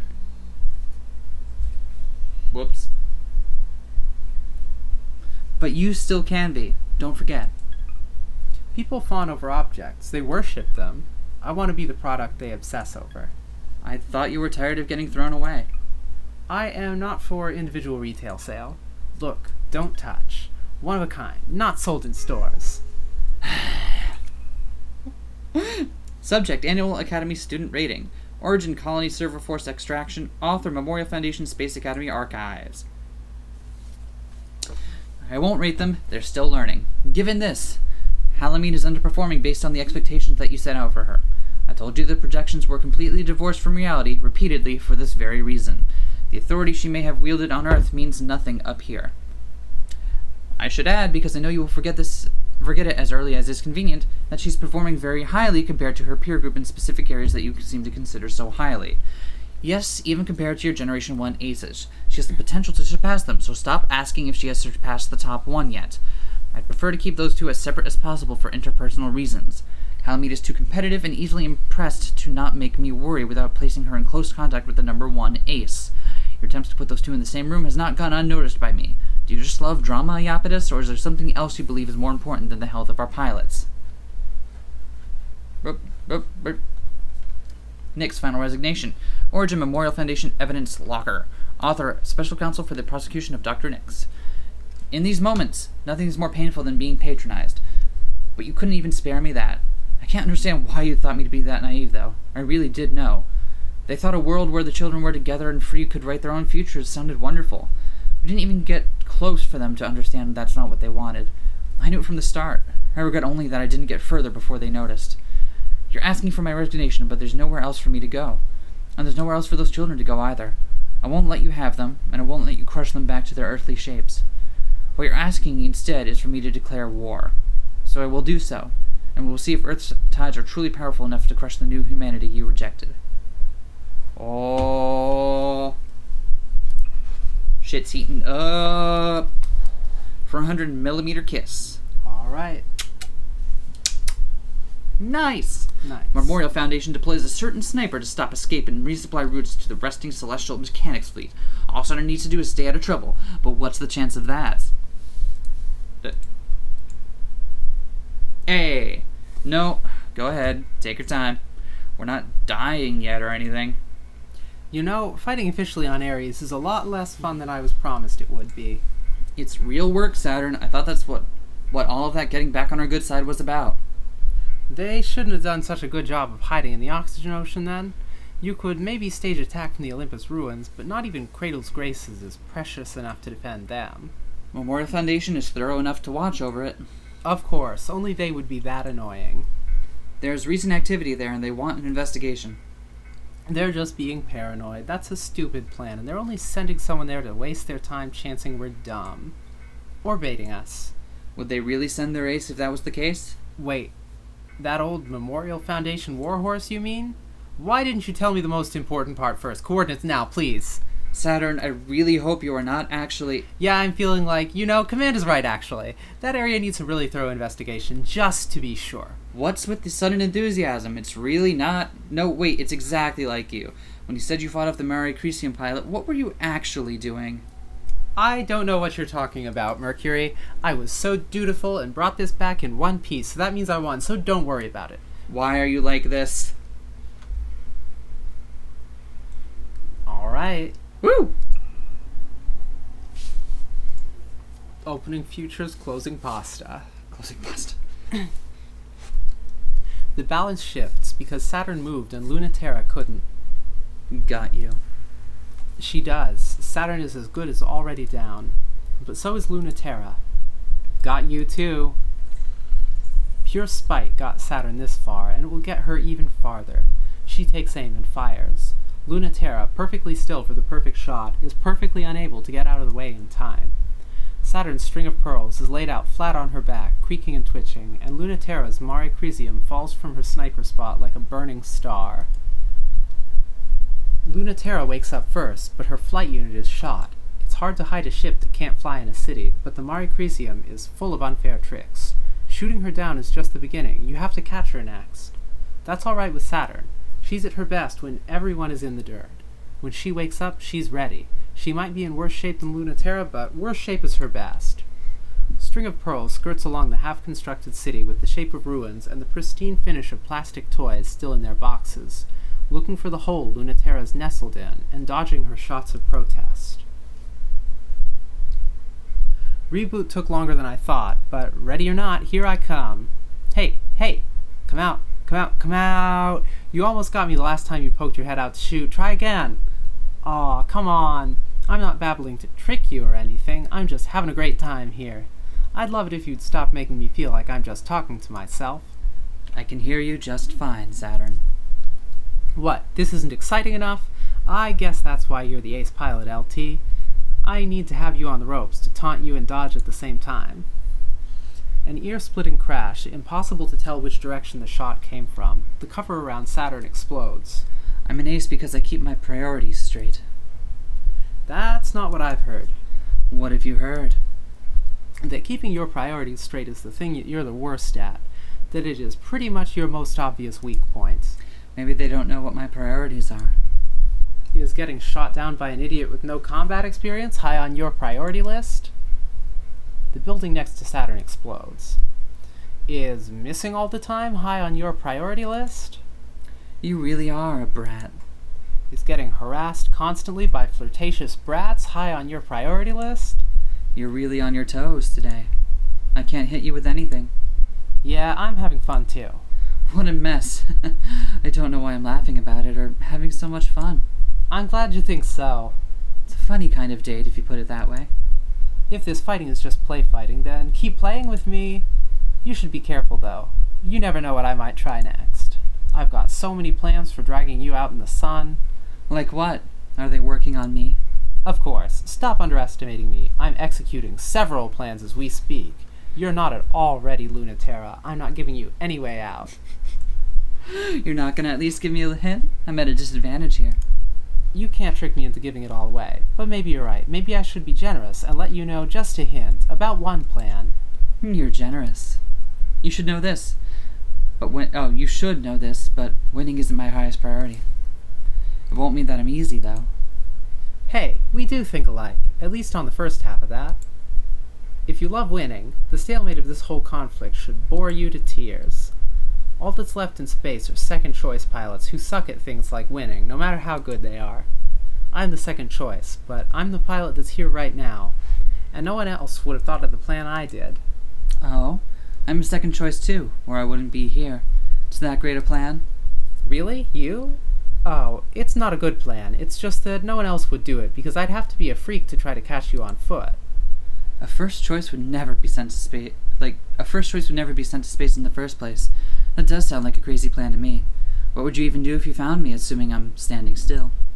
I know it sounds like I'm showing off, but I couldn't beat you in a fair fight, so anything else is in my favor, right? Maybe it's the only way around that ghost ship of yours, and how much of a genius you are. I can track any ship that I've hit once. I also have ways of being hidden so you could never find me. You're right. But you haven't used them. Maybe not. Also, did you know that your Mare Crisium has a manual bypass? Manual bypass! Manual? Whoa! Manual bypass for opening the cockpit. Whoa! No king shaming, but just came out of left field. Anyway, on to next scene. Yes. Oh good, but I'll knock anyway. The gentle hiss of pressure, and the cockpit opens. Hi. You look a little different. Not nearly so smug. And you look a lot different. I remember you now. You were such a good girl. I never would have thought that was you. You're smiling, Luna-Terra. Did something good just happen? You must really trust me to come unarmed. Why would I need to be? I win! I'd say I'm pretty dangerous just like this. You think of everything. Never mind. You do look infuriatingly smug for someone I just beat. Step away from the controls. Sure. I'm not laughing at you. I'm impressed. You know, even still, even in a fake fight, you have no respect for. No one takes me this seriously. I'm the Memorial Foundation ace, but just by default, after the good ones left. So I don't mind losing to you since you think I'm so cool. Luna-Terra kneels by the controls, hands up. They're still in reach. Saturn climbs the open hatch. No sudden movements. And I don't think you're cool. What do you want now? My ship? Me? They're both useless. I'll decide that. I don't need your ship out of commission. I'm going to be much cooler than you very soon, and then I'll beat you sort of fair and square, but maybe I should reprogram this ship to be absolutely sure. Luna-Terra whips her around so fast Saturn's pinned down in the cockpit seat before she can tell how it happened. Sorry, but touching there isn't allowed. So, then where is touching allowed? You are absolutely much more dangerous without a gun. LT's hand is on Saturn's collar, and her other on Saturn's wrist. Saturn slips her free hand down LT's arm. So how about here? That's fine. What about here? I won't stop you. You don't mind if I touch your face, but you won't let me touch your ship? Some places on the ship are fine. Some places on me are fine. Which do you want to know right now? Is this... damn it. So how's unbuttoning my shirt going? It's harder than it looks at that angle with just one hand, huh? Don't worry, got all day. Just make out with me, you heinous bitch. Luna-Terra had this idea, but instead she forgets it. She finds she's let her grip go slack, and Saturn's nearly leapt out of the chair to kiss her. That thought is a little surprising, but her body made the right call in the moments in between when she was too busy overthinking it. Saturn seems a little mad about that smug face Luna-Terra is making, and bites Luna-Terra's lip as they kiss. It doesn't encourage Luna-Terra to stop being like that. This is absolutely insane. Are you kidding? What could possibly be a better use of your time? Don't tell me duty is why you're fighting out here, or you would have stopped me before I opened the hatch. You're not just here for fun. You're not doing this just because there's no point and you're killing me time before the war collapses one way or another. Obviously, I can be sure and still make out with you. Would it disappoint you if I wasn't? Oh, don't make that face. I can tell it would. That's good, though. I feel the same way. I wouldn't let you flirt if that's just all you were. How can you be sure? Looks like I know something you don't, even if it's just one thing. I'm always the last to know. You always make it seem like you know what you're doing. I'm just acting on instinct. My body knows what to do. Then you should be asking her. She'll know just what to do. Gay. Oh man, Robot Cuddles. Robot. The game. This is a No, good game. not Robot Cuddles. They were out of robots that time. They were in a robot still. Okay, they were in a robot still. Okay, Robot Cuddles, but with the cuddles happening within a robot, not cuddles between robots. Precision in language is important. Words don't mean anything. September 12th, 1963. That's when the first and last artificial colony of the native sphere was completed, in a tranquil bowl of stable gravity at Lagrange Point 5. The front line against existential threats, a training facility for a generation of humans adapted to fight in space. There's a colony environment with the life, gravity, and culture necessary for human beings to live, thrive, die, and be born, with the hope that peace on Earth would reign if we won this war in heaven. Without pressure, water boils off our tongues, and we dissolve into component parts. Without culture, we forget the shapes we're supposed to have and turn inside out into something else. Out of necessity, we created a pressurized environment, exerting enough gravitational pressure to maintain cohesion, all senses, in space. It ships itself to ferry us through the world. They function only in places where gravity of humans is too light to sustain existence. It was doomed from the start. Of course they were jealous. The humans Earth no longer wanted flying on zero-G wings. Dr. Nix, Executive Director, Memorial Foundation Existential Expansion.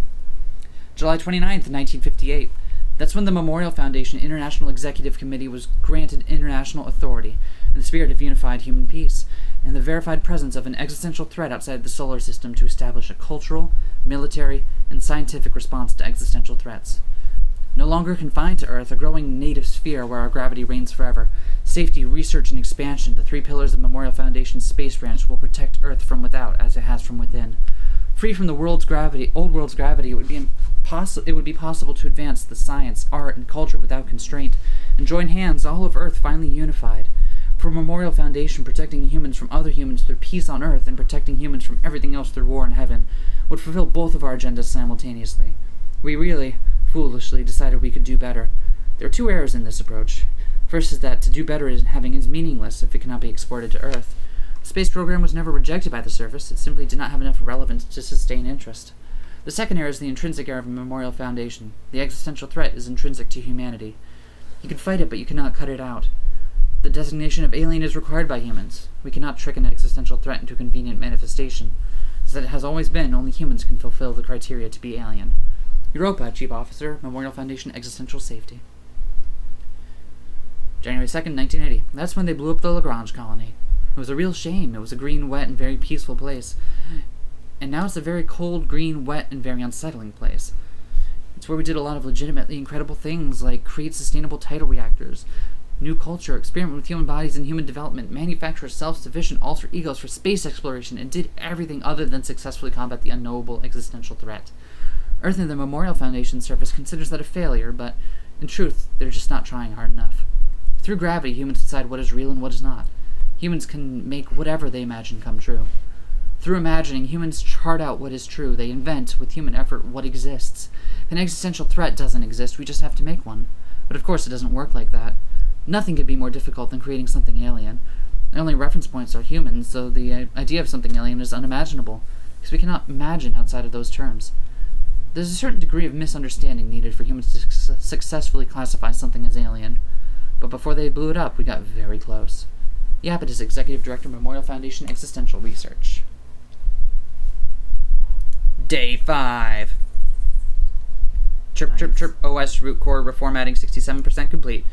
Waiting flight path. Input. Manual extract CM flight path. Forcibly extracting coordinates. Coordinates received. Flight path passes through former pilot training school Lagrange colony. Receiving new mission assignments. Error block from ship self side. Manual inject. Scan virus. Manual inject. Extract. 3 viruses detected and deleted. You have new mission assignments! Uh-oh, got viruses from downloading too much porn on your robot? Oh, I thought the viruses came with the mission assignments. Maybe. Too much robo porn. Colony, reclaim tidal reactor from Colony Core before Memorial Foundation. Colony, prevent theft of entire colony by Cradle's Graces. Accept orders. Lamau. Accepted. Normalizing gravitational slingshot effect. Prepare for immediate launch to Lagrange colony. Accept orders, Lamau. Lamau. That still makes me really happy. Don't make it sound like I hate following command any less than you. Don't worry, I would never doubt that. Hey Mercury, why are you still with Celestial Mechanics? Why are you, if you still are, that is? You're the one who can choose. Mercury. Oh, don't. If you hadn't hijacked String of Pearls, you'd be here like me, waiting. To see if it's true that we can be what comes after being human. I don't want that for you. I certainly don't trust or believe in Celestial Mechanics or Iapetus, but wasn't that the worst part? Even after he decided we weren't good enough to be the chosen pilots, neither of us left. He knew we wouldn't leave because we already wanted it too much. Do you still want that more than anything else? I don't know. You know what I don't want, and it's to have nothing to show for it. Nothing to show for what? Coming to space, going to the academy, never having a chance to fight in the Cold War, not having a say either way, and falling stupidly for the worst man alive. I'm counting on you, Saturn, to give me something better than just the same Earth we left. Oop. You never have to worry about that. I have only the highest ambitions for us. Those girls you're flirting with better have a decent future for us, is all that I'm saying. Sure, fine, okay. Only if it's a really good one. If nothing else. I'll make sure that he doesn't get the future he wanted. Huh. Any future but the future he wants is good. Give me and Ganymede get a good place there, wherever and whenever it is. Alright. Mail time. Mail time. Nix, Resignation 2. Origin, Memorial Foundation Investigative Archives. Author, MF Celestial Mechanics Research Lead, Iapetus. Nix, you fundamentally misunderstood the purpose of pursuing the dream of space. I never sought to correct you. After all of the great things you have accomplished are the result of that misunderstanding. You believed that your dream, so universally loved, was loved because we wanted it to come true. This was not the case, of course, even though I think Memorial Foundation truly believed that they wanted the same as you. But as the tides of Earth turned, they realized in their own hearts that they are not the forefront of humanity's change, but slaves to its whims. To protect human culture means to always be at its beck and call, no matter what it becomes. And their dream is one of overwhelming power that will unlock the last mysteries and cement our authority forever. What your children achieved with freedom from gravity, we will have the power to determine on our own. I hope you can understand the depths of my gratitude to you for exploring these ideas, that they might one day belong to us. Yapetus. Subject, Academy Research, Student Research Records, Mercury. Origin Database Link, Author, Pilot Operations Manager, Europa. Hi, Europa. Hi, Europa! Of all the Generation 3 pilots, Mercury is far and away the one best suited to actually be a pilot, to the degree I'd be terrified of giving that position to any other one of Yapetus' nightmare brats. So there's absolutely no chance that he'll be assigned, of course. He really is trying to maximize. What I want to impress, however, is that Mercury is still someone Yapetus chose personally for the pilot role, when he served himself during the Cold War. Alongside the current second-tier candidate, Saturn, Mercury used to be a lot different, which is obvious.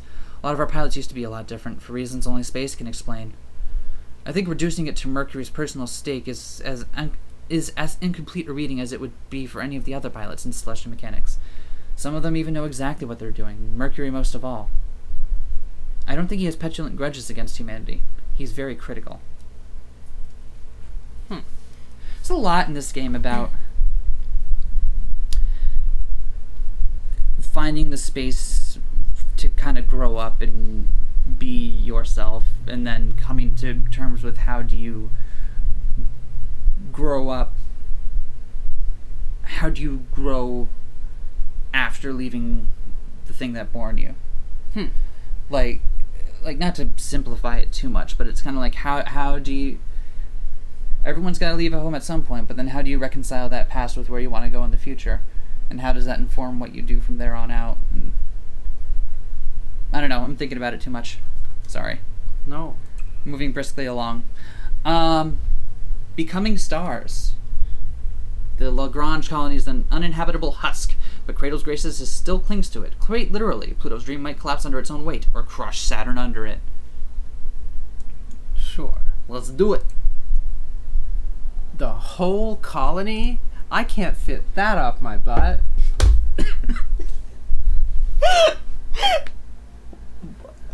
It's always the dumb jokes that slay me. It's so refreshing to see you surprised for once, Saturn. I'm soaking it in. Mercury, but seriously? He wants me to stop Cradle's Graces from taking the entire colony out of the Lagrange point? Why? Why would they do that? Why would we care enough to stop them from trying? The colony should just rot. It's over. There's nothing left there. Cradle's Graces wants those memories to live again. We need to discard Earth completely and start something new. It's an anchor pulling us back home. The success of opening the gravity well on the moon will depend completely on how much is holding us down, even weak gravity like that. That's more than just stopping her, then. You want me to destroy the colony? That's the mission, yes. Not that I'm not the greatest, but isn't that basically impossible for me? It's huge. There are smaller moons. Do your best, then. The less memories, the better. I thought you didn't have any problems, that the colony should just rot. Ha, that's a funny joke. We both went through the same shit. Don't ask me that. Every happy memory is made retroactively disgusting by the sort of person Iapetus turned out to be. I hate him so much, I will never get over how much. Saturn. Yes, Mercury? Then why are you still pretending to be with celestial mechanics? Why are you doing this is the real question, Mercury. You know him like I do, so why are you still here? I apparently have enough power to destroy a colony, and I can ditch him whenever I want. Leave celestial mechanics, take Ganymede. I'll protect you. I'll make sure there's a good future in the end. You absolutely will not be fine if I leave. Of course I don't trust him at all, but he wants what I want. It's what you want, too. I can't trust him on anything else, but I can trust him on that. Even if he's just doing this for his own gain with some other agenda in mind, he's truly going to give us this. Disgusting. That's what I fell for, so stop reminding me. That's why I trust you too, of course, even though I shouldn't. I know you won't accept anything less than what you want. If you can get even half of that, it'll be more than enough for me. How come it seems like all of the main characters we played so far only have like the most nebulous conception of what it is they want, don't really believe in the faction that they're fighting for. So you mean like... And are more than willing to be like, hey, I just, like, if you got something good, you can pull me over. Just convince me, okay? Just give me a reason. So you mean like actual people? Yeah! Like actual people. Why are they actual people, huh? Huh? What's up with that? Battle in physical space for the future. Opening futures, closing pasta. Pluto hesitates because she's not ready for this kind of fight, and Saturn is. The colony shines like a star until you're right on it. Then it looms impossibly large, a translucent sphere, a drop of water suspended in space. Glistening beneath the drop of water, past the clouds that form in its crumbling artificial atmosphere, to the strange haze that seeps from beneath the crumbling streets, it's possible to make out the fading light of the colony's collapsing systems. A massive jewel, like a clean slice taken out of the Earth, and floated in space until its gravity formed it into the tiniest planet. Just the tiniest planet. It's so small. Even a tiny world is still a world. Who can touch this? Move it even by an inch. I know for sure that you can't touch this. Much less move the Earth by an inch. You okay? Pluto drifts slowly in orbit around the colony, waiting. Even you don't know what to do sometimes, huh? I'm kinda stumped too, if I'm being honest, but sorry. Destroying it sounds way easier than whatever they're trying to make you do. The string of pearls skates along the outer edges of the colony's ice and atmosphere. She's having fun. She's playing. For just a moment, Pluto wonders what she's doing here. Oh no, Saturn. I'm happy to see you, but I was hoping that I might be able to convince you to help me take it away. Oh yeah? That's me. Oh, I'm sorry. I thought you were... Okay, go ahead. Oh yeah? What made you think that? For the same reason you thought you could convince me. 'Cause you like me? Or because you don't care for your side that much either? I care about all of us left here in space. It's amazing that you actually honestly do, but that's not what I asked, huh? There's a lot of ways to care about everyone up in space. Dragging a colony out of the Lagrange point yourself is one way to do it. There's another way to care about everyone up in space. You can show it by destroying this place, too. You're saying that would free us from the past? But it won't make those memories go away. We're making something out of them so that time and pain won't be wasted. This is important to me, and I'll fight for real over it. Don't look at me like that. You'll make me sad. You really don't need to be the one to tell me, because I already know I'm doing something super dumb. I wonder, what do you want, and why do you think you can get it from me? It's just going to be a fight. Is that what you're after? The string of pearls presses its heel into the ice of the colony's atmosphere. Yeah, even more so now. Didn't they teach you about sunk cost fallacies in the academy? Memories should just be memories. That's why you kind of make me mad sometimes. I've been having this feeling you're just going to do something way dumb and scarier than just fight me. Am I right? Because after I already said that there wasn't anything you could do, after you were shaking and afraid from just being close enough to see me, it looks like I can trust you to come right back no matter how much I try to warn you. And trust you to come back twice as much. You're wasted on protecting this pointless ball of scrap. Whoever is ordering you around has no idea what they're doing. You're so right. But I'm still not going to let you through. You're wasted on Cradle's graces in general. And the rest of humanity, too. Don't try to push my buttons like that. I won't think it's cute. It's a lot of work to be a human. I'm not trying to be cute. I mean it. It's more for some humans than for others. You're not mad at the humans who got to be human for free? It's a privilege to be human. Have you forgotten why we're here? Because humans, who wanted to be more human, took the least human of us up here to see how much more human they could be. And now they want to throw you away after they learned everything they could from you. Don't you resent humanity? I do. What do you do when someone says you can't have something? Do you think you should work twice as hard until you earn it? I don't. I want to smash it until no one can have it. You know, you're just like Luna-Terra. Ugh. Please don't say that. You're merciless. It's in a good way. Not even then. Don't get me wrong. It just depresses me to see you wasted on all them. You should be having fun. You know, I wish I would come here for just that. Just to have fun. Good. Have fun with me. I know you want to show me mercy. Lab rat to lab rat. Mutant bitch to mutant bitch. That's not what we need, though, is it? I want to see the you that's having nothing but fun. I'm still getting used to this body, but I think I can still surprise you with it.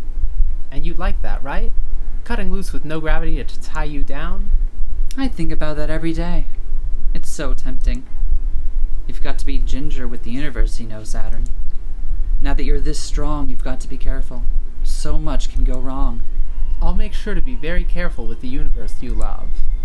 You don't have to hold back with me, though. Aren't I the only person you can go tide to tide with, holding nothing back? That's a big promise. I don't want to come off as full of myself, but I don't want you to underestimate me either. Plastic girl to plastic girl, I wouldn't patronize you like that. It's tempting, but I wonder if you're really ready. You wouldn't mind getting your ship self broken and dragged back for the Cradle's Grace's dream lab to do who knows what to? What, is that supposed to sound bad? You really are. Oh, fine. I'm gonna start easy, okay?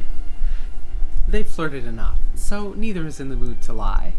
So no holding back, a lie to others about how strong you are, and no mercy, a lie to yourself about how strong someone else is. When Pluto opens her arms wide enough for her gravity to condense, pull, and tear through space, she's trusting Saturn can handle the pressure. She has faith Saturn will outdo her. Saturn meets Pluto's expectations with just a little bit of convulsing and shuddering. Then she exceeds them by darting like a bullet, a little hot arrow of danger, and just as dangerous to the touch. Queen Macula is a big target, but Saturn isn't going to be lazy this time. This is the time to be precise, to throw everything in on the vector she's flying along, to not let Pluto's tidal forces budge her a millimeter, which is good, because even then, she only barely grazes Pluto. Pluto's faster than you could ever imagine. The universe moves away, bending to not hit her, with tides that say, oh, coming into orbit is fine, but no touching. That you have to work for. That Saturn dared anyway is very bold of her. The burn on Queen Macula where Saturn's light passed over Pluto stings only a little, but it was close. So, Pluto takes her seriously and grabs the string of pearls by the tail, flings her into the colony's surface, and dives after her. Saturn is basking in the bounty of attention. It requires all of Pluto's gravitational forces to keep her contained. The string of pearls makes her feel like goo, or like a cartoon, like a liquid, and with it, she's as slippery and untouchable too. Others would shatter under the pressure, but String of Pearls bulges and squishes. Pluto pulls and pushes, trying to force her in a space that will sit still long enough she can deal with it. Saturn squeals in excitement until she can stop giggling long enough to push Pluto off with an electric burn. Pluto can't help but laugh too. It's funny how much nothing is working even though she's trying as hard as she can. That makes her want to work as hard as she can. Lab-grown girls know, vat-cultured girls know, carefully indoctrinated, carefully raised, special gifted girls, they all know. Heroes want to hold us, but we don't need them at all. Rather than bandages and kindness, the sting of pressing wounds together is the medicine we need. No boy who wants to heal your wound is worth the one who will tell you your wound is there. I can't believe it. Me neither. I really thought I'd actually be the one beating you. You didn't lie, though. You really could endure it. All of it. The colony is much worse for wear. Saturn shattered against it many, many times. Pluto broke across it a few times, too. It's shaking in the Lagrange point. You won, even though you lost. I had a lot of fun. I wouldn't have been able to have it with anyone else. I'm glad I trusted you not to lose. Ha! Told you. Good girl. I never should have doubted one of us. Thank you, thank you. We did our best, had the most fun we could have.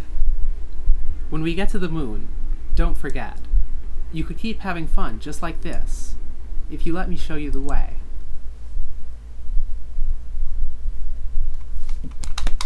All right. What's up? Sorry, just excitement jitters. Saturn, I would love it. Just love it. Yeah? If you messed everything up this time. Is this reverse psychology? Did I really reduce you to that? I'm a little impressed by your persistence in nagging me, but now I'm feeling like I pushed you to your limit. Shut up. As always, I am serious. Messing things up is literally the only thing in the world no one has ever needed to specifically tell me to do. And you keep yelling at me when I do. I've been looking into the Iapetus' work on the Eversion project. Oh. How much do you know? More than you know. Of course, it was always suspicious that Iapetus decided to support us. He was very insistent in his interest in taking humanity to the next stage, as if that is why any of us wanted to connect with the so-called existential threat. People who already had everything on Earth couldn't possibly understand. See, I'm feeling more and more like it's about finding some way, like, about people trying to find some way to forge their own identities out of a past that doesn't understand them anymore. It probably is. Oh. Should I have left that as subtext and then not said it out loud? I don't. Sometimes I feel like I notice the thing and I'm like, hey, is anyone else noticing this? And then everyone else is like, yeah, that's the point. And I'm like, oh, good. They just want even more for themselves. That's what I thought too.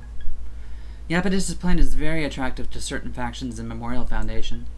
Certain factions in Memorial Foundation really liked the days when humanity was united against the existential threat. Except aliens aren't real. Okay, they're an nth-dimensional shadow cast by the gravitational impression of human culture and space-time, but that makes them a few shades short of real. And much less dangerous than their cousins on Earth, and even those are so weak kids with radios can take them out. Hey! That's a we know the devil right there. That's a we know the devil. Anyways, Pluto wiped them out. That was the whole plan. Since humanity doesn't care about them anymore, they'd never expect that we would find a way to avert our tidal reactors and become the aliens ourselves. The only alien is what is alien to us, and that's fundamentally humanity. We're aliens to ourselves. F of x equals that which is human that humans are not. And Iapetus isn't going to give up everything he has for that. you think he's lying about wanting to? I think he's lying about himself wanting to. I think he's happy to let us complete the project and go home. Because he'll have exactly what he and the rest of humanity is longing for. A scapegoat. Someone to be an alien humanity could guiltlessly fight against. Yep. I'm fine with abandoning the Earth. It hasn't given me anything. But not on his terms. Not ever. Don't worry, Mercury. I've got a plan. No matter what, it won't go his way. Ah! The plot thickens. Subject read. Origin. Ganymede intercepts. Do not read, Saturn. Author. Bridge Information Officer Mercury. I am completely uninterested in communicating with Iapetus in any capacity that's not technically. I know my boundaries, but you are very nice to worry. I know you're not jealous because you do respect me, but don't make me worry. It's what I like about you. I know you're worried for me, not about me, and I appreciate that, but I do want to clarify things so you stop asking me about it, even though it's cute and I do appreciate it, really. I'm not just saying that. Please don't hear that in a passive-aggressive voice. But I've been meaning to ask this for a while. Is it okay that I believe in this? It's important to me that you understand that it's nothing to do with him. So I worry that means that you don't understand what it means for me. I don't believe humanity needs to be punished. I'm fine being human, but I think an important reminder is needed. Not alien in the sense of a foreign other that can bear all our rage and hatred, but alien in the sense of casting our own features into relief. I think what we see as the result should shame us, but there are many, many things we need to see. You'll probably say you support me and believe me. Thank you. But you also say that it means something to you, too. And that's why I really love you. No! Nope, up, down. Subject, string of pearls, final specifications, origin, Iapetus message intercept, author, celestial mechanics ship self-design. This is not what we talked about, not by a mile. You know I don't actually have a moral compass that does not revolve what's cool. So, coming from me, just know that it's my professional opinion that I'm not even sure that this is cool anymore. Creating a theoretical matter is not even hard under laboratory conditions, and in space, it's easy to sustain it. But the creation of exotic matter like electrotoxins can get really not fun if you aren't careful. Since you hate fun, I already know that's not what you're after, and you don't have to level with me or anything, that's fine. But I do want you to know that this thing is basically designed to degenerate as quickly as possible. The reactor tends towards aversion, and that will require a pilot I really would not want to meet, in a piloting style that no one should ever do. Eventually it's going to drag the pilot down, and that's going to be really weird and ugly unless they are immediately destroyed. Clearly, you want that. I mean, you've said so, but they're going to have so much fun. Let me try to convince you that you should set a self-destruct in there. Maybe something cool will happen when she averts and the ship self keeps her anchored in space-time to mess everything up. If it's not, don't you want a backup option? So, am I pulling correctly from that means the string of pearls has to be run in, like, piloted in almost a self-destructive way? Perhaps. In order to keep it going? Sounds like it. Deeper cuts. This one's from a D side. In the Garden District, closest to the malfunctioning and broken tidal reactor that kept the colony together, time and space aren't quite right. It's the perfect place for a real fight. How deep under Luna-Terra's skin do you think she can get? Ugh, this place. You don't feel like seeing home again? Aw, come on. Don't tell me you don't have any fond memories of the Academy. I do, despite myself, and that's why I don't have any wish to see it like this. A ruined garden that only reminds us how weak the gravity of this whole venture really was compared to Earth. Not to mention it was all for something completely worthless, too. Wait, now you're grumbling about a mission? This is historic. The Lagrange reactor is just a hollow shell, and there's barely any advantage to have in getting it. This better be a trap to use you as bait to get the Memorial Foundation off our trail. Oh no, what a terrible trap to fall in. More flirting, I see. Is it unbearable? Yes, extremely. Are you really still getting nowhere with her? What are you talking about? I think you said you were going to crack her open and peel her shell, but I don't think you have. You don't know anything. Shh. Ah, I am completely and utterly correct then. She's highly evasive. Point blank or sniper shot. I can't seem to hit her. Your type, I see. Shut up. I got the Academy's most notorious heartbreaker to look like an idiot at me, so I win. So shut up. She's even stupider than I thought she was. But she's not as stupid as me. Ugh, you're the one with your guts all over the place. Oh, fine. I'm frustrated, alright? But it's not because I'm not getting anywhere or because I even care. Soon. Alright, this time I'm done playing. Happy? If there's anything there, or if she's just metal all the way through, I'm gonna find out. If she is that boring, I'll never forgive her. But I'm coming back with guts this time. Fight for real in a fun way.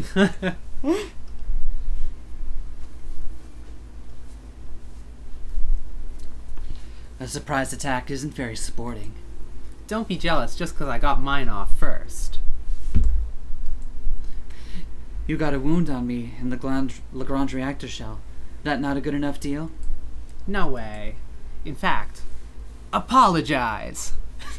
Hiding so I can't surprise you again is so unfair, Luna-Terra. Let me bully you some more. I'll pass. Are you sure? You sure you don't want to get bullied? Or are you sure you don't want to get bullied? See if you can find me first. You like cat and mouse games, don't you? You want to try it again? I won't let you just play a game this time. Can you find me even when I'm serious? Then I'll get serious. Luna-Terra hides in the Garden District, the one part of the colony she has no memories of. The Garden District doesn't have any trees or flowers or plants. It's not that kind of garden. A garden for the children meant to inherit space. Not like Luna-Terra, who came in the first generation, teenagers too old and too molded by Earth's gravity to inherit the cosmos. The second generation was raised here, in the light of the colony's center, the Lagrange tidal reactor Luna-Terra remembers like the sun, with the hope that they would grow freely in the lightest of gravity, free of Earth's weight. Luna-Terra is the one holding the useless shell of that reactor now. Even broken and useless, LT doesn't feel comfortable holding it. It's an unpleasant, untrustworthy object, and it feels wrong to hold. It was made by people, but it doesn't seem like it was. It's a fake, but it's unsettlingly close to what celestial mechanics eventually intended it to be when they seized control of the reactor before the conflict broke out. Something not made by humans. If it's so useless, why don't you just give it back? You can tell what I'm thinking, huh? Or read between the lines, just like Pluto, but different. Something I still can't understand. You've been playing with her too, haven't you? I sure have. Jealous? Of which of us, though? Both. I could never read the story like you both. I'm straightforward. That's not even a little true. You're being way too stingy with the narration. Narration? You can't perceive space-time as a story, a narration spun out of the ambient gravity of humans, telling you about everything that is, if you can listen? You can't see how obviously your envy is bleeding out and everywhere, can you? I'm slipping, huh? Letting out more than I thought. But see why I'm jealous? I don't know anything about what you mean. I wish I could speak that language. Yeah, it's amazing. You should really be sad if you don't speak it. I just have this absence. Your impression on the narrative is something like spilled whiteout, a gushing ocean of bleach, which is a pain in the ass for someone like us. You also have a habit of acting too fast to get caught up in the story, especially when it's not going your way. 3 times faster than the story knows what to do with. That's how. You are different than Pluto. She would swell into the atmosphere, but you slowly bleed into the spaces between the lines. I can feel you seeping, though, blurring the lines between one and the other. What is it you're after? Curious? Then stop hiding. The rain-slick streets are looking more and more the same. The weather is malfunctioning, and the moisture regulator is shot, and the failing gravity is doing strange things, playing strange tricks. Mare Crisium's feet are wet. She's afraid. She's falling right into a trap that feels like it's in every direction at once. You can't trick me. Luna-Terra dodges at the last second, or was never there. If Saturn bleeds into the narrative, then Luna-Terra's trick is having a real habit of interrupting the story just when it's getting good. Good thing she'll never know how much Saturn and Pluto think that's cool. I have eyes too, Luna-Terra. Don't think gravity alone is enough. Saturn swipes again. Luna-Terra wouldn't be hit by such a thing, but she isn't ready for the dripping, sparkling neurolightning. She misjudges the distance, the unsureness of gravity. Mare Crisium sparks and bleeds from her left arm. Luna-Terra swings her spear, crushes the string of pearls to the ground. It crumples, then darts away, lost in the mist. Saturn's worse off, but her machine will fix itself, and the poison in Mare Crisium's systems is only getting worse. You almost got me, but not quite. Is your game off a little today, Luna-Terra? I thought you were going to be serious. You're gonna have to do a lot better than that if you want to see me serious. You're misunderstanding? I'm gonna cheat. You're the one who has to take this seriously. How's that arm feeling? Still sparking? Still gooey? It doesn't take that much, you know? Have you been cleaning your system regularly? What kind of fight are you looking for? A one-sided fight where you try your hardest and still lose. Looking for payback? What? No, who cares about that? It's for you. Because you love getting owned. You're never holding back. There's no way I can beat you. You're even stronger than any story anyone's told about you. You always win, and no one touches you. If ship self-fights were life and death, that'd make you a genius. But they're not. They're made in the image of plastic toys to fight like plastic toys. So that makes you an idiot for not playing along and being honest. You'll save a lot of time if you give in and say I'm right now. If you beat me for real, that'll be all the answer you need. Haha, stoic to the last, but that's great. Your holding out on me is actually kind of delicious. When's the story gonna tell me what's happening? When are you gonna let me hear about all the static in your joints, the trembling in your mask, your slackening grip? I'm on the edge of my seat waiting to know. Luna-Terra knows that it's true. Saturn can't sense where she is at all, but she knows immediately that Luna-Terra knows she knows. Tell me all about that, and I promise, without any hate or fear, I'll listen. You don't believe me, but I promise, I won't laugh or hurt you. I can't see you, so you can escape if you want. I'll let you keep that little ball even, and the poison will wear off. I'm sorry. Do you want to show me? The Mare Crisium crashes to the ground, skids along the wet streets of the colony. Her legs give out, and her arms are too weak to catch her fall. String of Pearls lands gently, surprisingly, but that's what these ships were meant to do. They're meant to land gently.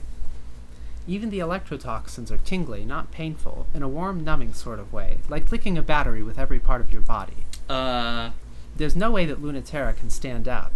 As soon as she lets it all in, she falls in a mess, totally defeated. Oh wow, you really did it. You got so quiet. You're so well trained. You're the big strong ace, but You shut down so quickly. You really can't deal with me at all. Why is that? Didn't you say you weren't going to bully me? I'm showing all possible restraint. You really did make it hard. I thought you were kinda cool. You really acted like you knew what you were doing, even though you were so scared. Leave me alone. Oh no, baby, but you love this? You're looking forward to it. I can see right through you. These ships are meant to touch. If you never lose, you never let anyone in. Thinking of this as losing at all is actually kinda sad. You want to give this all up and drag me home? Are you really sure? Luna-Terra, you ought to not lie to me so much. This smug, untouchable Luna-Terra that I used to hate, she's so boring. But the you that you don't want anyone else to see, that's a much better you. That's the you I want to see. Luna-Terra is conscious of her own breath, of the unconscious, pulsing rhythm of her ship self which trembles, and not just from the electrotoxins. She really can't move in any sort of effective way, but what she's feeling isn't fear or even helplessness. It's anticipation. If she thought that she trusted Saturn as much as anyone else, not at all. Now that she has no choice, she's surprised. She trusts Saturn so much, even knowing exactly what she wants to do. Saturn plucks the broken reactor out of Mari Crisium's hands and tosses it away like trash. And I will. Now that I have the power to peel your skin off and see it, I'm really happy. I never thought I'd finally get to see you like this, even though you're letting me. Little secrets just for me that the narration will never tell. For you only. So only I get to see you twitching and helpless? No one else knows? Not telling. But it's just for you, so keep it ambiguous. Got it. I could be straddling you and pinning you, that's certainly possible, but not for certain. I'm not saying anything definite. You've got it. Thank you. I've got my pride. Yeah? Your pride? Tell me about that? It's worth a lot to me. Then I'm worth even more, right?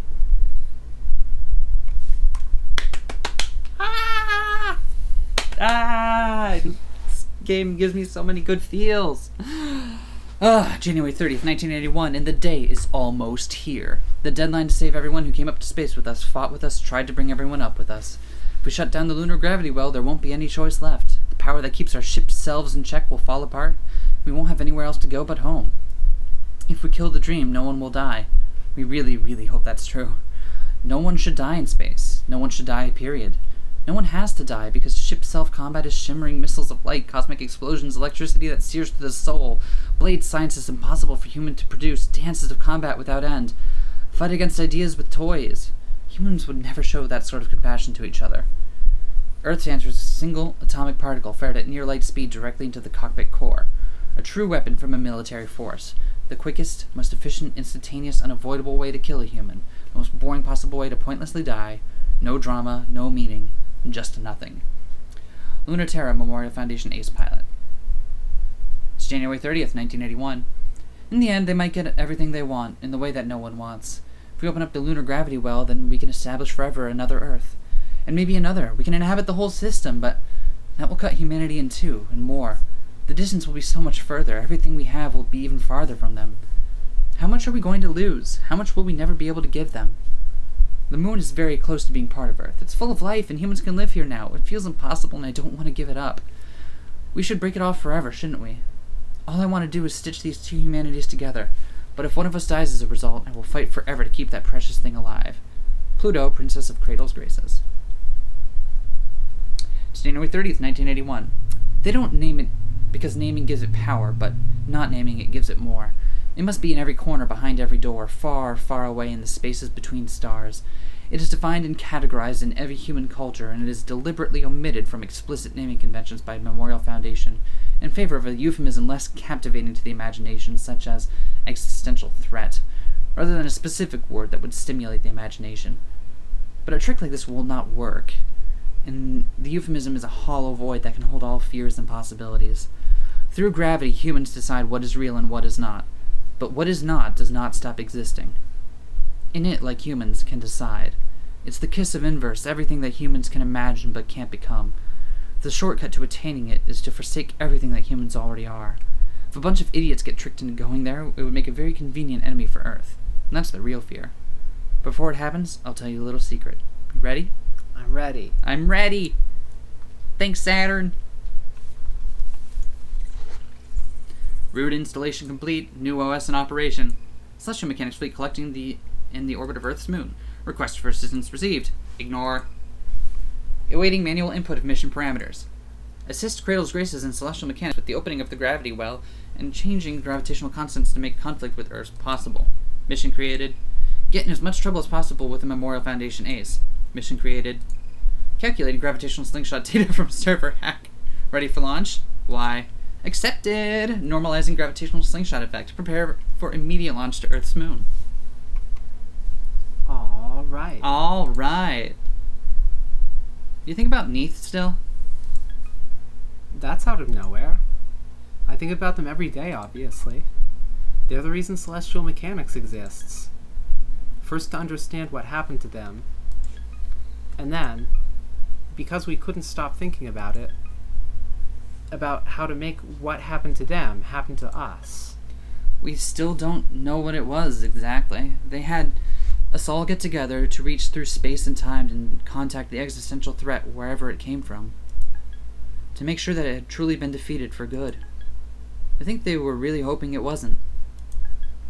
We felt the same, especially us who never got to fight yet.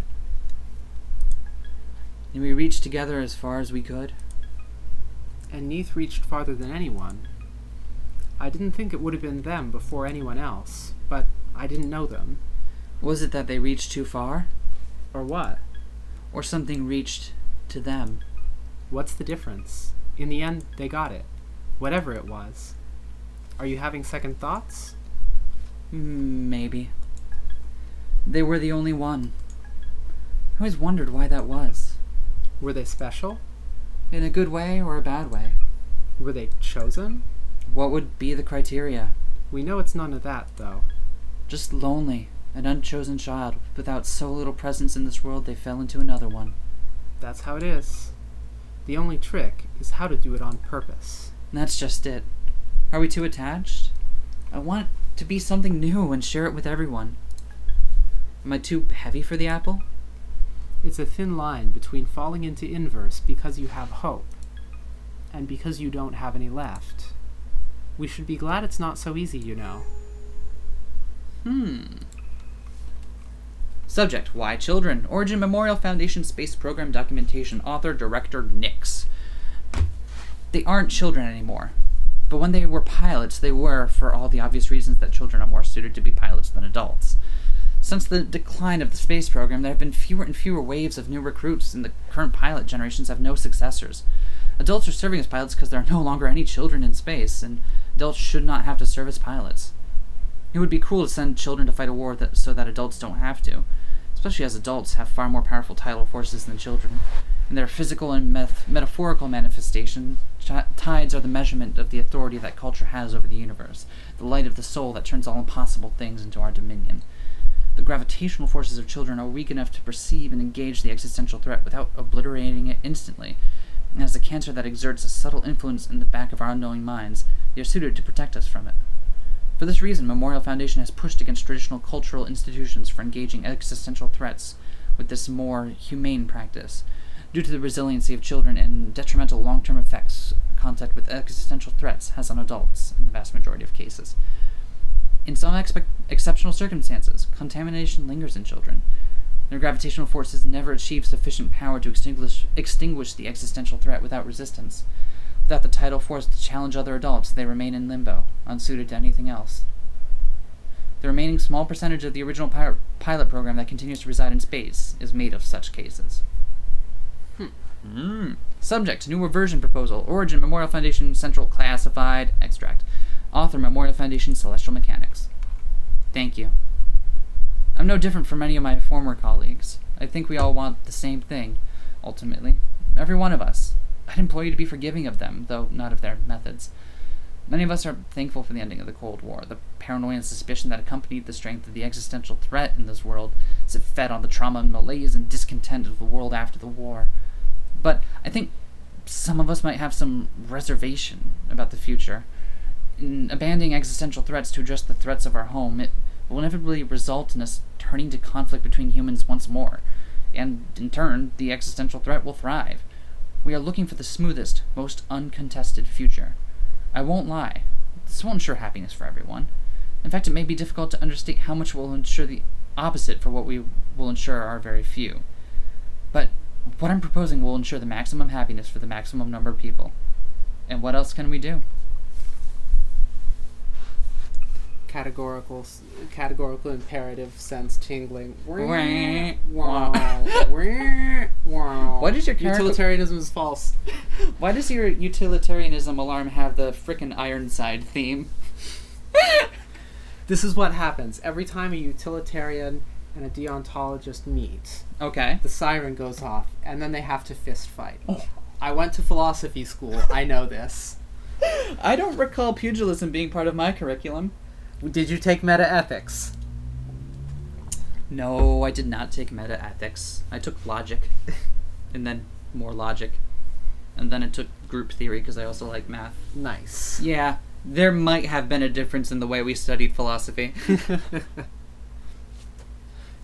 Alright, the acceleration due to gravity. Celestial mechanics and Cradle's graces have one thing in common, and that's escaping Earth's gravity. To do that, they need Saturn and Pluto to work together to corrupt the lunar gravity well. It's an opportunity for one to get the upper hand over the other, but they're not thinking about it politically. Buddy cop?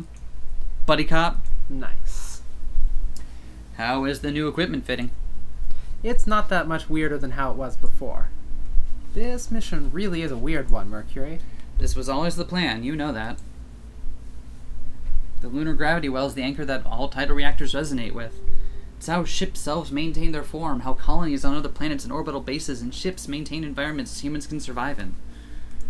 Gravity in both the literal and figurative senses is required for us to live in space, and without it we dissolve into the universe, become everything that humans aren't. There's a lot of that in the universe, if you've noticed. We want to turn it into something interesting and specific. We have to make sure that we're controlling the aversion process. Is it going to work? Probably not. I wouldn't trust Iapetus to do this right. There's nothing in it for him, so why would he care? When he lived on Earth, he had everything he wanted. He isn't like anyone who came to space. He's just flirting with the idea of transcending human limits for boring reasons, and only for his. There are no places left on Earth to conquer, so he wants to be the first to own the future. If this actually works, I don't want to share it with him. Oh, you don't have to worry about that. I told you I was playing this how I wanted, right? I'm not letting him have this. Nice. Saturn tempts Pluto to fall in with her.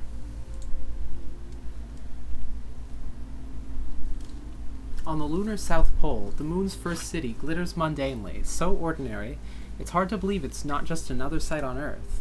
The Lagrange colony was destroyed, the Ares colony was stillborn, but Earth's satellite is almost as much Earth as Earth is. So we have the authority to name Earth's satellite the Moon, part of our body, the native sphere, and not foreign unknown Luna. Even if the space program is ended, the Moon will remain part of Earth, as it once was, before a cosmic event tore it from Earth. Reclaiming the Moon was a historically and existentially important event for all of us, except for this impossible tower on an impossible mountain, in a point of eternal light, which is not so earthy yet. The gravity well is suspended directly above the tower's point, resonating with Earth to keep every wayward human in space grounded. The Moon has been taught almost all of the Earth's gravity, but not quite. There is still some possibility left. You're quiet. Are you up to something? What makes you say that? The tilde, but also everything else. Hey, I'm being very sneaky here. The string of pearls and Krun macula circle around the small, glimmering void of the gravity well. For all the good it might do, Celestial Mechanics and Cradle's Grace's capital ships are standing by. Just not too close. Who knows what could happen? I should be suspicious, shouldn't I? I think you must have some sort of evil plan. Of course. You should always be suspicious. I'm shifty. I'm here to get the upper hand. Good. That's why I'm here, too. Still, I don't mind if it's your evil plan that finally succeeds, as long as it's yours. You're trying to fluster me. Try harder. I mean, it is working. I just want to get flustered more. You're in a really good mood. So I'm extra worried. More worried to be working with you than all the times fighting you. Not in a bad way, though. The gravity well is a massive engine, and it is very stable. To destabilize it is very dangerous to everyone and everything, which is why they're opening it. Was that what your utilitarianism alarm sounded like? Yeah. Okay. That's the utilitarianism alarm. I super hope that picked up on the recording, because otherwise I'm going to be silly. The escorting operational platforms from Cradle's Graces and Celestial Mechanics tonelessly coordinate with each other to instruct Saturn and Pluto on preparations, like exes that are forced to attend an event for their children together because that's what they are. Now you're the one who's quiet. I was in a good mood. Did I tease you too much? Oh no, I was just remembering something. Do you remember this too?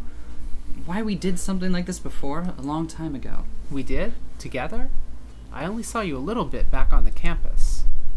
It was a kind of weird time. You seemed really far away then, more so than now, and we weren't there that long. For the third generation, they wanted to kickstart the process, you know. Not a whole childhood of care and attention, but condensed, chemically assisted, cybernetic enhanced growth.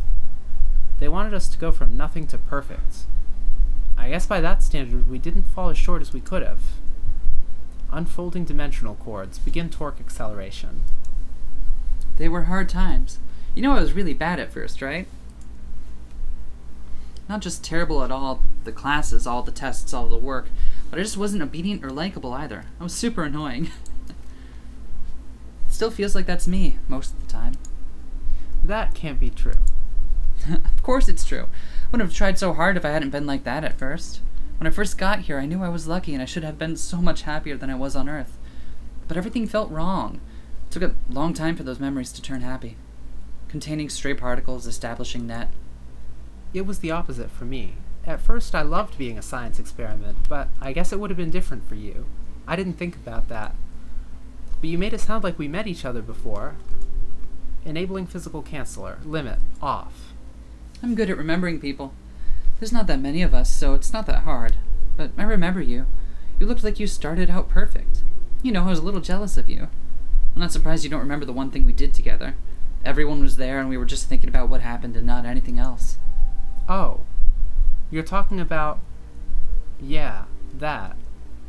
We were all there, so of course you were there. I didn't think about that either. Nyx, Iapetus, and Europa all wanted the space program to justify its existence. Earth didn't agree. The alien threat that we defeated with such ease wasn't even worth it. Just a shadow created by waves of humanity in space. A color and a light that fought us and never came into focus. So they had us all come together, over the gravity well, just like this, to see if we could pull whatever they were more fully into our universe. And it went so wrong. That was when the space program really ended, wasn't it? We never should have done it. It was risky and no one knew what they were doing, and everyone was desperate. I don't know. Maybe Neith doesn't feel the same way. The tiny point of glimmering darkness in the gravity well sometimes shines in such a way that, for a moment, it seems like there's something inside it. I hope that's true. I want to believe it. I can't blame them for what happened, though, either way. Ha, really though? What do you mean, can't blame them? I mean, they were the one who gave in, right? When most people talk about what Neith did, or what happened, when they turned inside out in the light of the gravity well, it was as if it was a horrible accident. Not something they did on purpose. Why do you talk about it like it was? I just had this feeling. I didn't really know Neith at all. No, maybe I should be honest. For a second I was thinking the same thing. What if I jump in? I thought the same thing. We could have been like them. During the testing, when we saw the gravity well opening before us, we could have jumped in too if we wanted to. It was scary. It was. But a lot of us looked at that, and after, we thought, us too. And that was how Celestial Mechanics was born. That's the truth, whatever Iapetus really wants aside. We have our own ideas. It's amazing. I couldn't be so brave. When Earth looked at what emerged, they were filled with despair. So that's how I decided to feel too. After all, it was proof that the existential threat was the same thing it's always been. The same thing we've been fighting as long as humans have been humans, the shadow of possibility cast by us. The not quite there aliens we had fought for so long were just caused by our own ripples in space-time. We only had ourselves to lose and nothing to gain by fighting them. Where Neith went and what they became, only Venus knows. What? Venus from Not This Game. Oh shit. Oh shit. That's interesting. Oh shit. Hold on. Is that the first time someone has called out someone from the first game by name? Yes. Okay. Yes, it is.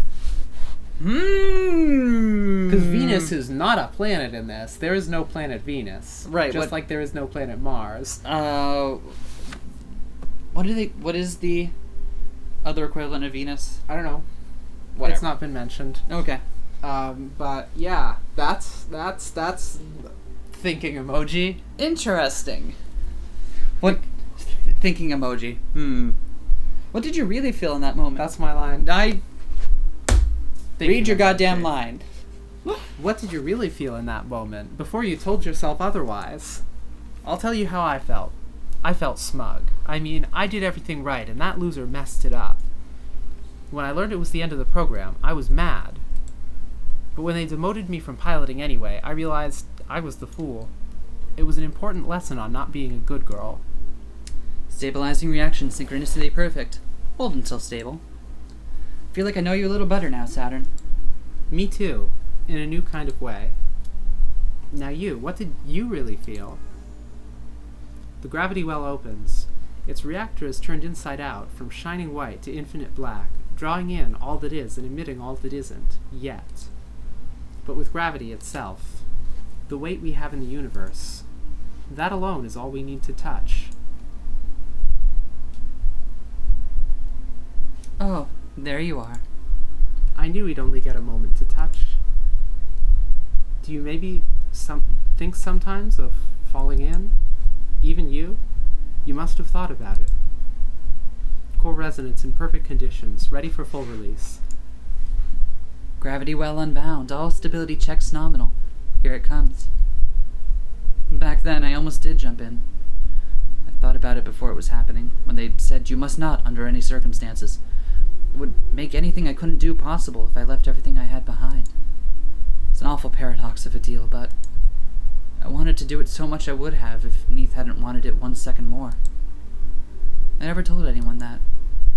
You're really good at seducing people, Saturn. If I gave you the chance to fall in again, would you? Would you fall in with me? Oh, just you wait and see. The gravity well shines. It is collapsing into a star. Everything is starting. The opening was peaceful, perfect, no problems. Yet there is a feeling like the fluttering of wings deep down. Day 8, also known as Date. Everything is ready for you. The way forward has been prepared. Your only choice is to revolutionize the I wish you would let me help you more. You'll be fine back home. Without a ship. I envy you a little bit. Piloting is for girls and jocks. It's not my thing. But I wish I was coming with you. Sometimes. Very, very tiny bit. Mercury, we are very different. But I love you. We're parts of the same thing. We wanted the same things. And I'll walk alongside you until we get them. Really? You're not leaving, possibly forever? If I'm leaving, you're coming with me. If I stay, I'll bring you home. You know you can't rely on me for anything, but you can count on me for this. I promise. I promise. You promise with correct punctuation and capitalization? So you know it's real. What else can I do to pay you back? Nothing. I count on you for a lot, Saturn. The same way you count on me. All right. OOC is serious business. Subject, why children? Origin pilot program training documentation leaked. Author Memorial Foundation Native Sphere Archives. By the end of the space program, with recruitment having stopped almost a decade before the official decommissioning of the space program, all the pilots had become adults. Yet they were recruited as children and spent the fiercest years of fighting against the existential threat as children. Much like criticisms levied at the scout programs on Earth, it was a motion that Memorial Foundation considered heavily in deciding how to recruit their pilots. Children have no special piloting qualities, with much weaker tidal authority than adults who, of course, have the tidal authority to engage other adults. Adults who would be stronger are more powerfully able to use ship selves. Much more so, the beloved and chosen adults rather than the discarded and flawed children that were chosen. On Earth, adults with much, much stronger tidal forces than children will destroy the existential threat before even comprehending it. And because of this, those threats are able to hide in the world and prey on those who are more weak, such as children, or those who are unchosen even as adults. Those who are strong enough should struggle with other humans, and those who are weaker protect the rest from the trivial threats outside humanity. Sustained contact with the existential threat often exacerbates this effect, and there's no cold, twofold reason for delegating who will and who will not confront existential threats. Children and the unchosen bear the burden so adults will not be worn away. Well, shit. Isn't that the third time we've read that? But it's different. Slightly. Notably. Go on. If we compare the two, that one is way more brutally honest about what's going on. There is no reason that children ought to be pilots, that they would be good at it. Yeah. It's that they chose the unwanted, so that the wanted wouldn't have to deal with it and suffer through it. Whew! Ouch! Plastic versus metal. Earth has promised to let the children of space sort themselves out for now, but their machines of war guard the way back home, just in case. When Saturn and Luna-Terra meet in a chance encounter, the true terror of humanity stares them down. Spinning up tidal reactor. Frequency double checks. First turn. 100%. Frequency double checks. Second turn. Stop and spin them again. From 0? Again? Where are they at? 99.99999%, but it doesn't matter. They should be at 100%, so we're spinning them again. Mercury. If I go out and die, it's not going to be because we didn't quintuple check every reactor pulse. Saturn, this time please, could you listen for once? No matter how useless I know that telling you this is, I know I say this over and over, but can you listen seriously? Tell me you're not going to be risky this time. It's not a game anymore. This mission is different. It's not from ship self to ship self. Those troops are real weapons from Earth, designed for threats that are real, not existential. They are perfectly capable of killing. They are designed for no other purpose. That's not going to even be an issue, though, because your orders are strictly to observe and not get remotely close enough to engage. They won't leave stationary orbit around the near side of the moon. They're Earth's insurance plan, and we can ignore them as soon as we make sure that's all they're doing. Don't joke about dying. That can happen. It won't if everything is perfect and you do exactly what you're supposed to do. It finally matters this time, and you... Mercury. Mercury, please. I'm actually really sorry, Mercury. I didn't mean to make you worry. I didn't mean to make you really worry, for real. I promise I'm not trying to die, okay? I promise, okay? Making poor choices about who to kiss and what to do isn't the same thing. I listen to you when it's for real, okay? I wouldn't cross the line. You're my friend. No one else. No one else is worth you. You're the most important. We've been through too much. I wouldn't ever, ever go back or throw everything we've got away. You know that, right? Sorry I'm acting like I forgot. Mercury? Hey, say something. You idiot, give me a minute. Damn it, I was going to act like I tricked you. I was going to get to feel smug, making you think everything was serious, and I was going to get to lord it over you. But now I'm crying, you asshole. Sorry about me, but I love you too, don't worry. Alright. Time to punch a different kind of robo. Time to punch a weird orb. Whoa, it seems almost like it can't be a coincidence bumping into you again. Fancy seeing you here. A likely story, but please stay down. It's closing in. That thing wants to murder us very badly. It wants to kill. Yep, aren't you itching to fight it? The autonomous military unit is waiting for opportunities, it seems, but it's really just reacting to conditions and responding with protocol. It's inevitability, gravity, law. Humans can be pretty unambiguous, which is why if you want something done precisely, you must teach it only a sliver of what humans know. If you want someone dead without complication, you need to remove nuance first. It doesn't have any kind of morality system or decision-making process. It's very non-discriminatory. Just gravity and nothing else. It's a gun and not much else. so maybe you should stop harassing it so much. It's annoying, though. I want to bully it. I promised I wouldn't tangle with something if it was really life or death, but now that I'm here, I'm too tempted. I just absolutely want to tear it to pieces. Completely destroy it like it wants to destroy me. You ever feel like that, even when you're terrified? Especially then, but it's not worth fighting. Not at all, even a little. It's like fighting gravity or a whole planet. What can you call winning against something like that? There are a million more. You can't have a real argument with something like that. They sent autonomous troops because they didn't want to have one in the first place. Just goes to show they really don't care about what happens to space or anyone in it. Or they do, and they want this badly to believe they don't. You're gonna hate this, but that makes me wish I could crush them even more. Sorry. There has to be a way, right? Unlike a ship self, the autonomous military unit doesn't have a shape that remotely resembles a person. There's no need for that, obviously. You would give something a human shape only if you wanted it to be able to express the fullness of being a human. War has never been fought like that. Military technology is designed to narrow available resources in order to efficiently execute a single specific function. Giant robots have never been practical for war. Thus, the plot of the Gundam series. What is necessary is a single vector pointed in a certain inflexible fixed direction. The autonomous military unit may not look human, but it is human. A single uncomplicated human thought. Die. Why does it keep saying "the"?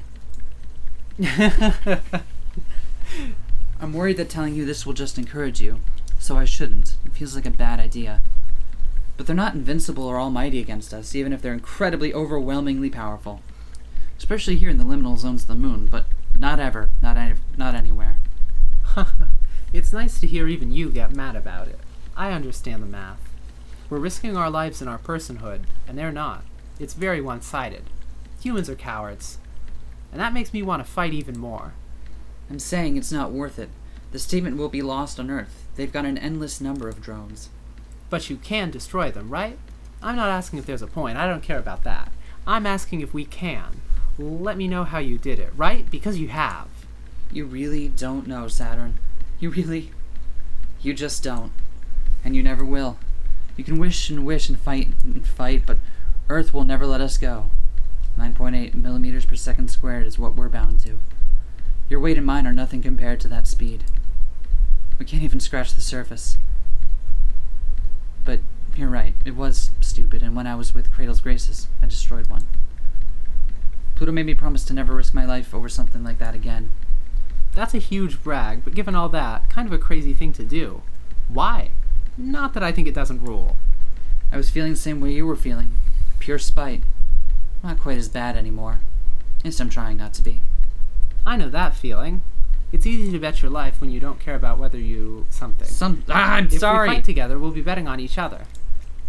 It doubles the risk and there's still no point. Is there really no point to it, though? Useless, okay, that's true, but not pointless. You are so clever, Luna-Terra, but you've outsmarted yourself. And now you're believing there is no meaning in fighting against that blind and unstoppable force. I definitely know what battles I want to fight. The senseless eye of the autonomous weapon fixates on their location, but the string of pearls doesn't give it time to get inquisitive. Saturn's closing the distance, cheating distances. It reflexively attempts to close distance too, but its calculations seem to be constantly just off. Saturn, come back! What did I say? Were you listening to yourself? Aren't we doing this? Or are you gonna prove my point or what? It's no big deal for you, right? You've done it before, right? It'll be twice as easy now. So don't make me fight it alone, that'll be fucked up. It'll be more heroic if it's the two of us, so come on, enable me! Don't you want me to not end up like you? Don't you want to not end up like you?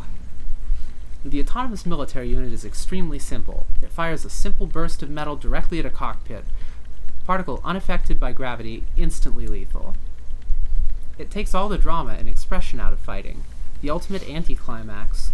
That's why true combat is ugly, arbitrary, horrifying, a struggle for power in absolute terms. Not a romance, like fighting in a perfect body can be. It's only because you did something so stupid that I'm joining you. A blue elusive streak, unmistakable but impossible to pin down, follows Saturn. Ha ha ha!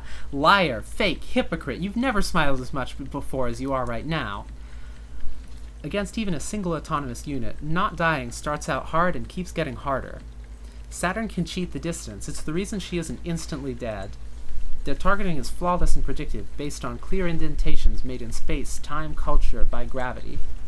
But Saturn just cheats every time she changes the math, and every time it adjusts to correct and keeps getting smarter and harder. Still, Saturn does the math better than it can. Luna-Terra will die if she thinks to herself about what's happening for even a single second. So she doesn't. She verbs instead. Do this, do that, make it real, make it happen, don't think or blink. Simply, impossibly, always be doing, always be being, don't get hit, and never die. Nothing like life or death to remind you that being alive is great, and in that state you can become infinitely capable of fighting tooth and nail, no matter what. When Mare Crisium's hard light slugs hit the unit's chassis, it miscalculates, dips its motion, but it's undeterred. It can endure much more than that. Luna-Terra respects that and fires 12 dozen more as point-blank as possible. No time for mercy, so increase the output, more than should be possible. Defensive insulation keeps it protected from the String of Pearls electrotoxins. All the String of Pearls can leave is a series of bleeding, oozing, hot pink pinpricks. Nothing but scratches. Until there are so many of them, there aren't just scratches anymore. There's no limit to how mean she can get. It's something else fighting like this. I wasn't ready. You're doing amazing. You're unreal. You have to be, otherwise you're dead. So don't let up. Don't stop. Keep going. It's the only way. Every approach and hit counts. You gotta be perfect. The autonomous military unit is fast, faster than either of them, but isn't faster than coincidence. It's not fast enough to predict someone who's not even thinking, and it's not faster than cheating. Saturn works her whole hand into its guts and comes out with a fistful. Oh! Nice. Oh! Pixel sensor. Oh! Handful of guts. Censor that! Censor! Ugh! It has dozens of redundant components designed to withstand unreal trauma and continue fighting, but there's a slight delay as the failsafe switch circuits. That moment is time enough for Luna-Terra to plunge her iridescent blade into flailing sensors that burn into white light. Oh, when'd she get a Minecraft sword? Even torn in half, ripped apart both ways by a division of light and dark, undone, the autonomous unit still moves. The only way they will win is to be completely thorough. Pull the guts out every which way, never show mercy, and never let go until they've bathed in it head to toe. At the end, they don't even realize when the moment came that they were still alive, that they had won. Are you finally satisfied? God, it was worse than I remembered. No idea how I did it alone. I feel incredible, beyond satisfied. If I didn't feel almost dead, I'd be begging you to do that all over again. I knew it'd just encourage you. Shows the good it did. You know, Luna-Terra, I'm fighting. No matter what, no matter who wins. I know the best I can hope for is half of what I want. But I'm not here for a realistic outcome, even if that's all we get. I'm just gonna fight, forever, with perfect greed, until I get everything. I don't know if I can be that cool. But when it comes down to it, I won't stop either. Grand finale time? Ah! Well then. I'm quite impressed. You don't even sound surprised with how much I fucked everything up. I thought I'd get to see you surprised for once. If you had this much faith in me, you shouldn't have got so mad. I wouldn't be respecting you very much if I wasn't prepared with contingency plans. But I'm delighted to not need them. Haha. I thought so. I used to think you knew everything. Oh? Good to see you're understanding the fallibility of your superiors. Now I understand it's because you just don't have any experience not getting what you want. And you always are sure deep down it'll turn out for you. You wound me. I'm no stranger to not getting what I want. The world would be a very different place if I did. No, Iapetus, not even close. You've never even come close to not getting what you want, like I have. Forgive me, then. If you put it like that, I'm certainly much closer than you. But that's the reason for this arrangement, of course. You will all get the bodies you wanted so much. And Earth will have the villain it desires.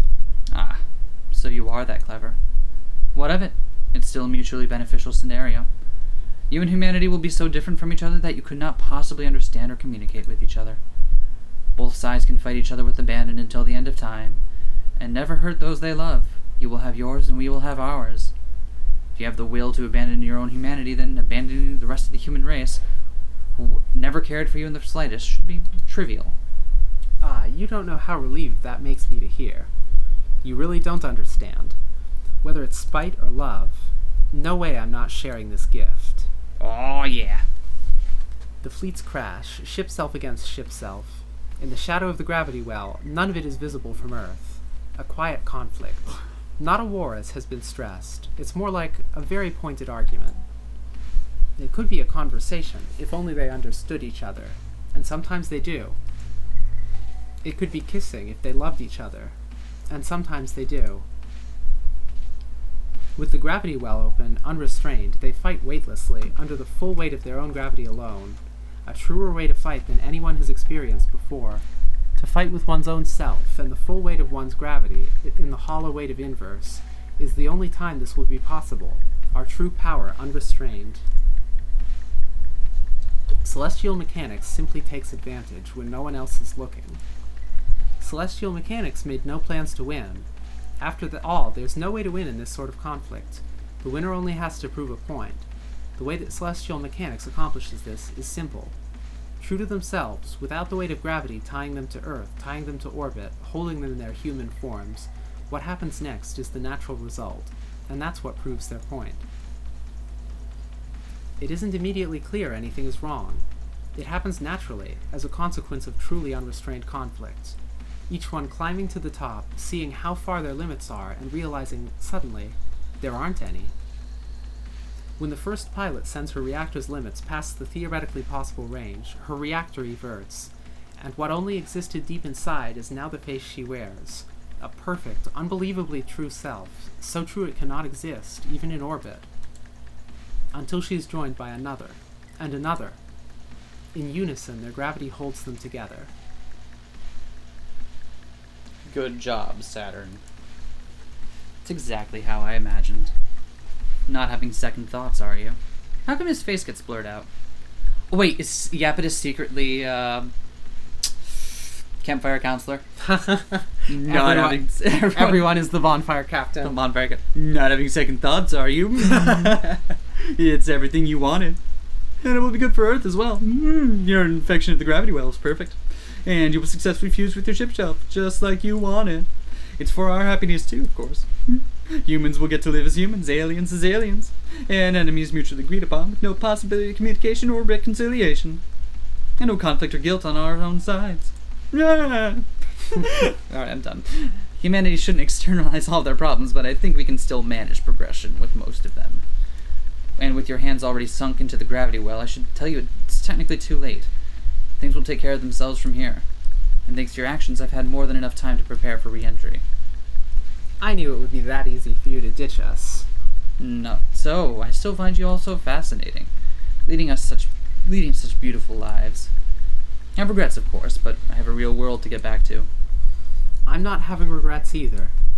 I'm only mad about how much you're underestimating me. Because you think I'm satisfied only getting what I want. I'm not greedy enough for more. Saturn breaks open her circuits. I didn't click that and the time. aversion starts immediately. She can feel the gravity well pulling her inside out. The secret within humans to be pulled to the fore. She needs it, but not just yet. I wonder what it is you think you can do at this point. You've already conceded. Unless you're hoping for some reconciliation between humanity and the alien. That is by definition impossible. It must not be too impossible, or you wouldn't be training all your weapons on me. Well, I am impressed, because I finally have no idea what it is you are doing. Just because I don't understand doesn't mean I'm not going to prevent it. You have no understanding of what the violence of actual combat is like under Earth's authority. Iapetus's Luna-Terra is equipped with certain features that allow it to divide and categorize. It's an abstract ability with a lot of applications, sophisticated and sinister, and the warrant of Earth itself behind it. So Luna-Terra figures the best solution is to just shoot him. A lot. It's honestly a very good solution. Iapetus buckles, and whatever thing he thought he was doing, he isn't. Huh. Easy. Easy access. Wow. Easy. That's because the hard part is coming next. Promise? Ha, you say that now. But thanks for going along, even though I didn't tell you anything. I know how to make the best of a bad ending. Hey, it's not anything worse than whatever you had planned, probably. So help me make it the best bad end we can find. Pay attention or die. The intent is lethal and simple, but the weight is not heavy enough to kill. The string of pearls tears a hot pink scar through space-time. His bullets can go there. If you can come close enough to talk to me, you can come close enough to kill me. But I don't want either. I never want to see or know you throughout space and time. Indeed. So complete the transition. If you remain human, you'll die. I can ensure it. The autonomous military units come to his aid, but their sensors are off. Their movements are slow. Human gravity is losing its authority here, and their tools are useless. I could seriously, really use a little bit of help here. Well, if you're actually asking. Pluto unfolds the rhythm. She decodes the sequence. Plates shift, engines hum, her eyes open.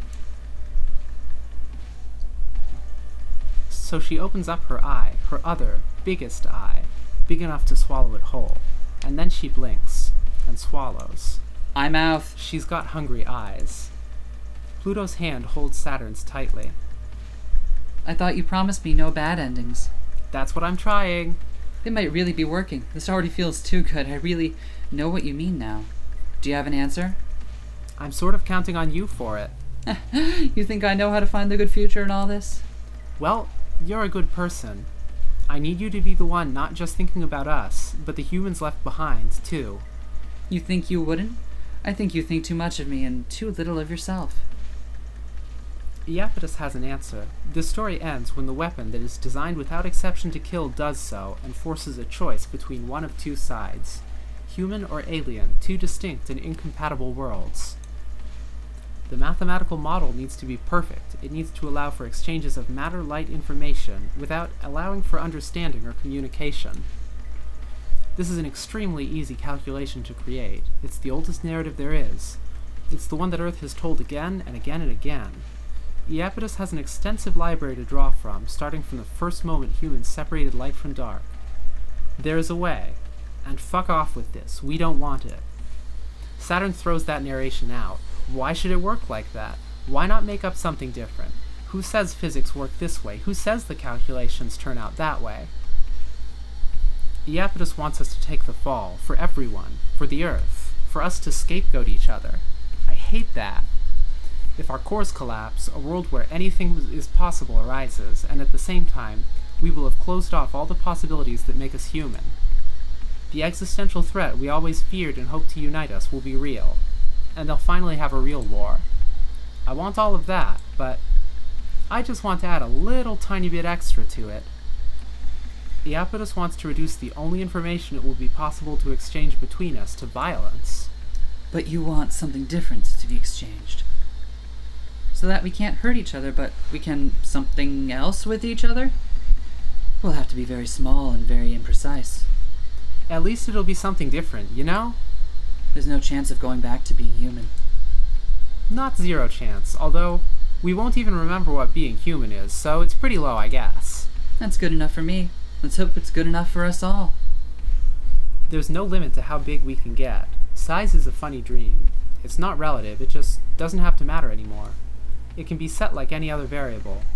As the gravity well draws matter towards it, and even light, it emits a not energy, a not light, that can perfectly make up a body just as well as all that. Big enough to be equal to the Earth, big and close enough to compete with the Moon, to anchor in space and time equal division between us, to be a new and separate world. The autonomous units are single vectors prepared for human violence, and we can't be cheated like that anymore. Only sad humans can have their gravitational impression in the universe terminated by the extinguishing of their bodies. They'll have to fight us on our terms if they want to get rid of us now, the way humans should fight, with no fear of ending.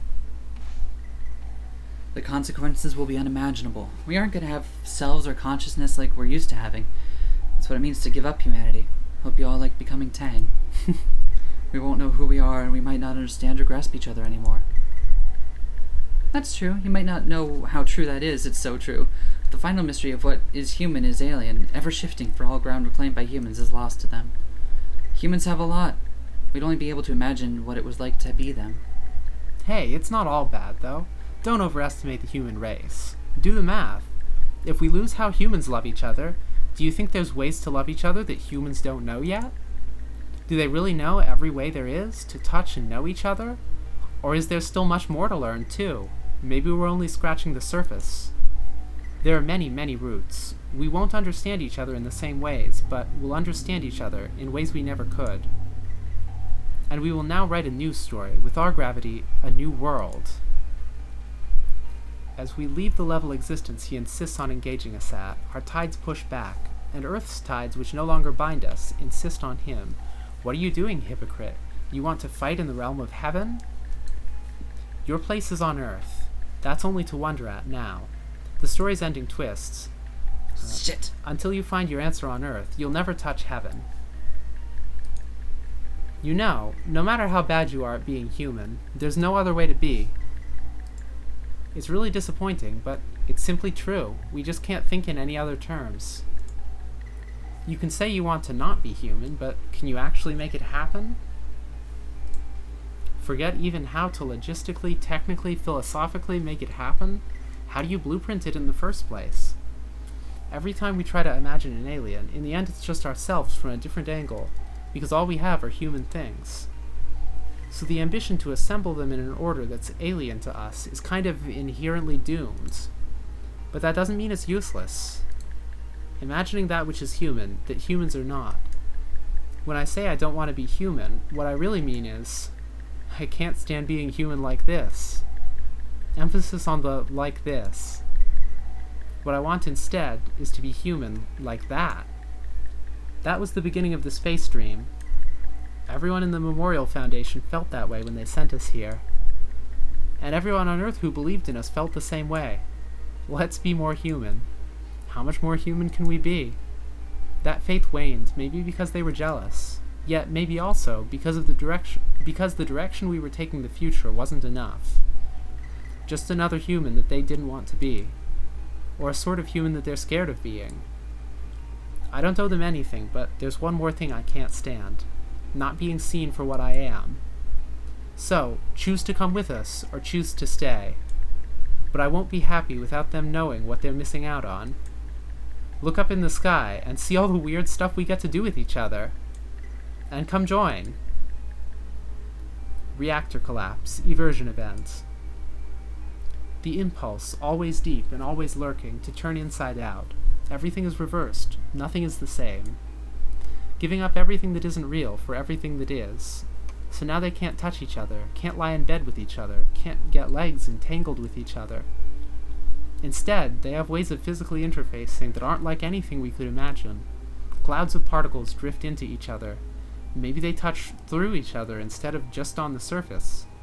It can be in a cold and gentle way, like through a ghost, or maybe a warm and gross way, like reaching into guts. Smiles communicated in physical light, an embrace of psychedelic mind matter, lazy sex in a morning bed, except the bed is curvature of space-time, and sex is something so obscene it would make your mind implode to consider it. The ship self fused to the hide, the gravity reactor to the flesh, because humans have sciences to distinguish between those things, and these new aliens don't. They won't have arts or sciences, they won't know what the differences are, and they won't know what they mean. But they will understand the difference between many other kinds of things that we do not understand. A real hero would have turned out differently, but that's not who we are. Our ships have mouths now, and they open, and they can scream. There can't be sound in space. Now our vibrations can touch the things that aren't there. Humans know it's time to flee.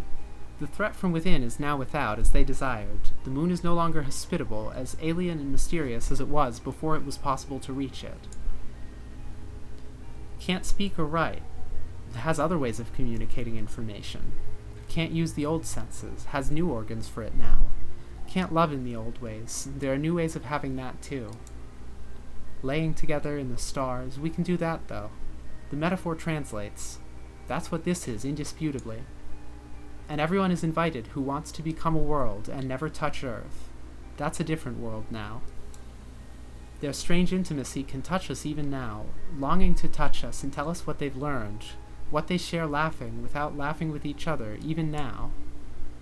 They are so far away they cannot even be our enemies. But they will break our hearts. It's a lovely night tonight. Perfect. Not for stargazing, because the light of the trinary system outshines them by far, but it's a perfect night to watch the three of them. Look, there's Luna-Terra, the 2-in-1, rising, almost full. She almost outshines the moon, a bridge between the Earth and the moon no one can cross. The nebula cloud of Pluto is shimmering, a benevolent mystery, swallowing an eighth of the sky in a permanent sort of twilight. And the glittering twinkle of Saturn that tricks the edge of your sight this way and that, always seeming to be in the corner of your eye, but hard to see directly, and making the boundaries of your heart and mind ever so thin. We lay out our blankets and watch until someone catches us, and we run. But it's all fun and games, until that day comes. They're waiting for us always. They just need 1 or 3 to reach out to them again, even if it's just to fight, to touch them once again.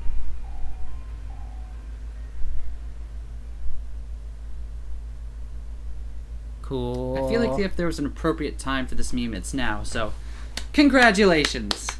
Congratulations. Wah, wah. Hell yeah. We instrumentality'd. Fucking nice. Good and get. Oh my god, that was so bizarre. I loved it. I love how it gave up on trying to describe what it was because it literally could not. Yeah. Ah! Hell yeah. Damn, this game is awesome. We did it. Oh man. We won Heaven Will Be Mine. We did it. Well, did we? I don't know. Is there a true end? I heard something about there might be something like that. Okay, so that means we'll be back one more time before we're done. Yep. But holy shit, are we having a good time? Hope you guys are too. Yeah. We'll see you when we do the true end, whenever that is. Hell yeah. Ciao. Bye. Alright, welcome back. We're gonna do the other end, which Apparently is just a little Easter eggy. yeah, we found out that the thingy you get for having balanced faction stuff is not a separate end, but just a little extra scene thingy that happens. Yeah, apparently that each of the characters do have like their own twist on each of the faction endings, but it's not big enough that we feel we need to record every single route. In any case, Which one are we? This we'll one right find out. here? It'll be the second one. The second one. Yep. This one right here. Yep, that is saved right on the scene before. Okay. So, here's what happened when all factions have balanced 50% influence. Ish. Did it wind up being exactly 50% or? Yeah, when you betray, they get 25. Instead of when you're loyal, you get 12.5. Oh, okay. So that math does work out. Yep. All right. Anyway. Day 9. Okay, who's who? Everything hangs in the balance. Oh, it's not that bad. Yeah, let's just flip a coin or something. Don't you think it's still a kind of important decision? It's not the fate of everything, but it's the fate of a lot of things. It's the future of human beings in space. It's just like one of my giant robot robot animes. animes. It's not what I wanted. None of these things are what I wanted. No, none of these are things. Yeah. Yeah. What are you fighting for then? I mean, it's not everything I wanted. I was fighting for everything I wanted, and this is as close to it as I got. That's not enough. Well, I mean, it could be better. I love you both so much. Oh, did I steal Pluto from you? No, now you're Pluto. Okay. What complete brats that can't be pleased. Don't tell me you're fine with it. No way, you're right. It could be so much better. See? So I'm fine with whichever ending we get. I want a better ending too. Wanting a better end doesn't mean I'm fine with whatever. Why did I switch over to Christian Bale Batman I don't know. instead of Solid Snake? I don't know. Luna-Terra is Batman now. Why not?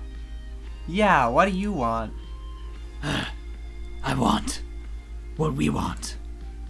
Us too. That's why it's fine either way. Luna-Terra, I think you haven't understood something. This isn't the ending. We don't need one ending. No matter how the future turns out, no matter who wins, we can take whatever ending we get and make the ending we really want out of it. It's not like it doesn't matter.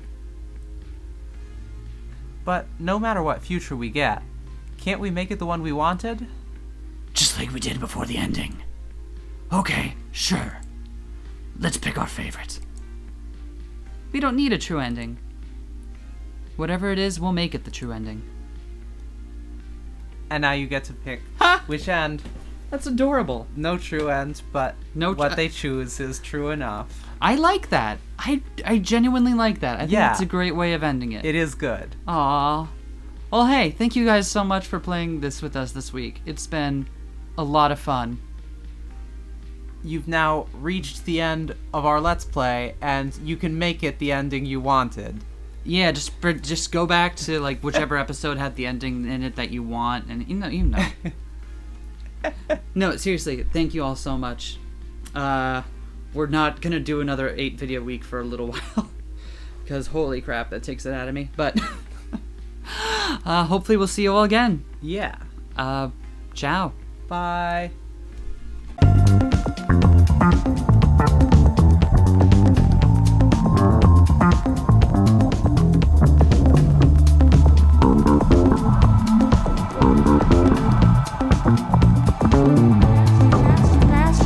Smash that like, comment and subscribe.